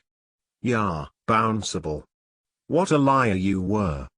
I never met such a liar as you. Before putting his late friend on his shelf again, Wemmick touched the largest of his mourning rings and said, "Sent out to buy it for me, only the day before." While he was putting up the other cast and coming down from the chair, the thought crossed my mind that all his personal jewelry was derived from like sources. As he had shown no diffidence on the subject, I ventured on the liberty of asking him the question, when he stood before me, dusting his hands. "Oh yes," he returned, "these are all gifts of that kind. One brings another, you see, that's the way of it. I always take 'em. They're curiosities. And they're property. They may not be worth much, but, after all, they're property and portable. It don't signify to you with your brilliant lookout, but as to myself, my guiding star always is, get hold of portable property." When I had rendered homage to this light, he went on to say, in a friendly manner, "If at any odd time when you have nothing better to do, you wouldn't mind coming over to see me at Walworth, I could offer you a bed, and I should consider it an honor. I have not much to show you, but such 2 or 3 curiosities as I have got you might like to look over, and I am fond of a bit of garden and a summer house." I said I should be delighted to accept his hospitality. "Thankee," said he, "then we'll consider that it's to come off, when convenient to you. Have you dined with Mr. Jaggers yet?" "Not yet." "Well," said Wemmick, "he'll give you wine, and good wine. I'll give you punch, and not bad punch. And now I'll tell you something. When you go to dine with Mr. Jaggers, look at his housekeeper." "Shall I see something very uncommon?" "Well," said Wemmick, "you'll see a wild beast tamed." "Not so very uncommon, you'll tell me." I reply, "That depends on the original wildness of the beast, and the amount of taming. It won't lower your opinion of Mr. Jaggers's powers. Keep your eye on it." I told him I would do so, with all the interest and curiosity that his preparation awakened. As I was taking my departure, he asked me if I would like to devote 5 minutes to seeing Mr. Jaggers at it. For several reasons, and not least because I didn't clearly know what Mr. Jaggers would be found to be at, I replied in the affirmative. We dived into the city, and came up in a crowded police court, where a blood relation, in the murderous sense, of the deceased, with the fanciful taste in brooches, was standing at the bar, uncomfortably chewing something, while my guardian had a woman under examination or cross-examination, I don't know which, and was striking her, and the bench, and everybody present, with awe. If anybody, of whatsoever degree, said a word that he didn't approve of, he instantly required to have it taken down. If anybody wouldn't make an admission, he said, I'll have it out of you. And if anybody made an admission, he said, now I have got you. The magistrates shivered under a single bite of his finger. Thieves and thief-takers hung in dread rapture on his words, and shrank when a hair of his eyebrows turned in their direction. Which side he was on I couldn't make out, for he seemed to me to be grinding the whole place in a mill. I only know that when I stole out on tiptoe, he was not on the side of the bench, for he was making the legs of the old gentleman who presided, quite convulsive under the table, by his denunciations of his conduct as the representative of British law and justice in that chair that day. Chapter 25. Bentley Drummle, who was so sulky a fellow that he even took up a book as if its writer had done him an injury, did not take up an acquaintance in a more agreeable spirit. Heavy in figure, movement, and comprehension, in the sluggish complexion of his face, and in the large, awkward tongue that seemed to loll about in his mouth as he himself lolled about in a room, he was idle, proud, niggardly, reserved, and suspicious. He came of rich people down in Somersetshire, who had nursed this combination of qualities until they made the discovery that it was just of age and a blockhead. Thus, Bentley Drummle had come to Mr. Pocket when he was a head taller than that gentleman, and half a dozen heads thicker than most gentlemen. Startup had been spoiled by a weak mother and kept at home when he ought to have been at school, but he was devotedly attached to her, and admired her beyond measure. He had a woman's delicacy of feature, and was, as you may see, though you never saw her, said Herbert to me, exactly like his mother. It was but natural that I should take to him much more kindly than to Drummle, and that, even in the earliest evenings of our boating, he and I should pull homeward abreast of one another, conversing from boat to boat, while Bentley Drummle came up in our wake alone, under the overhanging banks and among the rushes. He would always creep inshore like some uncomfortable amphibious creature, even when the tide would have sent him fast upon his way, and I always think of him as coming after us in the dark or by the backwater, when our own two boats were breaking the sunset or the moonlight in mid-stream. Herbert was my intimate companion and friend. I presented him with a half-share in my boat, which was the occasion of his often coming down to Hammersmith, and my possession of a half-share in his chambers often took me up to London. We used to walk between the two places at all hours. I have an affection for the road yet, though it is not so pleasant a road as it was then, formed in the impressibility of untried youth and hope. When I had been in Mr. Pocket's family a month or two, Mr. and Mrs. Camilla turned up. Camilla was Mr. Pocket's sister. Georgiana, whom I had seen at Miss Havisham's on the same occasion, also turned up. She was a cousin, an indigestive single woman, who called her rigidity religion, and her liver love. These people hated me with the hatred of cupidity and disappointment. As a matter of course, they fawned upon me in my prosperity with the basest meanness. Towards Mr. Pocket, as a grown-up infant with no notion of his own interests, they showed the complacent forbearance I had heard them express. Mrs. Pocket they held in contempt, but they allowed the poor soul to have been heavily disappointed in life, because that shed a feeble reflected light upon themselves. These were the surroundings among which I settled down, and applied myself to my education. I soon contracted expensive habits, and began to spend an amount of money that within a few short months I should have thought almost fabulous, but through good and evil I stuck to my books. There was no other merit in this, than my having sense enough to feel my deficiencies. Between Mr. Pocket and Herbert I got on fast, and, with one or the other always at my elbow to give me the start I wanted, and clear obstructions out of my road, I must have been as great a dolt as Drummle if I had done less. I had not seen Mr. Wemmick for some weeks, when I thought I would write him a note and propose to go home with him on a certain evening. He replied that it would give him much pleasure, and that he would expect me at the office at 6 o'clock. Thither I went, and there I found him, putting the key of his safe down his back as the clock struck. "Did you think of walking down to Walworth?" said he. "Certainly," said I, "if you approve." "Very much," was Wemmick's reply, "for I have had my legs under the desk all day, and shall be glad to stretch them. Now, I'll tell you what I have got for supper, Mr. Pip. I have got a stewed steak, which is of home preparation, and a cold roast fowl, which is from the cook's shop. I think it's tender, because the master of the shop was a juryman in some cases of ours the other day, and we let him down easy. I reminded him of it when I bought the fowl, and I said, 'Pick us out a good one, old Briton, because if we had chosen to keep you in the box another day or two, we could easily have done it.' He said to that, 'Let me make you a present of the best fowl in the shop.' I let him, of course. As far as it goes, it's property and portable. You don't object to an aged parent, I hope." I really thought he was still speaking of the fowl, until he added, "Because I have got an aged parent at my place."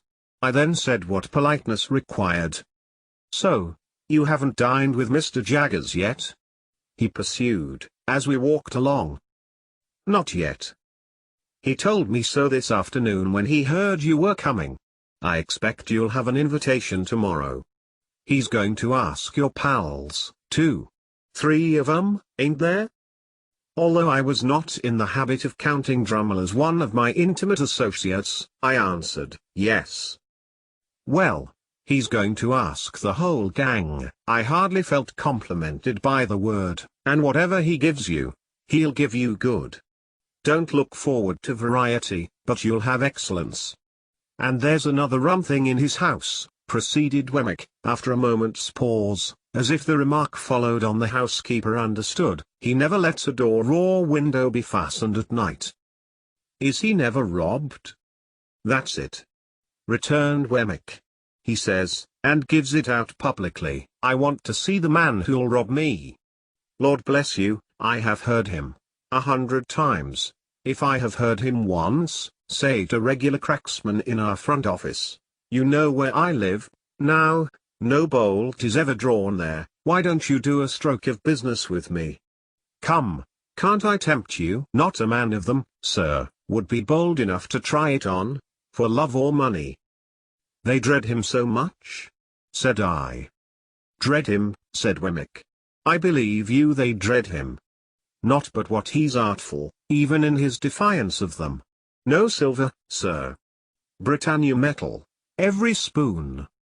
"So they wouldn't have much," I observed, "even if they—" "Ah! But he would have much," said Wemmick, cutting me short, "and they know it. He'd have their lives, and the lives of scores of them. He'd have all he could get. And it's impossible to say what he couldn't get, if he gave his mind to it." I was falling into meditation on my guardian's greatness, when Wemmick remarked, "As to the absence of plate, that's only his natural depth, you know. A river's its natural depth, and he's his natural depth. Look at his watch chain. That's real enough." "It's very massive," said I. "Massive?" repeated Wemmick. "I think so. And his watch is a gold repeater, and worth £100 if it's worth a penny.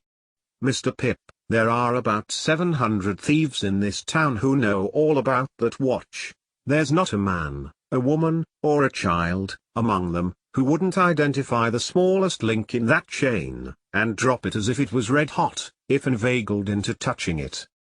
At first with such discourse, and afterwards with conversation of a more general nature, did Mr. Wemmick and I beguile the time and the road, until he gave me to understand that we had arrived in the district of Walworth. It appeared to be a collection of back lanes, ditches, and little gardens, and to present the aspect of a rather dull retirement. Wemmick's house was a little wooden cottage in the midst of plots of garden, and the top of it was cut out and painted like a battery mounted with guns. "My own doing," said Wemmick. "Looks pretty, don't it?" I highly commended it. I think it was the smallest house I ever saw, with the queerest Gothic windows, by far the greater part of them sham, and a Gothic door almost too small to get in at. "That's a real flagstaff, you see," said Wemmick, "and on Sundays I run up a real flag. Then look here. After I have crossed this bridge, I hoist it up, so, and cut off the communication." The bridge was a plank, and it crossed a chasm about 4 feet wide and 2 deep. But it was very pleasant to see the pride with which he hoisted it up and made it fast, smiling as he did so, with a relish and not merely mechanically. "At 9 o'clock every night, Greenwich time," said Wemmick, "the gun fires. There he is, you see. And when you hear him go, I think you'll say he's a stinger." The piece of ordnance referred to was mounted in a separate fortress, constructed of lattice work. It was protected from the weather by an ingenious little tarpaulin contrivance in the nature of an umbrella. "Then, at the back," said Wemmick, "out of sight, so as not to impede the idea of fortifications, for it's a principle with me, if you have an idea, carry it out and keep it up, I don't know whether that's your opinion," I said, decidedly. "At the back, there's a pig, and there are fowls and rabbits. Then, I knock together my own little frame, you see, and grow cucumbers, and you'll judge at supper what sort of a salad I can raise. So, sir, said Wemmick, smiling again, but seriously too, as he shook his head, if you can suppose the little place besieged, it would hold out a devil of a time in point of provisions. Then, he conducted me to a bower about a dozen yards off, but which was approached by such ingenious twists of path that it took quite a long time to get at, and in this retreat our glasses were already set forth. Our punch was cooling in an ornamental lake, on whose margin the bower was raised. This piece of water, with an island in the middle which might have been the salad for supper, was of a circular form, and he had constructed a fountain in it, which, when you set a little mill going and took a cork out of a pipe, played to that powerful extent that it made the back of your hand quite wet. I am my own engineer, and my own carpenter, and my own plumber, and my own gardener, and my own jack-of-all-trades, said Wemmick, in acknowledging my compliments. Well, it's a good thing, you know. It brushes the Newgate cobwebs away, and pleases the aged. You wouldn't mind being at once introduced to the aged, would you? It wouldn't put you out? I expressed the readiness I felt, and we went into the castle. We found, sitting by a fire, a very old man in a flannel coat, clean, cheerful, comfortable, and well cared for, but intensely deaf. Well-aged parent, said Wemmick, shaking hands with him in a cordial and jocose way, how am you? All right, John, all right, replied the old man. Here's Mr. Pip, aged parent, said Wemmick, and I wish you could hear his name. Nod away at him, Mr. Pip, that's what he likes. Nod away at him, if you please, like winking. This is a fine place of my son's, sir, cried the old man, while I nodded as hard as I possibly could. This is a pretty pleasure ground, sir. This spot and these beautiful works upon it ought to be kept together by the nation, after my son's time, for the people's enjoyment. You're as proud of it as Punch, ain't you, aged? Said Wemmick, contemplating the old man, with his hard face really softened.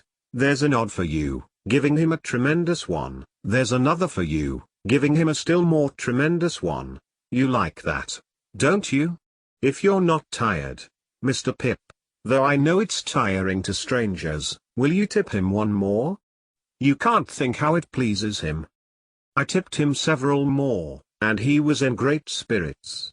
We left him bestirring himself to feed the fowls, and we sat down to our punch in the arbour, where Wemmick told me, as he smoked a pipe, that it had taken him a good many years to bring the property up to its present pitch of perfection.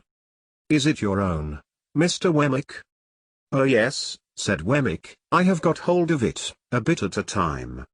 It's a freehold, by George. Is it indeed? I hope Mr. Jaggers admires it? Never seen it, said Wemmick. Never heard of it. Never seen the aged. Never heard of him. No, the office is one thing, and private life is another. When I go into the office, I leave the castle behind me, and when I come into the castle, I leave the office behind me. If it's not in any way disagreeable to you, you'll oblige me by doing the same. I don't wish it professionally spoken about. Of course I felt my good faith involved in the observance of his request. The punch being very nice, we sat there drinking it and talking, until it was almost 9 o'clock. Getting near gunfire, said Wemmick then, as he laid down his pipe, it's the aged's treat. Proceeding into the castle again, we found the aged heating the poker, with expectant ease, as a preliminary to the performance of this great nightly ceremony. Wemmick stood with his watch in his hand until the moment was come for him to take the red-hot poker from the aged, and repair to the battery. He took it, and went out, and presently the stinger went off with a bang that shook the crazy little box of a cottage as if it must fall to pieces, and made every glass and teacup in it ring. Upon this, the aged, who I believe would have been blown out of his armchair but for holding on by the elbows, cried out exultingly, "He's fired." I heard him. And I nodded at the old gentleman until it is no figure of speech to declare that I absolutely could not see him. The interval between that time and supper Wemmick devoted to showing me his collection of curiosities. They were mostly of a felonious character, comprising the pen with which a celebrated forgery had been committed, a distinguished razor or two, some locks of hair, and several manuscript confessions written under condemnation, upon which Mr. Wemmick set particular value as being, to use his own words, "every one of 'em lies, sir." These were agreeably dispersed among small specimens of china and glass, various neat trifles made by the proprietor of the museum, and some tobacco stoppers carved by the aged. They were all displayed in that chamber of the castle into which I had been first inducted, and which served, not only as the general sitting room but as the kitchen too, if I might judge from a saucepan on the hob, and a brazen bijou over the fireplace designed for the suspension of a roasting jack. There was a neat little girl in attendance, who looked after the aged in a day. When she had laid the supper cloth, the bridge was lowered to give her means of egress, and she withdrew for the night. The supper was excellent, and though the castle was rather subject to dry rot insomuch that it tasted like a bad nut, and though the pig might have been farther off, I was heartily pleased with my whole entertainment. Nor was there any drawback on my little turret bedroom, beyond there being such a very thin ceiling between me and the flagstaff, that when I lay down on my back in bed, it seemed as if I had to balance that pole on my forehead all night. Wemmick was up early in the morning, and I am afraid I heard him cleaning my boots. After that, he fell to gardening, and I saw him from my Gothic window pretending to employ the aged, and nodding at him in a most devoted manner. Our breakfast was as good as the supper, and at 8:30 precisely we started for Little Britain. By degrees, Wemmick got drier and harder as we went along, and his mouth tightened into a post office again. At last, when we got to his place of business and he pulled out his key from his coat collar, he looked as unconscious of his Walworth property as if the castle and the drawbridge and the arbour and the lake and the fountain and the aged had all been blown into space together by the last discharge of the stinger. Chapter 26. It fell out as Wemmick had told me it would, that I had an early opportunity of comparing my guardian's establishment with that of his cashier and clerk. My guardian was in his room, washing his hands with his scented soap, when I went into the office from Walworth, and he called me to him, and gave me the invitation for myself and friends which Wemmick had prepared me to receive. No ceremony, he stipulated, and no dinner dress, and say tomorrow. I asked him where we should come to, for I had no idea where he lived, and I believe it was in his general objection to make anything like an admission, that he replied, "Come here, and I'll take you home with me." I embrace this opportunity of remarking that he washed his clients off, as if he were a surgeon or a dentist. He had a closet in his room, fitted up for the purpose, which smelt of the scented soap like a perfumer's shop. It had an unusually large jack towel on a roller inside the door, and he would wash his hands, and wipe them and dry them all over this towel, whenever he came in from a police court or dismissed a client from his room. When I and my friends repaired to him at 6 o'clock next day, he seemed to have been engaged on a case of a darker complexion than usual, for we found him with his head butted into this closet, not only washing his hands, but laving his face and gargling his throat. And even when he had done all that, and had gone all round the jack towel, he took out his penknife and scraped the case out of his nails before he put his coat on. There were some people slinking about as usual when we passed out into the street, who were evidently anxious to speak with him, but there was something so conclusive in the halo of scented soap which encircled his presence, that they gave it up for that day. As we walked along westward, he was recognized ever and again by some face in the crowd of the streets, and whenever that happened he talked louder to me, but he never otherwise recognized anybody, or took notice that anybody recognized him. He conducted us to Gerrard Street, Soho, to a house on the south side of that street. Rather a stately house of its kind, but dolefully in want of painting, and with dirty windows. He took out his key and opened the door, and we all went into a stone hall, bare, gloomy, and little used. So, up a dark brown staircase into a series of 3 dark brown rooms on the first floor. There were carved garlands on the panelled walls, and as he stood among them giving us welcome, I know what kind of loops I thought they looked like. Dinner was laid in the best of these rooms, the second was his dressing room, the third, his bedroom. He told us that he held a whole house, but rarely used more of it than we saw.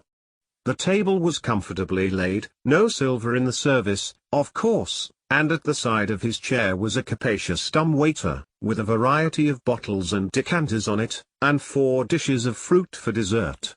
I noticed throughout, that he kept everything under his own hand, and distributed everything himself. There was a bookcase in the room. I saw from the backs of the books, that they were about evidence, criminal law, criminal biography, trials, acts of parliament, and such things. The furniture was all very solid and good, like his watch chain. It had an official look, however, and there was nothing merely ornamental to be seen. In a corner was a little table of papers with a shaded lamp, so that he seemed to bring the office home with him in that respect too, and to wheel it out of an evening and fall to work. As he had scarcely seen my 3 companions until now, for he and I had walked together, he stood on the hearthrug, after ringing the bell, and took a searching look at them. To my surprise, he seemed at once to be principally if not solely interested in Drummle. "Pip," said he, putting his large hand on my shoulder and moving me to the window, "I don't know one from the other. Who's the spider?" "The spider?" said I. "The blotchy, sprawly, sulky fellow." "That's Bentley Drummle," I replied, "the one with the delicate face's startup." Not making the least account of the one with the delicate face, he returned, "Bentley Drummle is his name, is it? I like the look of that fellow." He immediately began to talk to Drummle, not at all deterred by his replying in his heavy reticent way, but apparently led on by it to screw discourse out of him. I was looking at the two, when there came between me and them the housekeeper, with the first dish for the table. She was a woman of about 40, I supposed, but I may have thought her younger than she was. Rather tall, of a lithe nimble figure, extremely pale, with large faded eyes, and a quantity of streaming hair. I cannot say whether any diseased affection of the heart caused her lips to be parted as if she were panting, and her face to bear a curious expression of suddenness and flutter, but I know that I had been to see Macbeth at the theatre, a night or 2 before, and that her face looked to me as if it were all disturbed by fiery air, like the faces I had seen rise out of the witch's cauldron. She set the dish on, touched my guardian quietly on the arm with a finger to notify that dinner was ready, and vanished. We took our seats at the round table, and my guardian kept Drummle on one side of him, while Startup sat on the other. It was a noble dish of fish that the housekeeper had put on table, and we had a joint of equally choice mutton afterwards, and then an equally choice bird. Sauces, wines, all the accessories we wanted, and all of the best, were given out by our host from his dumb waiter, and when they had made the circuit of the table, he always put them back again. Similarly, he dealt us clean plates and knives and forks, for each course, and dropped those just disused into 2 baskets on the ground by his chair. No other attendant than the housekeeper appeared. She set on every dish, and I always saw in her face, a face rising out of the cauldron.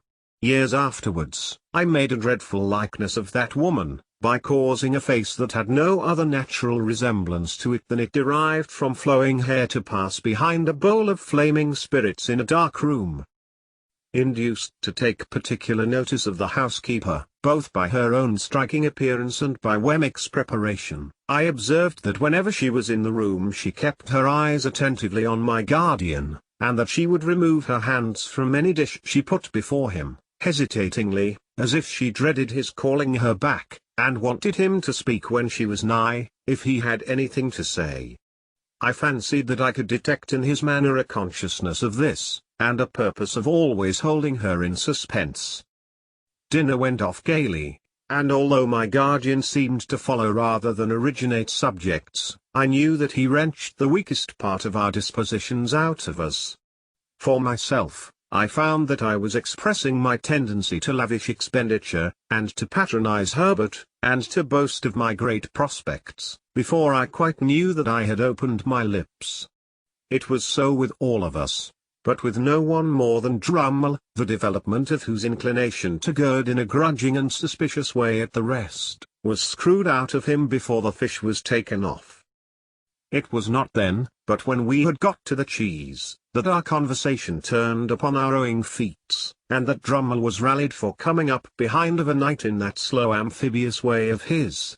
Drummle upon this, informed our host that he much preferred our room to our company, and that as to skill he was more than our master, and that as to strength he could scatter us like chaff.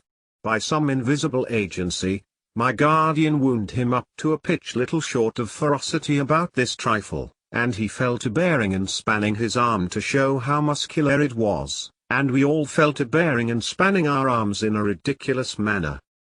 Now the housekeeper was at that time clearing the table. My guardian, taking no heed of her, but with the side of his face turned from her, was leaning back in his chair biting the side of his forefinger and showing an interest in Drummle, that, to me, was quite inexplicable. Suddenly, he clapped his large hand on the housekeeper's, like a trap, as she stretched it across the table. So suddenly and smartly did he do this, that we all stopped in our foolish contention. "If you talk of strength," said Mr. Jaggers, "I'll show you a wrist. Molly, let them see your wrist." Her entrapped hand was on the table, but she had already put her other hand behind her waist. "Master," she said, in a low voice, with her eyes attentively and entreatingly fixed upon him. "Don't." "I'll show you a wrist," repeated Mr. Jaggers, with an immovable determination to show it. "Molly, let them see your wrist." "Master," she again murmured. "Please." "Molly," said Mr. Jaggers, not looking at her, but obstinately looking at the opposite side of the room, "let them see both your wrists. Show them. Come." He took his hand from hers, and turned that wrist up on the table. She brought her other hand from behind her, and held the two out side by side. The last wrist was much disfigured, deeply scarred and scarred across and across. When she held her hands out she took her eyes from Mr. Jaggers, and turned them watchfully on every one of the rest of us in succession. "There's power here," said Mr. Jaggers, coolly tracing out the sinews with his forefinger. "Very few men have the power of wrist that this woman has. It's remarkable what mere force of grip there is in these hands. I have had occasion to notice many hands, but I never saw stronger in that respect, man's or woman's, than these." While he said these words in a leisurely, critical style, she continued to look at every one of us in regular succession as we sat. The moment he ceased, she looked at him again.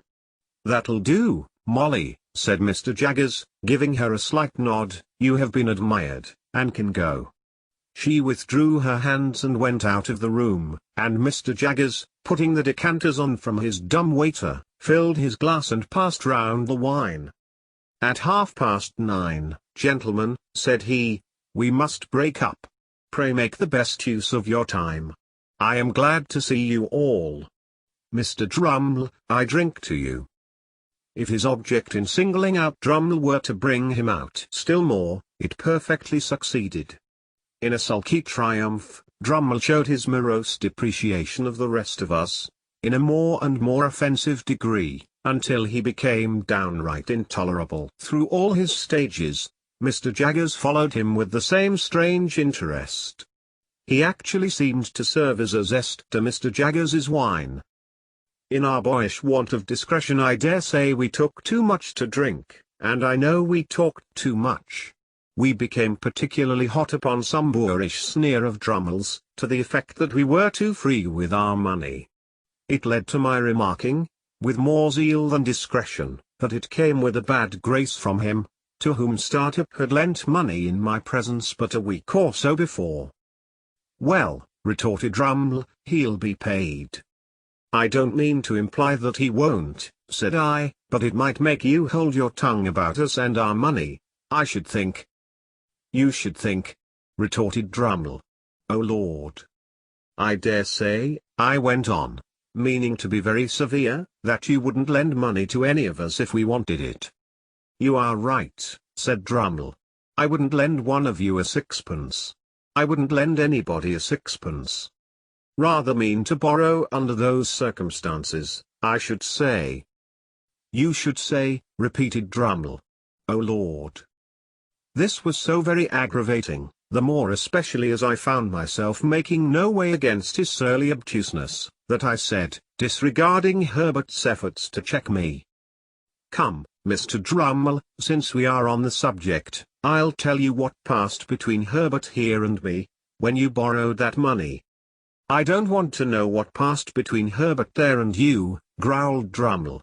And I think he added in a lower growl, that we might both go to the devil and shake ourselves. I'll tell you, however, said I, whether you want to know or not. We said that as you put it in your pocket very glad to get it, you seemed to be immensely amused at his being so weak as to lend it. Drummle laughed outright, and sat laughing in our faces, with his hands in his pockets and his round shoulders raised, plainly signifying that it was quite true, and that he despised us as asses all. Hereupon Startup took him in hand, though with a much better grace than I had shown, and exhorted him to be a little more agreeable. Startup, being a lively, bright young fellow, and Drummle being the exact opposite, the latter was always disposed to resent him as a direct personal affront. He now retorted in a coarse, lumpish way, and Startup tried to turn the discussion aside with some small pleasantry that made us all laugh. Resenting this little success more than anything, Drummle, without any threat or warning, pulled his hands out of his pockets, dropped his round shoulders, swore, took up a large glass, and would have flung it at his adversary's head, but for our entertainers dexterously seizing it at the instant when it was raised for that purpose.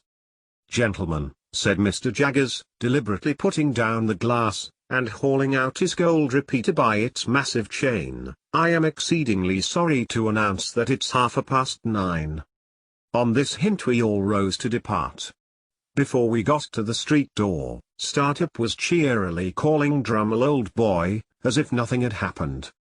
But the old boy was so far from responding, that he would not even walk to Hammersmith on the same side of the way, so Herbert and I, who remained in town, saw them going down the street on opposite sides, Startup leading, and Drummle lagging behind in the shadow of the houses, much as he was wont to follow in his boat. As the door was not yet shut, I thought I would leave Herbert there for a moment, and run upstairs again to say a word to my guardian. I found him in his dressing-room surrounded by his stock of boots, already hard at it, washing his hands of us. I told him I had come up again to say how sorry I was that anything disagreeable should have occurred, and that I hoped he would not blame me much. Pooh! Said he, sluicing his face, and speaking through the water drops, it's nothing, Pip. I like that spider though. He had turned towards me now, and was shaking his head, and blowing, and toweling himself.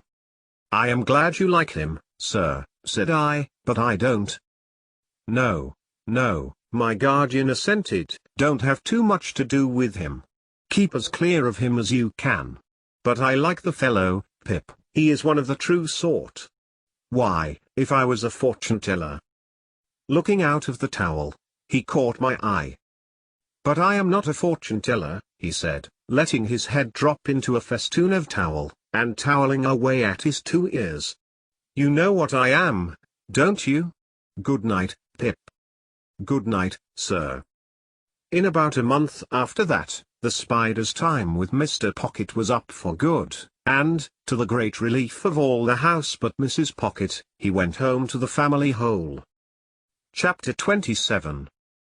My dear Mr. Pip, I write this by request of Mr. Gargery, for to let you know that he is going to London in company with Mr. Wopsle and would be glad if agreeable to be allowed to see you. He would call at Barnard's Hotel Tuesday morning at 9 o'clock, when if not agreeable please leave word. Your poor sister is much the same as when you left. We talk of you in the kitchen every night, and wonder what you are saying and doing. If now considered in the light of a liberty, excuse it for the love of poor old days. No more, dear Mr. Pip, from your ever obliged and affectionate servant, Biddy. P.S. He wishes me most particular to write what larks. He says you will understand. I hope and do not doubt it will be agreeable to see him, even though a gentleman, for you had ever a good heart, and he is a worthy man. I have read him all, excepting only the last little sentence, and he wishes me most particular to write again what larks. I received this letter by the post on Monday morning, and therefore its appointment was for next day. Let me confess exactly with what feelings I looked forward to Joe's coming. Not with pleasure, though I was bound to him by so many ties, no, with considerable disturbance, some mortification, and a keen sense of incongruity. If I could have kept him away by paying money, I certainly would have paid money.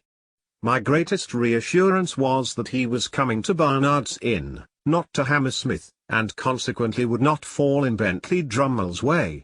I had little objection to his being seen by Herbert or his father, for both of whom I had a respect, but I had the sharpest sensitiveness as to his being seen by Drummle, whom I held in contempt. So, throughout life, our worst weaknesses and meannesses are usually committed for the sake of the people whom we most despise. I had begun to be always decorating the chambers in some quite unnecessary and inappropriate way or other, and very expensive those wrestles with Barnard proved to be. By this time, the rooms were vastly different from what I had found them, and I enjoyed the honor of occupying a few prominent pages in the books of a neighboring upholsterer. I had got on so fast of late, that I had even started a boy in boots, top boots, in bondage and slavery, to whom I might have been said to pass my days. For, after I had made the monster, out of the refuse of my washerwoman's family, and had clothed him with a blue coat, canary waistcoat, white cravat, creamy breeches, and the boots already mentioned, I had to find him a little to do and a great deal to eat. And with both of those horrible requirements he haunted my existence. This avenging phantom was ordered to be on duty at 8 on Tuesday morning in the hall. It was 2 feet square, as charged for floor cloth, and Herbert suggested certain things for breakfast that he thought Joe would like. While I felt sincerely obliged to him for being so interested and considerate, I had an odd half-provoked sense of suspicion upon me, that if Joe had been coming to see him, he wouldn't have been quite so brisk about it. However, I came into town on the Monday night to be ready for Joe, and I got up early in the morning, and caused the sitting room and breakfast table to assume their most splendid appearance. Unfortunately the morning was drizzly, and an angel could not have concealed the fact that Barnard was shedding sooty tears outside the window, like some weak giant of a sweep. As the time approached I should have liked to run away, but the avenger pursuant to orders was in the hall, and presently I heard Joe on the staircase. I knew it was Joe, by his clumsy manner of coming upstairs, his state boots being always too big for him, and by the time it took him to read the names on the other floors in the course of his ascent. When at last he stopped outside our door, I could hear his finger tracing over the painted letters of my name, and I afterwards distinctly heard him breathing in at the keyhole. Finally he gave a faint single rap, and Pepper, such was the compromising name of the avenging boy, announced Mr. Gargery. I thought he never would have done wiping his feet, and that I must have gone out to lift him off the mat. Joe. How are you, Joe? Pip, how are you, Pip? With his good honest face all glowing and shining, and his hat put down on the floor between us, he caught both my hands and worked them straight up and down, as if I had been the last patented pump. I am glad to see you, Joe. Give me your hat. But Joe, taking it up carefully with both hands, like a bird's nest with eggs in it, wouldn't hear of parting with that piece of property, and persisted in standing talking over it in a most uncomfortable way. "Which you have that growed," said Joe, "and that swelled, and that gentle-folked." Joe considered a little before he discovered this word, "as to be sure you are a honour to your king and country. And you, Joe, look wonderfully well." "Thank God," said Joe, "I'm equal to most. And your sister, she's no worse than she were. And Biddy, she's ever right and ready. And all friends is no backeder, if not no frauder. 'Cept in Wopsle, he's had a drop." All this time, still with both hands taking great care of the bird's nest, Joe was rolling his eyes round and round the room, and round the flowered pattern of my dressing gown. "Had a drop, Joe?" "Why yes," said Joe, lowering his voice. "He's left the church and went into the play acting. Which the play acting have likewise brought him to London along with me. And his wish were," said Joe, getting the bird's nest under his left arm for the moment, and groping in it for an egg with his right, "if no offence, as I wouldn't do that." I took what Joe gave me, and found it to be the crumpled playbill of a small metropolitan theatre, announcing the first appearance, in that very week, of the celebrated provincial amateur of Rossing renown, whose unique performance in the highest tragic walk of our national bard has lately occasioned so great a sensation in local dramatic circles. "Were you at his performance, Joe?" I inquired. "I were," said Joe, with emphasis and solemnity. "Was there a great sensation?" "Why," said Joe, "yes, there certainly were a peck of orange peel. Particular when he see the ghost. Though I put it to yourself, sir, whether it were calculated to keep a man up to his work with a good heart, to be continually cutting in betwixt him and the ghost with our men. A man may have had a misfortune and been in the church," said Joe, lowering his voice to an argumentative and feeling tone, "but that is no reason why you should put him out at such a time. Which I meant as if the ghost of a man's own father cannot be allowed to claim his attention, what can, sir? Still more, when his mourning it is unfortunately made so small as that the weight of the black feathers brings it off, try to keep it on how you may." A ghost-seeing effect in Joe's own countenance informed me that Herbert had entered the room. So, I presented Joe to Herbert, who held out his hand, but Joe backed from it, and held on by the bird's nest. "Your servant, sir," said Joe, which I hope as you and Pip here his eye fell on the Avenger, who was putting some toast on table, and so plainly denoted an intention to make that young gentleman one of the family, that I frowned it down and confused him more. I meant as you two gentlemen, which I hope as you get your healths in this close spot. For the present may be a very good inn, according to London opinions, said Joe, confidentially, and I believe its character do stand it. But I wouldn't keep a pig in it myself, not in the case that I wished him to fatten wholesome and to eat with a mellow flavour on him. Having borne this flattering testimony to the merits of our dwelling place, and having incidentally shown this tendency to call me Sir, Joe, being invited to sit down to table, looked all round the room for a suitable spot on which to deposit his hat, as if it were only on some very few rare substances in nature that it could find a resting place, and ultimately stood it on an extreme corner of the chimney-piece, from which it ever afterwards fell off at intervals. "Do you take tea, or coffee, Mr. Gargery?" asked Herbert, who always presided of a morning. "Thankee, sir," said Joe, stiff from head to foot, "I'll take whichever is most agreeable to yourself." "What do you say to coffee?" "Thankee, sir," returned Joe, evidently dispirited by the proposal. "Since you are so kind as make choice of coffee, I will not run contrary to your own opinions. But don't you never find it a little eating?" "Say tea then," said Herbert, pouring it out. Here Joe's hat tumbled off the mantelpiece, and he started out of his chair and picked it up, and fitted it to the same exact spot. As if it were an absolute point of good breeding that it should tumble off again soon. "When did you come to town, Mr. Gargery?" "Were it yesterday afternoon?" said Joe, after coughing behind his hand, as if he had had time to catch the whooping cough since he came. No, it were not.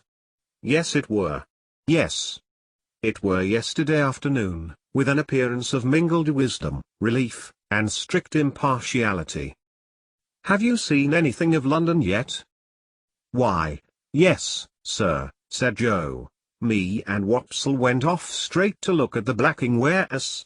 But we didn't find that it come up to its likeness in the red bills at the shop doors, which I meant as added Joe, in an explanatory manner, as it is there drawed to architectural. I really believe Joe would have prolonged this word, mightily expressive to my mind of some architecture that I know, into a perfect chorus, but for his attention being providentially attracted by his hat, which was toppling. Indeed, it demanded from him a constant attention, and a quickness of eye and hand, very like that exacted by wicket-keeping. He made extraordinary play with it, and showed the greatest skill, now, rushing at it and catching it neatly as it dropped, now, merely stopping it midway, beating it up, and humouring it in various parts of the room and against a good deal of the pattern of the paper on the wall, before he felt it safe to close with it, finally splashing it into the slop basin, where I took the liberty of laying hands upon it. As to his shirt collar, and his coat collar, they were perplexing to reflect upon, insoluble mysteries both. Why should a man scrape himself to that extent, before he could consider himself full dressed? Why should he suppose it necessary to be purified by suffering for his holiday clothes? Then he fell into such unaccountable fits of meditation, with his fork midway between his plate and his mouth, had his eyes attracted in such strange directions, was afflicted with such remarkable coughs, sat so far from the table, and dropped so much more than he ate, and pretended that he hadn't dropped it, that I was heartily glad when Herbert left us for the city. I had neither the good sense nor the good feeling to know that this was all my fault, and that if I had been easier with Joe, Joe would have been easier with me. I felt impatient of him and out of temper with him, in which condition he heaped coals of fire on my head. Us two being now alone, sir, began Joe. Joe, I interrupted, pettishly, how can you call me, sir? Joe looked at me for a single instant with something faintly like reproach. Utterly preposterous as his cravat was, and as his collars were, I was conscious of a sort of dignity in the look. Us two being now alone, resumed Joe, and me having the intentions and abilities to stay not many minutes more, I will now conclude, leastways begin, to mention what have led to my having had the present honour. For was it not, said Joe, with his old air of lucid exposition, that my only wish were to be useful to you, I should not have had the honour of breaking victuals in the company and abode of gentlemen. I was so unwilling to see the look again, that I made no remonstrance against this tone. Well, sir, pursued Joe, this is how it were. I were at the Bargemen t'other night, Pip. Whenever he subsided into affection, he called me Pip, and whenever he relapsed into politeness he called me sir. When there come up in his shay-cart, Pumblecook, which that same identical, said Joe, going down a new track, do comb my hair the wrong way sometimes, awful, by giving out up and down town as it were him which ever had your infant companionation and were looked upon as a playfellow by yourself. Nonsense. It was you, Joe. Which I fully believed it were, Pip, said Joe, slightly tossing his head, though it signify little now, sir. Well, Pip, this same identical, which his manners is given to blusterous, come to me at the Bargemen, what a pipe and a pint of beer do give refreshment to the workingman, sir, and do not overstimulate, and his word were, Joseph, Miss Havisham she wished to speak to you. Miss Havisham, Joe? She wish, were Pumblecook's word, to speak to you. Joe sat and rolled his eyes at the ceiling. Yes, Joe? Go on, please. Next day, sir, said Joe, looking at me as if I were a long way off, having cleaned myself, I go and I see Miss A. Miss A, Joe? Miss Havisham. Which I say, sir, replied Joe, with an air of legal formality, as if he were making his will. Miss A, or otherways Havisham. Her expression then as following, Mr. Gargery. You in correspondence with Mr. Pip. Having had a letter from you, I were able to say I am. When I married your sister, sir, I said I will, and when I answered your friend, Pip, I said I am. Would you tell him, then, said she, that which Estella has come home and would be glad to see him.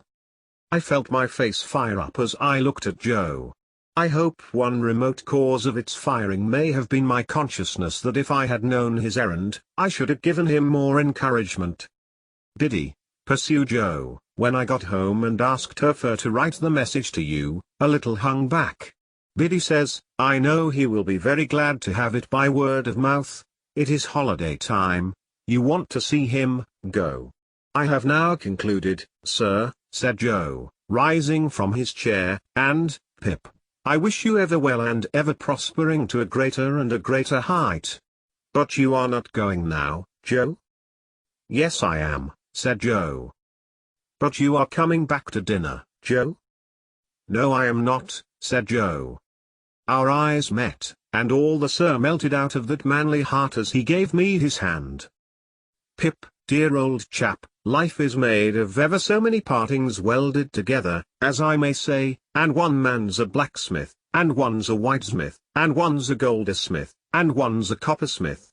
Divisions among such must come, and must be met as they come. If there's been any fault at all today, it's mine. You and me is not two figures to be together in London, nor yet anywheres else but what is private, and be known, and understood among friends.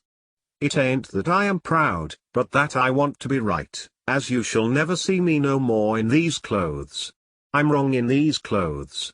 I'm wrong out of the forge, the kitchen, or off meshes. You won't find half so much fault in me if you think of me in my forged dress, with my hammer in my hand, or even my pipe. You won't find half so much fault in me if, supposing as you should ever wish to see me, you come and put your head in at the forge window and see Joe the blacksmith, there, at the old anvil, in the old burnt apron, sticking to the old work. I'm awful dull, but I hope I've beat out something nigh the rights of this at last. And so God bless you, dear old Pip, old chap, God bless you. I had not been mistaken in my fancy that there was a simple dignity in him. The fashion of his dress could no more come in its way when he spoke these words than it could come in its way in heaven. He touched me gently on the forehead, and went out. As soon as I could recover myself sufficiently, I hurried out after him and looked for him in the neighboring streets, but he was gone. Chapter 28. It was clear that I must repair to our town next day, and in the first flow of my repentance, it was equally clear that I must stay at Joe's.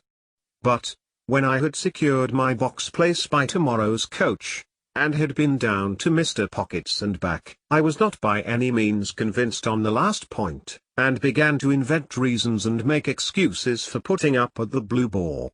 I should be an inconvenience at Joe's, I was not expected, and my bed would not be ready, I should be too far from Miss Havisham's, and she was exacting and mightn't like it. All other swindlers upon earth are nothing to the self-swindlers, and with such pretenses did I cheat myself. Surely a curious thing.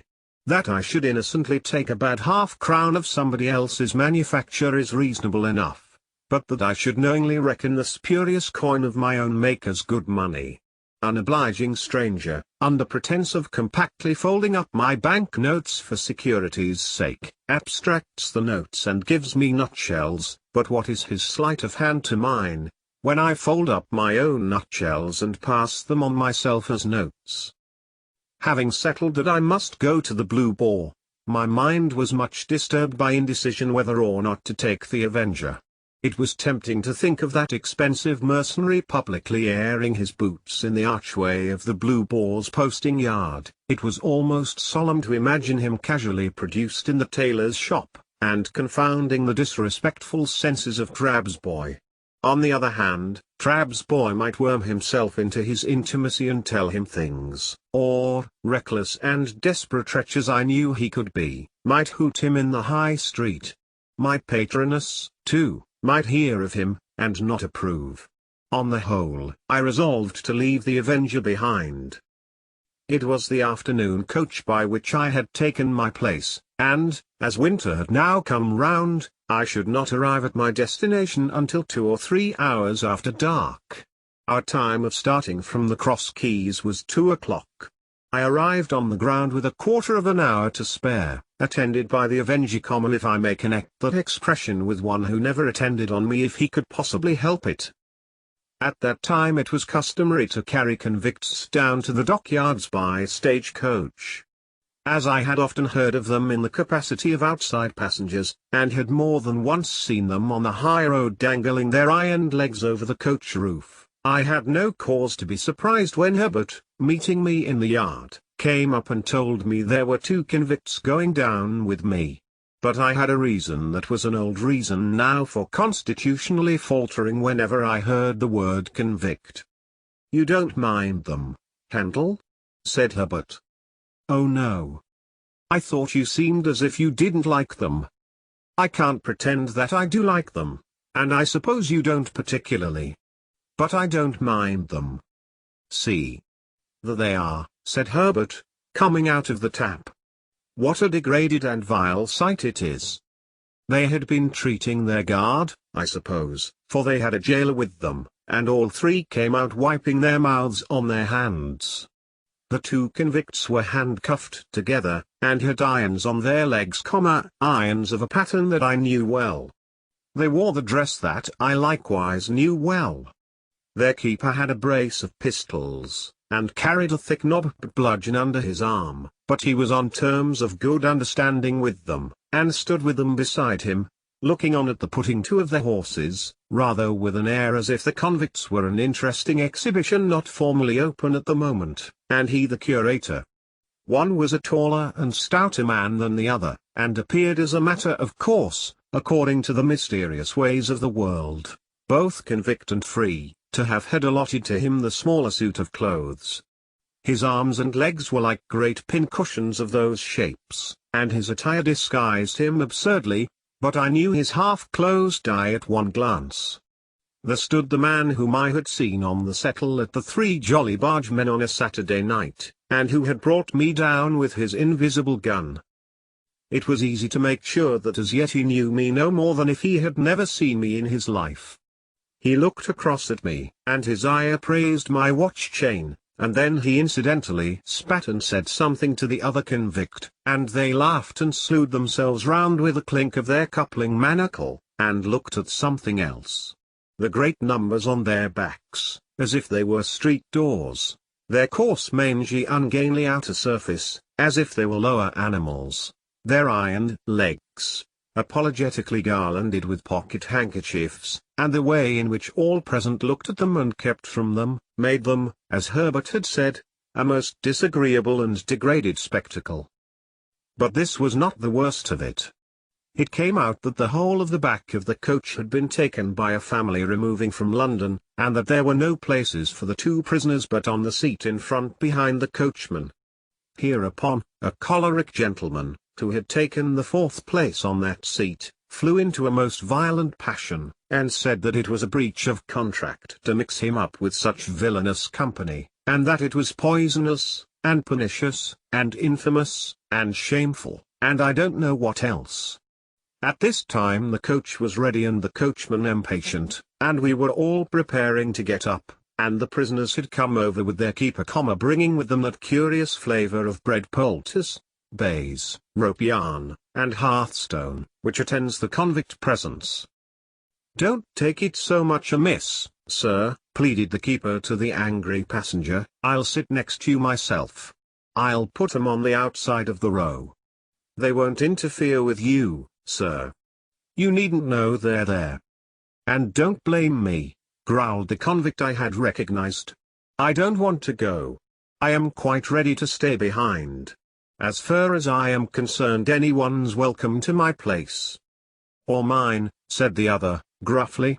I wouldn't have incommoded none of you, if I'd had my way." Then they both laughed, and began cracking nuts, and spitting the shells about. As I really think I should have liked to do myself, if I had been in their place and so despised. At length, it was voted that there was no help for the angry gentleman, and that he must either go in his chance company or remain behind. So he got into his place, still making complaints, and the keeper got into the place next him, and the convicts hauled themselves up as well as they could, and the convict I had recognized sat behind me with his breath on the hair of my head. "Goodbye, Handel," Herbert called out as we started. I thought what a blessed fortune it was, that he had found another name for me than Pip.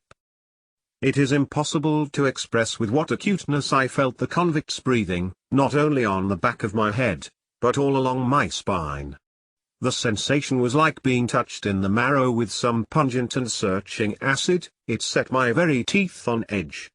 He seemed to have more breathing business to do than another man, and to make more noise in doing it, and I was conscious of growing high-shouldered on one side, in my shrinking endeavors to fend him off. The weather was miserably raw, and the two cursed the cold. It made us all lethargic before we had gone far, and when we had left the halfway house behind, we habitually dozed and shivered and were silent. I dozed off, myself, in considering the question whether I ought to restore a couple of pounds sterling to this creature before losing sight of him, and how it could best be done. In the act of dipping forward as if I were going to bathe among the horses, I woke in a fright and took the question up again. But I must have lost it longer than I had thought, since, although I could recognize nothing in the darkness and the fitful lights and shadows of our lamps, I traced marsh country in the cold damp wind that blew at us. Cowering forward for warmth and to make me a screen against the wind, the convicts were closer to me than before. The very first words I heard them interchange as I became conscious, were the words of my own thought, 2 £1 notes. "How did he get 'em?" said the convict I had never seen. "How should I know?" returned the other. "He had 'em stowed away somehows. Give him by friends, I expect. I wish," said the other, with a bitter curse upon the cold, "that I had 'em here." 2 £1 notes, or friends? 2 £1 notes. I'd sell all the friends I ever had for one, and think it a blessed good bargain. "Well? So he says." "So he says," resumed the convict I had recognized. "It was all said and done in half a minute, behind a pile of timber in the dockyard. You were going to be discharged?" "Yes, I was. Would I find out that boy that had fed him and kept his secret, and give him them 2 £1 notes? Yes, I would. And I did." "More fool you," growled the other. "I'd have spent 'em on a man, in victuals and drink. He must have been a green one." "Mean to say he knowed nothing of you?" "Not a ha'porth. Different gangs and different ships. He was tried again for prison breaking, and got made a lifer." "And was that, honor exclamation mark, the only time you worked out, in this part of the country?" "The only time." "What might have been your opinion of the place?" "A most beastly place. Mudbank, mist, swamp, and work, swamp, mist, and mudbank."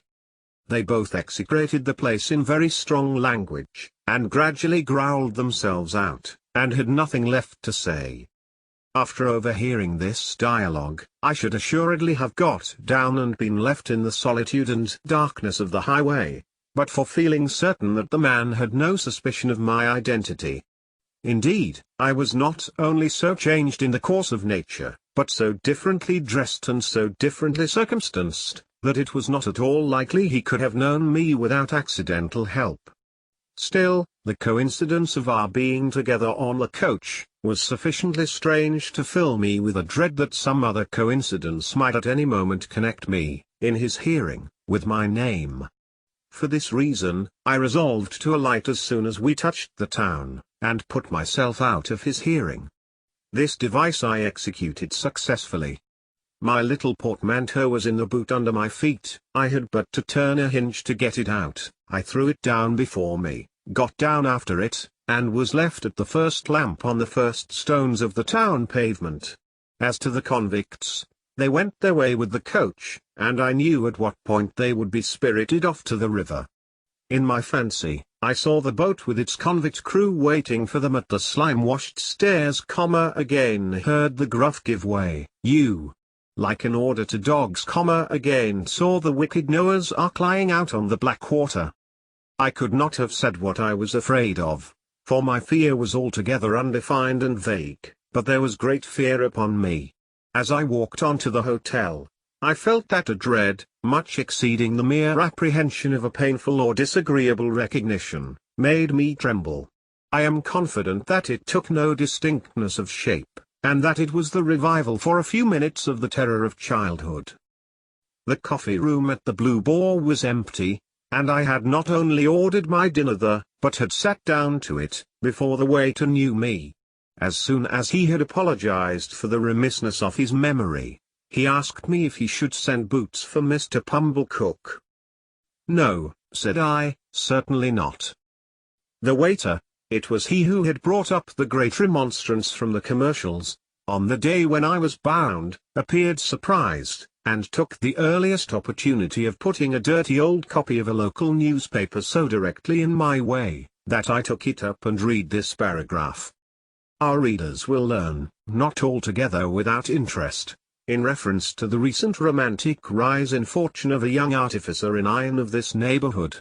What a theme, by the way, for the magic pen of our as yet not universally acknowledged townsman to be, the poet of our columns, that the youth's earliest patron, companion, and friend, was a highly respected individual not entirely unconnected with the corn and seed trade, and whose eminently convenient and commodious business premises are situate within 100 miles of the High Street. It is not wholly irrespective of our personal feelings that we record him as the mentor of our young Telemachus, for it is good to know that our town produced the founder of the latter's fortunes. Does the thought-contracted brow of the local sage or the lustrous eye of local beauty inquire whose fortunes? We believe that Quintin Matsis was the blacksmith of Antwerp. Verb. Sap.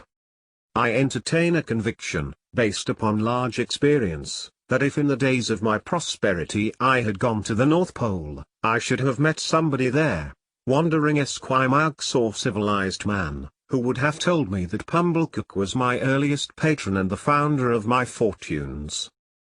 Chapter 29. Betimes in the morning I was up and out. It was too early yet to go to Miss Havisham's, so I loitered into the country on Miss Havisham's side of town, which was not Joe's side. I could go there tomorrow, thinking about my patroness, and painting brilliant pictures of her plans for me. She had adopted Estella. She had as good as adopted me, and it could not fail to be her intention to bring us together. She reserved it for me to restore the desolate house, admit the sunshine into the dark rooms, set the clocks a-going and the cold hearths a-blazing, tear down the cobwebs, destroy the vermin, in short, do all the shining deeds of the young knight of romance, and marry the princess. I had stopped to look at the house as I passed, and its seared red brick walls, blocked windows, and strong green ivy clasping even the stacks of chimneys with its twigs and tendons, as if with sinewy old arms, had made up a rich attractive mystery, of which I was the hero. Estella was the inspiration of it, and the heart of it, of course. But, though she had taken such strong possession of me, though my fancy and my hope were so set upon her, though her influence on my boyish life and character had been all-powerful, I did not, even that romantic morning, invest her with any attributes save those she possessed. I mention this in this place, of a fixed purpose, because it is the clue by which I am to be followed into my poor labyrinth. According to my experience, the conventional notion of a lover cannot be always true.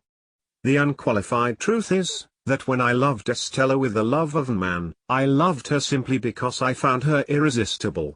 Once for all, I knew to my sorrow, often and often, if not always, that I loved her against reason, against promise, against peace, against hope, against happiness, against all discouragement that could be. Once for all, I loved her none the less because I knew it, and it had no more influence in restraining me than if I had devoutly believed her to be human perfection. I so shaped out my walk as to arrive at the gate at my old time. When I had rung at the bell with an unsteady hand, I turned my back upon the gate, while I tried to get my breath and keep the beating of my heart moderately quiet. I heard the side door open, and steps come across the courtyard, but I pretended not to hear, even when the gate swung on its rusty hinges. Being at last touched on the shoulder, I started and turned. I started much more naturally then, to find myself confronted by a man in a sober grey dress. The last man I should have expected to see in that place of porter at Miss Havisham's door. "Orlick. Ah, young master, there's more changes than yours. But come in, come in. It's opposed to my orders to hold the gate open." I entered and he swung it, and locked it, and took the key out. "Yes," said he, facing round, after doggedly preceding me a few steps towards the house. "Here I am." "How did you come here?" "I come here," he retorted, "on my legs. I had my box brought alongside me in a barrow." "Are you here for good?" "I ain't here for harm, young master, I suppose?" I was not so sure of that. I had leisure to entertain the retort in my mind, while he slowly lifted his heavy glance from the pavement, up my legs and arms, to my face. "Then you have left the forge?" I said. "Do this look like a forge?" replied Orlick, sending his glance all round him with an air of injury. "Now, do it look like it?" I asked him how long he had left Gargery's forge. "One day is so like another here," he replied, "that I don't know without casting it up. However, I come here some time since you left." "I could have told you that, Orlick." "Ah," said he, dryly. "But then you've got to be a scholar." By this time we had come to the house, where I found his room to be one just within the side door, with a little window in it looking on the courtyard. In its small proportions, it was not unlike the kind of place usually assigned to a gate porter in Paris. Certain keys were hanging on the wall, to which he now added the gate key, and his patchwork-covered bed was in a little inner division or recess. The whole had a slovenly, confined, and sleepy look, like a cage for a human dormouse, while he, looming dark and heavy in the shadow of a corner by the window, looked like the human dormouse for whom it was fitted up, as indeed he was. "I never saw this room before," I remarked, "but there used to be no porter here."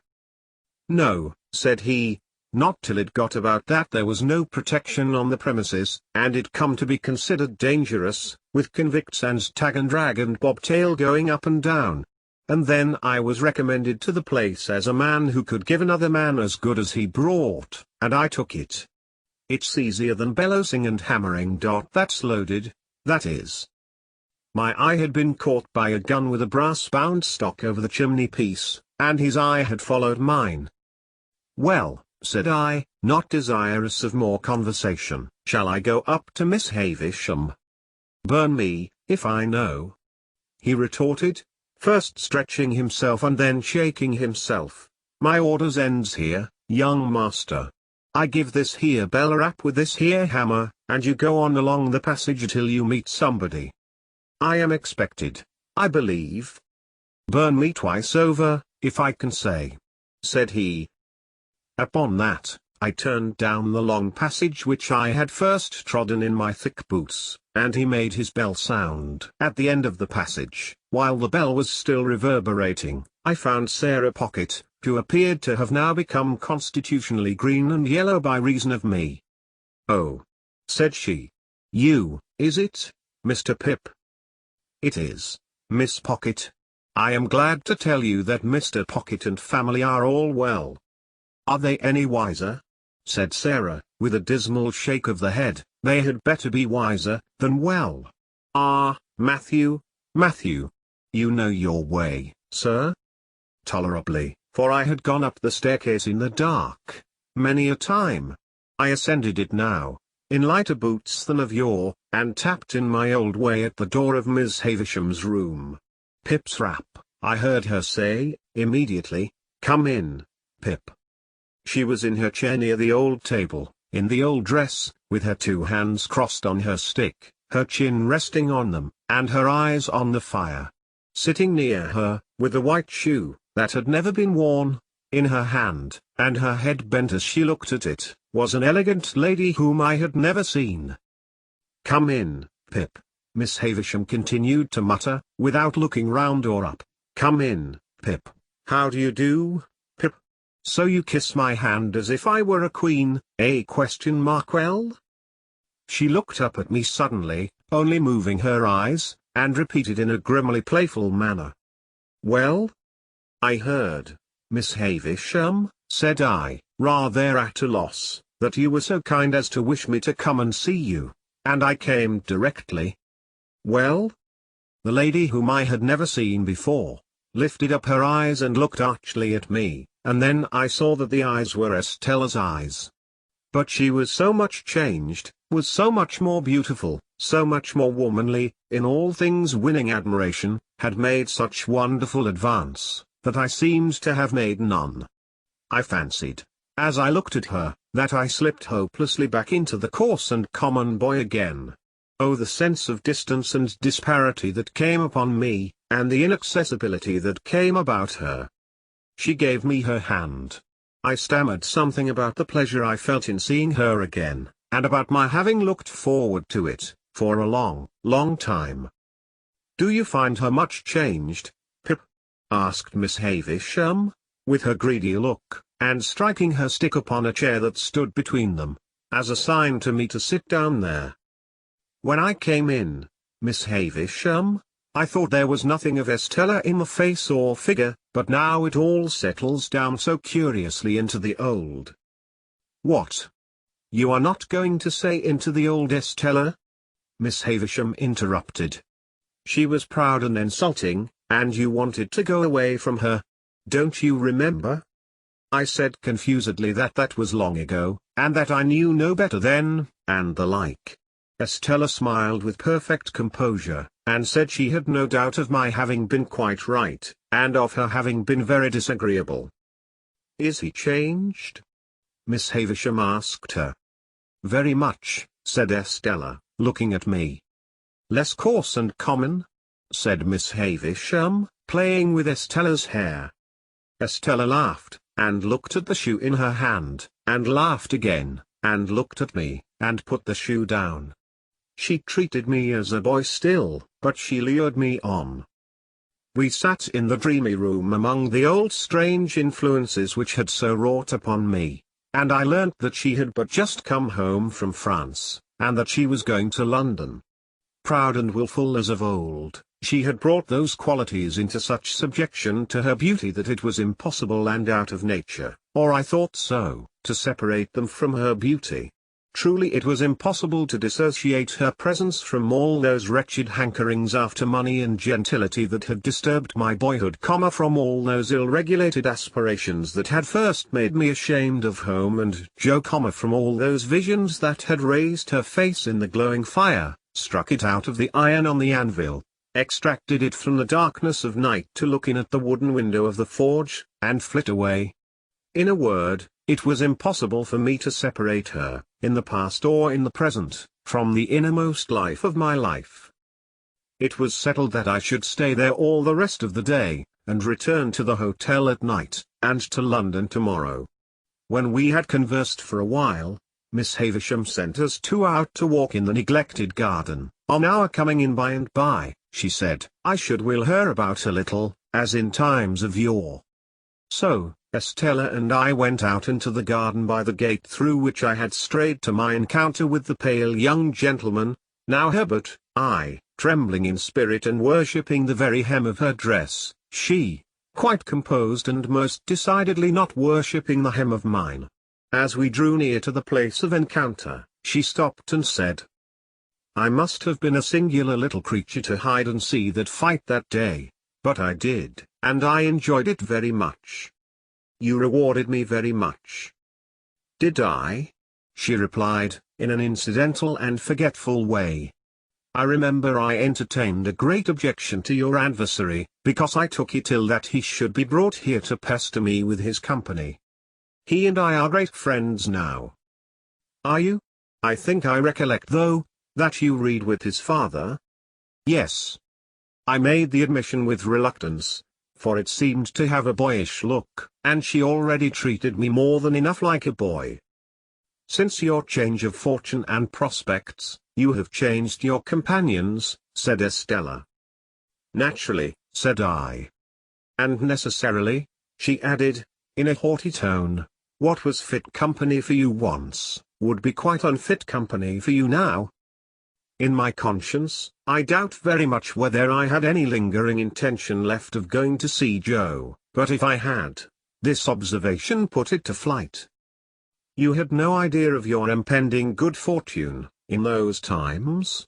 said Estella, with a slight wave of her hand, signifying in the fighting times. "Not the least." The air of completeness and superiority with which she walked at my side, and the air of youthfulness and submission with which I walked at hers, made a contrast that I strongly felt. It would have rankled in me more than it did, if I had not regarded myself as eliciting it by being so set apart for her and assigned to her. The garden was too overgrown and rank for walking in with ease, and after we had made the round of it twice or thrice, we came out again into the brewery yard. I showed her to a nicety where I had seen her walking on the casks, that first whole day, and she said, with a cold and careless look in that direction, "Did I?" I reminded her where she had come out of the house and given me my meat and drink, and she said, "I don't remember." "Not remember that you made me cry?" said I. "No," said she, and shook her head and looked about her. I verily believe that her not remembering and not minding in the least, made me cry again, inwardly, and that is the sharpest crying of all. "You must know," said Estella, condescending to me as a brilliant and beautiful woman might, "that I have no heart, if that has anything to do with my memory." I got through some jargon to the effect that I took the liberty of doubting that I knew better, that there could be no such beauty without it. "Oh, I have a heart to be stabbed in or shot in, I have no doubt," said Estella, "and of course if it ceased to beat I should cease to be. But you know what I mean. I have no softness there, no sympathy, sentiment, nonsense." What was it that was borne in upon my mind when she stood still and looked attentively at me? Anything that I had seen in Miss Havisham? No. In some of her looks and gestures there was that tinge of resemblance to Miss Havisham which may often be noticed to have been acquired by children, from grown persons with whom they have been much associated and secluded, and which, when childhood is past, will produce a remarkable occasional likeness of expression between faces that are otherwise quite different. And yet I could not trace this to Miss Havisham. I looked again, and though she was still looking at me, the suggestion was gone. What was it? "I am serious," said Estella, not so much with a frown, for her brow was smooth, as with a darkening of her face. "If we are to be thrown much together, you had better believe it at once." "No." Imperiously stopping me as I opened my lips. "I have not bestowed my tenderness anywhere. I have never had any such thing."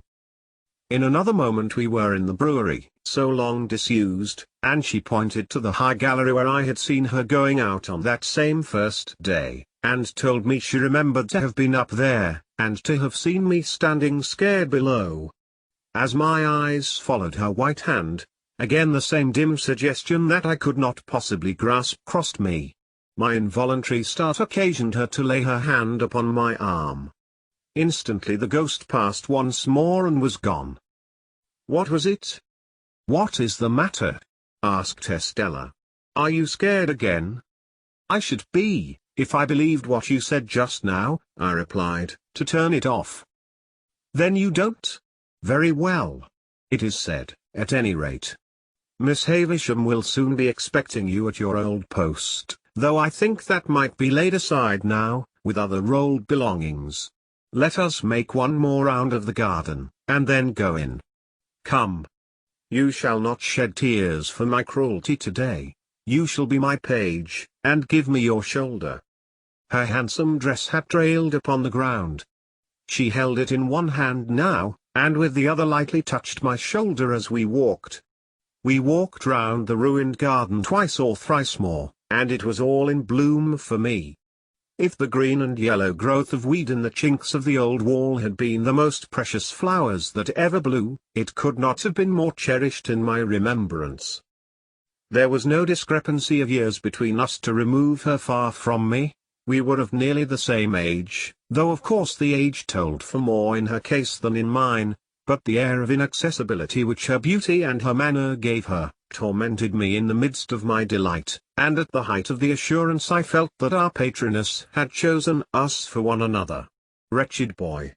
At last we went back into the house, and there I heard, with surprise, that my guardian had come down to see Miss Havisham on business, and would come back to dinner. The old wintry branches of chandeliers in the room where the mouldering table was spread had been lighted while we were out, and Miss Havisham was in her chair and waiting for me. It was like pushing the chair itself back into the past, when we began the old slow circuit round about the ashes of the bridal feast. But, in the funereal room, with that figure of the grave fallen back in the chair fixing its eyes upon her, Estella looked more bright and beautiful than before, and I was under stronger enchantment. The time so melted away, that our early dinner hour drew close at hand, and Estella left us to prepare herself. We had stopped near the center of the long table, and Miss Havisham, with one of her withered arms stretched out of the chair, rested that clenched hand upon the yellow cloth. As Estella looked back over her shoulder before going out at the door, Miss Havisham kissed that hand to her, with a ravenous intensity that was of its kind quite dreadful. Then, Estella being gone and we two left alone, she turned to me, and said in a whisper, "Is she beautiful, graceful, well grown? Do you admire her? Everybody must who sees her, Miss Havisham." She drew an arm round my neck, and drew my head close down to hers as she sat in the chair. "Love her, love her, love her. How does she use you?" Before I could answer, if I could have answered so difficult a question at all, she repeated, "Love her, love her, love her. If she favors you, love her. If she wounds you, love her. If she tears your heart to pieces, and as it gets older and stronger it will tear deeper, love her, love her, love her." Never had I seen such passionate eagerness as was joined to her utterance of these words. I could feel the muscles of the thin arm round my neck swell with the vehemence that possessed her. Hear me, Pip. I adopted her, to be loved. I bred her and educated her, to be loved. I developed her into what she is, that she might be loved. Love her. She said the word often enough, and there could be no doubt that she meant to say it, but if the often repeated word had been hate instead of love, despair, revenge, dire death, it could not have sounded from her lips more like a curse. "I'll tell you," said she, in the same hurried passionate whisper, "what real love is. It is blind devotion, unquestioning self-humiliation, utter submission, trust and belief against yourself and against the whole world, giving up your whole heart and soul to the smiter, as I did." When she came to that, and to a wild cry that followed that, I caught her round the waist. For she rose up in the chair, in her shroud of a dress, and struck at the air as if she would as soon have struck herself against the wall and fallen dead. All this passed in a few seconds. As I drew her down into her chair, I was conscious of a sense that I knew, and turning, saw my guardian in the room. He always carried, I have not yet mentioned it, I think, a pocket handkerchief of rich silk and of imposing proportions, which was of great value to him in his profession. I have seen him so terrify a client or a witness by ceremoniously unfolding this pocket handkerchief as if he were immediately going to blow his nose, and then pausing, as if he knew he should not have time to do it before such client or witness committed himself, that the self-committal has followed directly, quite as a matter of course. When I saw him in the room he had this expressive pocket handkerchief in both hands, and was looking at us. On meeting my eye, he said plainly, by a momentary and silent pause in that attitude, "Indeed?